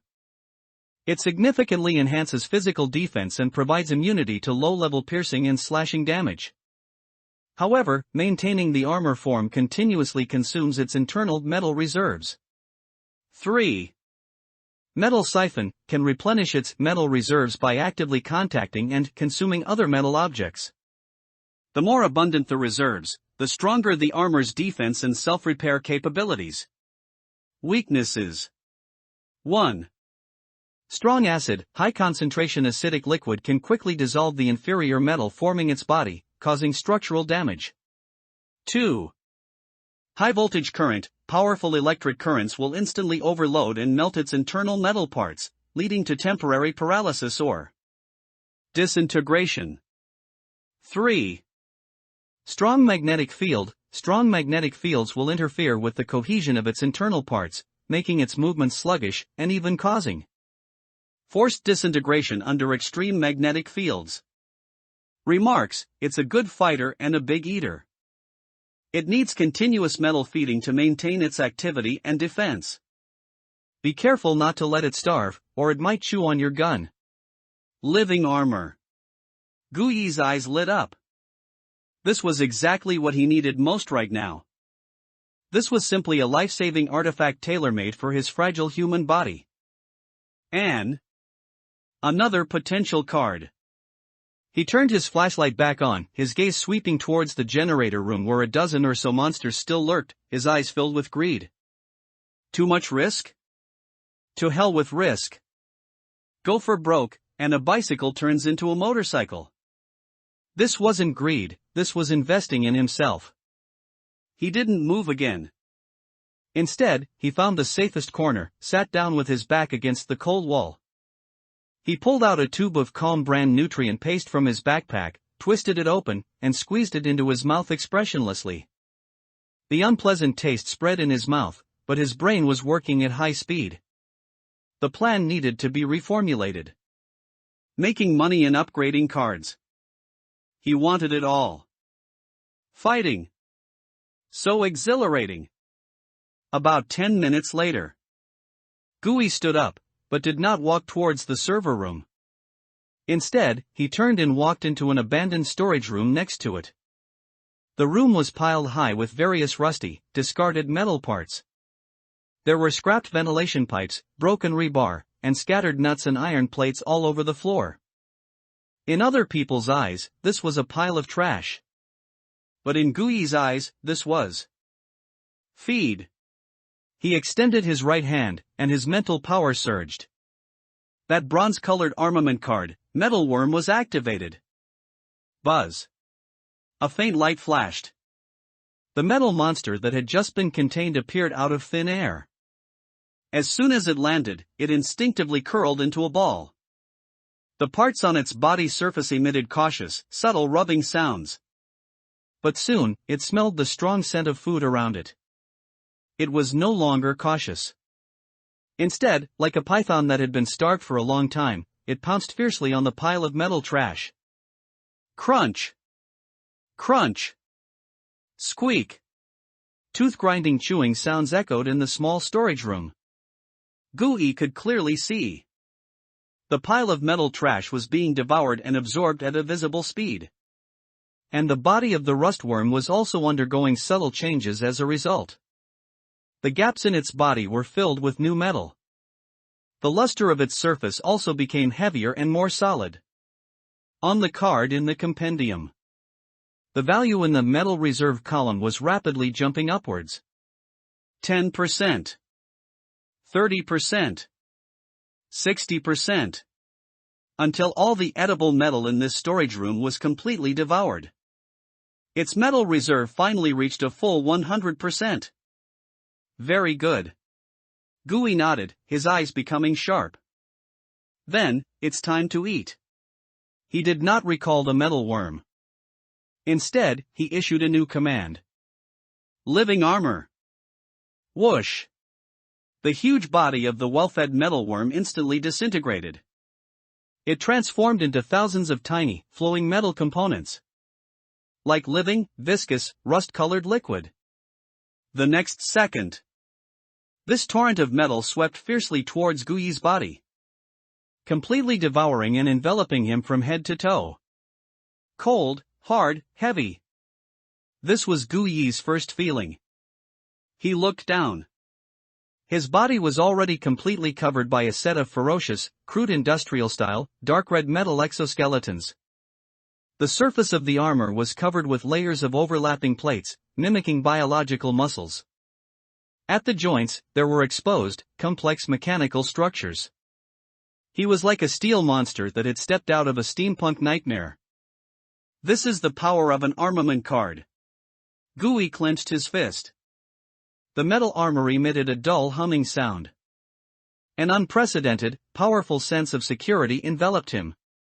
But he knew this was not enough. His gaze fell on his right hand. What if it could be like this? A crazy thought flashed through his mind. He wanted to use two armament cards simultaneously. Mental power surged again. Armament card, Hand of Rust, was activated. Buzz. Another faint light flashed. That pale, eerie severed hand did not materialize independently as usual. Instead, it transformed into a grayish-white fluid resembling flesh and blood. It fiercely merged into his right arm, which was covered by the metal armor. Sizzle sizzle. Two completely different, eerie powers began a violent, painful fusion. Gui's right arm armor began to wildly and uncontrollably twist and deform. The dark red metal plates were stretched open and torn apart by the grayish-white flesh and blood tissue. Bones, muscles, metal, nerves. Everything was being forcibly pieced together and reorganized in the most primitive, brutal way. Ugh, ah, ah, ah. A heart-wrenching pain came from his right arm, making Gui unable to help but let out a low growl. His mental power was also being consumed frantically at a double speed. But he held on. A few seconds later, the reorganization was complete. His right arm had completely transformed into a different appearance. It was a ferocious, asymmetrical monster gauntlet that was a full size thicker than his left arm. One half of it was the heavy, dark red metal armor of the metalworm. And the other half was the pale, twisted flesh and blood tissue of the hand of Rust, as if still streaked with blood. Metal and flesh and blood intertwined and fused in an extremely bizarre way, forming an ugly yet powerful hybrid that would make one's sanity plummet at a glance. And from the back of this hand, several sharp claws extended, composed of pale finger bones and rusted metal, sharp as knives. It succeeded. Gui gasped, raising this brand new arm. He could feel it. This arm contained two powers simultaneously: the solidity of the metalworm and the decay of the hand of Rust. Although mental power consumption doubled, this power was absolutely worth it. He no longer delayed. Dragging this heavy armor, he walked out of the storage room. Then he picked up the dagger on the ground, which had been used as bait. He used the same trick again. He controlled the ferocious monster gauntlet, holding the dagger, and gently shook it at the entrance of the server room. Ding! A crisp sound. Instantly, inside the server room, all dozen metalworms rioted. They rushed madly towards the entrance like sharks smelling blood. This time, Gui did not retreat. He even bothered to lure monsters. The powerful strength in his body now gave him immense confidence. He just stood still, like a statue, allowing the metalworm that was rushing at the forefront to pounce fiercely towards him. Clang! Another loud bang. The worm crashed heavily into Gui's chest plate. Its high-speed rotating meat grinder body frantically cut at Gui's armor. For a moment, sparks flew everywhere. The grating friction almost pierced people's eardrums. But, this time, Gui did not move an inch. The attack, which was enough to grind a skeletal hound into powder, landed on the full-state living armor, but could not even leave a decent scratch. Its own kind could not break through his defense. My turn. A cold, metallic voice came from under Gui's helmet. He suddenly extended that ferocious, asymmetrical monster right arm. Ignoring the flying sparks and rotating blades, he plunged it fiercely into the body of the metalworm. Put! The power of decay erupted instantly. The sturdy metal body was as fragile as a block of tofu in front of this monster gauntlet. Gui didn't even need to search deliberately. The moment his right hand was inserted, he instinctively sensed the strongest core aura. He closed his fingers together. He squeezed hard. Then he pulled out fiercely. Rip! A rusty bearing was pulled out of the worm's body by him, along with a large piece of broken parts, literally alive. The worm instantly became paralyzed. But Gui did not stop. He pressed his left hand on the paralyzed worm corpse. The metal siphon ability of the living armor was activated. Whoosh whoosh. The relatively intact worm corpse actually rapidly decomposed and disintegrated like quicksand. It transformed into a pure torrent of metal, merging into Gui's armor. It was eaten on the spot. And the core he was holding in his right hand emitted a pure energy. It was directly absorbed by the compendium. The entire process was smooth as flowing water. From impact, to counter-kill, to devouring. Not exceeding 10 seconds. Clean. Swift. At the entrance of the server room, the other metalworms seemed to be intimidated by this bloody scene. There was a brief moment of confusion. But Gui gave them no chance. A cruel smile appeared on his face, which was covered by the metal helmet. Next, he actively took a step, dragging the heavy, humming armor. Step by step, he walked into the server room, which had become a cafeteria for him. Next, it was a one-sided, cold slaughter. Clang! A worm crashed from the side. Gui did not dodge, letting it hit him. Then he extended his right hand and precisely dug out its core. He pressed his left hand down and devoured it. Clang! Another one pounced from the ceiling. Gui didn't even bother to raise his head. He tore it apart in midair with a backhand claw. Core absorbed. Remains devoured. Slaughter. Feast. Slaughter. Feast again. This monster lair that once made scavengers tremble with fear. At this moment, it had become the most efficient canning factory. Gui was that cold, relentless can opener. His mental power was rapidly being consumed. But his living armor was becoming more and more solid, and more powerful with each meal. On the armor plates, even ferocious, dark red patterns resembling blood vessels began to appear. Finally, when the core of the 13th metalworm was crushed and absorbed by him, the entire server room fell completely silent. Only Gui's heavy, beast-like breathing remained. He disarmed. The heavy metal armor receded like a tide, revealing his sweaty, pale body. With a thump, he could no longer support himself and knelt on one knee on the ground. His mental power was completely exhausted. His brain hurt as if pricked by needles. But he smiled. He opened the compendium. The card of the metalworm had undergone earth-shattering changes. The border of the card was still bronze, representing F rank. But the card face itself seemed to have been injected with life. The pattern of the worm was several times more solid than before. And on it, there was an additional faint silver glow, as if it could break out of its cocoon at any moment. Gui could clearly feel it. This card was craving more power of the same origin. It was only one step away from the threshold called E rank. When he looked at the card's description again, his heart warmed even more. The existing entries had all been strengthened.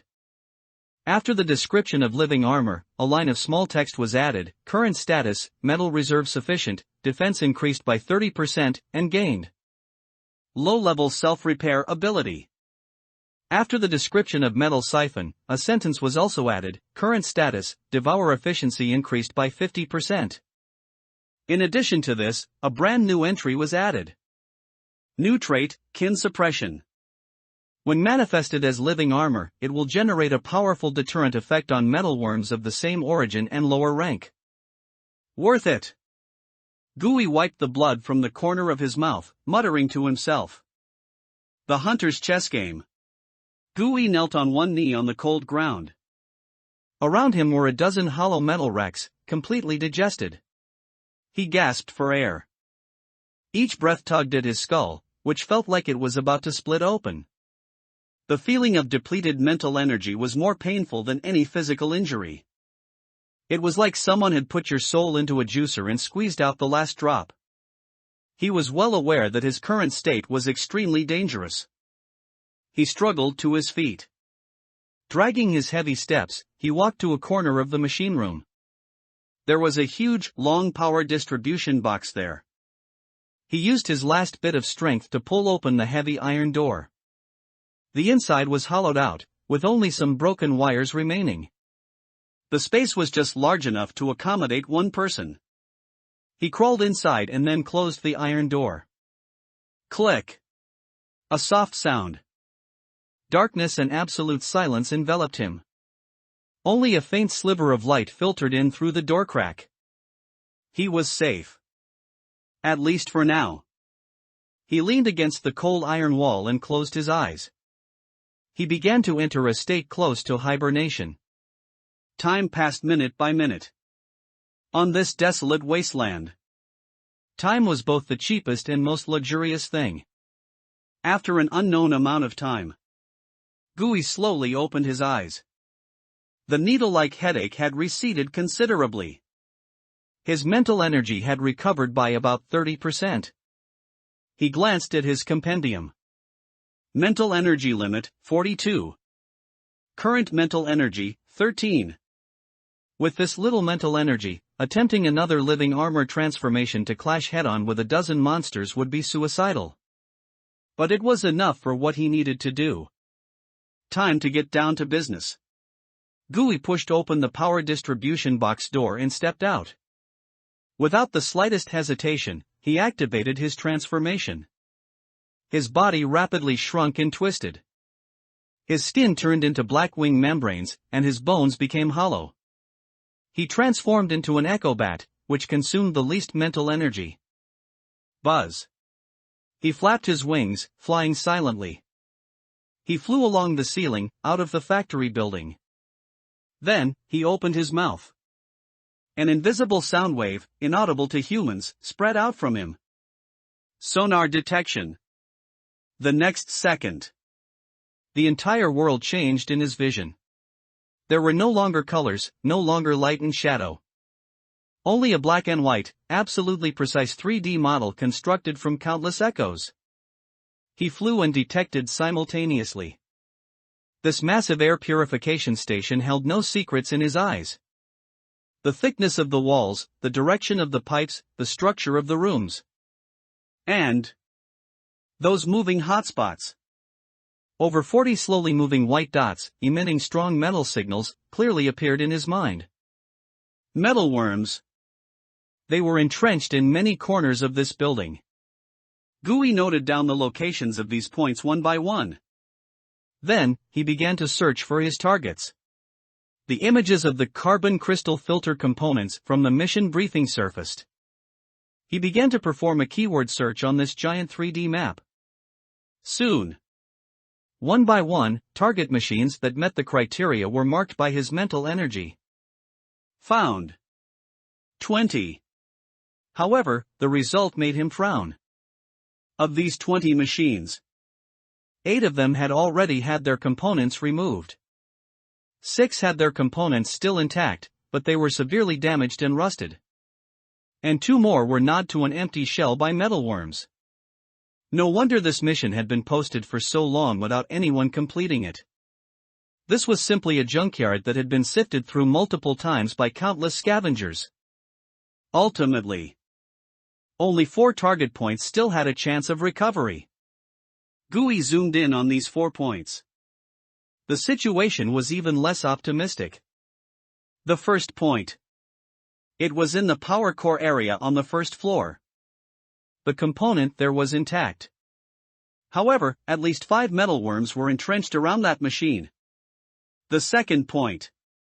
It was at the bottom of a completely submerged underground reservoir. 3 worms were also sleeping underwater. The third point. It was on an elevated exhaust platform on the top floor of the purification station. Similarly, 2 worms were nesting there. The fourth point. It was in the exhaust gas treatment pipe on the 3rd floor. It was safe there, with no monsters. But the diameter of the pipe was only 30 centimeters. The size of an echo bat simply couldn't fit through. Over 40 monsters. For mission objectives, either heavily guarded or hidden in desperate places. This was not an F-rank mission at all. Any ordinary scavenger, seeing this situation, would have probably given up long ago. But Gui did not. The giant 3D map in his mind slowly rotated. 4 red dots and over 40 moving white dots formed a complex chessboard. His first target was the seemingly most impossible one. The 30-centimeter diameter pipe on the 3rd floor. Gui flapped his wings, like a black shadow, flying upwards along the ventilation ducts in the corner of the wall. Soon, he found the entrance to the exhaust gas treatment pipe. It was a circular, rusty iron grate, only the size of a wash basin. He landed in front of the grate. He activated another form card. Form card, blood of contamination. His body began to melt. Flesh, bones, skin. Everything, within a few seconds, turned into a bubbling, dark red, viscous sludge. This sludge flowed directly and unconcernedly through the gaps in the iron grate. It entered the narrow, dark interior of the pipe. A choking smell of dust assaulted him. Gooey, or rather, this sludge, didn't care. It wriggled forward. In this environment, the form of the blood of contamination was perfectly at home. Soon, he found the small gas analyzer deep within the pipe. The mission objective, the carbon crystal filter component, was in the card slot of that machine. It was secured by several screws that had long since rusted solid. Gooey had no hands. But he had something more convenient. He separated a small part of his body into a viscous fluid. It covered the screws. Corrosive slime. Sizzle. A faint, teeth-grinding sound echoed. Those sturdy screws were rapidly corroded and dissolved at a visible rate. Click. A soft sound. The palm-sized, black filter component loosened. Gooey again separated a part of his body. Like a tentacle, it carefully wrapped around the component. Using his own body, he formed the most perfect cushioning layer. Then, he returned the way he came. When the sludge flowed out from the great gaps again. He then deactivated his transformation. He reverted to human form. He opened his hand, and the component wrapped in slime was completely intact. He carefully wiped it clean with his clothes. Then he put it in his backpack. First one, acquired. Clean. Swift. Without alarming a single monster. Gooey's heart filled with joy. He immediately transformed back into an echo bat. He flew to the next target. The power core area on the first floor, guarded by 5 worms. This was a tough nut to crack. He still didn't intend to confront them directly. He flew directly above the power core area. The ceiling there had a huge, long-stopped exhaust fan. There were enough gaps between the blades.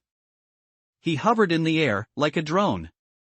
He looked down, surveying the battlefield below. 5 metal worms, like loyal guards, stood watch near the core machine. And the mission component was on the side of that machine. Gooey did not act immediately. He was searching for a suitable bait. Soon. His gaze locked onto a huge, long ventilation duct suspended in midair nearby. That thing was thick, long, and made entirely of metal. It was simply the perfect fishing bait. He flew over silently. He landed on the fixing bracket where the pipe connected to the wall. Then, he activated the hand of rust. A pale white hand materialized. It made no sound. It just gently pressed against the already rusty metal bracket. The power of decay activated. Crack. Crunch. The internal structure of the bracket was silently collapsing. Gooey was very patient. He corroded it little by little. Until only the outermost, thin layer of metal skin of the entire bracket remained connected. Only then did he retract the hand of rust. Then, he flew back above the power core area. He was waiting. Waiting for an opportunity to catch all his prey in one fell swoop. He began to use sonar to carefully observe the movement patterns of the 5 worms. They were not stationary. Instead, they were slowly patrolling around the core machine.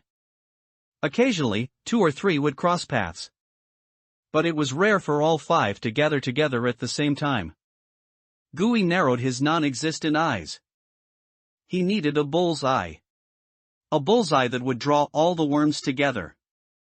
He thought of the military dagger.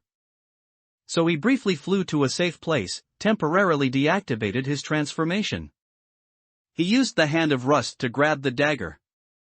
Then, he returned to the position of the exhaust fan. He took a deep breath. Calculating the distance and speed of the 5 worms. Now. He let go. The dagger, like a precisely guided bomb, fell from the sky. Clang. A crisp, tempting sound. The dagger, without deviation, plunged into the ground directly below the core machine. Instantly, the 5 rustworms were like iron filings attracted by a magnet. All of them abandoned their patrols. They surged madly towards the dagger. They crowded together, pushing and shoving, vying for this little snack that had fallen from the sky. A perfect target appeared. Now, Gu-E no longer hesitated. He controlled the hand of Rust to corrode and break the bracket. Screech! The massive metal bracket could no longer support the weight. It snapped violently. Rumble! The heavy, tens of meters long ventilation duct lost its support. Like a wild horse unleashed, it plummeted from the ceiling with the force of thunder. It smashed heavily onto the open ground dozens of meters away. Crash! A deafening roar. The entire purification station seemed to tremble. A huge pit was smashed into the ground. Smoke and dust billowed. The 5 rustworms didn't even have a chance to react. They were crushed to death by the battering ram that fell from the sky. Some were flattened into metal pancakes on the spot. Some had their bodies broken and couldn't move. Others were tightly wedged between the pipe and the ground, struggling madly, but to no avail. One strike, annihilated. Gu-E looked at the tragic scene below, a cold smile flashing in his ghostly eyes. He didn't hesitate for a moment. He swooped down fiercely through the gaps of the exhaust fan. Like a black lightning bolt. His first target was incredibly clear. It was the core machine, now completely unguarded. He swept past quickly. The hand of Rust activated simultaneously. The power of decay transformed into sharp claws. It fiercely grabbed the filter component. Snap! The card slot, along with the component, was brutally torn off by him. Mission item, acquired. He did not leave immediately. Instead, he carefully placed the component on a clean table nearby. Then, he slowly turned around. His gaze fell upon the ruins below, still wriggling and struggling. In his compendium, the metal worm form card was emitting an unprecedented, scorching hunger. Mission items and upgrade materials. He wanted them all. Gu-E landed on the massive ventilation duct. He looked down from above at the prey below, which had completely lost the ability to resist. Then, he extended that pale white scalpel. The hand of Rust aimed at the first worm, whose body was broken in half. He plunged it in fiercely. He precisely located the core. Then, a twist and a pull. Stripped. Absorbed. Next, it was the second. The third. A-class weapon, Unbridled Iron Legion. When the 5th core was absorbed by the compendium, he could clearly feel that the Rust worm card had become even hungrier. It craved more. Gu-E didn't stop. He put the intact filter component and the previous one into his backpack, then transformed into an echo bat and took off again. His target was the next mission point, the submerged underground reservoir. He flew to the entrance of the reservoir. It was a rusty iron ladder leading into profound darkness. He didn't descend. Instead, he landed next to a huge, long-abandoned water pump. This machine was also made of metal. His plan was simple and brutal. He used his hand of Rust to corrode the fixing bolts at the bottom of the pump, then, with all his might, pushed this iron lump weighing several 100 kilograms down. Thud! With a loud crash, the heavy water pump smashed into the pool, stirring up huge splashes. The 3 rustworms sleeping at the bottom of the water were instantly awakened. They felt the massive metal impact. Like 3 crocodiles smelling blood, they frantically lunged at the sinking water pump. Opportunity. Gu-E instantly transformed into blood of contamination, turning into a puddle of mud and silently slipping into the water.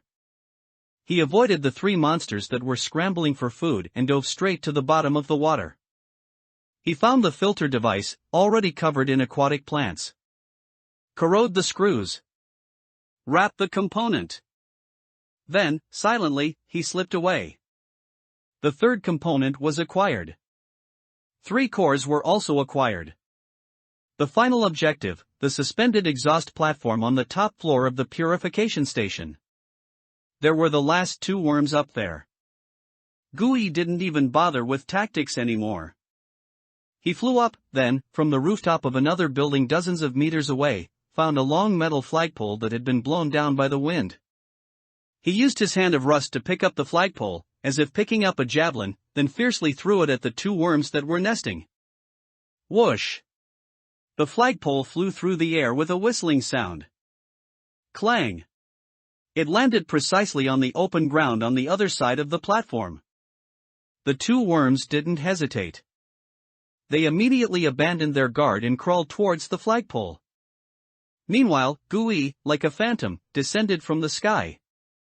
He took the last intact filter component and, incidentally, harvested those 2 cores. At this point, the first mission was over-accomplished. 4 components acquired. The mission only required 3. 20 cores accounted for.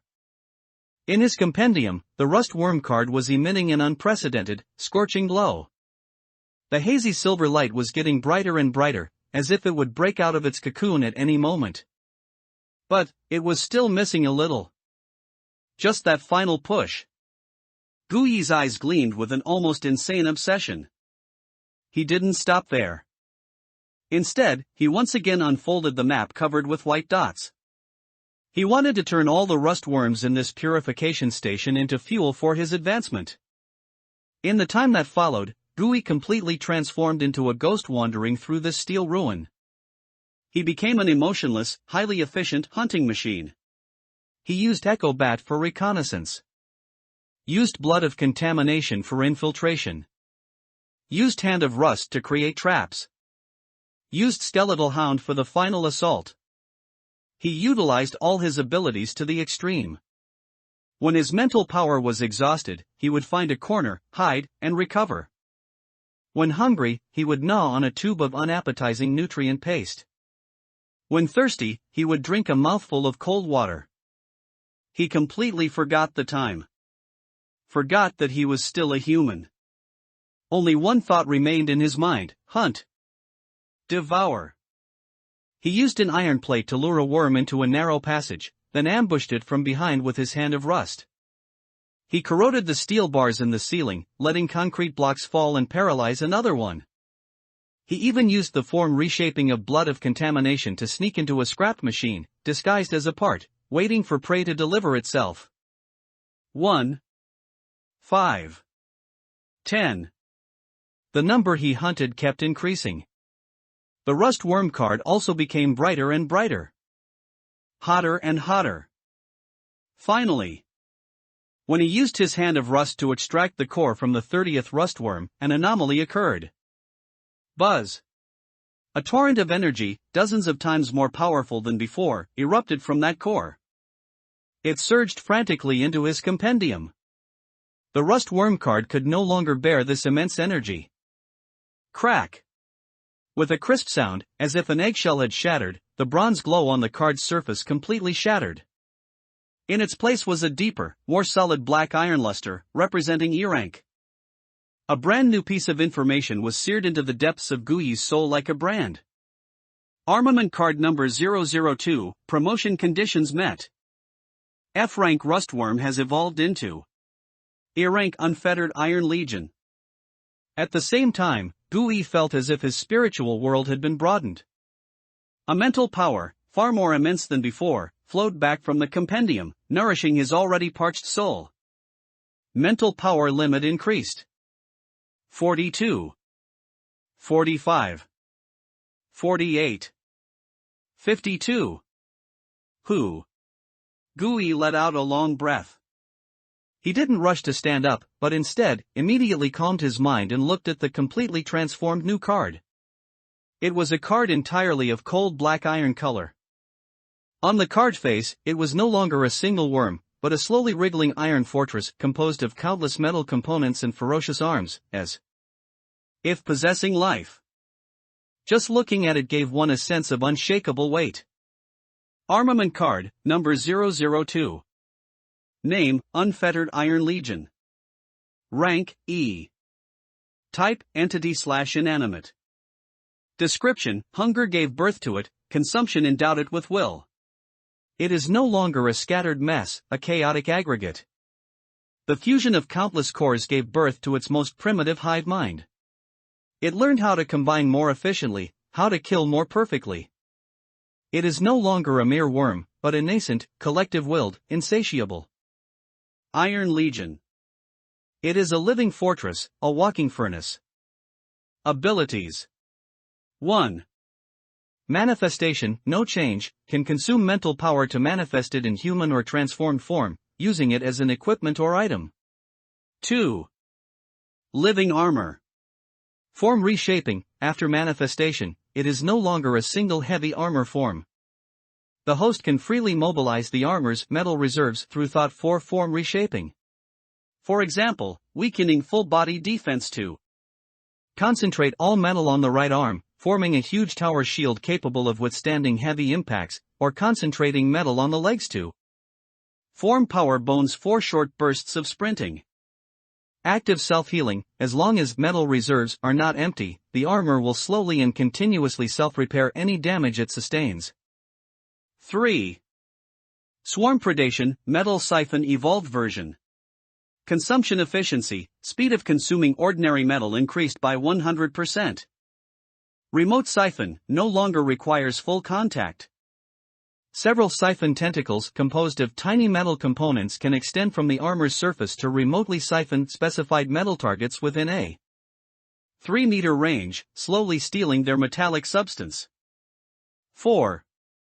Myriad armaments, E-rank unlocked new ability.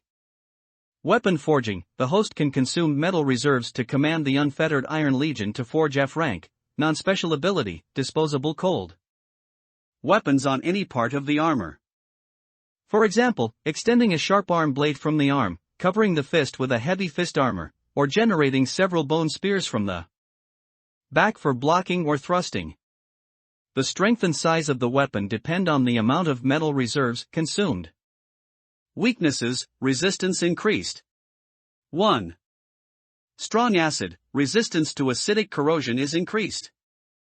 Higher concentrations of acid are required to cause effective damage. 2. High pressure current, internal structure has become more stable. Ordinary current will only charge it, only truly ultra-high pressure instantaneous current can overload it. 3. Strong magnetic field, the emergence of the hive mind has given it some resistance to magnetic field interference. Stronger magnetic fields are needed to restrict its movement. Remarks, it is full, but also pickier. Ordinary scrap metal can no longer satisfy its appetite. It instinctively begins to crave devouring alloys that are rarer, harder, and contain special energy. Remember, never let a legion go hungry. Holy shit. Even Gui couldn't help but curse inwardly after reading this brand new card. This was no longer an upgrade. This was a fucking major overhaul. Form reshaping, remote siphon. And that most abnormal myriad armaments. This meant that as long as his metal reserves were sufficient, he could become a mobile arsenal anytime, anywhere in battle. This was what an E-rank armament should look like. He finally came to his senses. Only then did he realize that it was already pitch black outside the window. A broken moon, emitting an eerie red glow, hung in the sky. It's night? He was stunned. This was his first time spending the night alone outside the safe zone. If it were before, he would probably have been scared to death and tried to burrow into a crack in the ground. But now. He looked down at his new trump card, radiating a cold black iron luster. He also felt the abundant mental power within him. Instead of fear, an uncontrollable excitement welled up in his heart. He walked to the window, looking at the wasteland that had become even more sinister and eerie under the crimson moonlight. The world at night. How will it be different from the daytime? He licked his somewhat chapped lips. There were still 2 missions unfinished in his backpack. Perhaps tonight was a good opportunity. The first lesson of the night. Gui knelt on one knee in the messy server room. His face still carried a trace of an unhealthy flush that hadn't completely faded. That was the aftereffect of his mental energy being pushed to its limit and then forcibly refilled. But his eyes shone with a terrifying brightness. He looked at the card in the compendium, which emanated a cold, black iron luster. Eerie Unfettered Iron Legion. An uncontrollable impulse surged from the bottom of his heart. He wanted to experience it firsthand. How powerful this trump card, made from the corpses of 30 metalworms, truly was. Living armor, done, he roared, activating this brand new card. Buzz. A surge of mental energy, far greater than any previous manifestation, was instantly drawn from his body. A slight dizziness swept through his brain. But, the next second, he was completely stunned by the sight before him. A stream of black iron light burst forth from the compendium imprint. It was no longer the chaotic metallic torrent from before. Instead, it was an iron legion composed of countless tiny metal components. They swiftly spun and flew in the air, emitting a uniform buzzing sound, like a swarm of bees flapping their wings. Then, like knights who had found their king, with a ritualistic sense almost akin to pilgrimage, they covered Gui's body, piece by piece. Clank. Clank. Click. Plate after plate interlocked precisely. Gears and connecting rods meshed perfectly. Cold. Heavy. Yet, it carried an indescribable sense of life, as if connected to his very bloodline. In just 3 short seconds, the dawning was complete. Gui slowly straightened his body. He looked down. Before him was a body of steel he had never imagined. This was no longer the tin can with a rough industrial style from before. Instead, it was a true iron armor with smooth lines, a sense of power, and destructive aesthetics. The surface of the armor was no longer rusty red. Instead, it was a deep black iron color, formed after countless hammerings and fusions. Upon it, savage markings, like metals from previous battles, still remained. His chest was covered by a thick, integral breastplate, strong enough to withstand a heavy hammer. His shoulders bore 2 ferocious shoulder guards, curving upwards like the fangs of a fierce beast. The joints were no longer exposed mechanical structures. Instead, they were wrapped in layers of more intricate metal fiber bundles, like biological muscles. Even his head was protected by a full-coverage helmet, offering a wide field of vision yet dense protection. He was like a dark knight stepping out of an ancient legend, filled with a cold, unquestionable sense of oppression. This is the power of Eerie. Gui clenched his fist. Buzz. A sense of power so strong it made his heart palpitate echoed back from every corner of the armor. He even had the illusion that if he wanted to, he could punch through this concrete wall right now. But, he also immediately noticed the cost. His mental energy was being consumed at an unprecedented rate. 1 point consumed every 12 seconds. This meant that maintaining the form of the Legion armor for 1 minute would consume a full 5 points of mental energy. That was 5 times the consumption when he maintained his F-rank transformation before. With his current maximum mental energy of 52 points, even at full capacity, he could only maintain this armor for combat for a maximum of 10 minutes. As expected, the greater the power, the greater the cost. Gui's heart tightened. He immediately disengaged the armor. The incredibly cool armor receded into his body like a tide. A faint sense of emptiness surged up. He looked at his hands, which had returned to normal. That powerful feeling, as if he could control everything, still lingered in his nerve endings. It was intoxicating. He glanced out the window. The crimson crescent moon was now half obscured by dark clouds. The night deepened. He slung the backpack containing the 4 filter components onto his back. Then, he transformed into an echo bat. Silently, he flew out of this purification station that had given him a new lease on life. Having acquired an E-rank armament, Gui now felt terrifyingly strong. The anxiety that had plagued him since his transmigration finally began to ease. He felt he could be a little less cowardly.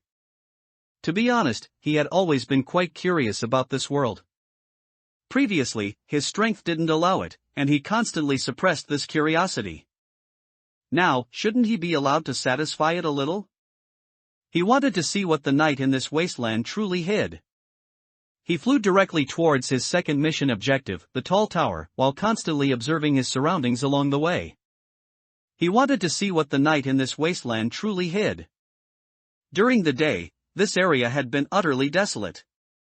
Aside from freaks like metalworms that gnawed on metal, not even a mutated mouse could be seen. But now, he had the unfettered Iron Legion as his trump card. His courage had grown significantly. The wasteland at night.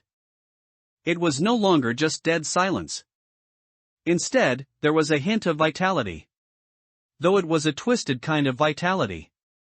The knowledge from the original owner's memories, those things only found in the Guide to Anomalous Survival textbooks, was now displayed before him. In such a direct way for the first time. We can imagine the human alliance's walled cities as an enormous heating rod plunged into the ground. Except it doesn't emit heat, but rather reality stability. The area 0 to 10 kilometers adjacent to the high walls is called the withered zone by the locals.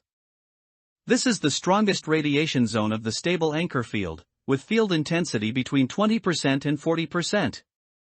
The searing zone rust-tooth ring was built upon this relatively safe withered zone. Like planets too close to the sun, the reality here is too hard, making it difficult for anomalies to generate and survive here. However, the cost is that the land here is equally barren, plants grow twisted, and even mutated rats are rare. There is no danger, but also no value. And now, this purification station is beyond the withered zone, having left that barren land. It has entered a completely new domain. The hunting zone. Here, the stable anchor field has attenuated to a just right level. Reality has become soft. Thus, life began to flourish in a twisted manner. Textbooks categorize anomalies outside the wall into two main types. One type is called phenomenon class anomalies. They are pure anomalies born from the direct distortion of reality rules by root pollution. They are not living beings, they are a phenomenon, a curse, a piece of information. The other type is what he sees before him. Living class anomalies. They don't appear out of thin air. They are the evolutionary products of the old world's biosphere. They are animals, plants, and insects that underwent adaptive mutations under the pollution of the root. These things, though twisted and terrifying, still follow the most basic biological instincts. They need to eat, reproduce, and have their own territories. In this new dark forest, they each occupy a unique ecological niche. There are producers, consumers, and decomposers. Together, they form a complete food chain. And now, this food chain was playing out vividly before his eyes. He saw it. Some fungi, emitting a faint phosphorescence, grew from the cracks in the concrete ground, decorating this wasteland like a graveyard of will-o'-the-wisps. He also saw it. A few palm-sized beetles with rat tails were gnawing on those fungi. Suddenly, a claw, composed of several pale bones, lurking nearby, suddenly shot out from the ground. It snatched a beetle with lightning speed and dragged it underground. He also saw it. Some creatures he had never seen before, with even more bizarre forms. There were giant moths with human faces. There were scorpions dragging half-human corpses, crawling on the ground. And there were huge shadows hidden deep within the ruins, whose vague outlines even his sonar could barely detect. The weak are prey to the strong. Survival of the fittest. This was a dark forest as cruel and real as the primeval jungles of the old world. Gui's compendium flickered frequently. Found containable object, F-rank anomaly rat of grievance. Containment conditions. Found containable object, F-rank anomaly corpse shell worm. Containment conditions. Found contained object, F-rank anomaly skeletal hound, juvenile. Containment conditions. A series of prompts flooded his mind. Interesting. Gui was not afraid, instead, he became more excited. This was more like it. This was a living, perilous world. Just then, he discovered something even stranger. In the ruins ahead of him, tiny, warm points of light, like fireflies, appeared. The lights were faint but clear. They converged into a winding path, extending into the distance and the darkness, as if guiding him along a safe route. Found containable object, F-rank anomaly guide firefly. Containment conditions, reach the end of the path before its light extinguishes. The compendium's prompt sounded again. Reach the end? Gui looked at the path made of light points. This containment condition sounded almost like a bonus stage. No apparent danger. He was brimming with confidence now. Plus, his curiosity about this world. He didn't think much of it. He descended from the air. Undid his transformation, returning to human form. Then he stepped onto the path made of fireflies. Beneath his feet was soft sand. It felt comfortable to walk on. He followed the guidance of the light points, walking forward step by step. It was very quiet around him. Only the warm fireflies danced silently beside him. The atmosphere was even somewhat peaceful. He walked deeper and deeper. He had already penetrated nearly 100 meters into the ruins. The surrounding scenery was swallowed by darkness. Only this path of light remained illuminated.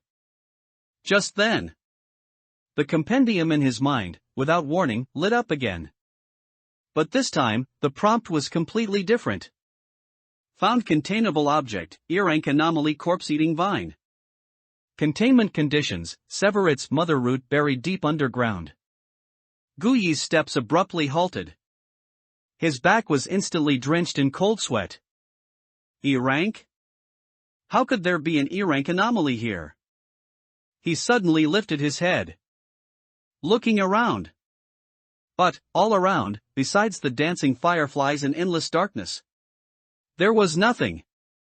Where was the corpse-eating vine? An invisible fear instantly clutched his heart. He unhesitatingly transformed into an echo bat again. Sonar detection. Max power. Buzz. The next second, the entire world, in his black and white vision, presented its most real and terrifying appearance. He was standing at the very edge of a giant quicksand pit. And the so-called soft sand beneath his feet. It wasn't sand at all. Instead, it was a carpet made of countless tiny vine barbs disguised as grains of sand. If he took just a few more steps forward, this carpet would instantly tighten, dragging him beneath the bottomless quicksand. And at the very bottom of that quicksand lurked an incredibly huge, twisted outline. That thing had no fixed form. It was like a giant plant heart formed by countless tangled roots and vines. It was slowly pulsating. Each pulsation caused the surrounding quicksand to undulate with it. And those guide fireflies, which seemed warm and harmless, were suspended directly above his head. Like a group of diligent guides holding lanterns, silently enjoying their dinner that had walked right into the trap. Damn it! He dared not linger for another second. He flapped his wings violently, about to shoot into the sky.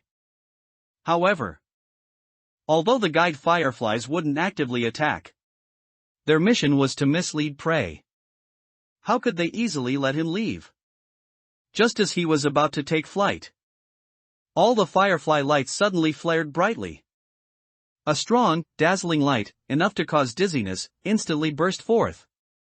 At the same time, a strange, mind-soothing fragrance permeated the air. Gui's mind went blank instantly, as if soaking in a hot spring in the dead of winter. His whole body felt languid, unable to muster any strength. Even the thought of flying became blurred. So comfortable. Just stay here. His wings stopped flapping. His body began to fall uncontrollably towards the gentle sandy ground. First battle of E-level armed forces. His body was falling. His consciousness seemed to sink into warm syrup. Lazy, comfortable, not wanting to wake up. But at the deepest part of that gentle embrace, a cold, stinging sensation suddenly exploded. That was Guyi's own mental power, far exceeding that of ordinary people. It was like a steel needle plunged deep into his soul. It was frantically resisting that fatal warmth. Wake up!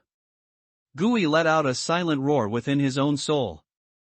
A violent headache surged like a tide, instantly dispelling that false comfort. He suddenly opened his eyes.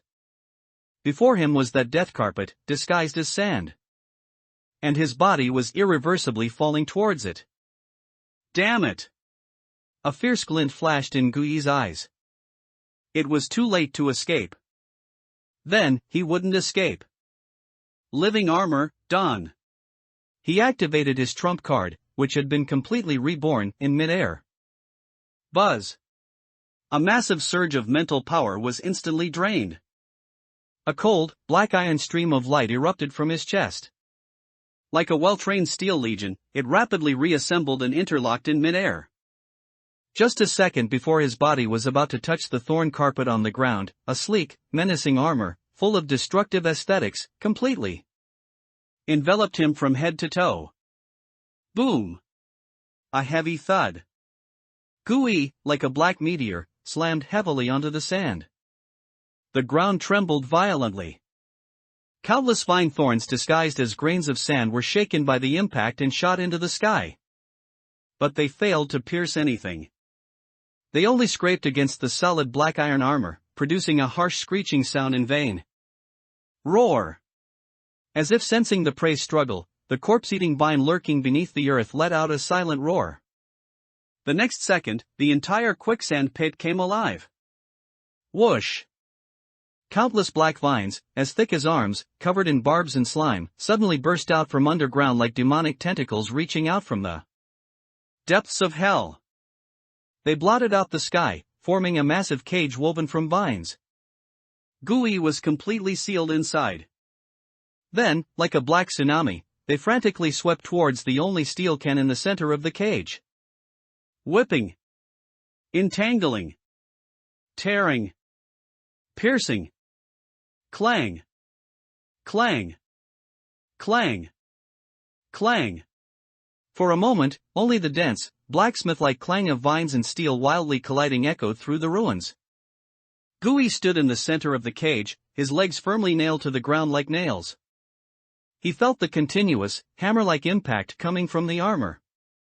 Each collision caused the ground beneath his feet to crack a little more. His entire body was also involuntarily shaken by the immense force. But that was all. These vines, capable of tearing a small car to shreds, landed on the living armor. Aside from making him feel the brute impact, they couldn't even leave a decent scratch. No defense penetration. E-rank. This is the E-rank defense. Guyi felt this powerful sense of security. His fighting spirit was completely ignited. He didn't want to be passively beaten anymore. Myriad armaments. He let out a low roar. The armor on his chest began to rapidly squirm and deform. A large number of metal components surged towards his right arm. In the blink of an eye, a 2-meter-long, ferocious-looking black iron arm blade with a cold glint on its edge was forged on the spot. Break for me! Guyi brandished this weapon extended from his own body. He ruthlessly slashed at the vines surging like a tsunami. Rip! The black blade light flashed past. A dozen incredibly tough vines snapped in response. A black, foul-smelling sap spurted out. It splashed onto his armor, emitting a sizzling corrosive sound. But the metal components on the armor's surface merely brightened slightly, and the corrosive marks quickly returned to normal under the active self-healing ability. Effective. Guyi's spirits were greatly boosted. He began to frantically swing his arm blade. Like a tireless meat grinder, he cut down and shredded every vine that approached him. For a time, black sap and broken vines flew everywhere. He actually, by himself, managed to withstand the E-rank anomaly's storm-like onslaught. But soon, Gui noticed something was wrong. There were too many vines. Every time he cut one down, 2 or 3 more would grow back from underground. Endless. As if as long as the ground beneath it existed, it would have infinite troops. And himself. Gui glanced at the compendium panel. Mental power, 36/52. Metal reserve, 87%. No. He couldn't keep this up. This thing was clearly a tank. It was using its almost infinite HP to consume his limited mana and armor value. If he continued fighting, he would undoubtedly lose. Even though they were both E-rank, he couldn't take it down in 10 minutes. He had to find a way to break through. A look of determination flashed in Gui's eyes. He no longer tangled with the vines. Instead, he activated form reshaping. The armor covering his legs rapidly extended backward, forming a pair of explosive power exoskeletons. At the same time, the arm blade on his left arm quickly dissolved, transforming into an incredibly thick black iron tower shield. Clear a path for me. He let out an angry roar. He held the shield in his left hand, holding it in front. His legs suddenly exerted force. Boom! He shot forward like a cannonball. He slammed fiercely into the cage barrier woven from vines. Bang! Bang! Bang! Countless vines were brutally snapped by his impact. But more vines, like pythons smelling blood, frantically coiled around him. They held him tightly, making it impossible for him to move an inch. Damn it! Gui's heart sank little by little. Metal reserve, 79%. Mental power, 27/52. If this continued, he would be exhausted to death here in less than 3 minutes. Just as he was about to force his way out at all costs, a change occurred. Hiss. An extremely faint hissing sound, like a snake's tongue, echoed from the shadows not far away. The next second, a huge black shadow silently darted out from the darkness. It was a giant lizard, as large as a small truck, covered in black scales. Its eyes had no pupils, only 2 pure dark abysses. Gui's compendium instantly lit up. Detected containable, E-rank anomaly Shadowborn Stalker. Containment conditions. Gui's heart suddenly sank. Another E-rank? What kind of dragon's den and tiger's lair was this cursed place? He had already prepared for the worst, facing 2 E-rank monsters at once.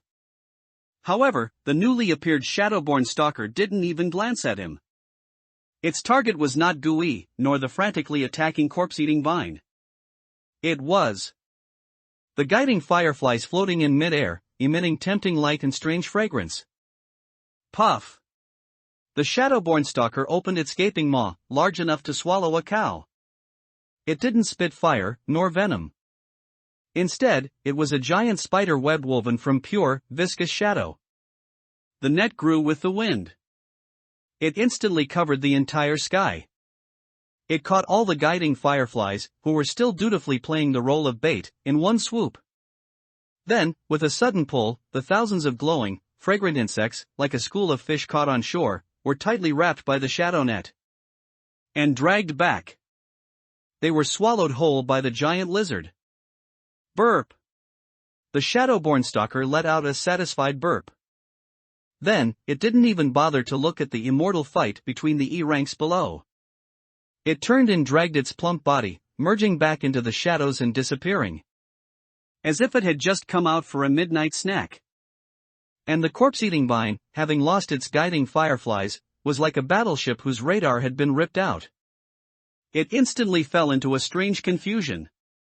All the vines stopped attacking, and began to twitch frantically and aimlessly in place. As if searching for its suddenly disappeared eyes and nose. Opportunity. A sharp glint flashed in Gui's eyes. He no longer hesitated. Seizing this once-in-a-lifetime window of confusion, he cranked the power exoskeletons on his legs to maximum. Break for me! He slammed fiercely into the now uncontrolled vine cage. Boom! This time, nothing could stop him. He successfully burst out of the death trap and ran wildly into the distance without looking back. The logic of Fist, 2 chapters combined. Gui ran wildly without looking back. He ran at least 3 miles in one go, until the area behind him was completely swallowed by darkness, and he could no longer feel the chaotic and violent aura of the corpse-eating vine. Only then did he suddenly stop. Disarm. The ferocious armor that had saved his life and almost exhausted him receded into his body like a tide. An extreme sense of weakness instantly swept through his entire body. He gasped for breath. Each breath was like pulling a broken bellows. He opened his compendium. The values on the panel were horrific. Mental strength, 1850 seconds. Mental reserve, 79%. That battle just now seemed impressive. In reality, he hadn't even touched the opponent's main body. He had been drained of nearly half his mental strength and a fifth of his armor value. This was the terror of an E-class anomaly. 2. Careless. Gui leaned against a cold rock, smiling bitterly. The arrogance and confidence he had felt earlier due to his promotion had been slapped hard in the face by the Wasteland Knight, in the most direct and brutal way. He understood. He was still just a bottom-tier newcomer struggling to survive in this dark forest. He no longer dared to be even slightly reckless. He glanced at the red moon, completely obscured by dark clouds. Then he made the most rational decision. Retreat. First, retreat to the relatively safe buffer zone. He no longer hesitated and transformed again. This time he chose the Echobat form, which consumed the least mental strength. He wanted to leave this troubled place as quickly as possible. He flew, cautiously scanning his surroundings with sonar. But soon, he fell into a new predicament. His mental strength was still not enough. At his current state, flying at full power, he could only last another half an hour at most. He couldn't fly back to the safe zone at all. If his mental strength ran out mid-flight and he fell from the sky, the consequences would be unimaginable. What to do? Find a place to hide and slowly recover? No. This hunting zone was 10 times more dangerous at night than during the day. Who knew what kind of old six like a shadowkin stalker was hidden in some rock crevice? Just as he was burning with anxiety, he suddenly froze. I'm such an idiot. He cursed himself fiercely in his heart. He had fallen into a blind spot of thought. In the searing zone, anomalies were a rare resource. Every containment was a stroke of luck that was hard to come by. So he subconsciously treated containment as a major event that required luck. But, where was this? This was the hunting zone. The one thing this place didn't lack was anomalies. Why should he wait for it to slowly recover on its own? Just find the weakest, easiest to contain F-class soft target. Eat it like a blood pack. Use the compendium's mechanism to instantly replenish his status, wouldn't that work? Once he figured this out, Gui instantly felt enlightened. His gaze began to sweep rapidly across the ruins below, like a radar. He was looking for a suitable blood pack. Soon. His gaze locked onto the ruins of a collapsed residential building not far away, with only a few broken walls remaining. On the most intact broken wall, there was a simple stick figure crying face, drawn with long-dried dark red pigment. The compendium glowed slightly. Discoverable containment, F-class anomaly weeping wall. Containment condition, make it laugh in any way. A sharp glint flashed in Gui's eyes. This was it. He slowly descended from the air, landing not far from the broken wall. Then he released his transformation. He didn't go forward immediately. Instead, he activated living armor first. This time he didn't put on full body armor. Instead, through form reshaping, all the metal reserves were concentrated on his right arm. Buzz. The black iron metal components rapidly wriggled, forming an incredibly thick black iron tower shield, large enough to cover half his body. This was the strongest defensive form he could think of. After doing all this, he walked step by step towards the broken wall. He walked very slowly, very steadily. His eyes fixed intently on that eerie crying face. 10 meters. 5 meters. 3 meters. The moment he stepped within 3 meters of the wall, an anomaly occurred. The crying face drawn on the wall seemed to come alive. A drop of crimson blood tears seeped from its eye corner. Then it dripped. Plop. There was no sound. But Gui felt as if his heart had been fiercely squeezed by an invisible hand. An unspeakable, immense sorrow instantly overwhelmed his reason. That sorrow was like a rusty key, forcibly prying open the locked box deep within his soul, which he had always deliberately avoided touching. Inside the box were his parents from his previous life. Those warm faces with smiles.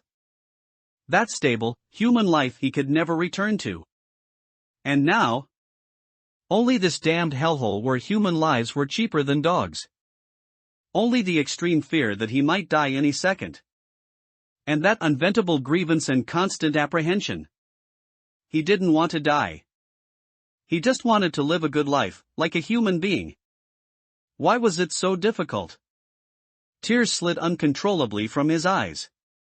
He wanted to cry. He wanted to kneel on the ground and wail. No good. It's a mental attack. Gui bit the tip of his tongue hard. The intense pain instantly brought him a sliver of clarity. He unhesitatingly raised the tower shield on his left arm, protecting himself. Then he raised his right arm. Myriad armaments. Buzz. The armor on his right arm rapidly wriggled, instantly covering his fist with an incredibly thick black iron gauntlet covered in ferocious ramming horns. I'll make you cry, you bastard. Gui let out a suppressed roar of anger. The muscles in his right arm suddenly bulged. His fist, as large as a casserole, brought a whistling sound that tore through the air and slammed fiercely into the wall that was still continuously shedding blood tears. Boom! A deafening roar. The entire broken wall trembled violently. He had forcibly smashed a huge, spiderweb-like dent into the wall. The crying face twisted. Its wails became even more piercing. Still crying? Gui gave it no chance at all. One punch. Another punch. Boom. Boom. Boom. He was like a tireless piledriver, unleashing all his anger, suppression, and resentment towards this fucked up world onto this damned wall. The gauntlet and the wall collided furiously. Each impact would burst out a visible wave of air. Crushed stones flew everywhere. Smoke and dust filled the air. He didn't use any techniques. It was just the purest, most primitive, unreasonable violence.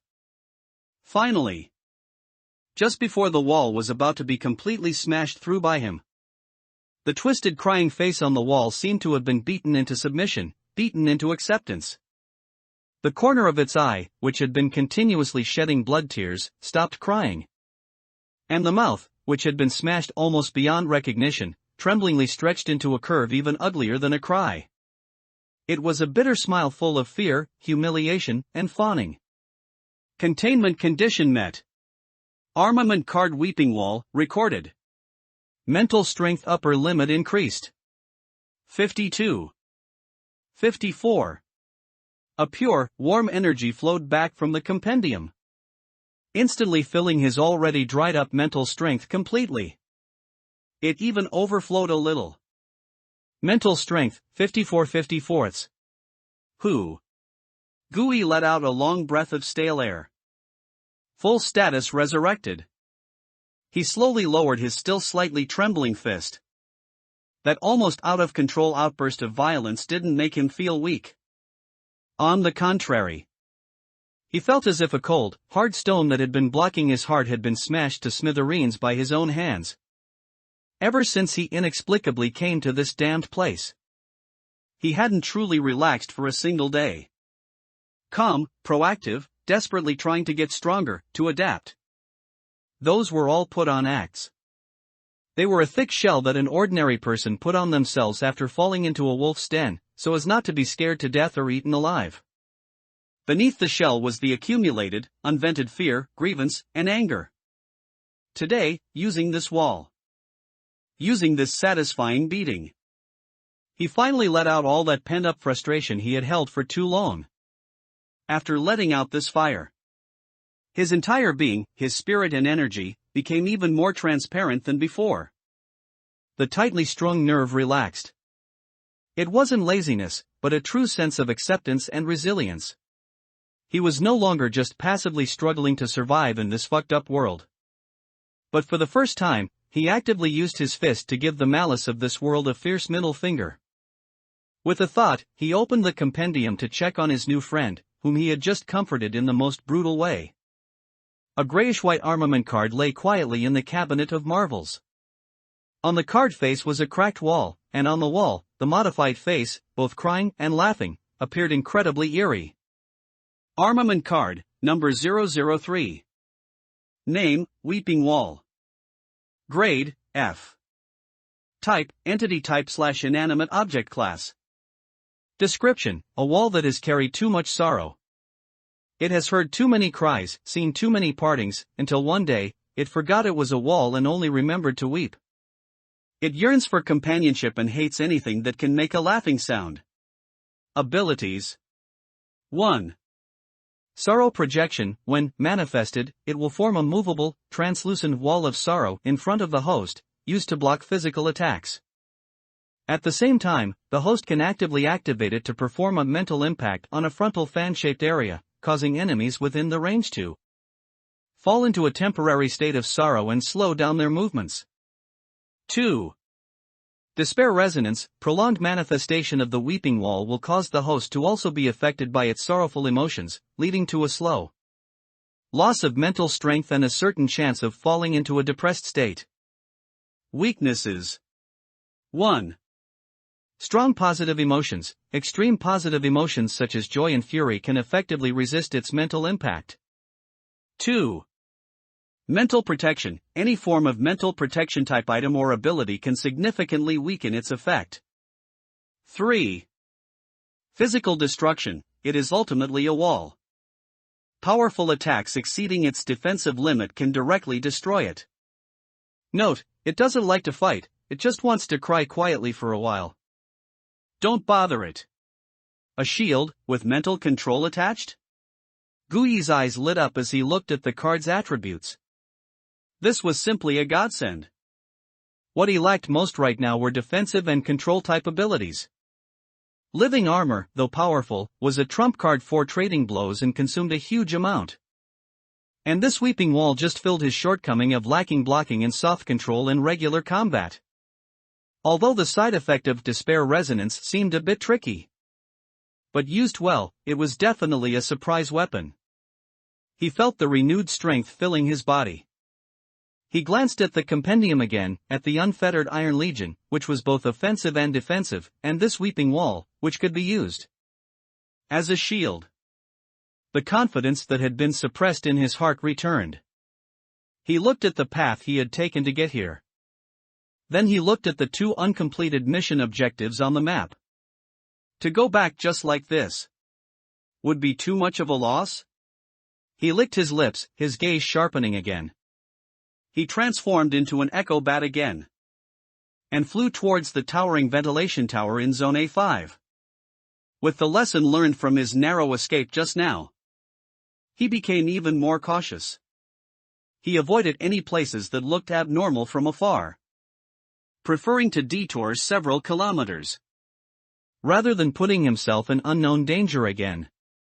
Just as he was about to reach the area where the ventilation tower was located, he remotely detected a flickering firelight coming from an abandoned factory, and bursts of suppressed, intense sounds of battle.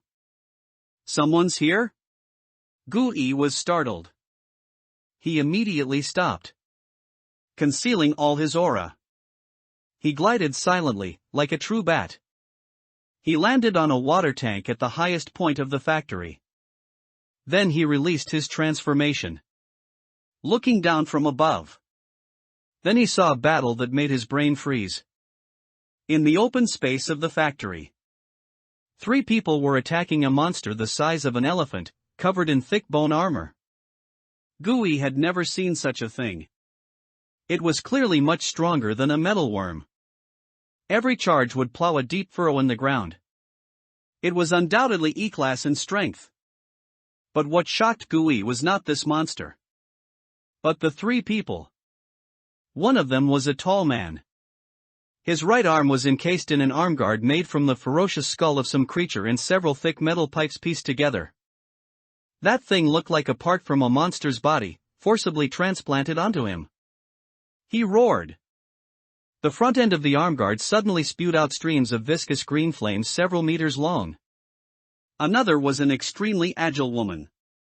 She wore a pair of uniquely shaped boots, like gecko feet, on her feet. Those boots allowed her to completely defy gravity, running and jumping at high speed on the vertically rusted factory walls. On the woman's back was a constantly wriggling, giant heart-like growth. Countless translucent blood vessels extended from the growth, plunging into her spine, as if pumping some strange energy for those boots. And the last one was a man completely shrouded in a tattered black cloak. He stood at the edge of the battlefield. In his hand, he held an ancient, constantly flickering lantern. Wherever the lamplight reached, the bone-armored giant beast's movements would become noticeably sluggish and stiff, as if it had fallen into an invisible quagmire. But the lantern didn't seem to be burning lamp oil, but some black, oil-like blood flowing from the man's wrist. Gui watched from the water tank, his scalp tingling. What the hell was this? He subconsciously compared himself to these people. He transformed into an anomaly. But these people? They seemed to have taken parts of anomalies and worn them on themselves? The battle below looked more like a true monster brawl. Except one side was pure monsters, and the other side was even crazier monsters in human skin. This prey is mine. On the open ground of the factory, the battle had reached a fever pitch. The E-class behemoth, resembling a bony tank, had completely fallen into a frenzy. It suddenly opened its massive maw, filled with sharp teeth. Puff! A thick, dark green, highly corrosive acidic liquid sprayed out like a high-pressure water gun. The flame-throwing strongman couldn't dodge in time. Half of his body was splashed with acid. His protective suit, made of special material, was instantly corroded and riddled with holes, exposing the bloody flesh underneath. Damn it! He roared, pulling out a pouch made of some biological bladder from his waist. He squeezed it hard, bursting it. A foul-smelling liquid splashed back. Where the liquid hit the behemoth's bone armor, wisps of green smoke also rose. The woman, running along the wall, seized the opportunity. The tumor-like heart on her back pumped frantically. She leaped down from the wall like a phantom. Her dual blades plunged fiercely into the pit corroded by the strongman. Roar! The behemoth roared deafeningly in pain. It unleashed its most disgusting ability. The thick bone armor on its back suddenly opened dozens of gill-like slits. Puff! Puff! Streams of yellowish-green corpse poison mist spewed out from these slits, instantly enveloping a radius of more than 10 meters around it. The woman's face changed drastically. She was at the center of the toxic mist. Her speed visibly slowed down. Small patches of lividity even began to appear on her exposed skin. Boom! The behemoth seized this opportunity. Its massive body slammed into her. The woman tried to dodge, but her body, affected by the toxic mist, couldn't keep up with her reactions. Puff! She flew out, spitting blood, like a kite with a broken string. She crashed heavily onto the ground more than 10 meters away. Cough! Cough cough. She struggled to get up. But one leg was unnaturally twisted. It was clearly broken. Seeing this scene, the flame-throwing strongman and the cloaked man exchanged glances. A cold determination flashed in their eyes. They were only a temporary team. They had no obligation to risk their lives for a burden who had already lost combat effectiveness. Taking advantage of the moment the behemoth was distracted by the woman, they bolted towards another exit of the factory without looking back. Bastards! The woman watched the two figures disappear into the darkness. She was so angry that she spat out another mouthful of blood. She screamed and cursed in despair. But it was meaningless. The injured behemoth had already turned around. Its eyes, filled with tyrannical aura, locked onto her. The only prey left on the field. The woman struggled to retreat. But her broken leg bones made every movement accompanied by heart-wrenching pain. She knew. She was doomed. She slowly closed her eyes, waiting for the impending end of being crushed into a pulp. However, the expected death did not come. Instead, there was a sharp whistle that tore through the air. Whoosh! The woman suddenly opened her eyes. Just in time to see. A pitch-black, grotesque black iron bone spear descended from the sky. With an irresistible momentum, it shot fiercely towards the back of the bone-armored behemoth's heart. Puff! The bone spear accurately hit the weakest point of defense, the wound on the behemoth's back that had been corroded earlier. Most of the spear body instantly plunged in. Roar! The bone-armored behemoth roared deafeningly in pain, a cry filled with agony and rage. It twisted its body frantically, trying to shake off the damned nail on its back. Just then, thump! A heavy thud, like a meteorite falling to the ground. A monster completely covered in grotesque, black iron armor descended from the sky. It landed precisely in front of the bone-armored behemoth. What was that thing? A new bizarre creature? The woman's already despairing heart instantly sank to an even deeper abyss. She couldn't even defeat one. Now another one appeared? Moreover, this one looked even more terrifying and ominous than the bone-armored behemoth. Were these two monsters fighting over the right to eat her as their dinner? She gave a bitter smile.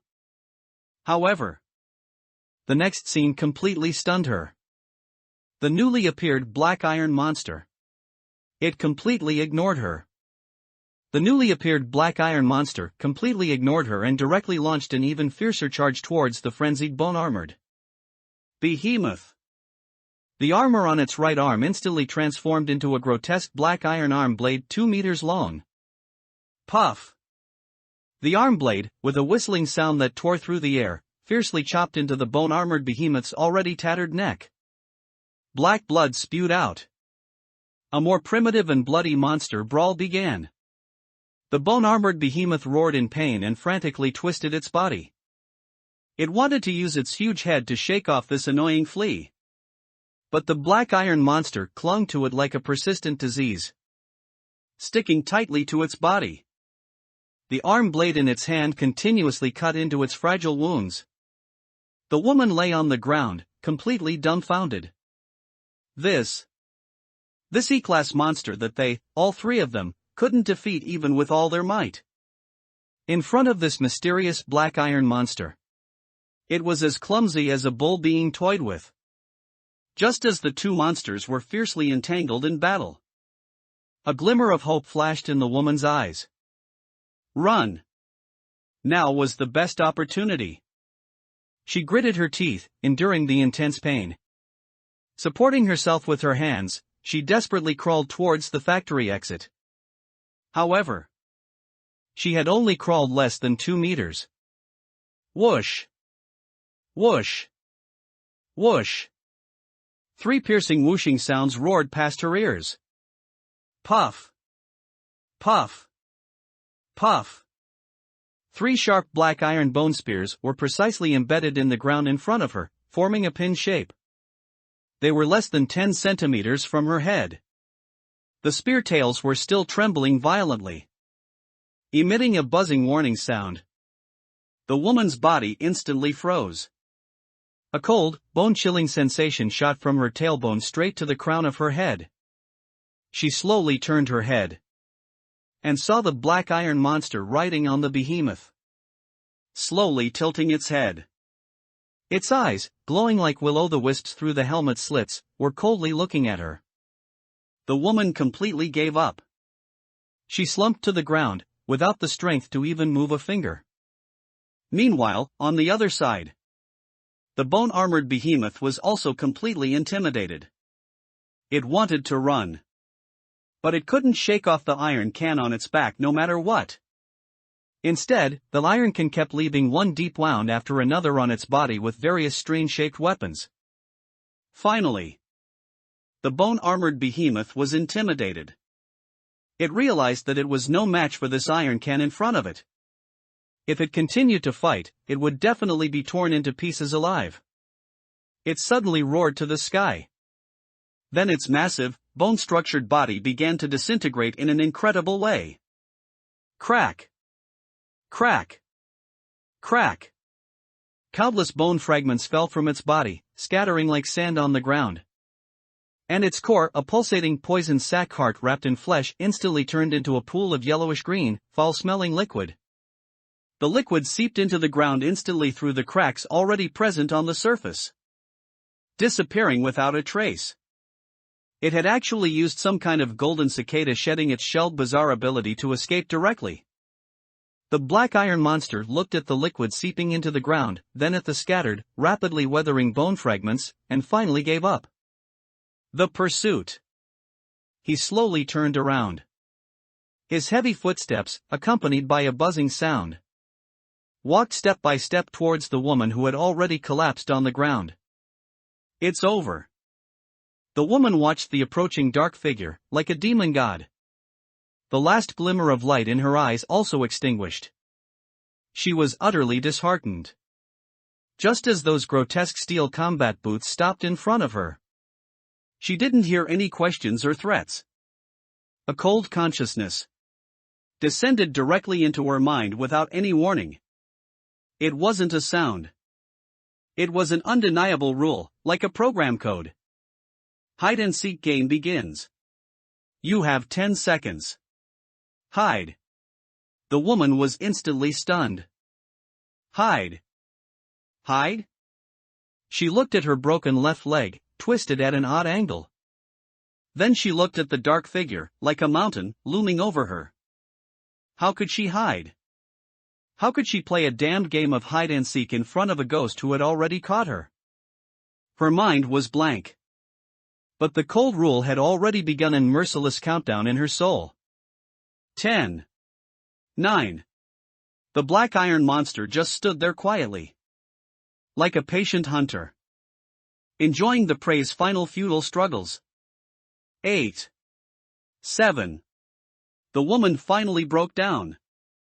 She frantically supported her body with her hands.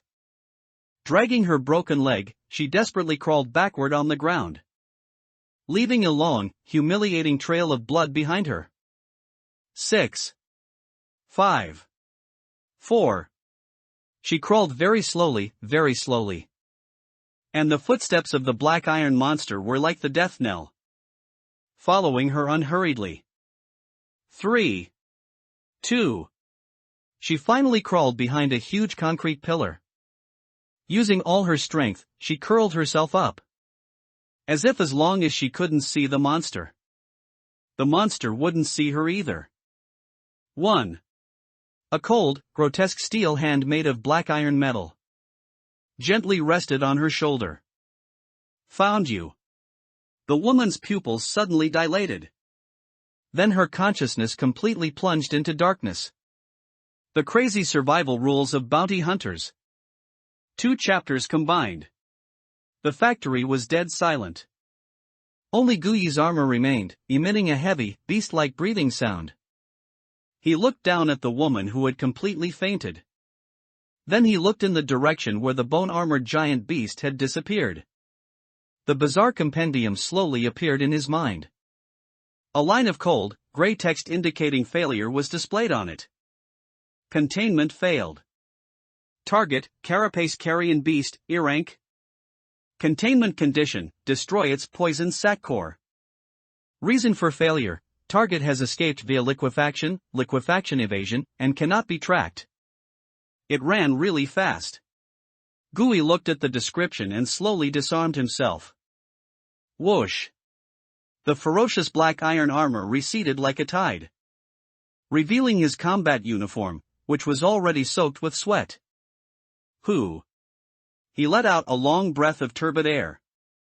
An intense battle, plus a forced activation of a law card. His recently replenished mental energy was instantly depleted by more than half. Mental energy, 2454.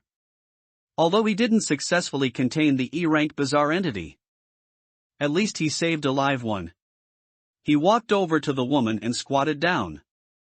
His gaze fell on the bizarre heart tumor on her back, which had stopped beating, and the uniquely shaped gecko boots on her feet, as well as the arm blade sheath hanging at her waist, made from polished insect limbs. What exactly are these things? Why can humans use them? And what is the price? These are the intelligence he most urgently wants to know right now. He wasn't some hero with a sudden burst of kindness.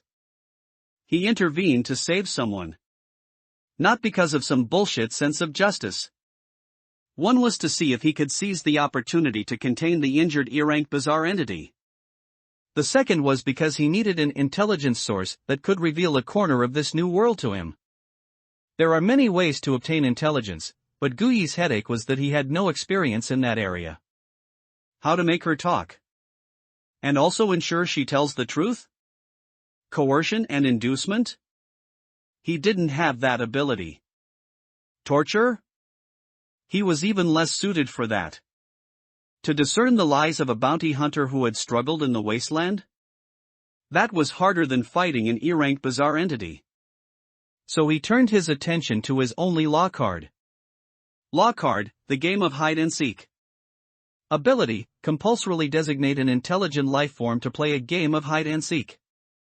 If the opponent is found within the specified time, they will be temporarily assimilated and obey your commands for 10 minutes. Gui looked at this description, and a bold idea emerged in his mind. Doesn't this thing sound a lot like hypnosis? Or rather, a more domineering form of mind control based on rules? It's worth a try. But the woman's reaction just now was a bit strange. He recalled the scene just now. He had only activated this card in his mind. But the woman reacted as if she had seen a ghost. Dragging a broken leg, she desperately crawled on the ground. It left Gui completely bewildered. The fear and despair in her eyes were even more intense than when she faced the bone-armored giant beast earlier. Is it that scary? I'm your savior, after all. Gui scratched his head, somewhat perplexed. Gui felt that this woman seemed to have misunderstood something. Forget it. As long as the outcome is good. He didn't go forward immediately. Instead, he first made thorough preparations. He took out the newly purchased full-coverage respirator from his backpack and put it on his face. He also pulled up the hood of his combat uniform, covering his hair and half of his face tightly. He wasn't sure whether the other party would retain memories after this rule-based control ended. But it's always better to be careful. He had to ensure that this woman never knew who he was from beginning to end. After doing all this, he slowly walked forward. He reached out and gently patted the woman's shoulder. An invisible force of rules surged in. All right. Now, it's time for questions. He cleared his throat and asked in as calm a tone as possible. What is your name? The woman slowly opened her eyes. Her eyes, which had originally been filled with fear and despair, were now hollow and numb, like a puppet whose soul had been extracted. She replied in a flat, uninflected tone. I have no name. The organization that raised me gave me the codename Mantis. Organization? Gooey keenly caught that word. What organization? I don't know. Mantis numbly shook her head. I grew up in the organization's nest since I was little. I only knew to obey orders and learn to kill. Gooey's heart tightened. It seemed the waters of this world were deeper than he imagined. He changed the question. All right, Mantis. Where did you get these strange-looking pieces of equipment on you? I bought them. Where did you buy them? Rust Bone Street? No. Mantis denied his question for the first time. Rust Bone Street is too clean. They only sell some ordinary firearms and low-grade scraps there. The really good stuff is in the West District. West District?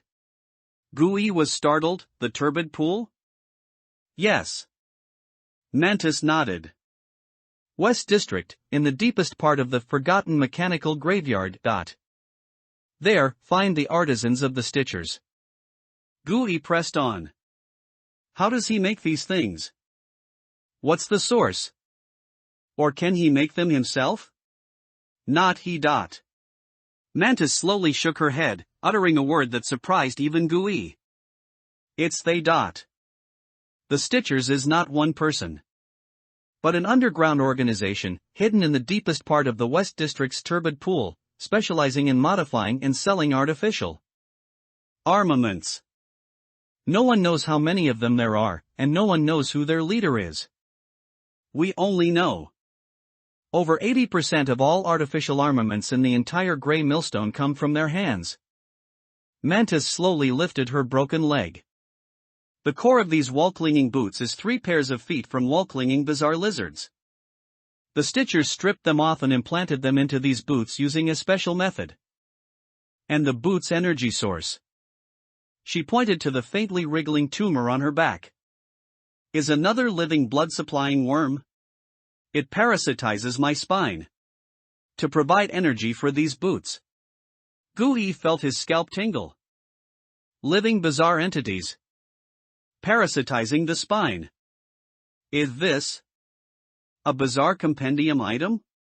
Gooey recalled the term he had only heard in rumors. No. Mantis shook her head. A bizarre compendium item refers to naturally formed items with bizarre characteristics, like the black blood lantern in the cloaked man's hand just now. That thing was scraped from an oil-painting vengeful spirit. It is very powerful, but the side effects are equally immense, and completely uncontrollable. Today, it might just drain a little of your blood. Tomorrow, it might directly burn your soul dry like lamp oil. She paused, then continued.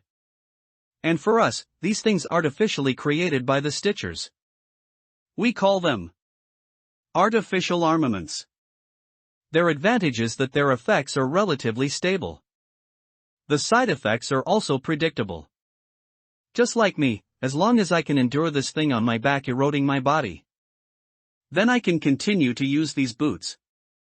Until the day I am completely drained by it. Gooey's heart turned cold. These bounty hunters struggling for survival in the wasteland.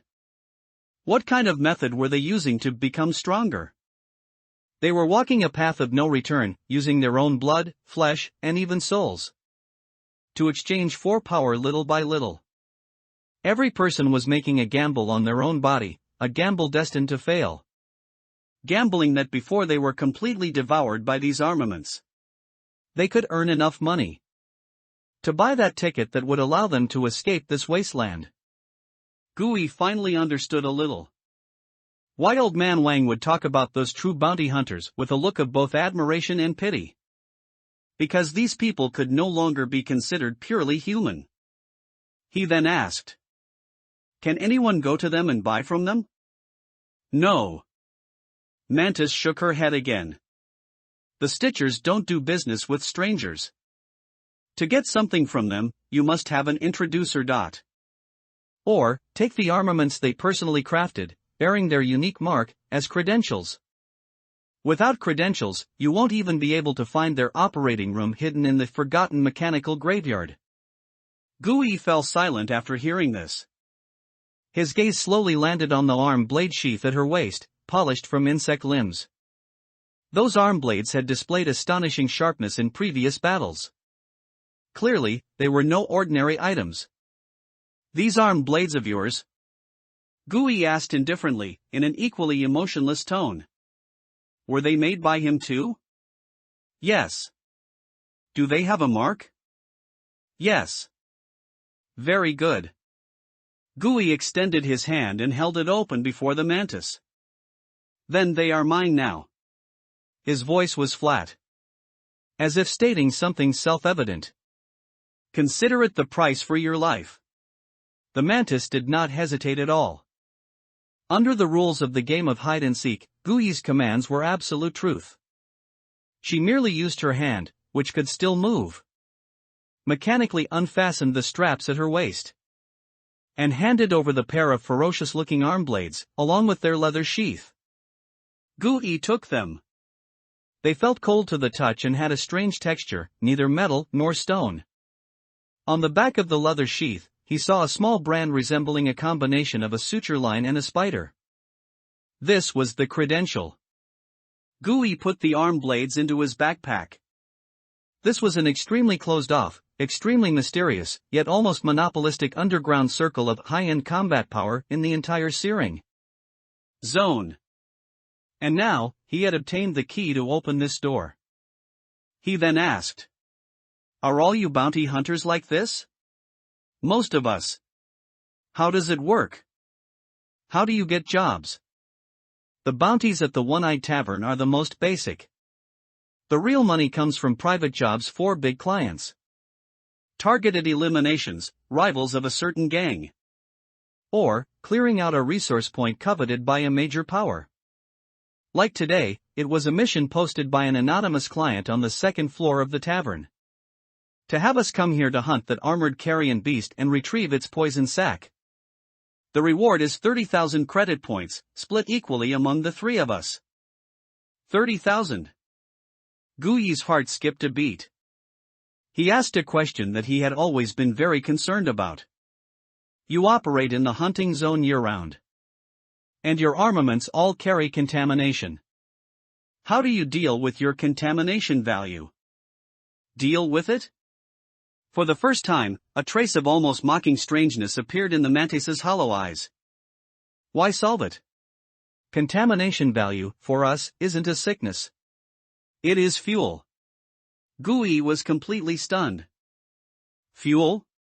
"Yes."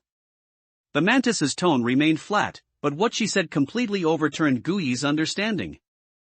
"The higher the contamination value, the higher our synchronization rate with these parts on our bodies. This blood-feeding worm on my back will become more excited, and these wall-clinging boots of mine will allow me to run faster and jump higher. That fire-breathing guy, when his contamination value exceeds 70%, the fire he breathes out can even melt steel. Contamination value is our power."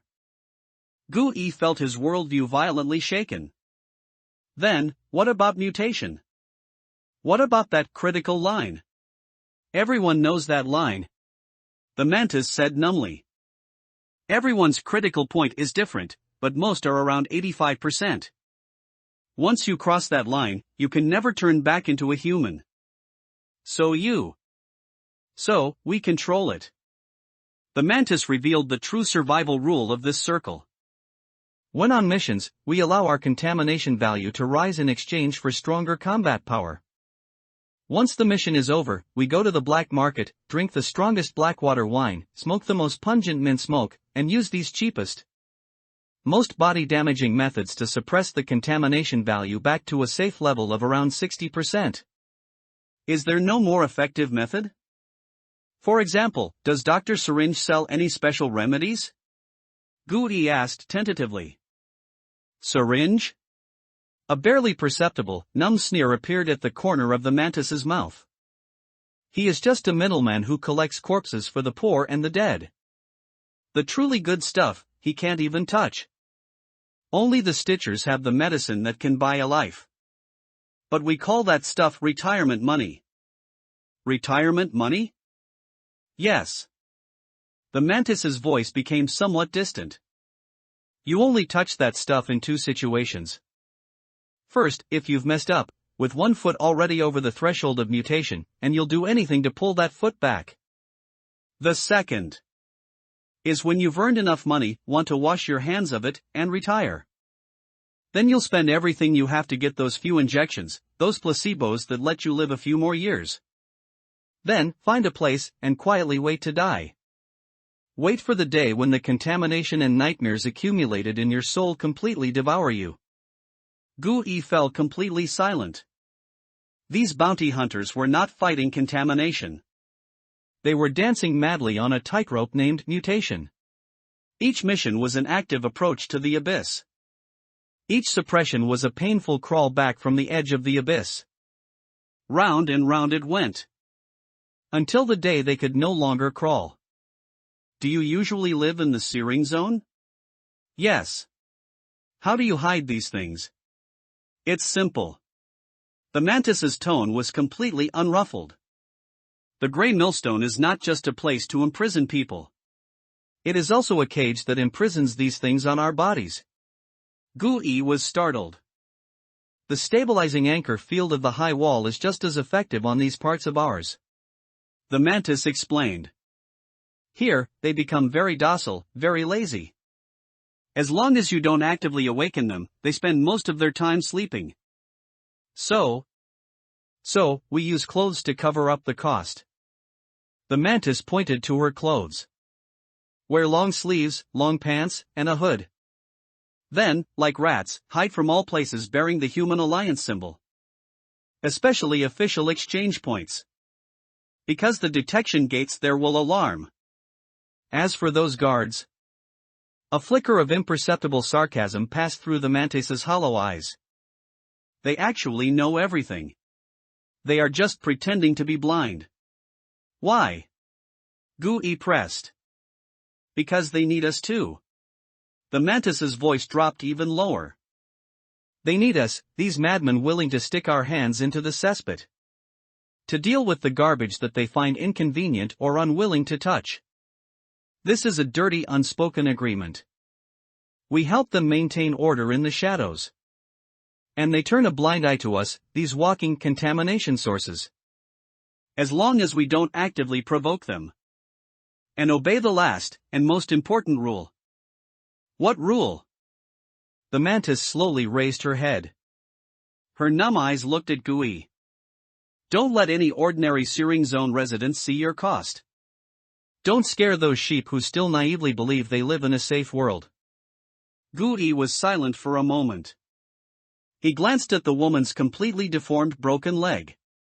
Then he looked at the compendium, where the game of hide-and-seek had less than 2 minutes of control time remaining. He asked the last question. In your current state, do you have a way to save yourself? Yes. The mantis nodded numbly. In my backpack, there's a tube of the Stitcher's special regeneration gel. It's made from scraps of the meat mountain. It's single-use, and very expensive. It can temporarily restore mobility to my leg. Tea at night. Night deepened. The never-ending clamor of the searing zone finally quieted down a bit. Only the faint sounds of revelry from the direction of the one-eyed tavern in the distance remained. Wang Xinguo was wide awake. He sat on the creaking single bed, smoking the cheapest mint cigarettes, one after another. Smoke swirled. His gaze wasn't on the false neon lights of Rustbone Street. Instead, it was slightly upward. Through the crisscrossing wires and pipes. Looking towards the apartment rooftops completely swallowed by the night. There was an illegally constructed pigeon coop haphazardly built with tin sheets and asbestos tiles. That was Gu-yi's room. At this moment, the room was pitch black. Not a single glimmer of light. You little brat. Old man Wang cursed under his breath. It's been a whole day, and I don't know if he's dead or alive. Although Wang Xinghua had told the kid to go out and make his own way. The worry in his heart, like an old father's, simply couldn't be suppressed. The night of the wasteland devours people. Especially fat meat like Gu-yi, who harbored so many secrets. Damn it. He cursed softly. He fiercely extinguished the cigarette butt, which was almost at its end, in a tin can already full of butts. That leg, which bore an old injury, began to ache faintly again. The weather was about to change. Whether it was the actual weather, or the weather of this searing zone. He stood up. He dragged a locked wooden box from under the bed, which looked even older than him. Opening the box. Inside, there was nothing valuable. Only a neatly folded, faded old military uniform of the Great Wall Legion. And a well-maintained, gleaming military dagger. He didn't touch those items.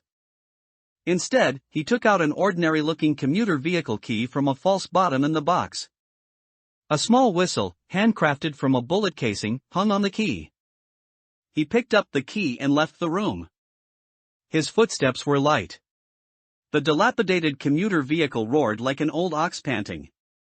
It drove away from Rust Bone Street. It didn't head towards any bustling place. Instead, it went straight east, driving towards the most peripheral and desolate area of the searing zone. Finally, the car stopped beside a long-abandoned, solitary guard post. This used to be one of the main routes to the cemetery in the northern district. Later, as the danger level of the cemetery became increasingly high, this road was completely abandoned. Old Man Juan got out of the car. The cold wind made his thin work clothes flap loudly. He dragged an equally old canvas bag from under the car seat. From it, he took out a very simple outdoor tea set. A small alcohol stove. A blackened tin kettle. And 2 chipped enamel tea mugs. He lit the alcohol stove. The blue flame flickered in the cold wind, casting shifting light and shadow on his wrinkled face. The water boiled quickly. He threw a small pinch of tea dust, obtained from who knows where, into both tea mugs. Then poured in the scalding hot water. A faint aroma of tea, mixed with the dust of the wasteland, diffused into the air. He didn't drink first. Instead, he placed one of the tea mugs on a stone opposite him. Then, holding the other tea mug himself, leaning against the cold front of the commuter vehicle, he slowly drank, sip by sip, as if waiting for a late old friend. Time passed, minute by minute. The wind grew colder. Just as the alcohol in the stove was about to burn out, a ghostly figure emerged from the shadows behind the guard post. It was a man in a crisp Human Alliance Garrison Force officer's uniform, looking travel-worn. His face showed an undisguised weariness, but his eyes were as sharp as a hawk's. He walked directly opposite Old Man Wang, and, with a familiar gesture, picked up the already not-so-hot tea, drinking it in one gulp. Then he let out a long breath of hot air. "Damn, your wild tea here is still the strongest." Old Man Wang glanced at him and snorted through his nose. He didn't get up, nor did he salute. He just said, in a tone as plain as everyday conversation, "What have those gentlemen in the General Bureau who sit in offices finally remembered that there's still this nail of mine that's almost rusted?" The officer gave a bitter smile. He pulled out a document, sealed in a waterproof bag, from his embrace, handing it to Old Man Wang. "If all the nails rust, then those of us inside the wall would probably have rotted long ago." Old Man Wang took the document. It was an official report on the kindergarten incident submitted by Jingchen Security. He merely glanced at it before tossing it aside. "Nonsense," he cursed. "Something written by a bunch of bureaucrats who haven't even been to the scene." The officer didn't get angry. He just poured himself another cup of tea. "That's why I came to hear the nutritional part." Old Man Wang drained the last sip of tea from his cup. Then he pulled out a pack of mint cigarettes from his pocket. He lit one for himself, but didn't offer one to the other party. He took a deep drag, and slowly said through the smoke, "The searing zone hasn't been clean lately. Someone is spreading a song." A very sinister song. People who hear it will hum along uncontrollably. And then they disappear. He took another drag of his cigarette and continued. Also, the red circles. Recently, some young punks in the underground black market have been secretly inquiring about red circles. They are said to be red circles drawn on walls and the ground. As long as you sing that song inside the circle, something good will happen. The officer's face gradually grew serious. The source? Untraceable. Old man Wang shook his head. It's like it appeared out of nowhere. But the last place my people heard the song was near Slaughterhouse Back Alley in the South District. He paused and looked up. A sharpness, completely at odds with his aged appearance, flashed in his cloudy eyes. This isn't an ordinary anomaly outbreak. It's too purposeful. And the method of transmission is too clean. I suspect it's mimetic contamination. As soon as the words mimetic contamination left his mouth, the surrounding air seemed to solidify. The last trace of relaxation on his face, brought by seeing an old friend, had vanished without a trace, replaced by a solemn expression. This isn't the most messed up part. Old man Wang kicked the report he had thrown aside. This is the most messed up part.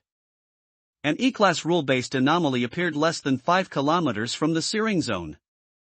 According to the disaster response regulations, this is already a level requiring intervention from an elite squad of the garrison force. And what happened? It was treated as an ordinary F-class cleanup mission, assigned to an outsourced cleaning company that doesn't even have heavy firepower. He stared at the officer, saying, word by word, if there's no foul play here, I, Wang Jinghua, will twist off my head and give it to you as a chamber pot. The officer fell silent. He held his teacup, not speaking for a long time. Finally, he nodded. I understand. I will personally investigate this matter. Any worms who dare to trifle with the lives of hundreds of thousands of people in the searing zone, I will personally nail them to the wall. Stop with your official talk.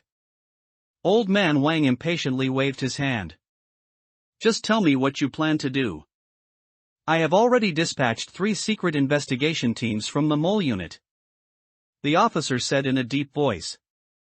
They will infiltrate the searing zone within 48 hours under different identities, to conduct infiltration investigations of the slaughterhouse and all areas related to the red circles. Disguised card obtained. Gui crouched in front of the unconscious woman. He glanced at the countdown to the game of hide-and-seek in his compendium, which was about to hit 0. He didn't waste any more time. Take out your regeneration gel. He gave the final command in a muffled voice filtered by his mask. Then treat your own wounds. Once you're done, find a place to hide. The woman named Mantis still had vacant eyes. From her blood-stained backpack, she pulled out a metal syringe. Inside was a viscous, dark green, glue-like liquid. She pulled up her pant leg, revealing her already bloody, mangled, and bone-exposed broken leg. Then, expressionlessly, she plunged the tube of regeneration gel deep into it. Sizzle. A soft sizzling sound, like roasting meat. The dark green gel seemed to possess life. It transformed into countless tiny flesh buds, writhing and intertwining madly. The sight made even Gui wince. He didn't look again. He turned and transformed into an echo bat. Silently, he flew into the shadows at the highest point of the factory, observing quietly. A few minutes later, the game of hide-and-seek's effect ended. Mantis on the ground trembled violently. Her eyes regained clarity. She first looked around blankly, then suddenly lowered her head. She saw her broken leg, which, though still covered in grotesque flesh buds, could already move with some difficulty. Her face instantly filled with the relief of surviving a calamity and deep confusion. She couldn't remember what had happened. She only remembered being caught by that black iron monster. Then, Then she couldn't remember anything. Did that monster save her? Or? She dared not think further. She cautiously looked around. Only after confirming that the two terrifying monsters had left did she limp to pick up her dropped weapon. Then, without looking back, she disappeared into the darkness. All this time, she never noticed. Just a few dozen meters away in the shadows, an inconspicuous bat was quietly watching everything. Doesn't remember? Gui watched Mantis's retreating figure, deep in thought. It seems that the game of hide-and-seek, this rule-based control, doesn't leave behind relevant memories after it ends. This was excellent news for him. It meant this card was a truly perfect interrogation tool. He didn't linger.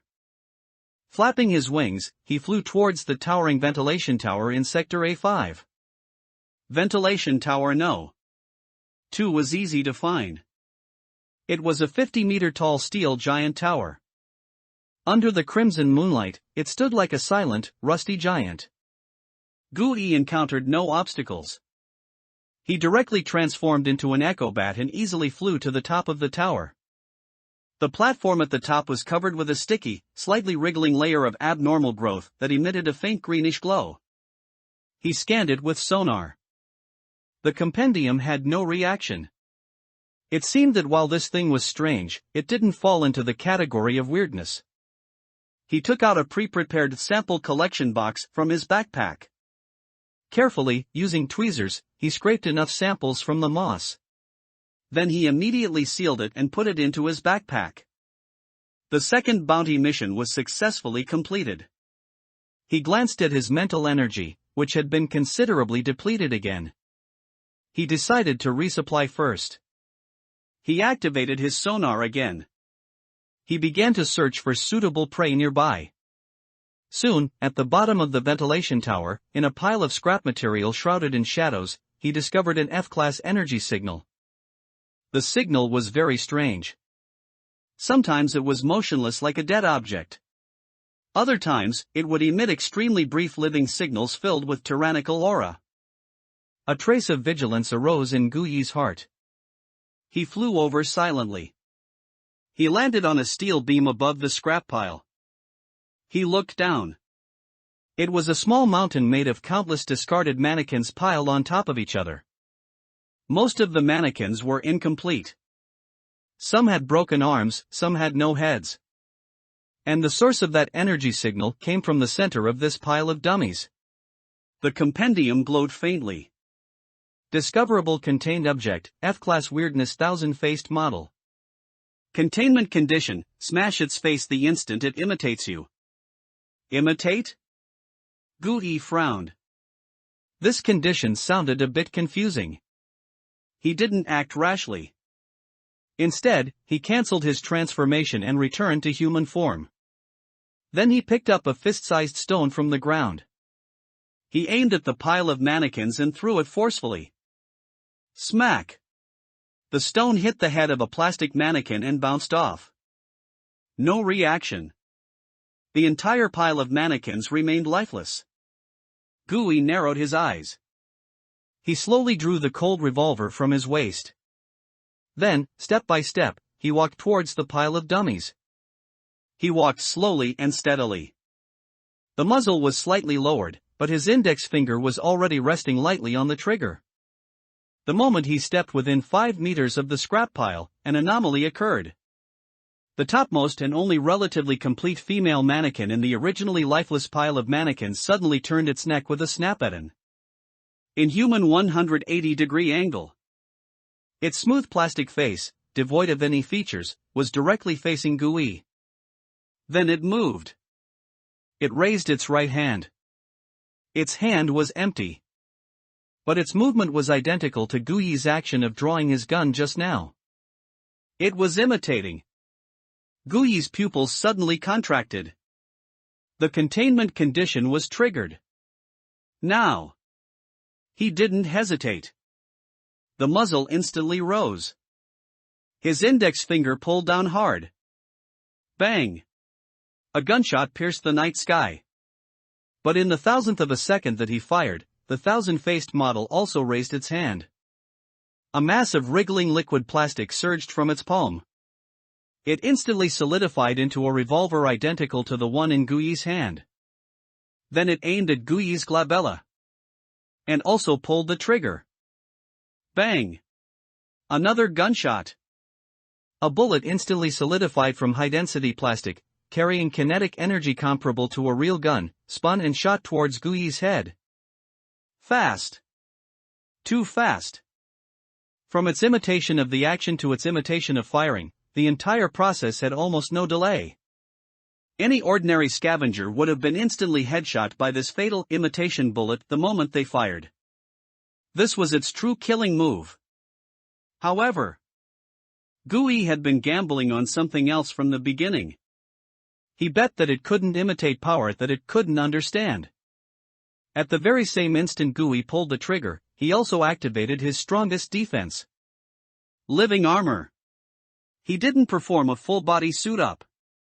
Instead, he activated form reshaping. He concentrated all of his limited mental energy on his head. Buzz. In a thousandth of a second, a ferocious, heavy black iron helmet full of destructive aesthetics instantly covered his entire head. Clang. A crisp, loud sound, like metal clashing. That fatal plastic bullet slammed hard into Gui's helmet. It struck out a dazzling shower of sparks. Then it bounced off weakly and shattered. E-class defense. It was simply not something an F-class imitation could shake.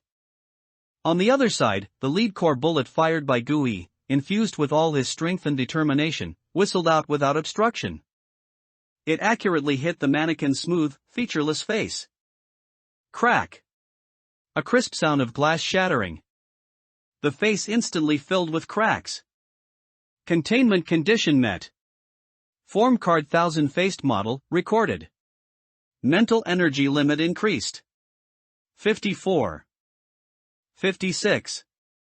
A pure energy surged into his body. It instantly refilled his depleted mental energy. Gui let out a long sigh of relief. He slowly removed his helmet. He touched his forehead. A layer of cold sweat beads. That seemingly 1-second confrontation just now was almost as dangerous as his fierce battle with the corpse-eating vine. If there had been even the slightest error in his judgment, or if his reaction had been even a tenth of a second slower, he would be the one lying on the ground now. He immediately opened his compendium to check this form card that had almost made him flip over. A white card lay quietly in the record of 100 ghosts. The card face depicted a humanoid silhouette with no facial features and a body that could be freely twisted. Form card, number 004. Name, 1000-faced model. Grade, F.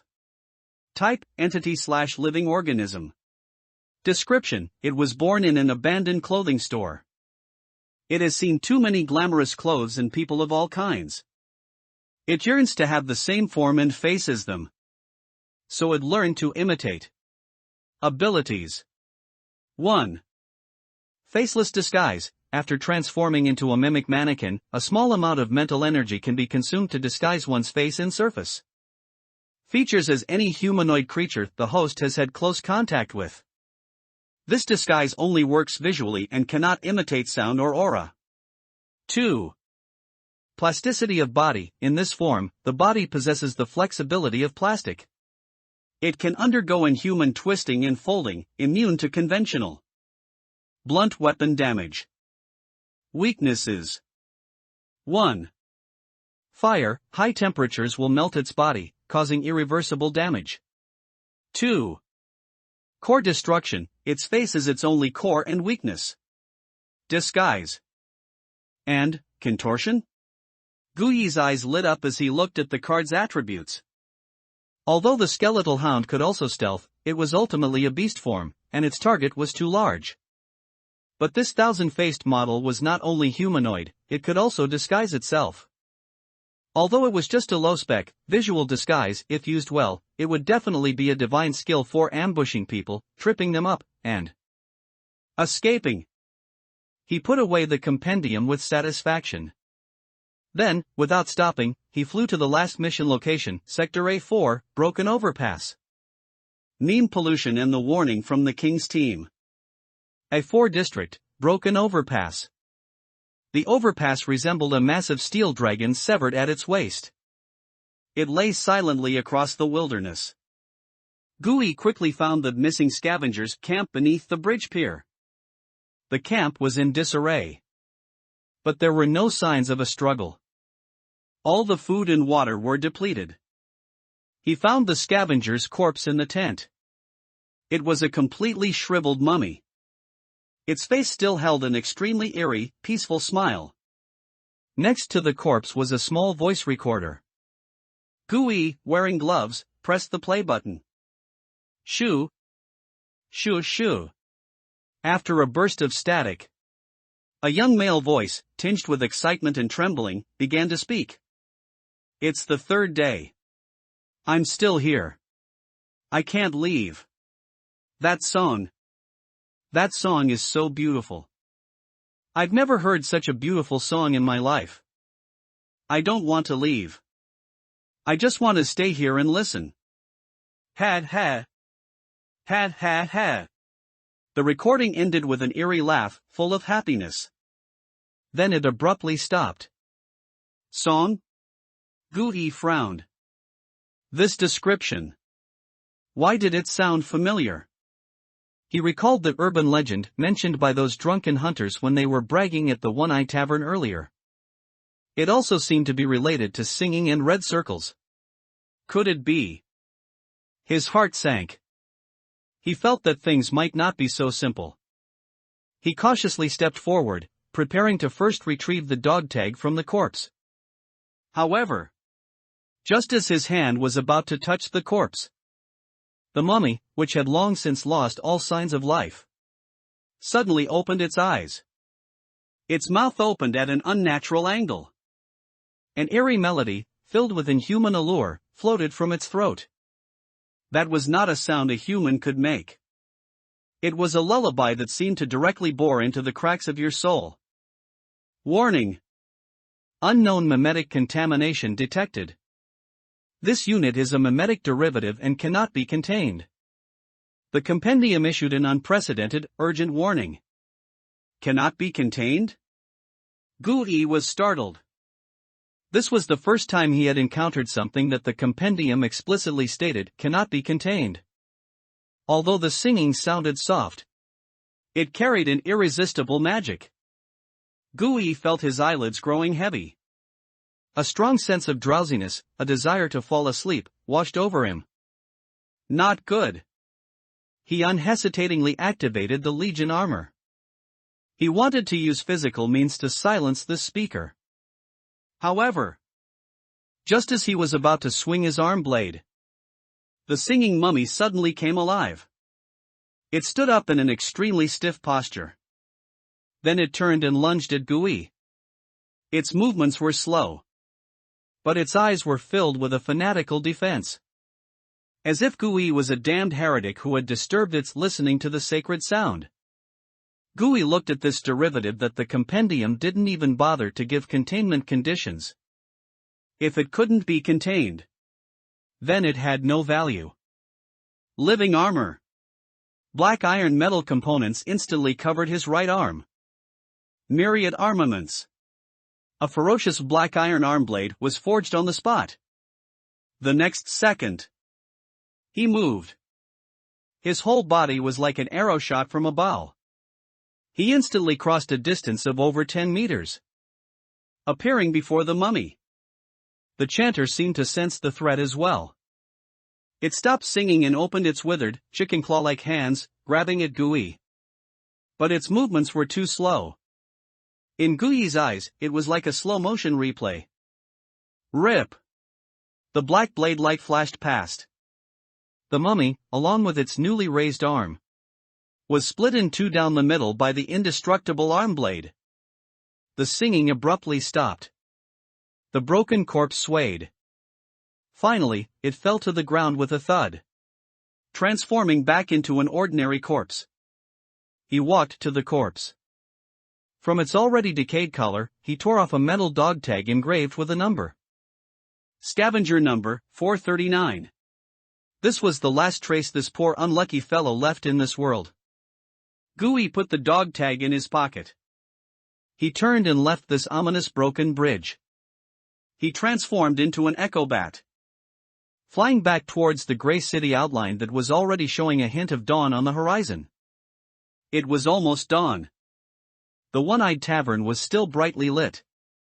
Gamblers who had stayed up all night and hunters who had just returned from the wasteland mingled together. The air was filled with the smell of alcohol, sweat, and a faint hint of blood. When Gooey pushed open the heavy wooden door, he didn't attract much attention. Here, people disappeared every day. And every day, people like him returned from outside, dragging their exhausted bodies. He walked straight to the bar. The one-eyed owner, who was always wiping glasses, raised his single eye. He glanced at Gooey's combat uniform, stained with dust and dried blood. A hint of imperceptible surprise flashed in his eyes. "You're back?" His voice was as hoarse and flat as ever. Gooey nodded. He placed the collection box containing that abnormal growth sample and the dog tag engraved with 439 on the bar. Mission complete. The one-eyed owner didn't immediately touch the items. He just looked at Gooey deeply. Then he took out a small, portable scanner from under the bar and scanned the two items. Beep. Mission investigate growth confirmed complete.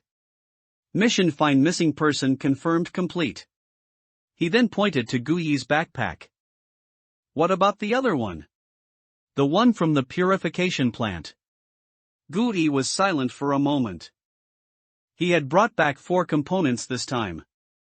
One more than the mission required. He didn't take them all out. Instead, he only took out 3 intact carbon crystal filter components from his backpack and placed them on the bar. Also complete. The one-eyed owner nodded. Picked up the scanner and scanned again. Beep. Mission recover components confirmed complete. After confirming all missions, the one-eyed owner didn't immediately settle the bounty. He just picked up the sample box containing the growth and examined it carefully under the light. Then he picked up the dog tag. His finger rubbed the cold number on it. He was silent for a long time. So long that Gooey thought he might have fallen asleep. Then he slowly spoke. "Kid, do you know why these 3 missions are all F-rated? But the bounty is twice as high as those jobs where you just kill a few rats of grievance?" Gooey didn't speak. Because 8 out of 10 scavengers who go to the purification plant will be eaten like canned food by metalworms. The one-eyed man put down the sample box. Even if someone who goes to the ventilation tower manages to climb up, they might rot half their body away from touching that thing. He picked up the dog tag again. As for this, the one who died is already the 3rd. He looked up. His single, scrutinizing eye stared intently at Gooey. "You, alone. Overnight. Completed all 3 of these jobs that even many hunter-level veterans find tricky. And..." He glanced at Gooey's body, which could almost be described as unscathed. "You look pretty relaxed?" Gooey's heart suddenly tightened. He knew. He had performed too conspicuously. But his face remained impassive. He just said in a hoarse voice, "Good luck." "Luck?" The one-eyed man chuckled. "Kid, in this wasteland, luck is the cheapest thing there is. I only believe in strength." He didn't press further. He just operated on his terminal a few times. Beep. Gooey's personal terminal emitted a crisp notification sound. Credit points received, 1,800 points.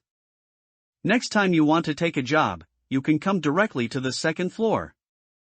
The scavenger pool is too shallow. It can't hold a big fish like you. Gooey looked at him deeply. Without saying another word, He took the money and turned to leave. He knew he had been targeted by this local tyrant. This was not necessarily a bad thing. But it was certainly not a good thing either. He walked out of the tavern, dragging his weary body. The faint light of dawn made it hard for him to open his eyes. He was about to return to the hive to sleep for ages. But the eerie lullaby involuntarily resurfaced in his mind. And the compendium's cold warning. Mimetic contamination. The word was like a thorn in his heart. He hesitated. Finally, he changed direction. Thump! Thump! Thump! Gui knocked on Old Man Wang's door. It was Li Fei, sleepy-eyed, who opened the door. Damn it, Ai? Where the hell did you go, not coming back all night? Where's Old Man? He's inside. Gui walked in. He saw Old Man Wang sitting at the table, eating the worst quality synthetic rice porridge with a plate of pickles. Seeing Gui, he was also startled. You're back? Gui pulled out a chair and sat down. He was too tired. And too hungry. He picked up another bowl on the table and served himself a large bowl of porridge. He didn't care if it was hot and slurped it down. Old Man Wang looked at him, eating like a reincarnated hungry ghost. He frowned but didn't ask further. He just pushed the only plate of pickles towards him. After one bowl of porridge, Gui finally felt alive again. He wiped his mouth. Looking at Old Man Wang, he asked casually. Old man, do you know about the Red Circle urban legend? As soon as the words left his mouth, Old Man Wang, who was drinking porridge, suddenly stiffened. The air in the entire room seemed to drop to freezing point at that moment. Old Man Wang slowly put down the bowl in his hand. He looked up. He didn't answer Gui's question. Instead, he said in an unprecedented, unequivocal tone. From now on, don't ever mention these things to anyone again. And don't inquire about any information related to it. And absolutely do not go near any place with red circle or singing rumors. He stared intently at Gui, saying each word clearly. That thing is not something you or I, not something rotten people like us, digging for food in the mud, can touch. An invisible net. Old Man Wang's tone was too heavy. It instantly made him understand the weight of the matter. He wasn't a hothead like Li Fei. He knew when to shut up. Understood, Captain Wang. He nodded and didn't press further. Instead, he picked up his bowl and continued drinking his porridge. As if that taboo topic had never come up. The atmosphere in the room was still somewhat oppressive. To break the awkwardness, Gui looked at Li Fei beside him and casually asked. Why aren't you hanging out with your sister today, kid? Coming to Old Man Wan's place to mooch breakfast? Li Fei scratched his head, a slightly embarrassed smile on his face. Cough, my sister has her own things to do. I came to ask Uncle Wang about something. Oh? Gui raised an eyebrow. What is it? Isn't the garrison force holding a special recruitment assessment in the Searing Zone next month? Li Fei's eyes gleamed with longing. I want to give it a try. Uncle Wang used to be a soldier, he's got plenty of experience. I came to ask him to give me some private tutoring beforehand. Old Man Wan's icy expression softened slightly upon hearing this. He glared at Li Fei and scolded.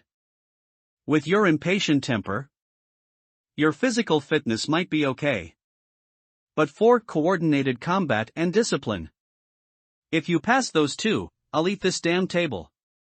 He. Li Fei didn't argue, just kept grinning foolishly. Gui watched this scene and smiled. The gloom in his heart caused by the meme also faded a little. He finished the porridge in his bowl. He stood up and said to Old Man Wang. Captain Wang, I'm heading back first. Haven't slept all night, need to catch up on some rest. Go ahead. Old man Wang nodded. Spend your money wisely. Don't you dare forget who you are just because you've got a few credit points. Understood. Gui responded and walked out the door. The Hive apartment building began to get lively in the early morning. Workers finishing night shifts and scavengers preparing to go out forage mixed together. The hallway was filled with various food smells and people's hushed conversations. As Gui went upstairs, he saw a familiar figure coming down from above.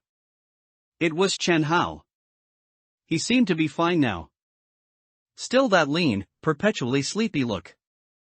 Ahau! Gui greeted him. Aye. Chen Hao pushed his glasses up and nodded. You're back. Just got back. Gui casually asked. Heading out? Chen Hao was concise. Going to Scrap Iron Mountain to see if there's any new goods.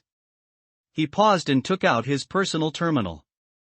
He operated it a few times. Beep. Gui's terminal chimed with a notification. Credit points received, 600 points. Gui was stunned for a moment. This is the last batch of goods. Chen Hao explained. It's all sold. I deducted my share. The rest is yours. Gui looked at the money. A warmth welled up in his heart. He knew Chen Hao must have calculated it as a 6-4 split again. He patted Chen Hao's shoulder. Thanks. Just then, he remembered the extra trophy in his backpack. Oh, this is for you. He took out the oilcloth wrapped item from his stained backpack and handed it to Chen Hao. Chen Hao was surprised for a moment and took it.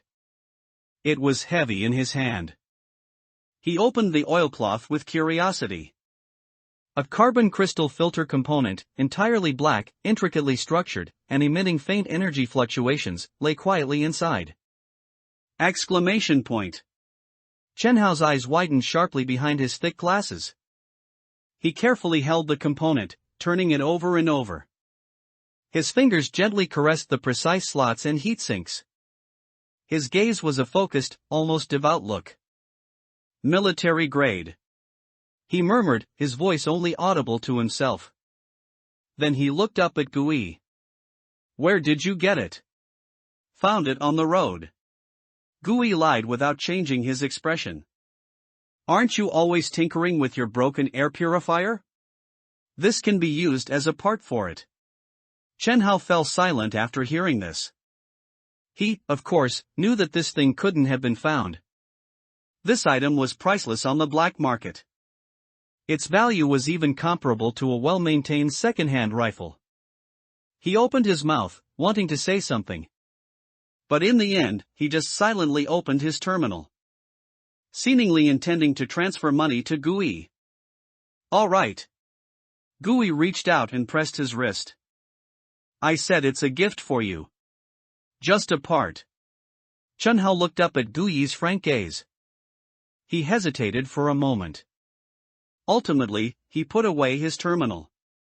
He held the component tightly in his arms, as if holding the most precious treasure in the world. Then he said in an extremely serious tone. Thanks. I owe you one. Gui smiled. He knew that for someone like Chen Hao, the words I owe you one carried more weight than any flowery rhetoric.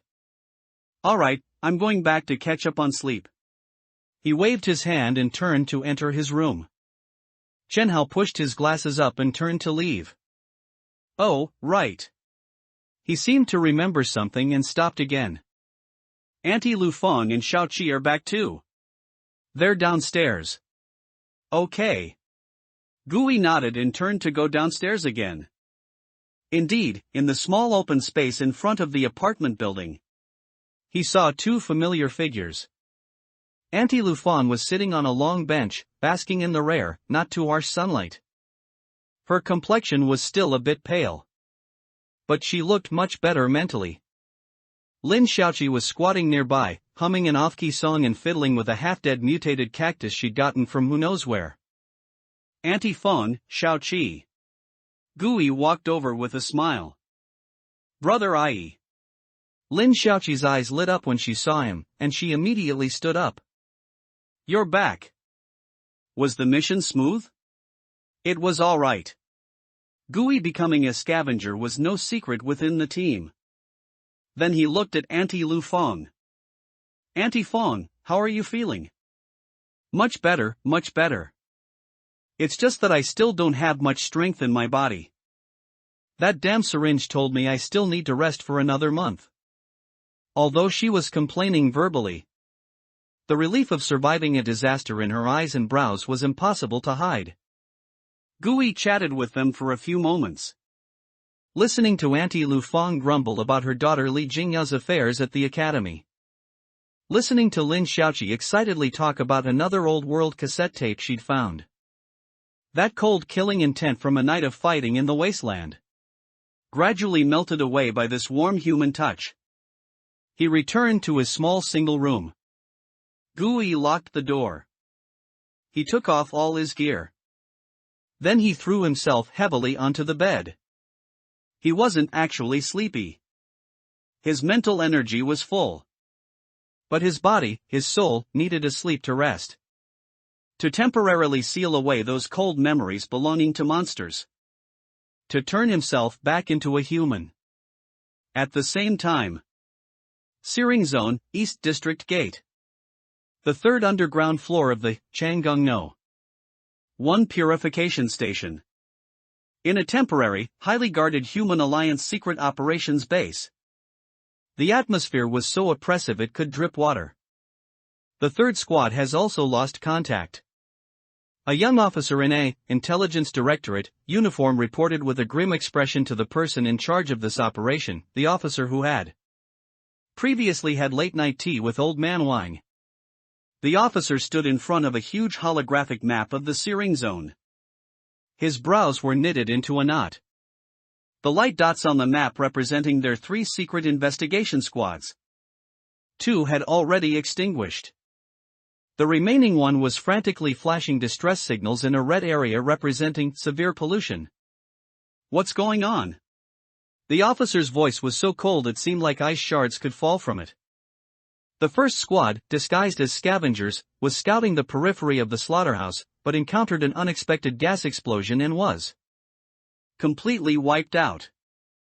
The second squad, disguised as gang members, tried to infiltrate the casino district, but got caught in a mysterious firefight and suffered heavy casualties. And now the third squad. The young officer pointed at the flashing light dot on the map. They were disguised as pollutant recyclers from the Shinnong Institute and had just entered the edge of the turbid pool in the West District. They just, as if by sheer bad luck, ran right into a migrating, digging worm. Now they're trapped in an abandoned sewer, with no way up or down. The officer fell silent after hearing the report. He stared intently at the map. Gas explosions. Gang firefights. Migrating oddities. These incidents, viewed individually, were all perfectly normal accidents that could happen daily in the Searing Zone. But when they occurred one after another in such a coincidental manner to his 3 most elite squads, then it was definitely not an accident. This was more like an invisible net. A huge net that had calculated all their movements long ago. And they were like a group of arrogant moths, flying straight into it. There's an inside man. The officer squeezed these 3 words through his teeth. His eyes became incredibly chilling. Mole action. There's a mole. Commander Lin squeezed these 3 words through gritted teeth. This was not a question, but a conclusion. Commander. The young agent pointed at the still blinking light, his voice tinged with a plea. Third squad is still holding on, we immediately contact the garrison force's frontline outpost. Commander Lin's eyes were sharp as knives. Order them to dispatch a rapid response unit with heavy firepower to third squad's coordinates immediately. Yes. The young agent's spirits lifted. Tell them, Commander Lin's speaking speed was extremely fast, his orders crystal clear. The mission objective isn't to hunt down that tunneling worm, it's to create chaos. Use your firepower to attract that beast's attention and rip open an escape route for Third Squad. I don't care what methods you use, my people must be brought out alive. Understood. At the same time, Commander Lin's gaze swept over everyone in the command room. Announced that this Red Circle preliminary investigation has been immediately terminated due to severe intelligence errors. All dispatched personnel are to secretly withdraw in batches via multiple routes. Remember, it's terminated, not paused. This order stunned everyone present. But they quickly reacted. Go execute it. Commander Lin waved his hand, his face etched with weariness. Yes. Everyone immediately sprang into action. The entire command room was enveloped in a tense yet orderly atmosphere. Commander Lin turned back around, looking at the blue arrow on the map, which was rapidly moving from the East District outpost towards the turbid pool in the West District. He knew this was still a huge gamble. But he had no other choice. He had to bring his people home. As the rescue operation stirred up a bloody storm in the searing zone's underground, Commander Lin walked alone into a secure communication room in the innermost part of the command center. He sat down, put on headphones, and typed a line of commands on the keyboard with extremely complex finger movements.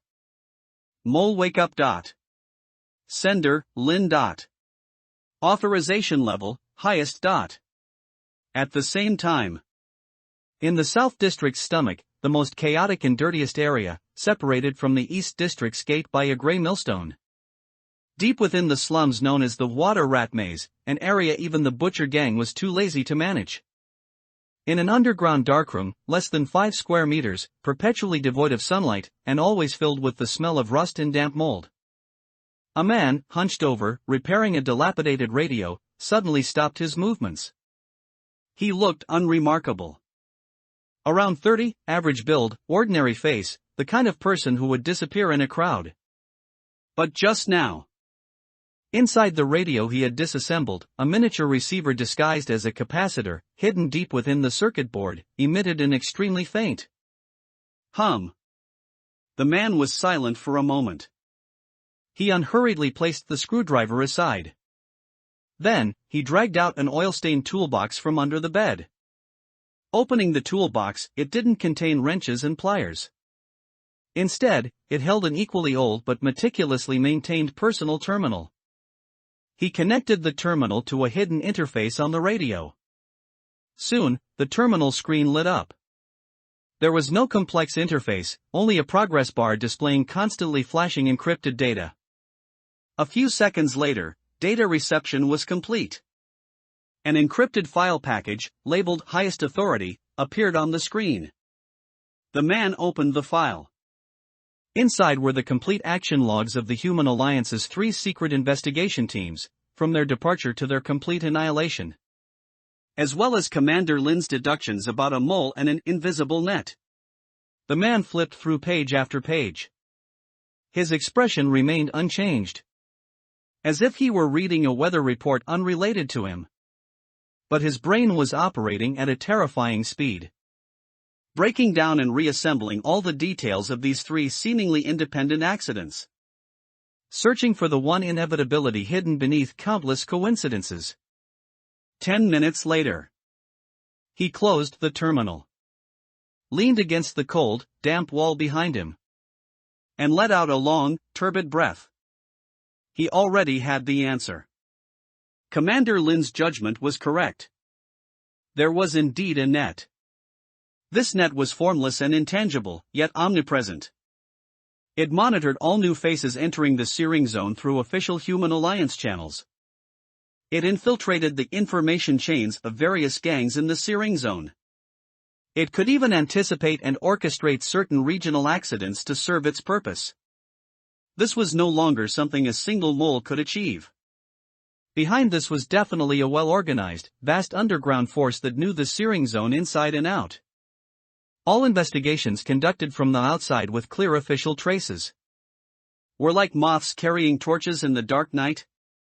No matter how well you disguised yourself, your light would be detected by that net at the first moment.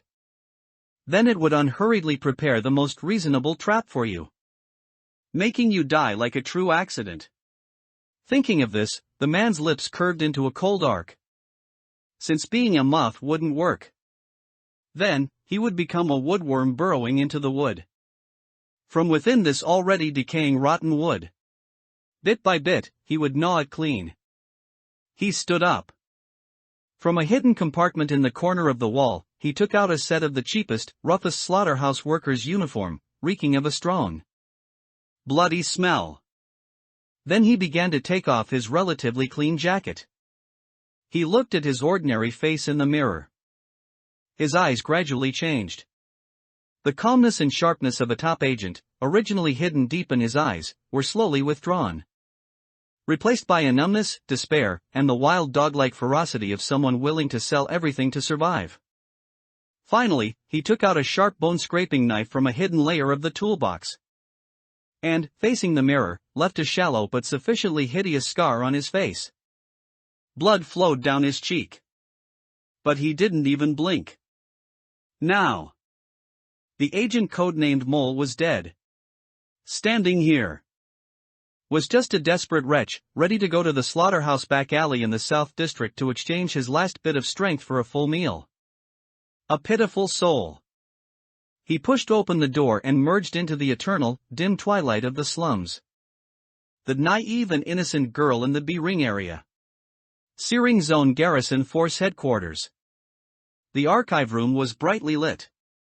The air was dry, a mixture of disinfectant and coolant.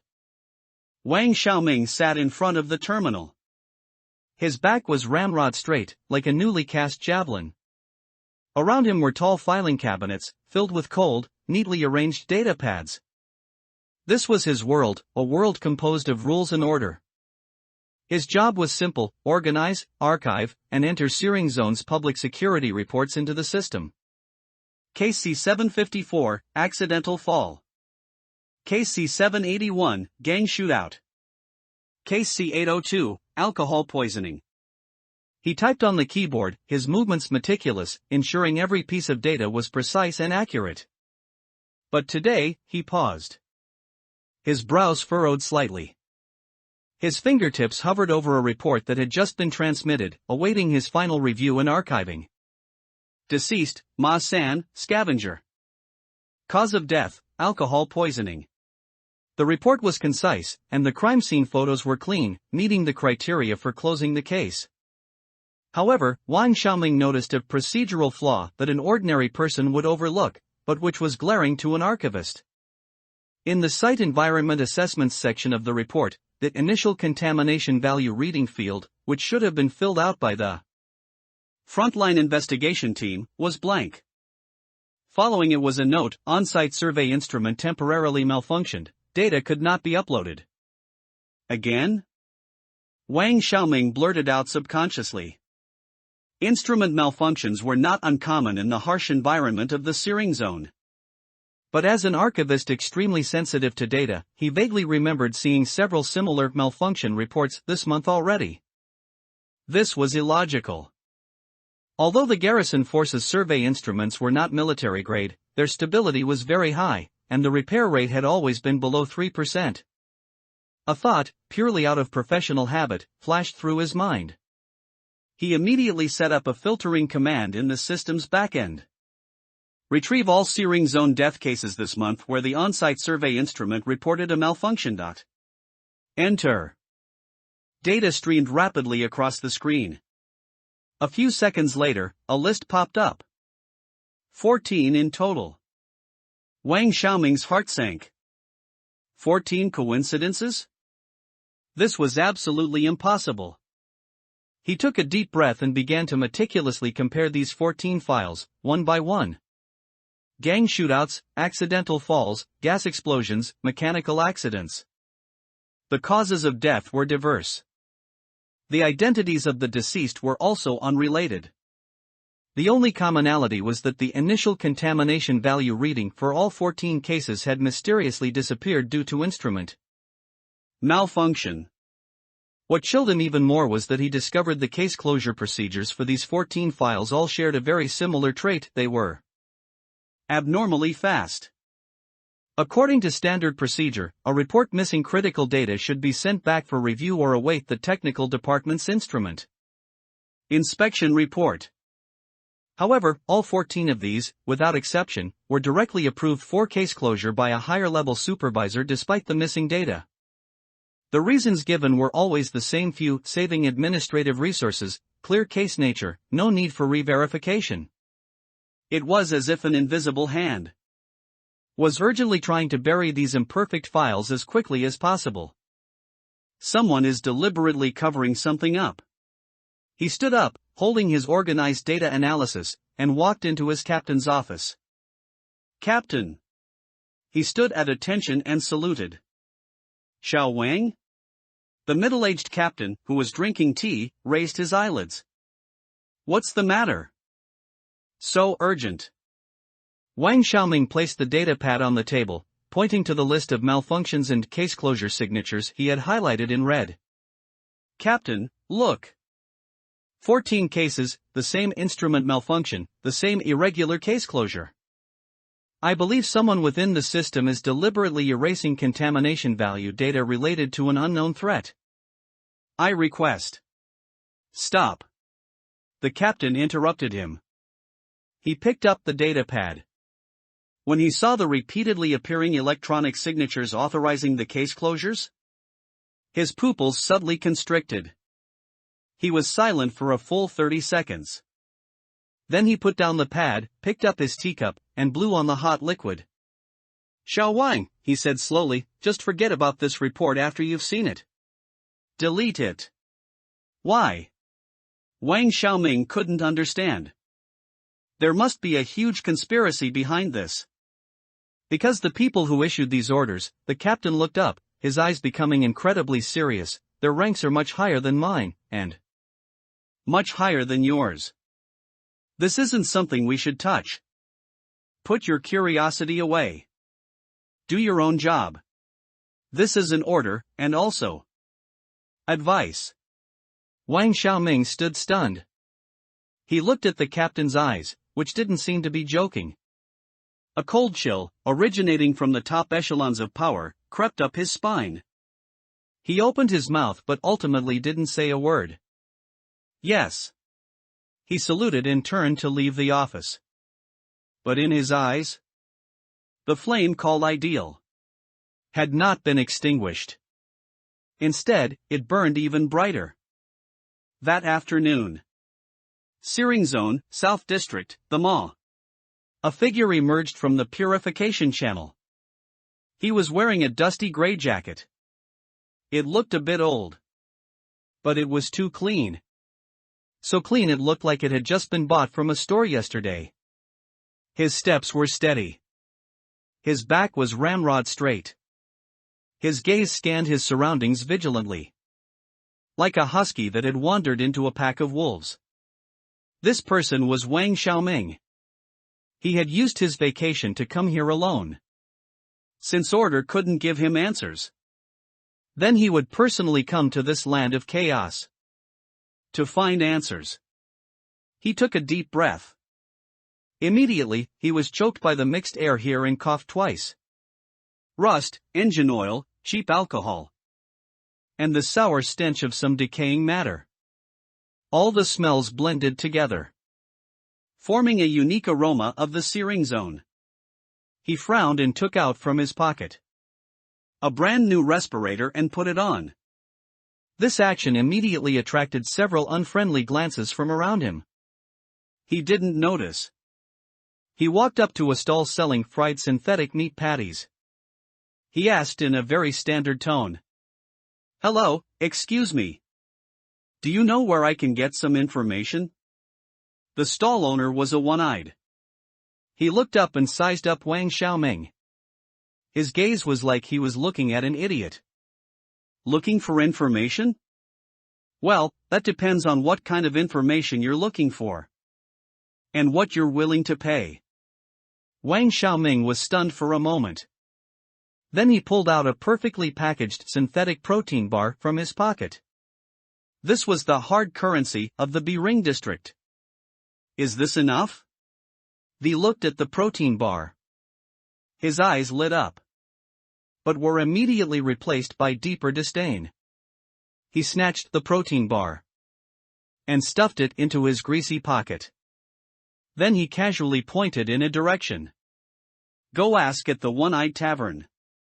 That's where you'll find the most informed news. Thank you. Wang Xiaoming politely thanked him. He turned and walked in that direction. He didn't see. Behind him, the one-eyed showed a foolish smile. Then he gestured a fat sheep sign to a man smoking on the street corner. Wang Xiaoming walked through this chaotic district. His demeanor, out of place with the surroundings, was like a firefly in the dark night. So striking. So conspicuous. He would subconsciously avoid the sewage on the ground. He would say sorry to the drunkards who bumped into him. He even gave a little girl begging by the roadside half a compressed biscuit that he himself was reluctant to eat. All of this was watched by countless eyes in the shadows. In the eyes of these locals who had long had all their innocence ground away by the gray millstone, this young man was not kind. He was stupid. A fatal stupidity that could prevent him from living past tonight.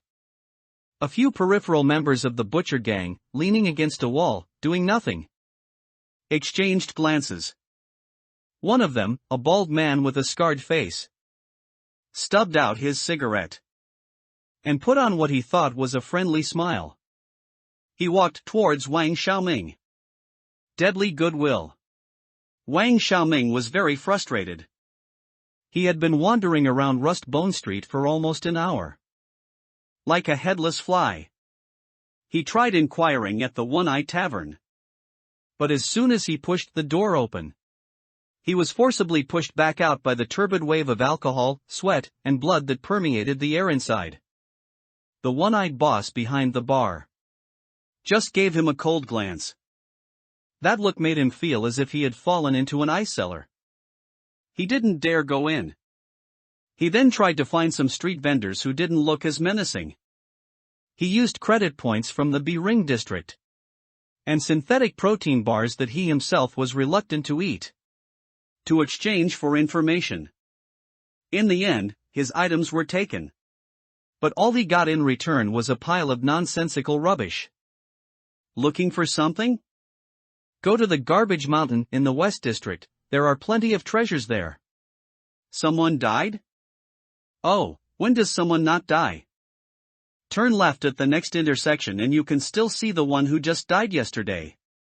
These people looked at him, their eyes full of mockery and derision, as if they were watching a clown lost from a circus. Wang Xiaoming leaned against the wall, listening to the harsh heavy metal music from afar, smelling the perpetual stench in the air. For the first time, he doubted his own decision. This was not the Devouring district. There were no rules, no order here. Only the most primitive law of the jungle. He was like a fool in a clean suit, who had plunged headfirst into a cesspit, completely out of place. Just then, the bald man from the butcher gang walked up to him, a beaming smile on his face. Brother, are you in trouble? Wang Xiaoming looked up, watching him warily. Nothing. Hey! Don't be so distant. The bald man squatted down, pulled out a pack of cheap mint cigarettes from his pocket, and offered one. Want one? I don't smoke. Wang Xiaoming shook his head. The bald man didn't mind. He lit one himself and took a deep drag. The smoke he exhaled carried a choking smell. My name is Biao. He introduced himself. You look so anxious and sweaty. Are you looking for something or someone? Wang Xiaoming hesitated. He didn't know whether to trust the person in front of him. His reason told him to leave immediately, but he was already at his wit's end. This was the first person he had encountered who was willing to speak to him voluntarily. I'm investigating a few cases," he said vaguely. "Oh? Cases?" Biao's eyes lit up. "What cases? Tell me about them." "Just some accidental death cases." Wang Xiaoming chose his words carefully. The deceased had nothing in common. But the crime scenes were all very clean. Clean? Biao scratched his bald head, looking puzzled. "Yes, that is. Some data at the scene would disappear." Wang Xiaoming could only explain it in a way the other person might understand. Biao fell silent after listening. He took a deep drag from his cigarette. His brows furrowed tightly, as if he was trying hard to recall something. After a long while, he slapped his thigh. "Damn! Now that you mention it, I remember." Wang Xiaoming's spirits lifted. "What did you remember?" "Right in the area behind our slaughterhouse back alley." Biao lowered his voice. "A strange thing happened a few days ago. A brother who collected protection fees got drunk and fell from a building, dying on impact. At the time, everyone thought it was an accident. But later someone said that before he fell, that alley suddenly became very, very quiet. You couldn't even hear the rats squeaking. It's exactly like that clean you mentioned." Wang Xiaoming's heart began to pound wildly. A clue. This was the first real clue he had gotten since entering the searing zone. Then, where is that place? His voice was trembling slightly. "It's in there." Biao pointed behind him to the dark alleyway, like the mouth of a giant beast. "But that place is a bit chaotic. If you go alone, I'm afraid you won't find it." He stood up and dusted off his backside. A hearty smile appeared on his face. "Let's go. I also need to go back and report. I'll take you there on the way." This is too much trouble for you." Wang Xiaoming was a little overwhelmed. "Hey! No problem." Biao waved his hand. "People in our searing zone are just this loyal. The more friends, the more paths." Looking at Biao's sincere eyes, Wang Xiaoming's last shred of caution completely dropped away. He thought he had finally met a good person. A local guide who could help him uncover the darkness.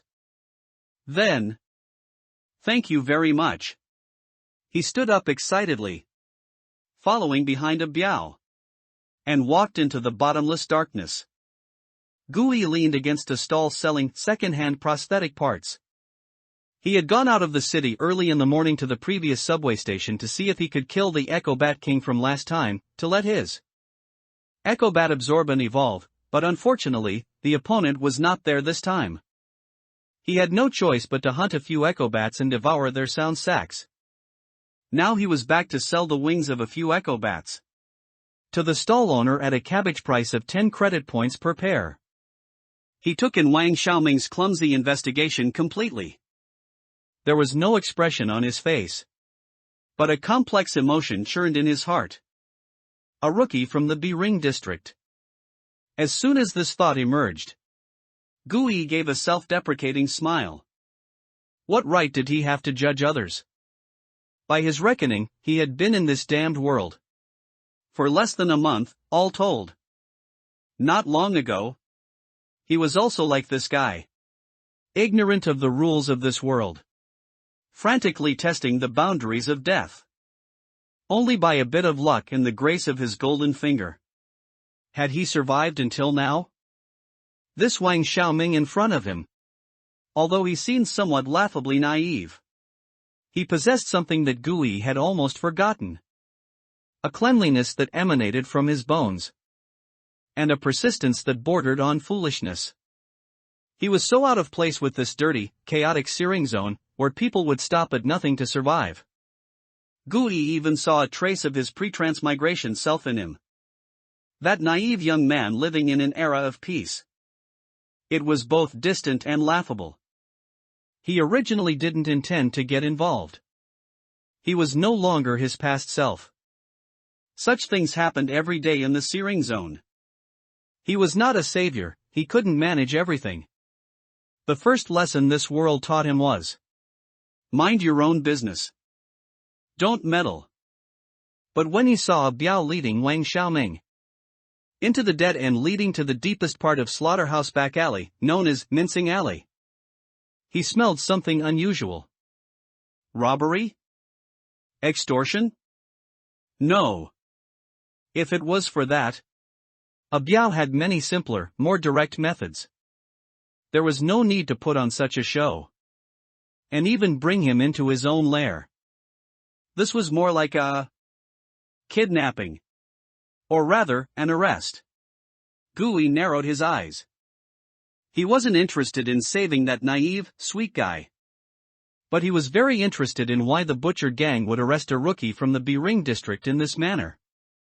These local tyrants from the South district were a threat he would have to face sooner or later in the searing zone. Being able to understand their modus operandi in advance, and some unspeakable secrets. The value of this information was far higher than the few pairs of bat wings he had just sold. Gui narrowed his eyes. He stuffed the remaining parts into his backpack, pulled on his hood. Like a ghost melting into the shadows, he quietly followed from a distance. The alley grew narrower and narrower. The light also grew dimmer and dimmer. The faint smell of blood in the air began to grow incredibly thick, viscous like an unyielding fog. The walls were slippery, covered with dark red, long-dried stains. Wang Xiaoming followed behind a Biao, and began to feel uneasy in his heart. It was too quiet here. So quiet that it made his heart pound. Brother A Biao. He couldn't help but ask. How much further is it? Almost there, almost there. A Biao said without turning his head. It's right ahead at that cold storage unit. That's where we found the body.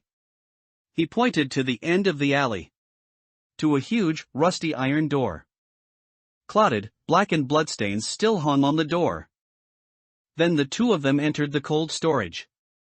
But at this moment, Wang Xiaoming's soldier's crisis warning finally sounded an alarm in his mind. He abruptly stopped. No. Something's wrong. You. However, it was already too late. The other two butcher gang members who had been following him had blocked his retreat at some point. And a Biao slowly turned around. The enthusiastic smile on his face had vanished without a trace, replaced by a cruel, cat-and-mouse mockery. Kid. He grinned, revealing teeth stained yellow from tobacco. Welcome to the slaughterhouse. The iron door behind them slammed shut. The interrogation room of the slaughterhouse. Clang. The massive iron door slammed shut, completely swallowing the last sliver of light in the alley. The cold storage was pitch black. Only a flickering emergency light overhead, with a loose connection, kept blinking, emitting a sizzle sound of electricity. The strong smell of blood in the air, mixed with an indescribable stench of decay, forcefully invaded Wang Xiaoming's nostrils, making his stomach churn. What do you want to do? Wang Xiaoming suppressed his nausea. He took a step back and assumed a standard fighting stance. His eyes fixed on the three people in front of him. What do we want to do? A Biao smiled. His laughter sounded particularly grating in the enclosed space. Kid, you've got some nerve. Daring to come alone to our butcher gang's territory to scout? He pulled a boning knife, still dripping with blood, from behind his waist, slowly wiping the blade with his rough thumb. Speak. Who sent you? Was it those uniformed guys from the Human Alliance? Or those treacherous ones from the One-Eyed Merchant Guild? Wang Xiaoming's heart sank. He hadn't expected his identity to be exposed so quickly. No, that's not right. They were just bluffing him. I don't know what you're talking about, he said through gritted teeth. I'm just an ordinary person looking for my sister. Looking for your sister? A biao sounded as if he had heard the funniest joke. Ha, that's a good excuse. Much more creative than the last one who said he was looking for his dad. The smile on his face vanished instantly. His eyes became incredibly sinister. It seems if I don't give you some hard lessons, you won't shed a tear until you see your coffin. He winked at the two subordinates behind him. Hold him down for me. First, cut his hamstrings. Yes, Brother Biao. The two men grinned menacingly and closed in from both sides. Wang Xiaoming was, after all, a formally trained soldier. Facing this kind of street brawl style, he took a deep breath and advanced instead of retreating. A clean and swift side kick landed squarely on the abdomen of the man on the left. The man cried out, doubled over like a shrimp, and fell down. Immediately after, Wang Xiaoming executed a standard grappling move. He twisted the right man's wrist with force. Crack! The crisp sound of bone breaking was clearly audible. Ah! Another pig-like shriek of agony. The entire process was swift and decisive. In less than 3 seconds, two strong butcher gang members were completely incapacitated. A biao's expression froze. He stared intently at Wang Xiaoming. For the first time, a hint of surprise appeared in his eyes. All right, kid. You're a trained fighter. It seems we've caught a big fish today. He stopped wasting words. Gripping the boning knife, he let out a low growl and charged forward fiercely. Wang Xiaoming's expression was grave. Bare-handed against a desperate man with a sharp blade, he had no chance of winning. He could only dodge clumsily, constantly maneuvering around the hanging iron hooks and cutting boards in the cold storage. Screech! The sharp blade cut his arm, bringing forth a string of blood drops. The intense pain made him gasp sharply. A biao, having landed a hit, attacked even more fiercely. Every knife thrust aimed at Wang Xiaoming's vital points. Die, cop! He roared, stabbing his knife towards Wang Xiaoming's heart. Wang Xiaoming's pupils constricted sharply. He had nowhere left to dodge. Just then, bang! A dull, massive thud came from an inconspicuous iron door on the side of the cold storage. That iron door, which should have been locked from the outside, was kicked open with an incredibly terrifying brute force. The door hinge broke. The entire door flew in like a cannonball, slamming heavily into a biao's back. Put! A biao spat out a mouthful of blood. His entire body flew out like a broken sack, slamming heavily against the opposite wall. Then sliding to the ground, he passed out. This sudden turn of events left everyone present stunned, including Wang Xiaoming. He stared blankly at the kicked-open doorway, only to see a figure slowly walk in. This was an ordinary-looking middle-aged man, slightly plump, with a common face, even a bit bald, wearing oil-stained workers' clothes. He also wore the cheapest, dust-proof gray mask, only revealing a pair of calm eyes. He was the kind of passerby face that no one would give a second glance to if thrown into Rust-Bone Street. He walked into the cold storage, and with a clank, he closed the deformed iron door behind him. Then he slowly turned to face the people in the cold storage. His eyes were very calm. Calm like still water. Yet they sent a strange chill down the spines of the two injured butcher gang members lying on the ground. Wang Xiaoming opened his mouth but didn't have time to speak. The butcher he had kicked down had already reacted. Clutching his stomach, he struggled to pull a handgun from his waist. Damn it! Where did this trash come from? Daring to meddle in our butcher gang's business. he roared, pointing the dark muzzle at the middle-aged man. This was Gui. On his way here, he had activated his thousand-faced model ability. Expending mental energy, he transformed into the likeness of an unnamed corpse he had seen while hunting in the South Ring wasteland. A dead person is the safest disguise. It would never attract unnecessary trouble. He knew that the stability anchor field was constantly suppressing his power.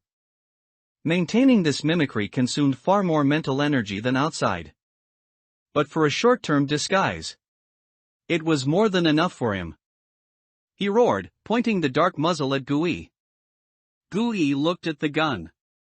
There was no ripple in his eyes. He simply raised his right hand. His 5 fingers spread open. In his palm, a terrifying black armguard, composed of countless tiny bones and plates, instantly formed. That was his strongest form at the moment. Form reshaping. However, he chose not to transform his entire body. Instead, he only armed the armor onto his right arm. Bang! The gun fired. The bullet spun towards Gui's face. Gui moved. His right arm was as fast as a black lightning bolt, precisely blocking the bullet's path. Ding! A crisp clang of metal. That bullet, capable of penetrating steel plates, was actually deflected by that thin layer of black armor, leaving a shallow bullet hole in the wall. The butcher who fired the gun. His expression completely froze. His eyes were filled with extreme terror, as if he had seen some incomprehensible monster. Monster! He shrieked, about to pull the trigger a second time. But Gui no longer intended to give him that chance. His figure instantly vanished from its original spot. The next second, he had already appeared in front of the butcher. His armored right hand was as fast as a phantom. A precise hand chop struck the back of the opponent's neck. Ugh! The butcher didn't even let out a grunt. His eyes rolled back, and he softly collapsed, completely unconscious. Gui didn't even glance at him. He slowly turned to the last survivor, the one with the broken hand, who had been dumbfounded the entire time. That person was already paralyzed with fear on the ground. His crotch was wet and warm. He kept muttering, Don't come over." Gui walked up to him. He squatted down. He deliberately lowered his voice, and slowly asked in a voice as hoarse as sandpaper rubbing, "Why did you capture him? Speak." The man trembled like a sieve. It was Sister Hong's order. She said there might be rats from the Devouring district sneaking in recently. She told us to pay more attention, and if we caught any, to bring them here to interrogate. Gui's eyes grew cold. Sister Hong? It seemed she was a high-ranking member of the butcher gang. Interrogate about what? I don't know. The man was on the verge of tears. I'm just a doorman. I only know that Sister Hong is very interested in these rats. She said they have good stuff on them. Gui fell silent. It seemed asking further wouldn't yield anything more. He stood up. Thank you for your information. Then you can. A glimmer of hope appeared in the man's eyes. Gui didn't wait for him to finish. He lifted his foot and gently tapped the back of the man's head with the tip of his shoe. The force wasn't great, but it was enough to make this already mentally broken fellow tilt his head and pass out. After doing all this, he slowly disarmed his right arm, then turned to the only conscious person, who had been dumbfounded from beginning to end. Wang Xiaoming. Now. Gui looked at him and said calmly, "It's your turn. Intelligence trading. It's your turn." These 4 words were very calm. There wasn't a hint of murderous intent. But to Wang Xiaoming's ears, They made him feel even more terrified than a Biao's earlier sever his tendons. He looked at the mysterious person in front of him, watching the black battle armor that had just appeared and disappeared as if by magic. His mind went blank. What was this? A wisp? No, that's not right. He didn't have that sickening aura of pollution. A bounty hunter? Who are you? Wang Xiaoming clutched his still bleeding arm, forcing himself to calm down. Why did you save me? Gui didn't answer his question. He simply walked over to the unconscious A Biao and squatted down. Then he began to search him in a very clumsy manner. First, he removed the revolver from A Biao's waist and the spare ammunition pouch. Then, from his pocket, he pulled out a well-worn leather wallet. Inside, there was also a half-pack of mint cigarettes and a folding knife that looked fairly sharp. Gui unceremoniously stuffed all these items into his own pockets. He didn't touch A Biao's cheapest worker ant brand personal terminal, because any online operation would leave traces. After doing all this, he didn't stop. Instead, he walked over to the other two butcher gang members he had knocked out. And in the same manner, he thoroughly stripped them of all their valuables. Wang Xiaoming stared blankly at this scene. His mind was a complete blank. He had never seen such a matter-of-fact dog-eat-dog. After collecting all the loot, he stood up, satisfied. He roughly estimated just the loot scavenged from these three people alone. 2 guns, dozens of bullets. Their total value already far exceeded his income from diligently working as a cleaner and a scavenger. Damn it! He couldn't help but curse under his breath. This is much faster money. He had already decided that he could set a regular time for righteous strikes and harvest a wave of leaks. After Gui finished calculating the risk-reward assessment in his mind, he turned to look at Wang Xiaoming. I'm not saving you, he said slowly in his hoarse, disguised voice. I'm just collecting my spoils. And you? His gaze scanned Wang Xiaoming up and down, as if evaluating the value of a piece of merchandise. Barely count as one. Wang Xiaoming felt uncomfortable under his gaze. You? What exactly do you want? Let's make a deal. Gui was concise. A deal? That's right. Gui walked up to him. The first deal. He held up one finger. Your consultation fee. Consultation fee? Wang Xiaoming was stunned. I dealt with these 3 wastes. Gui pointed his chin at the 3 unconscious butchers on the ground. Saving you from a beating, and even saving your life. I am not a philanthropist.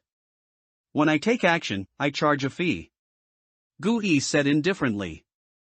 My price is very fair. Wang Xiaoming opened his mouth to retort but found himself unable to utter a single word.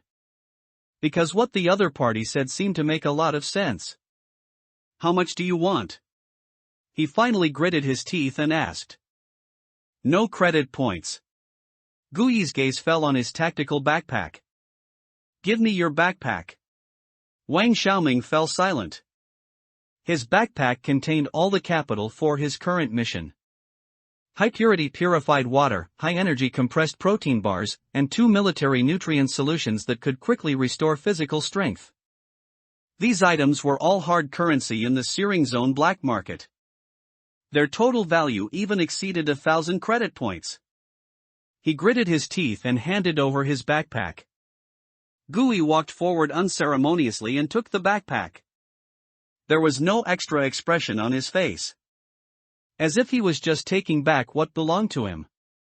Very good. Gui nodded, satisfied.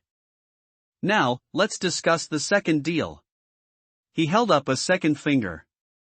Aren't you investigating some clean case? I'm very interested in this. Tell me all the information you know. In exchange. He paused. I'll let you leave here alive. Wang Xiaoming was stunned. So the first deal didn't even buy his life? He had originally thought he had found a great benefactor. He didn't expect to have just escaped the tiger's den only to fall into the wolf's lair. And this wolf in front of him was far more dangerous than those hyenas from before. And much more mysterious. Why should I trust you? Who knows how many deals you really have? Wang Xiaoming asked, gritting his teeth.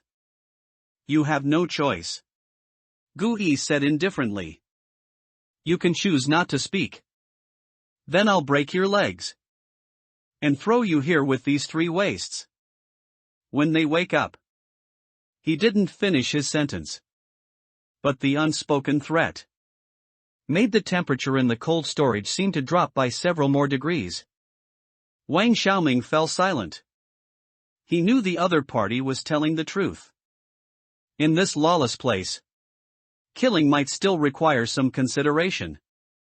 But crippling you so you couldn't live or die was a simple matter. He glanced at the 3 unconscious butchered gang members on the ground. Then at the unfathomable mysterious man in front of him. Ultimately, he chose to compromise. Okay. He squeezed the word through his teeth. I'll talk. Go on. Gui leaned against the wall, assuming a posture of listening intently. Wang Xiaoming organized his thoughts. He recounted the anomalies he had discovered in the archives, as well as the high-level official's secretive attitude towards the matter, all in detail. Of course, he concealed his true identity, only saying that he was an information broker who had access to official archives. Gu Yi listened quietly, but his brows furrowed tighter and tighter. Abnormal data. Equipment malfunction. High-level officials forcibly suppressing the news. These pieces of information were like fragments, slowly piecing together an unsettling picture in his mind. This was definitely not a single wisp incident. A larger conspiracy must be hidden behind this. And this conspiracy was very likely related to the Red Circle mystery that old man Wang had strictly forbidden him from inquiring about. That's all I know. Wang Xiaoming finished speaking. He looked at Gu Yi, awaiting his verdict. Gu Yi pondered for a moment. Then he nodded. Good intelligence, he said. Very valuable. He reached into his pocket and fumbled for a long time. Then he pulled something out. The half-pack of mint cigarettes he had just found on the butcher gang member. He tossed the half-pack of cigarettes to Wang Xiaoming. You? Wang Xiaoming was completely bewildered. What did this mean? I said it was a deal. Gu Yi said indifferently. I don't like taking advantage of others. This half-pack of cigarettes is worth 5 credit points on the Rustbone Street black market. Consider it your information fee. He turned and walked towards the door. Get out. Before these 3 guys wake up. Leave the searing zone. This isn't a place for someone like you. Wang Xiaoming stared blankly at his retreating back. A mix of emotions churned in his heart. He didn't understand. What kind of person was this ruthless, morally ambiguous man in front of him? Wait. He couldn't help but call out to Gu Yi. Who exactly are you? Gu Yi stopped. But he didn't turn around. Me? A very old line inexplicably surfaced in his mind. I'm just a passing Kamen rider. Remember that. Having said that, he walked out of the cold storage without looking back, disappearing into the deep, labyrinthine alleys, leaving only Wang Xiaoming standing blankly in place. What was that? Bald Rider? He looked at the half-pack of cigarettes in his hand. He didn't know how long passed. Then he suddenly shivered. He glanced at the 3 butchers on the ground who could wake up at any moment, and fled in another direction. He didn't want to stay in this damned place for another second. The second floor of the One-Eyed Tavern. Gooey emerged from the dark alley and returned to Rust Bone Street. The deafening music, the noisy chatter, and the smell of burnt food instantly enveloped him. He did not go home. He looked up at the tavern with the one-eyed sign not far away. He still remembered the one-eyed owner's invitation from last time. Gooey pulled down his hood and walked over. Pushing open the tavern's rickety wooden door, a familiar wave of heat washed over him. Everything was as usual. Drunken scavengers, customers loudly bragging, and the smell of cheap black water liquor in the air. Gooey walked straight to the bar. The one-eyed owner was wiping a chipped glass, his head down. Without looking up, he asked, "What would you like to drink?" "No alcohol," Gooey said in a deliberately low, hoarse voice. "I'm here for the appointment." The one-eyed owner stopped wiping the glass. He slowly raised his head, his single eye glinting with hawk-like sharpness in the dim light. He scrutinized the hooded figure in front of him, who was wrapped up tightly. He sniffed, then smiled. "The smell of blood," he said softly, mixed with a bit of rust and fear. "It seems you've just had a very fulfilling afternoon." Gooey said nothing, only calmly met the gaze of that single eye. "Follow me." The one-eyed owner put down the glass and came out from behind the bar. He didn't ask another question, nor did he verify anything. He led Gooey through the noisy first-floor hall and to a narrow, inconspicuous wooden staircase on the side of the bar, leading upstairs. "Welcome," the one-eyed owner made a pleased gesture. "To the second floor." The stairs were old, groaning creak with every step. In stark contrast to the clamor of the first floor, the second floor was quiet, even a bit oppressive. There was no deafening music, no shouts of drunkards, only brief, hushed conversations and the soft friction of metal and leather. Gooey stepped onto the last stair. This place looked more like a temporary military outpost than the second floor of a tavern. The space was smaller than the first floor, and the light was dimmer. A dozen or so people were scattered around, but not a single one was drinking. By the window, a woman in a camouflage vest was meticulously wiping parts of an exaggerated sniper rifle with a deerskin cloth, her eyes closed. In a corner booth, a burly man, built like a bear, was replacing the energy module in his power gauntlet. These people had a completely different aura from the scavengers downstairs. Their eyes were colder and more focused, and the faint killing intent about them was purer. These were the true hunters who lived by hunting and killing, always with their lives on the line. Gooey's gaze swept across the room. Then he paused slightly. In an inconspicuous corner, he saw a somewhat familiar figure. The bounty hunter, Mantis, whom he had once saved and then extracted information from. Her legs seemed to have been reattached, but her walking posture was still a bit stiff. She was currently sitting alone at a small table, head down, studying a worn-out map. As if sensing the gaze, Mantis suddenly looked up, vigilantly towards the staircase. Her eyes lingered on Gooey for 2 seconds. A hint of doubt flashed in her eyes. She felt that the new hooded person's gaze towards her was a bit strange. Although the other party hid it well, only glancing over. But that feeling of being scrutinized, as if completely understood, gave her a strange sense of familiarity and unease. But she couldn't remember where she had seen him. Finally, she just frowned and lowered her head again. Gooey withdrew his gaze. He passed this silent interview with his silence. "How does it feel?" the one-eyed owner smiled. "It's all right," Gooey replied indifferently. "This way, please." The one-eyed owner led him to the deepest part of the second floor.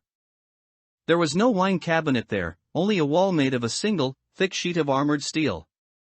Several data panels, glimmering with faint light, hung on the wall. This was the bounty board of the second floor. Gooey glanced at it and immediately noticed the difference.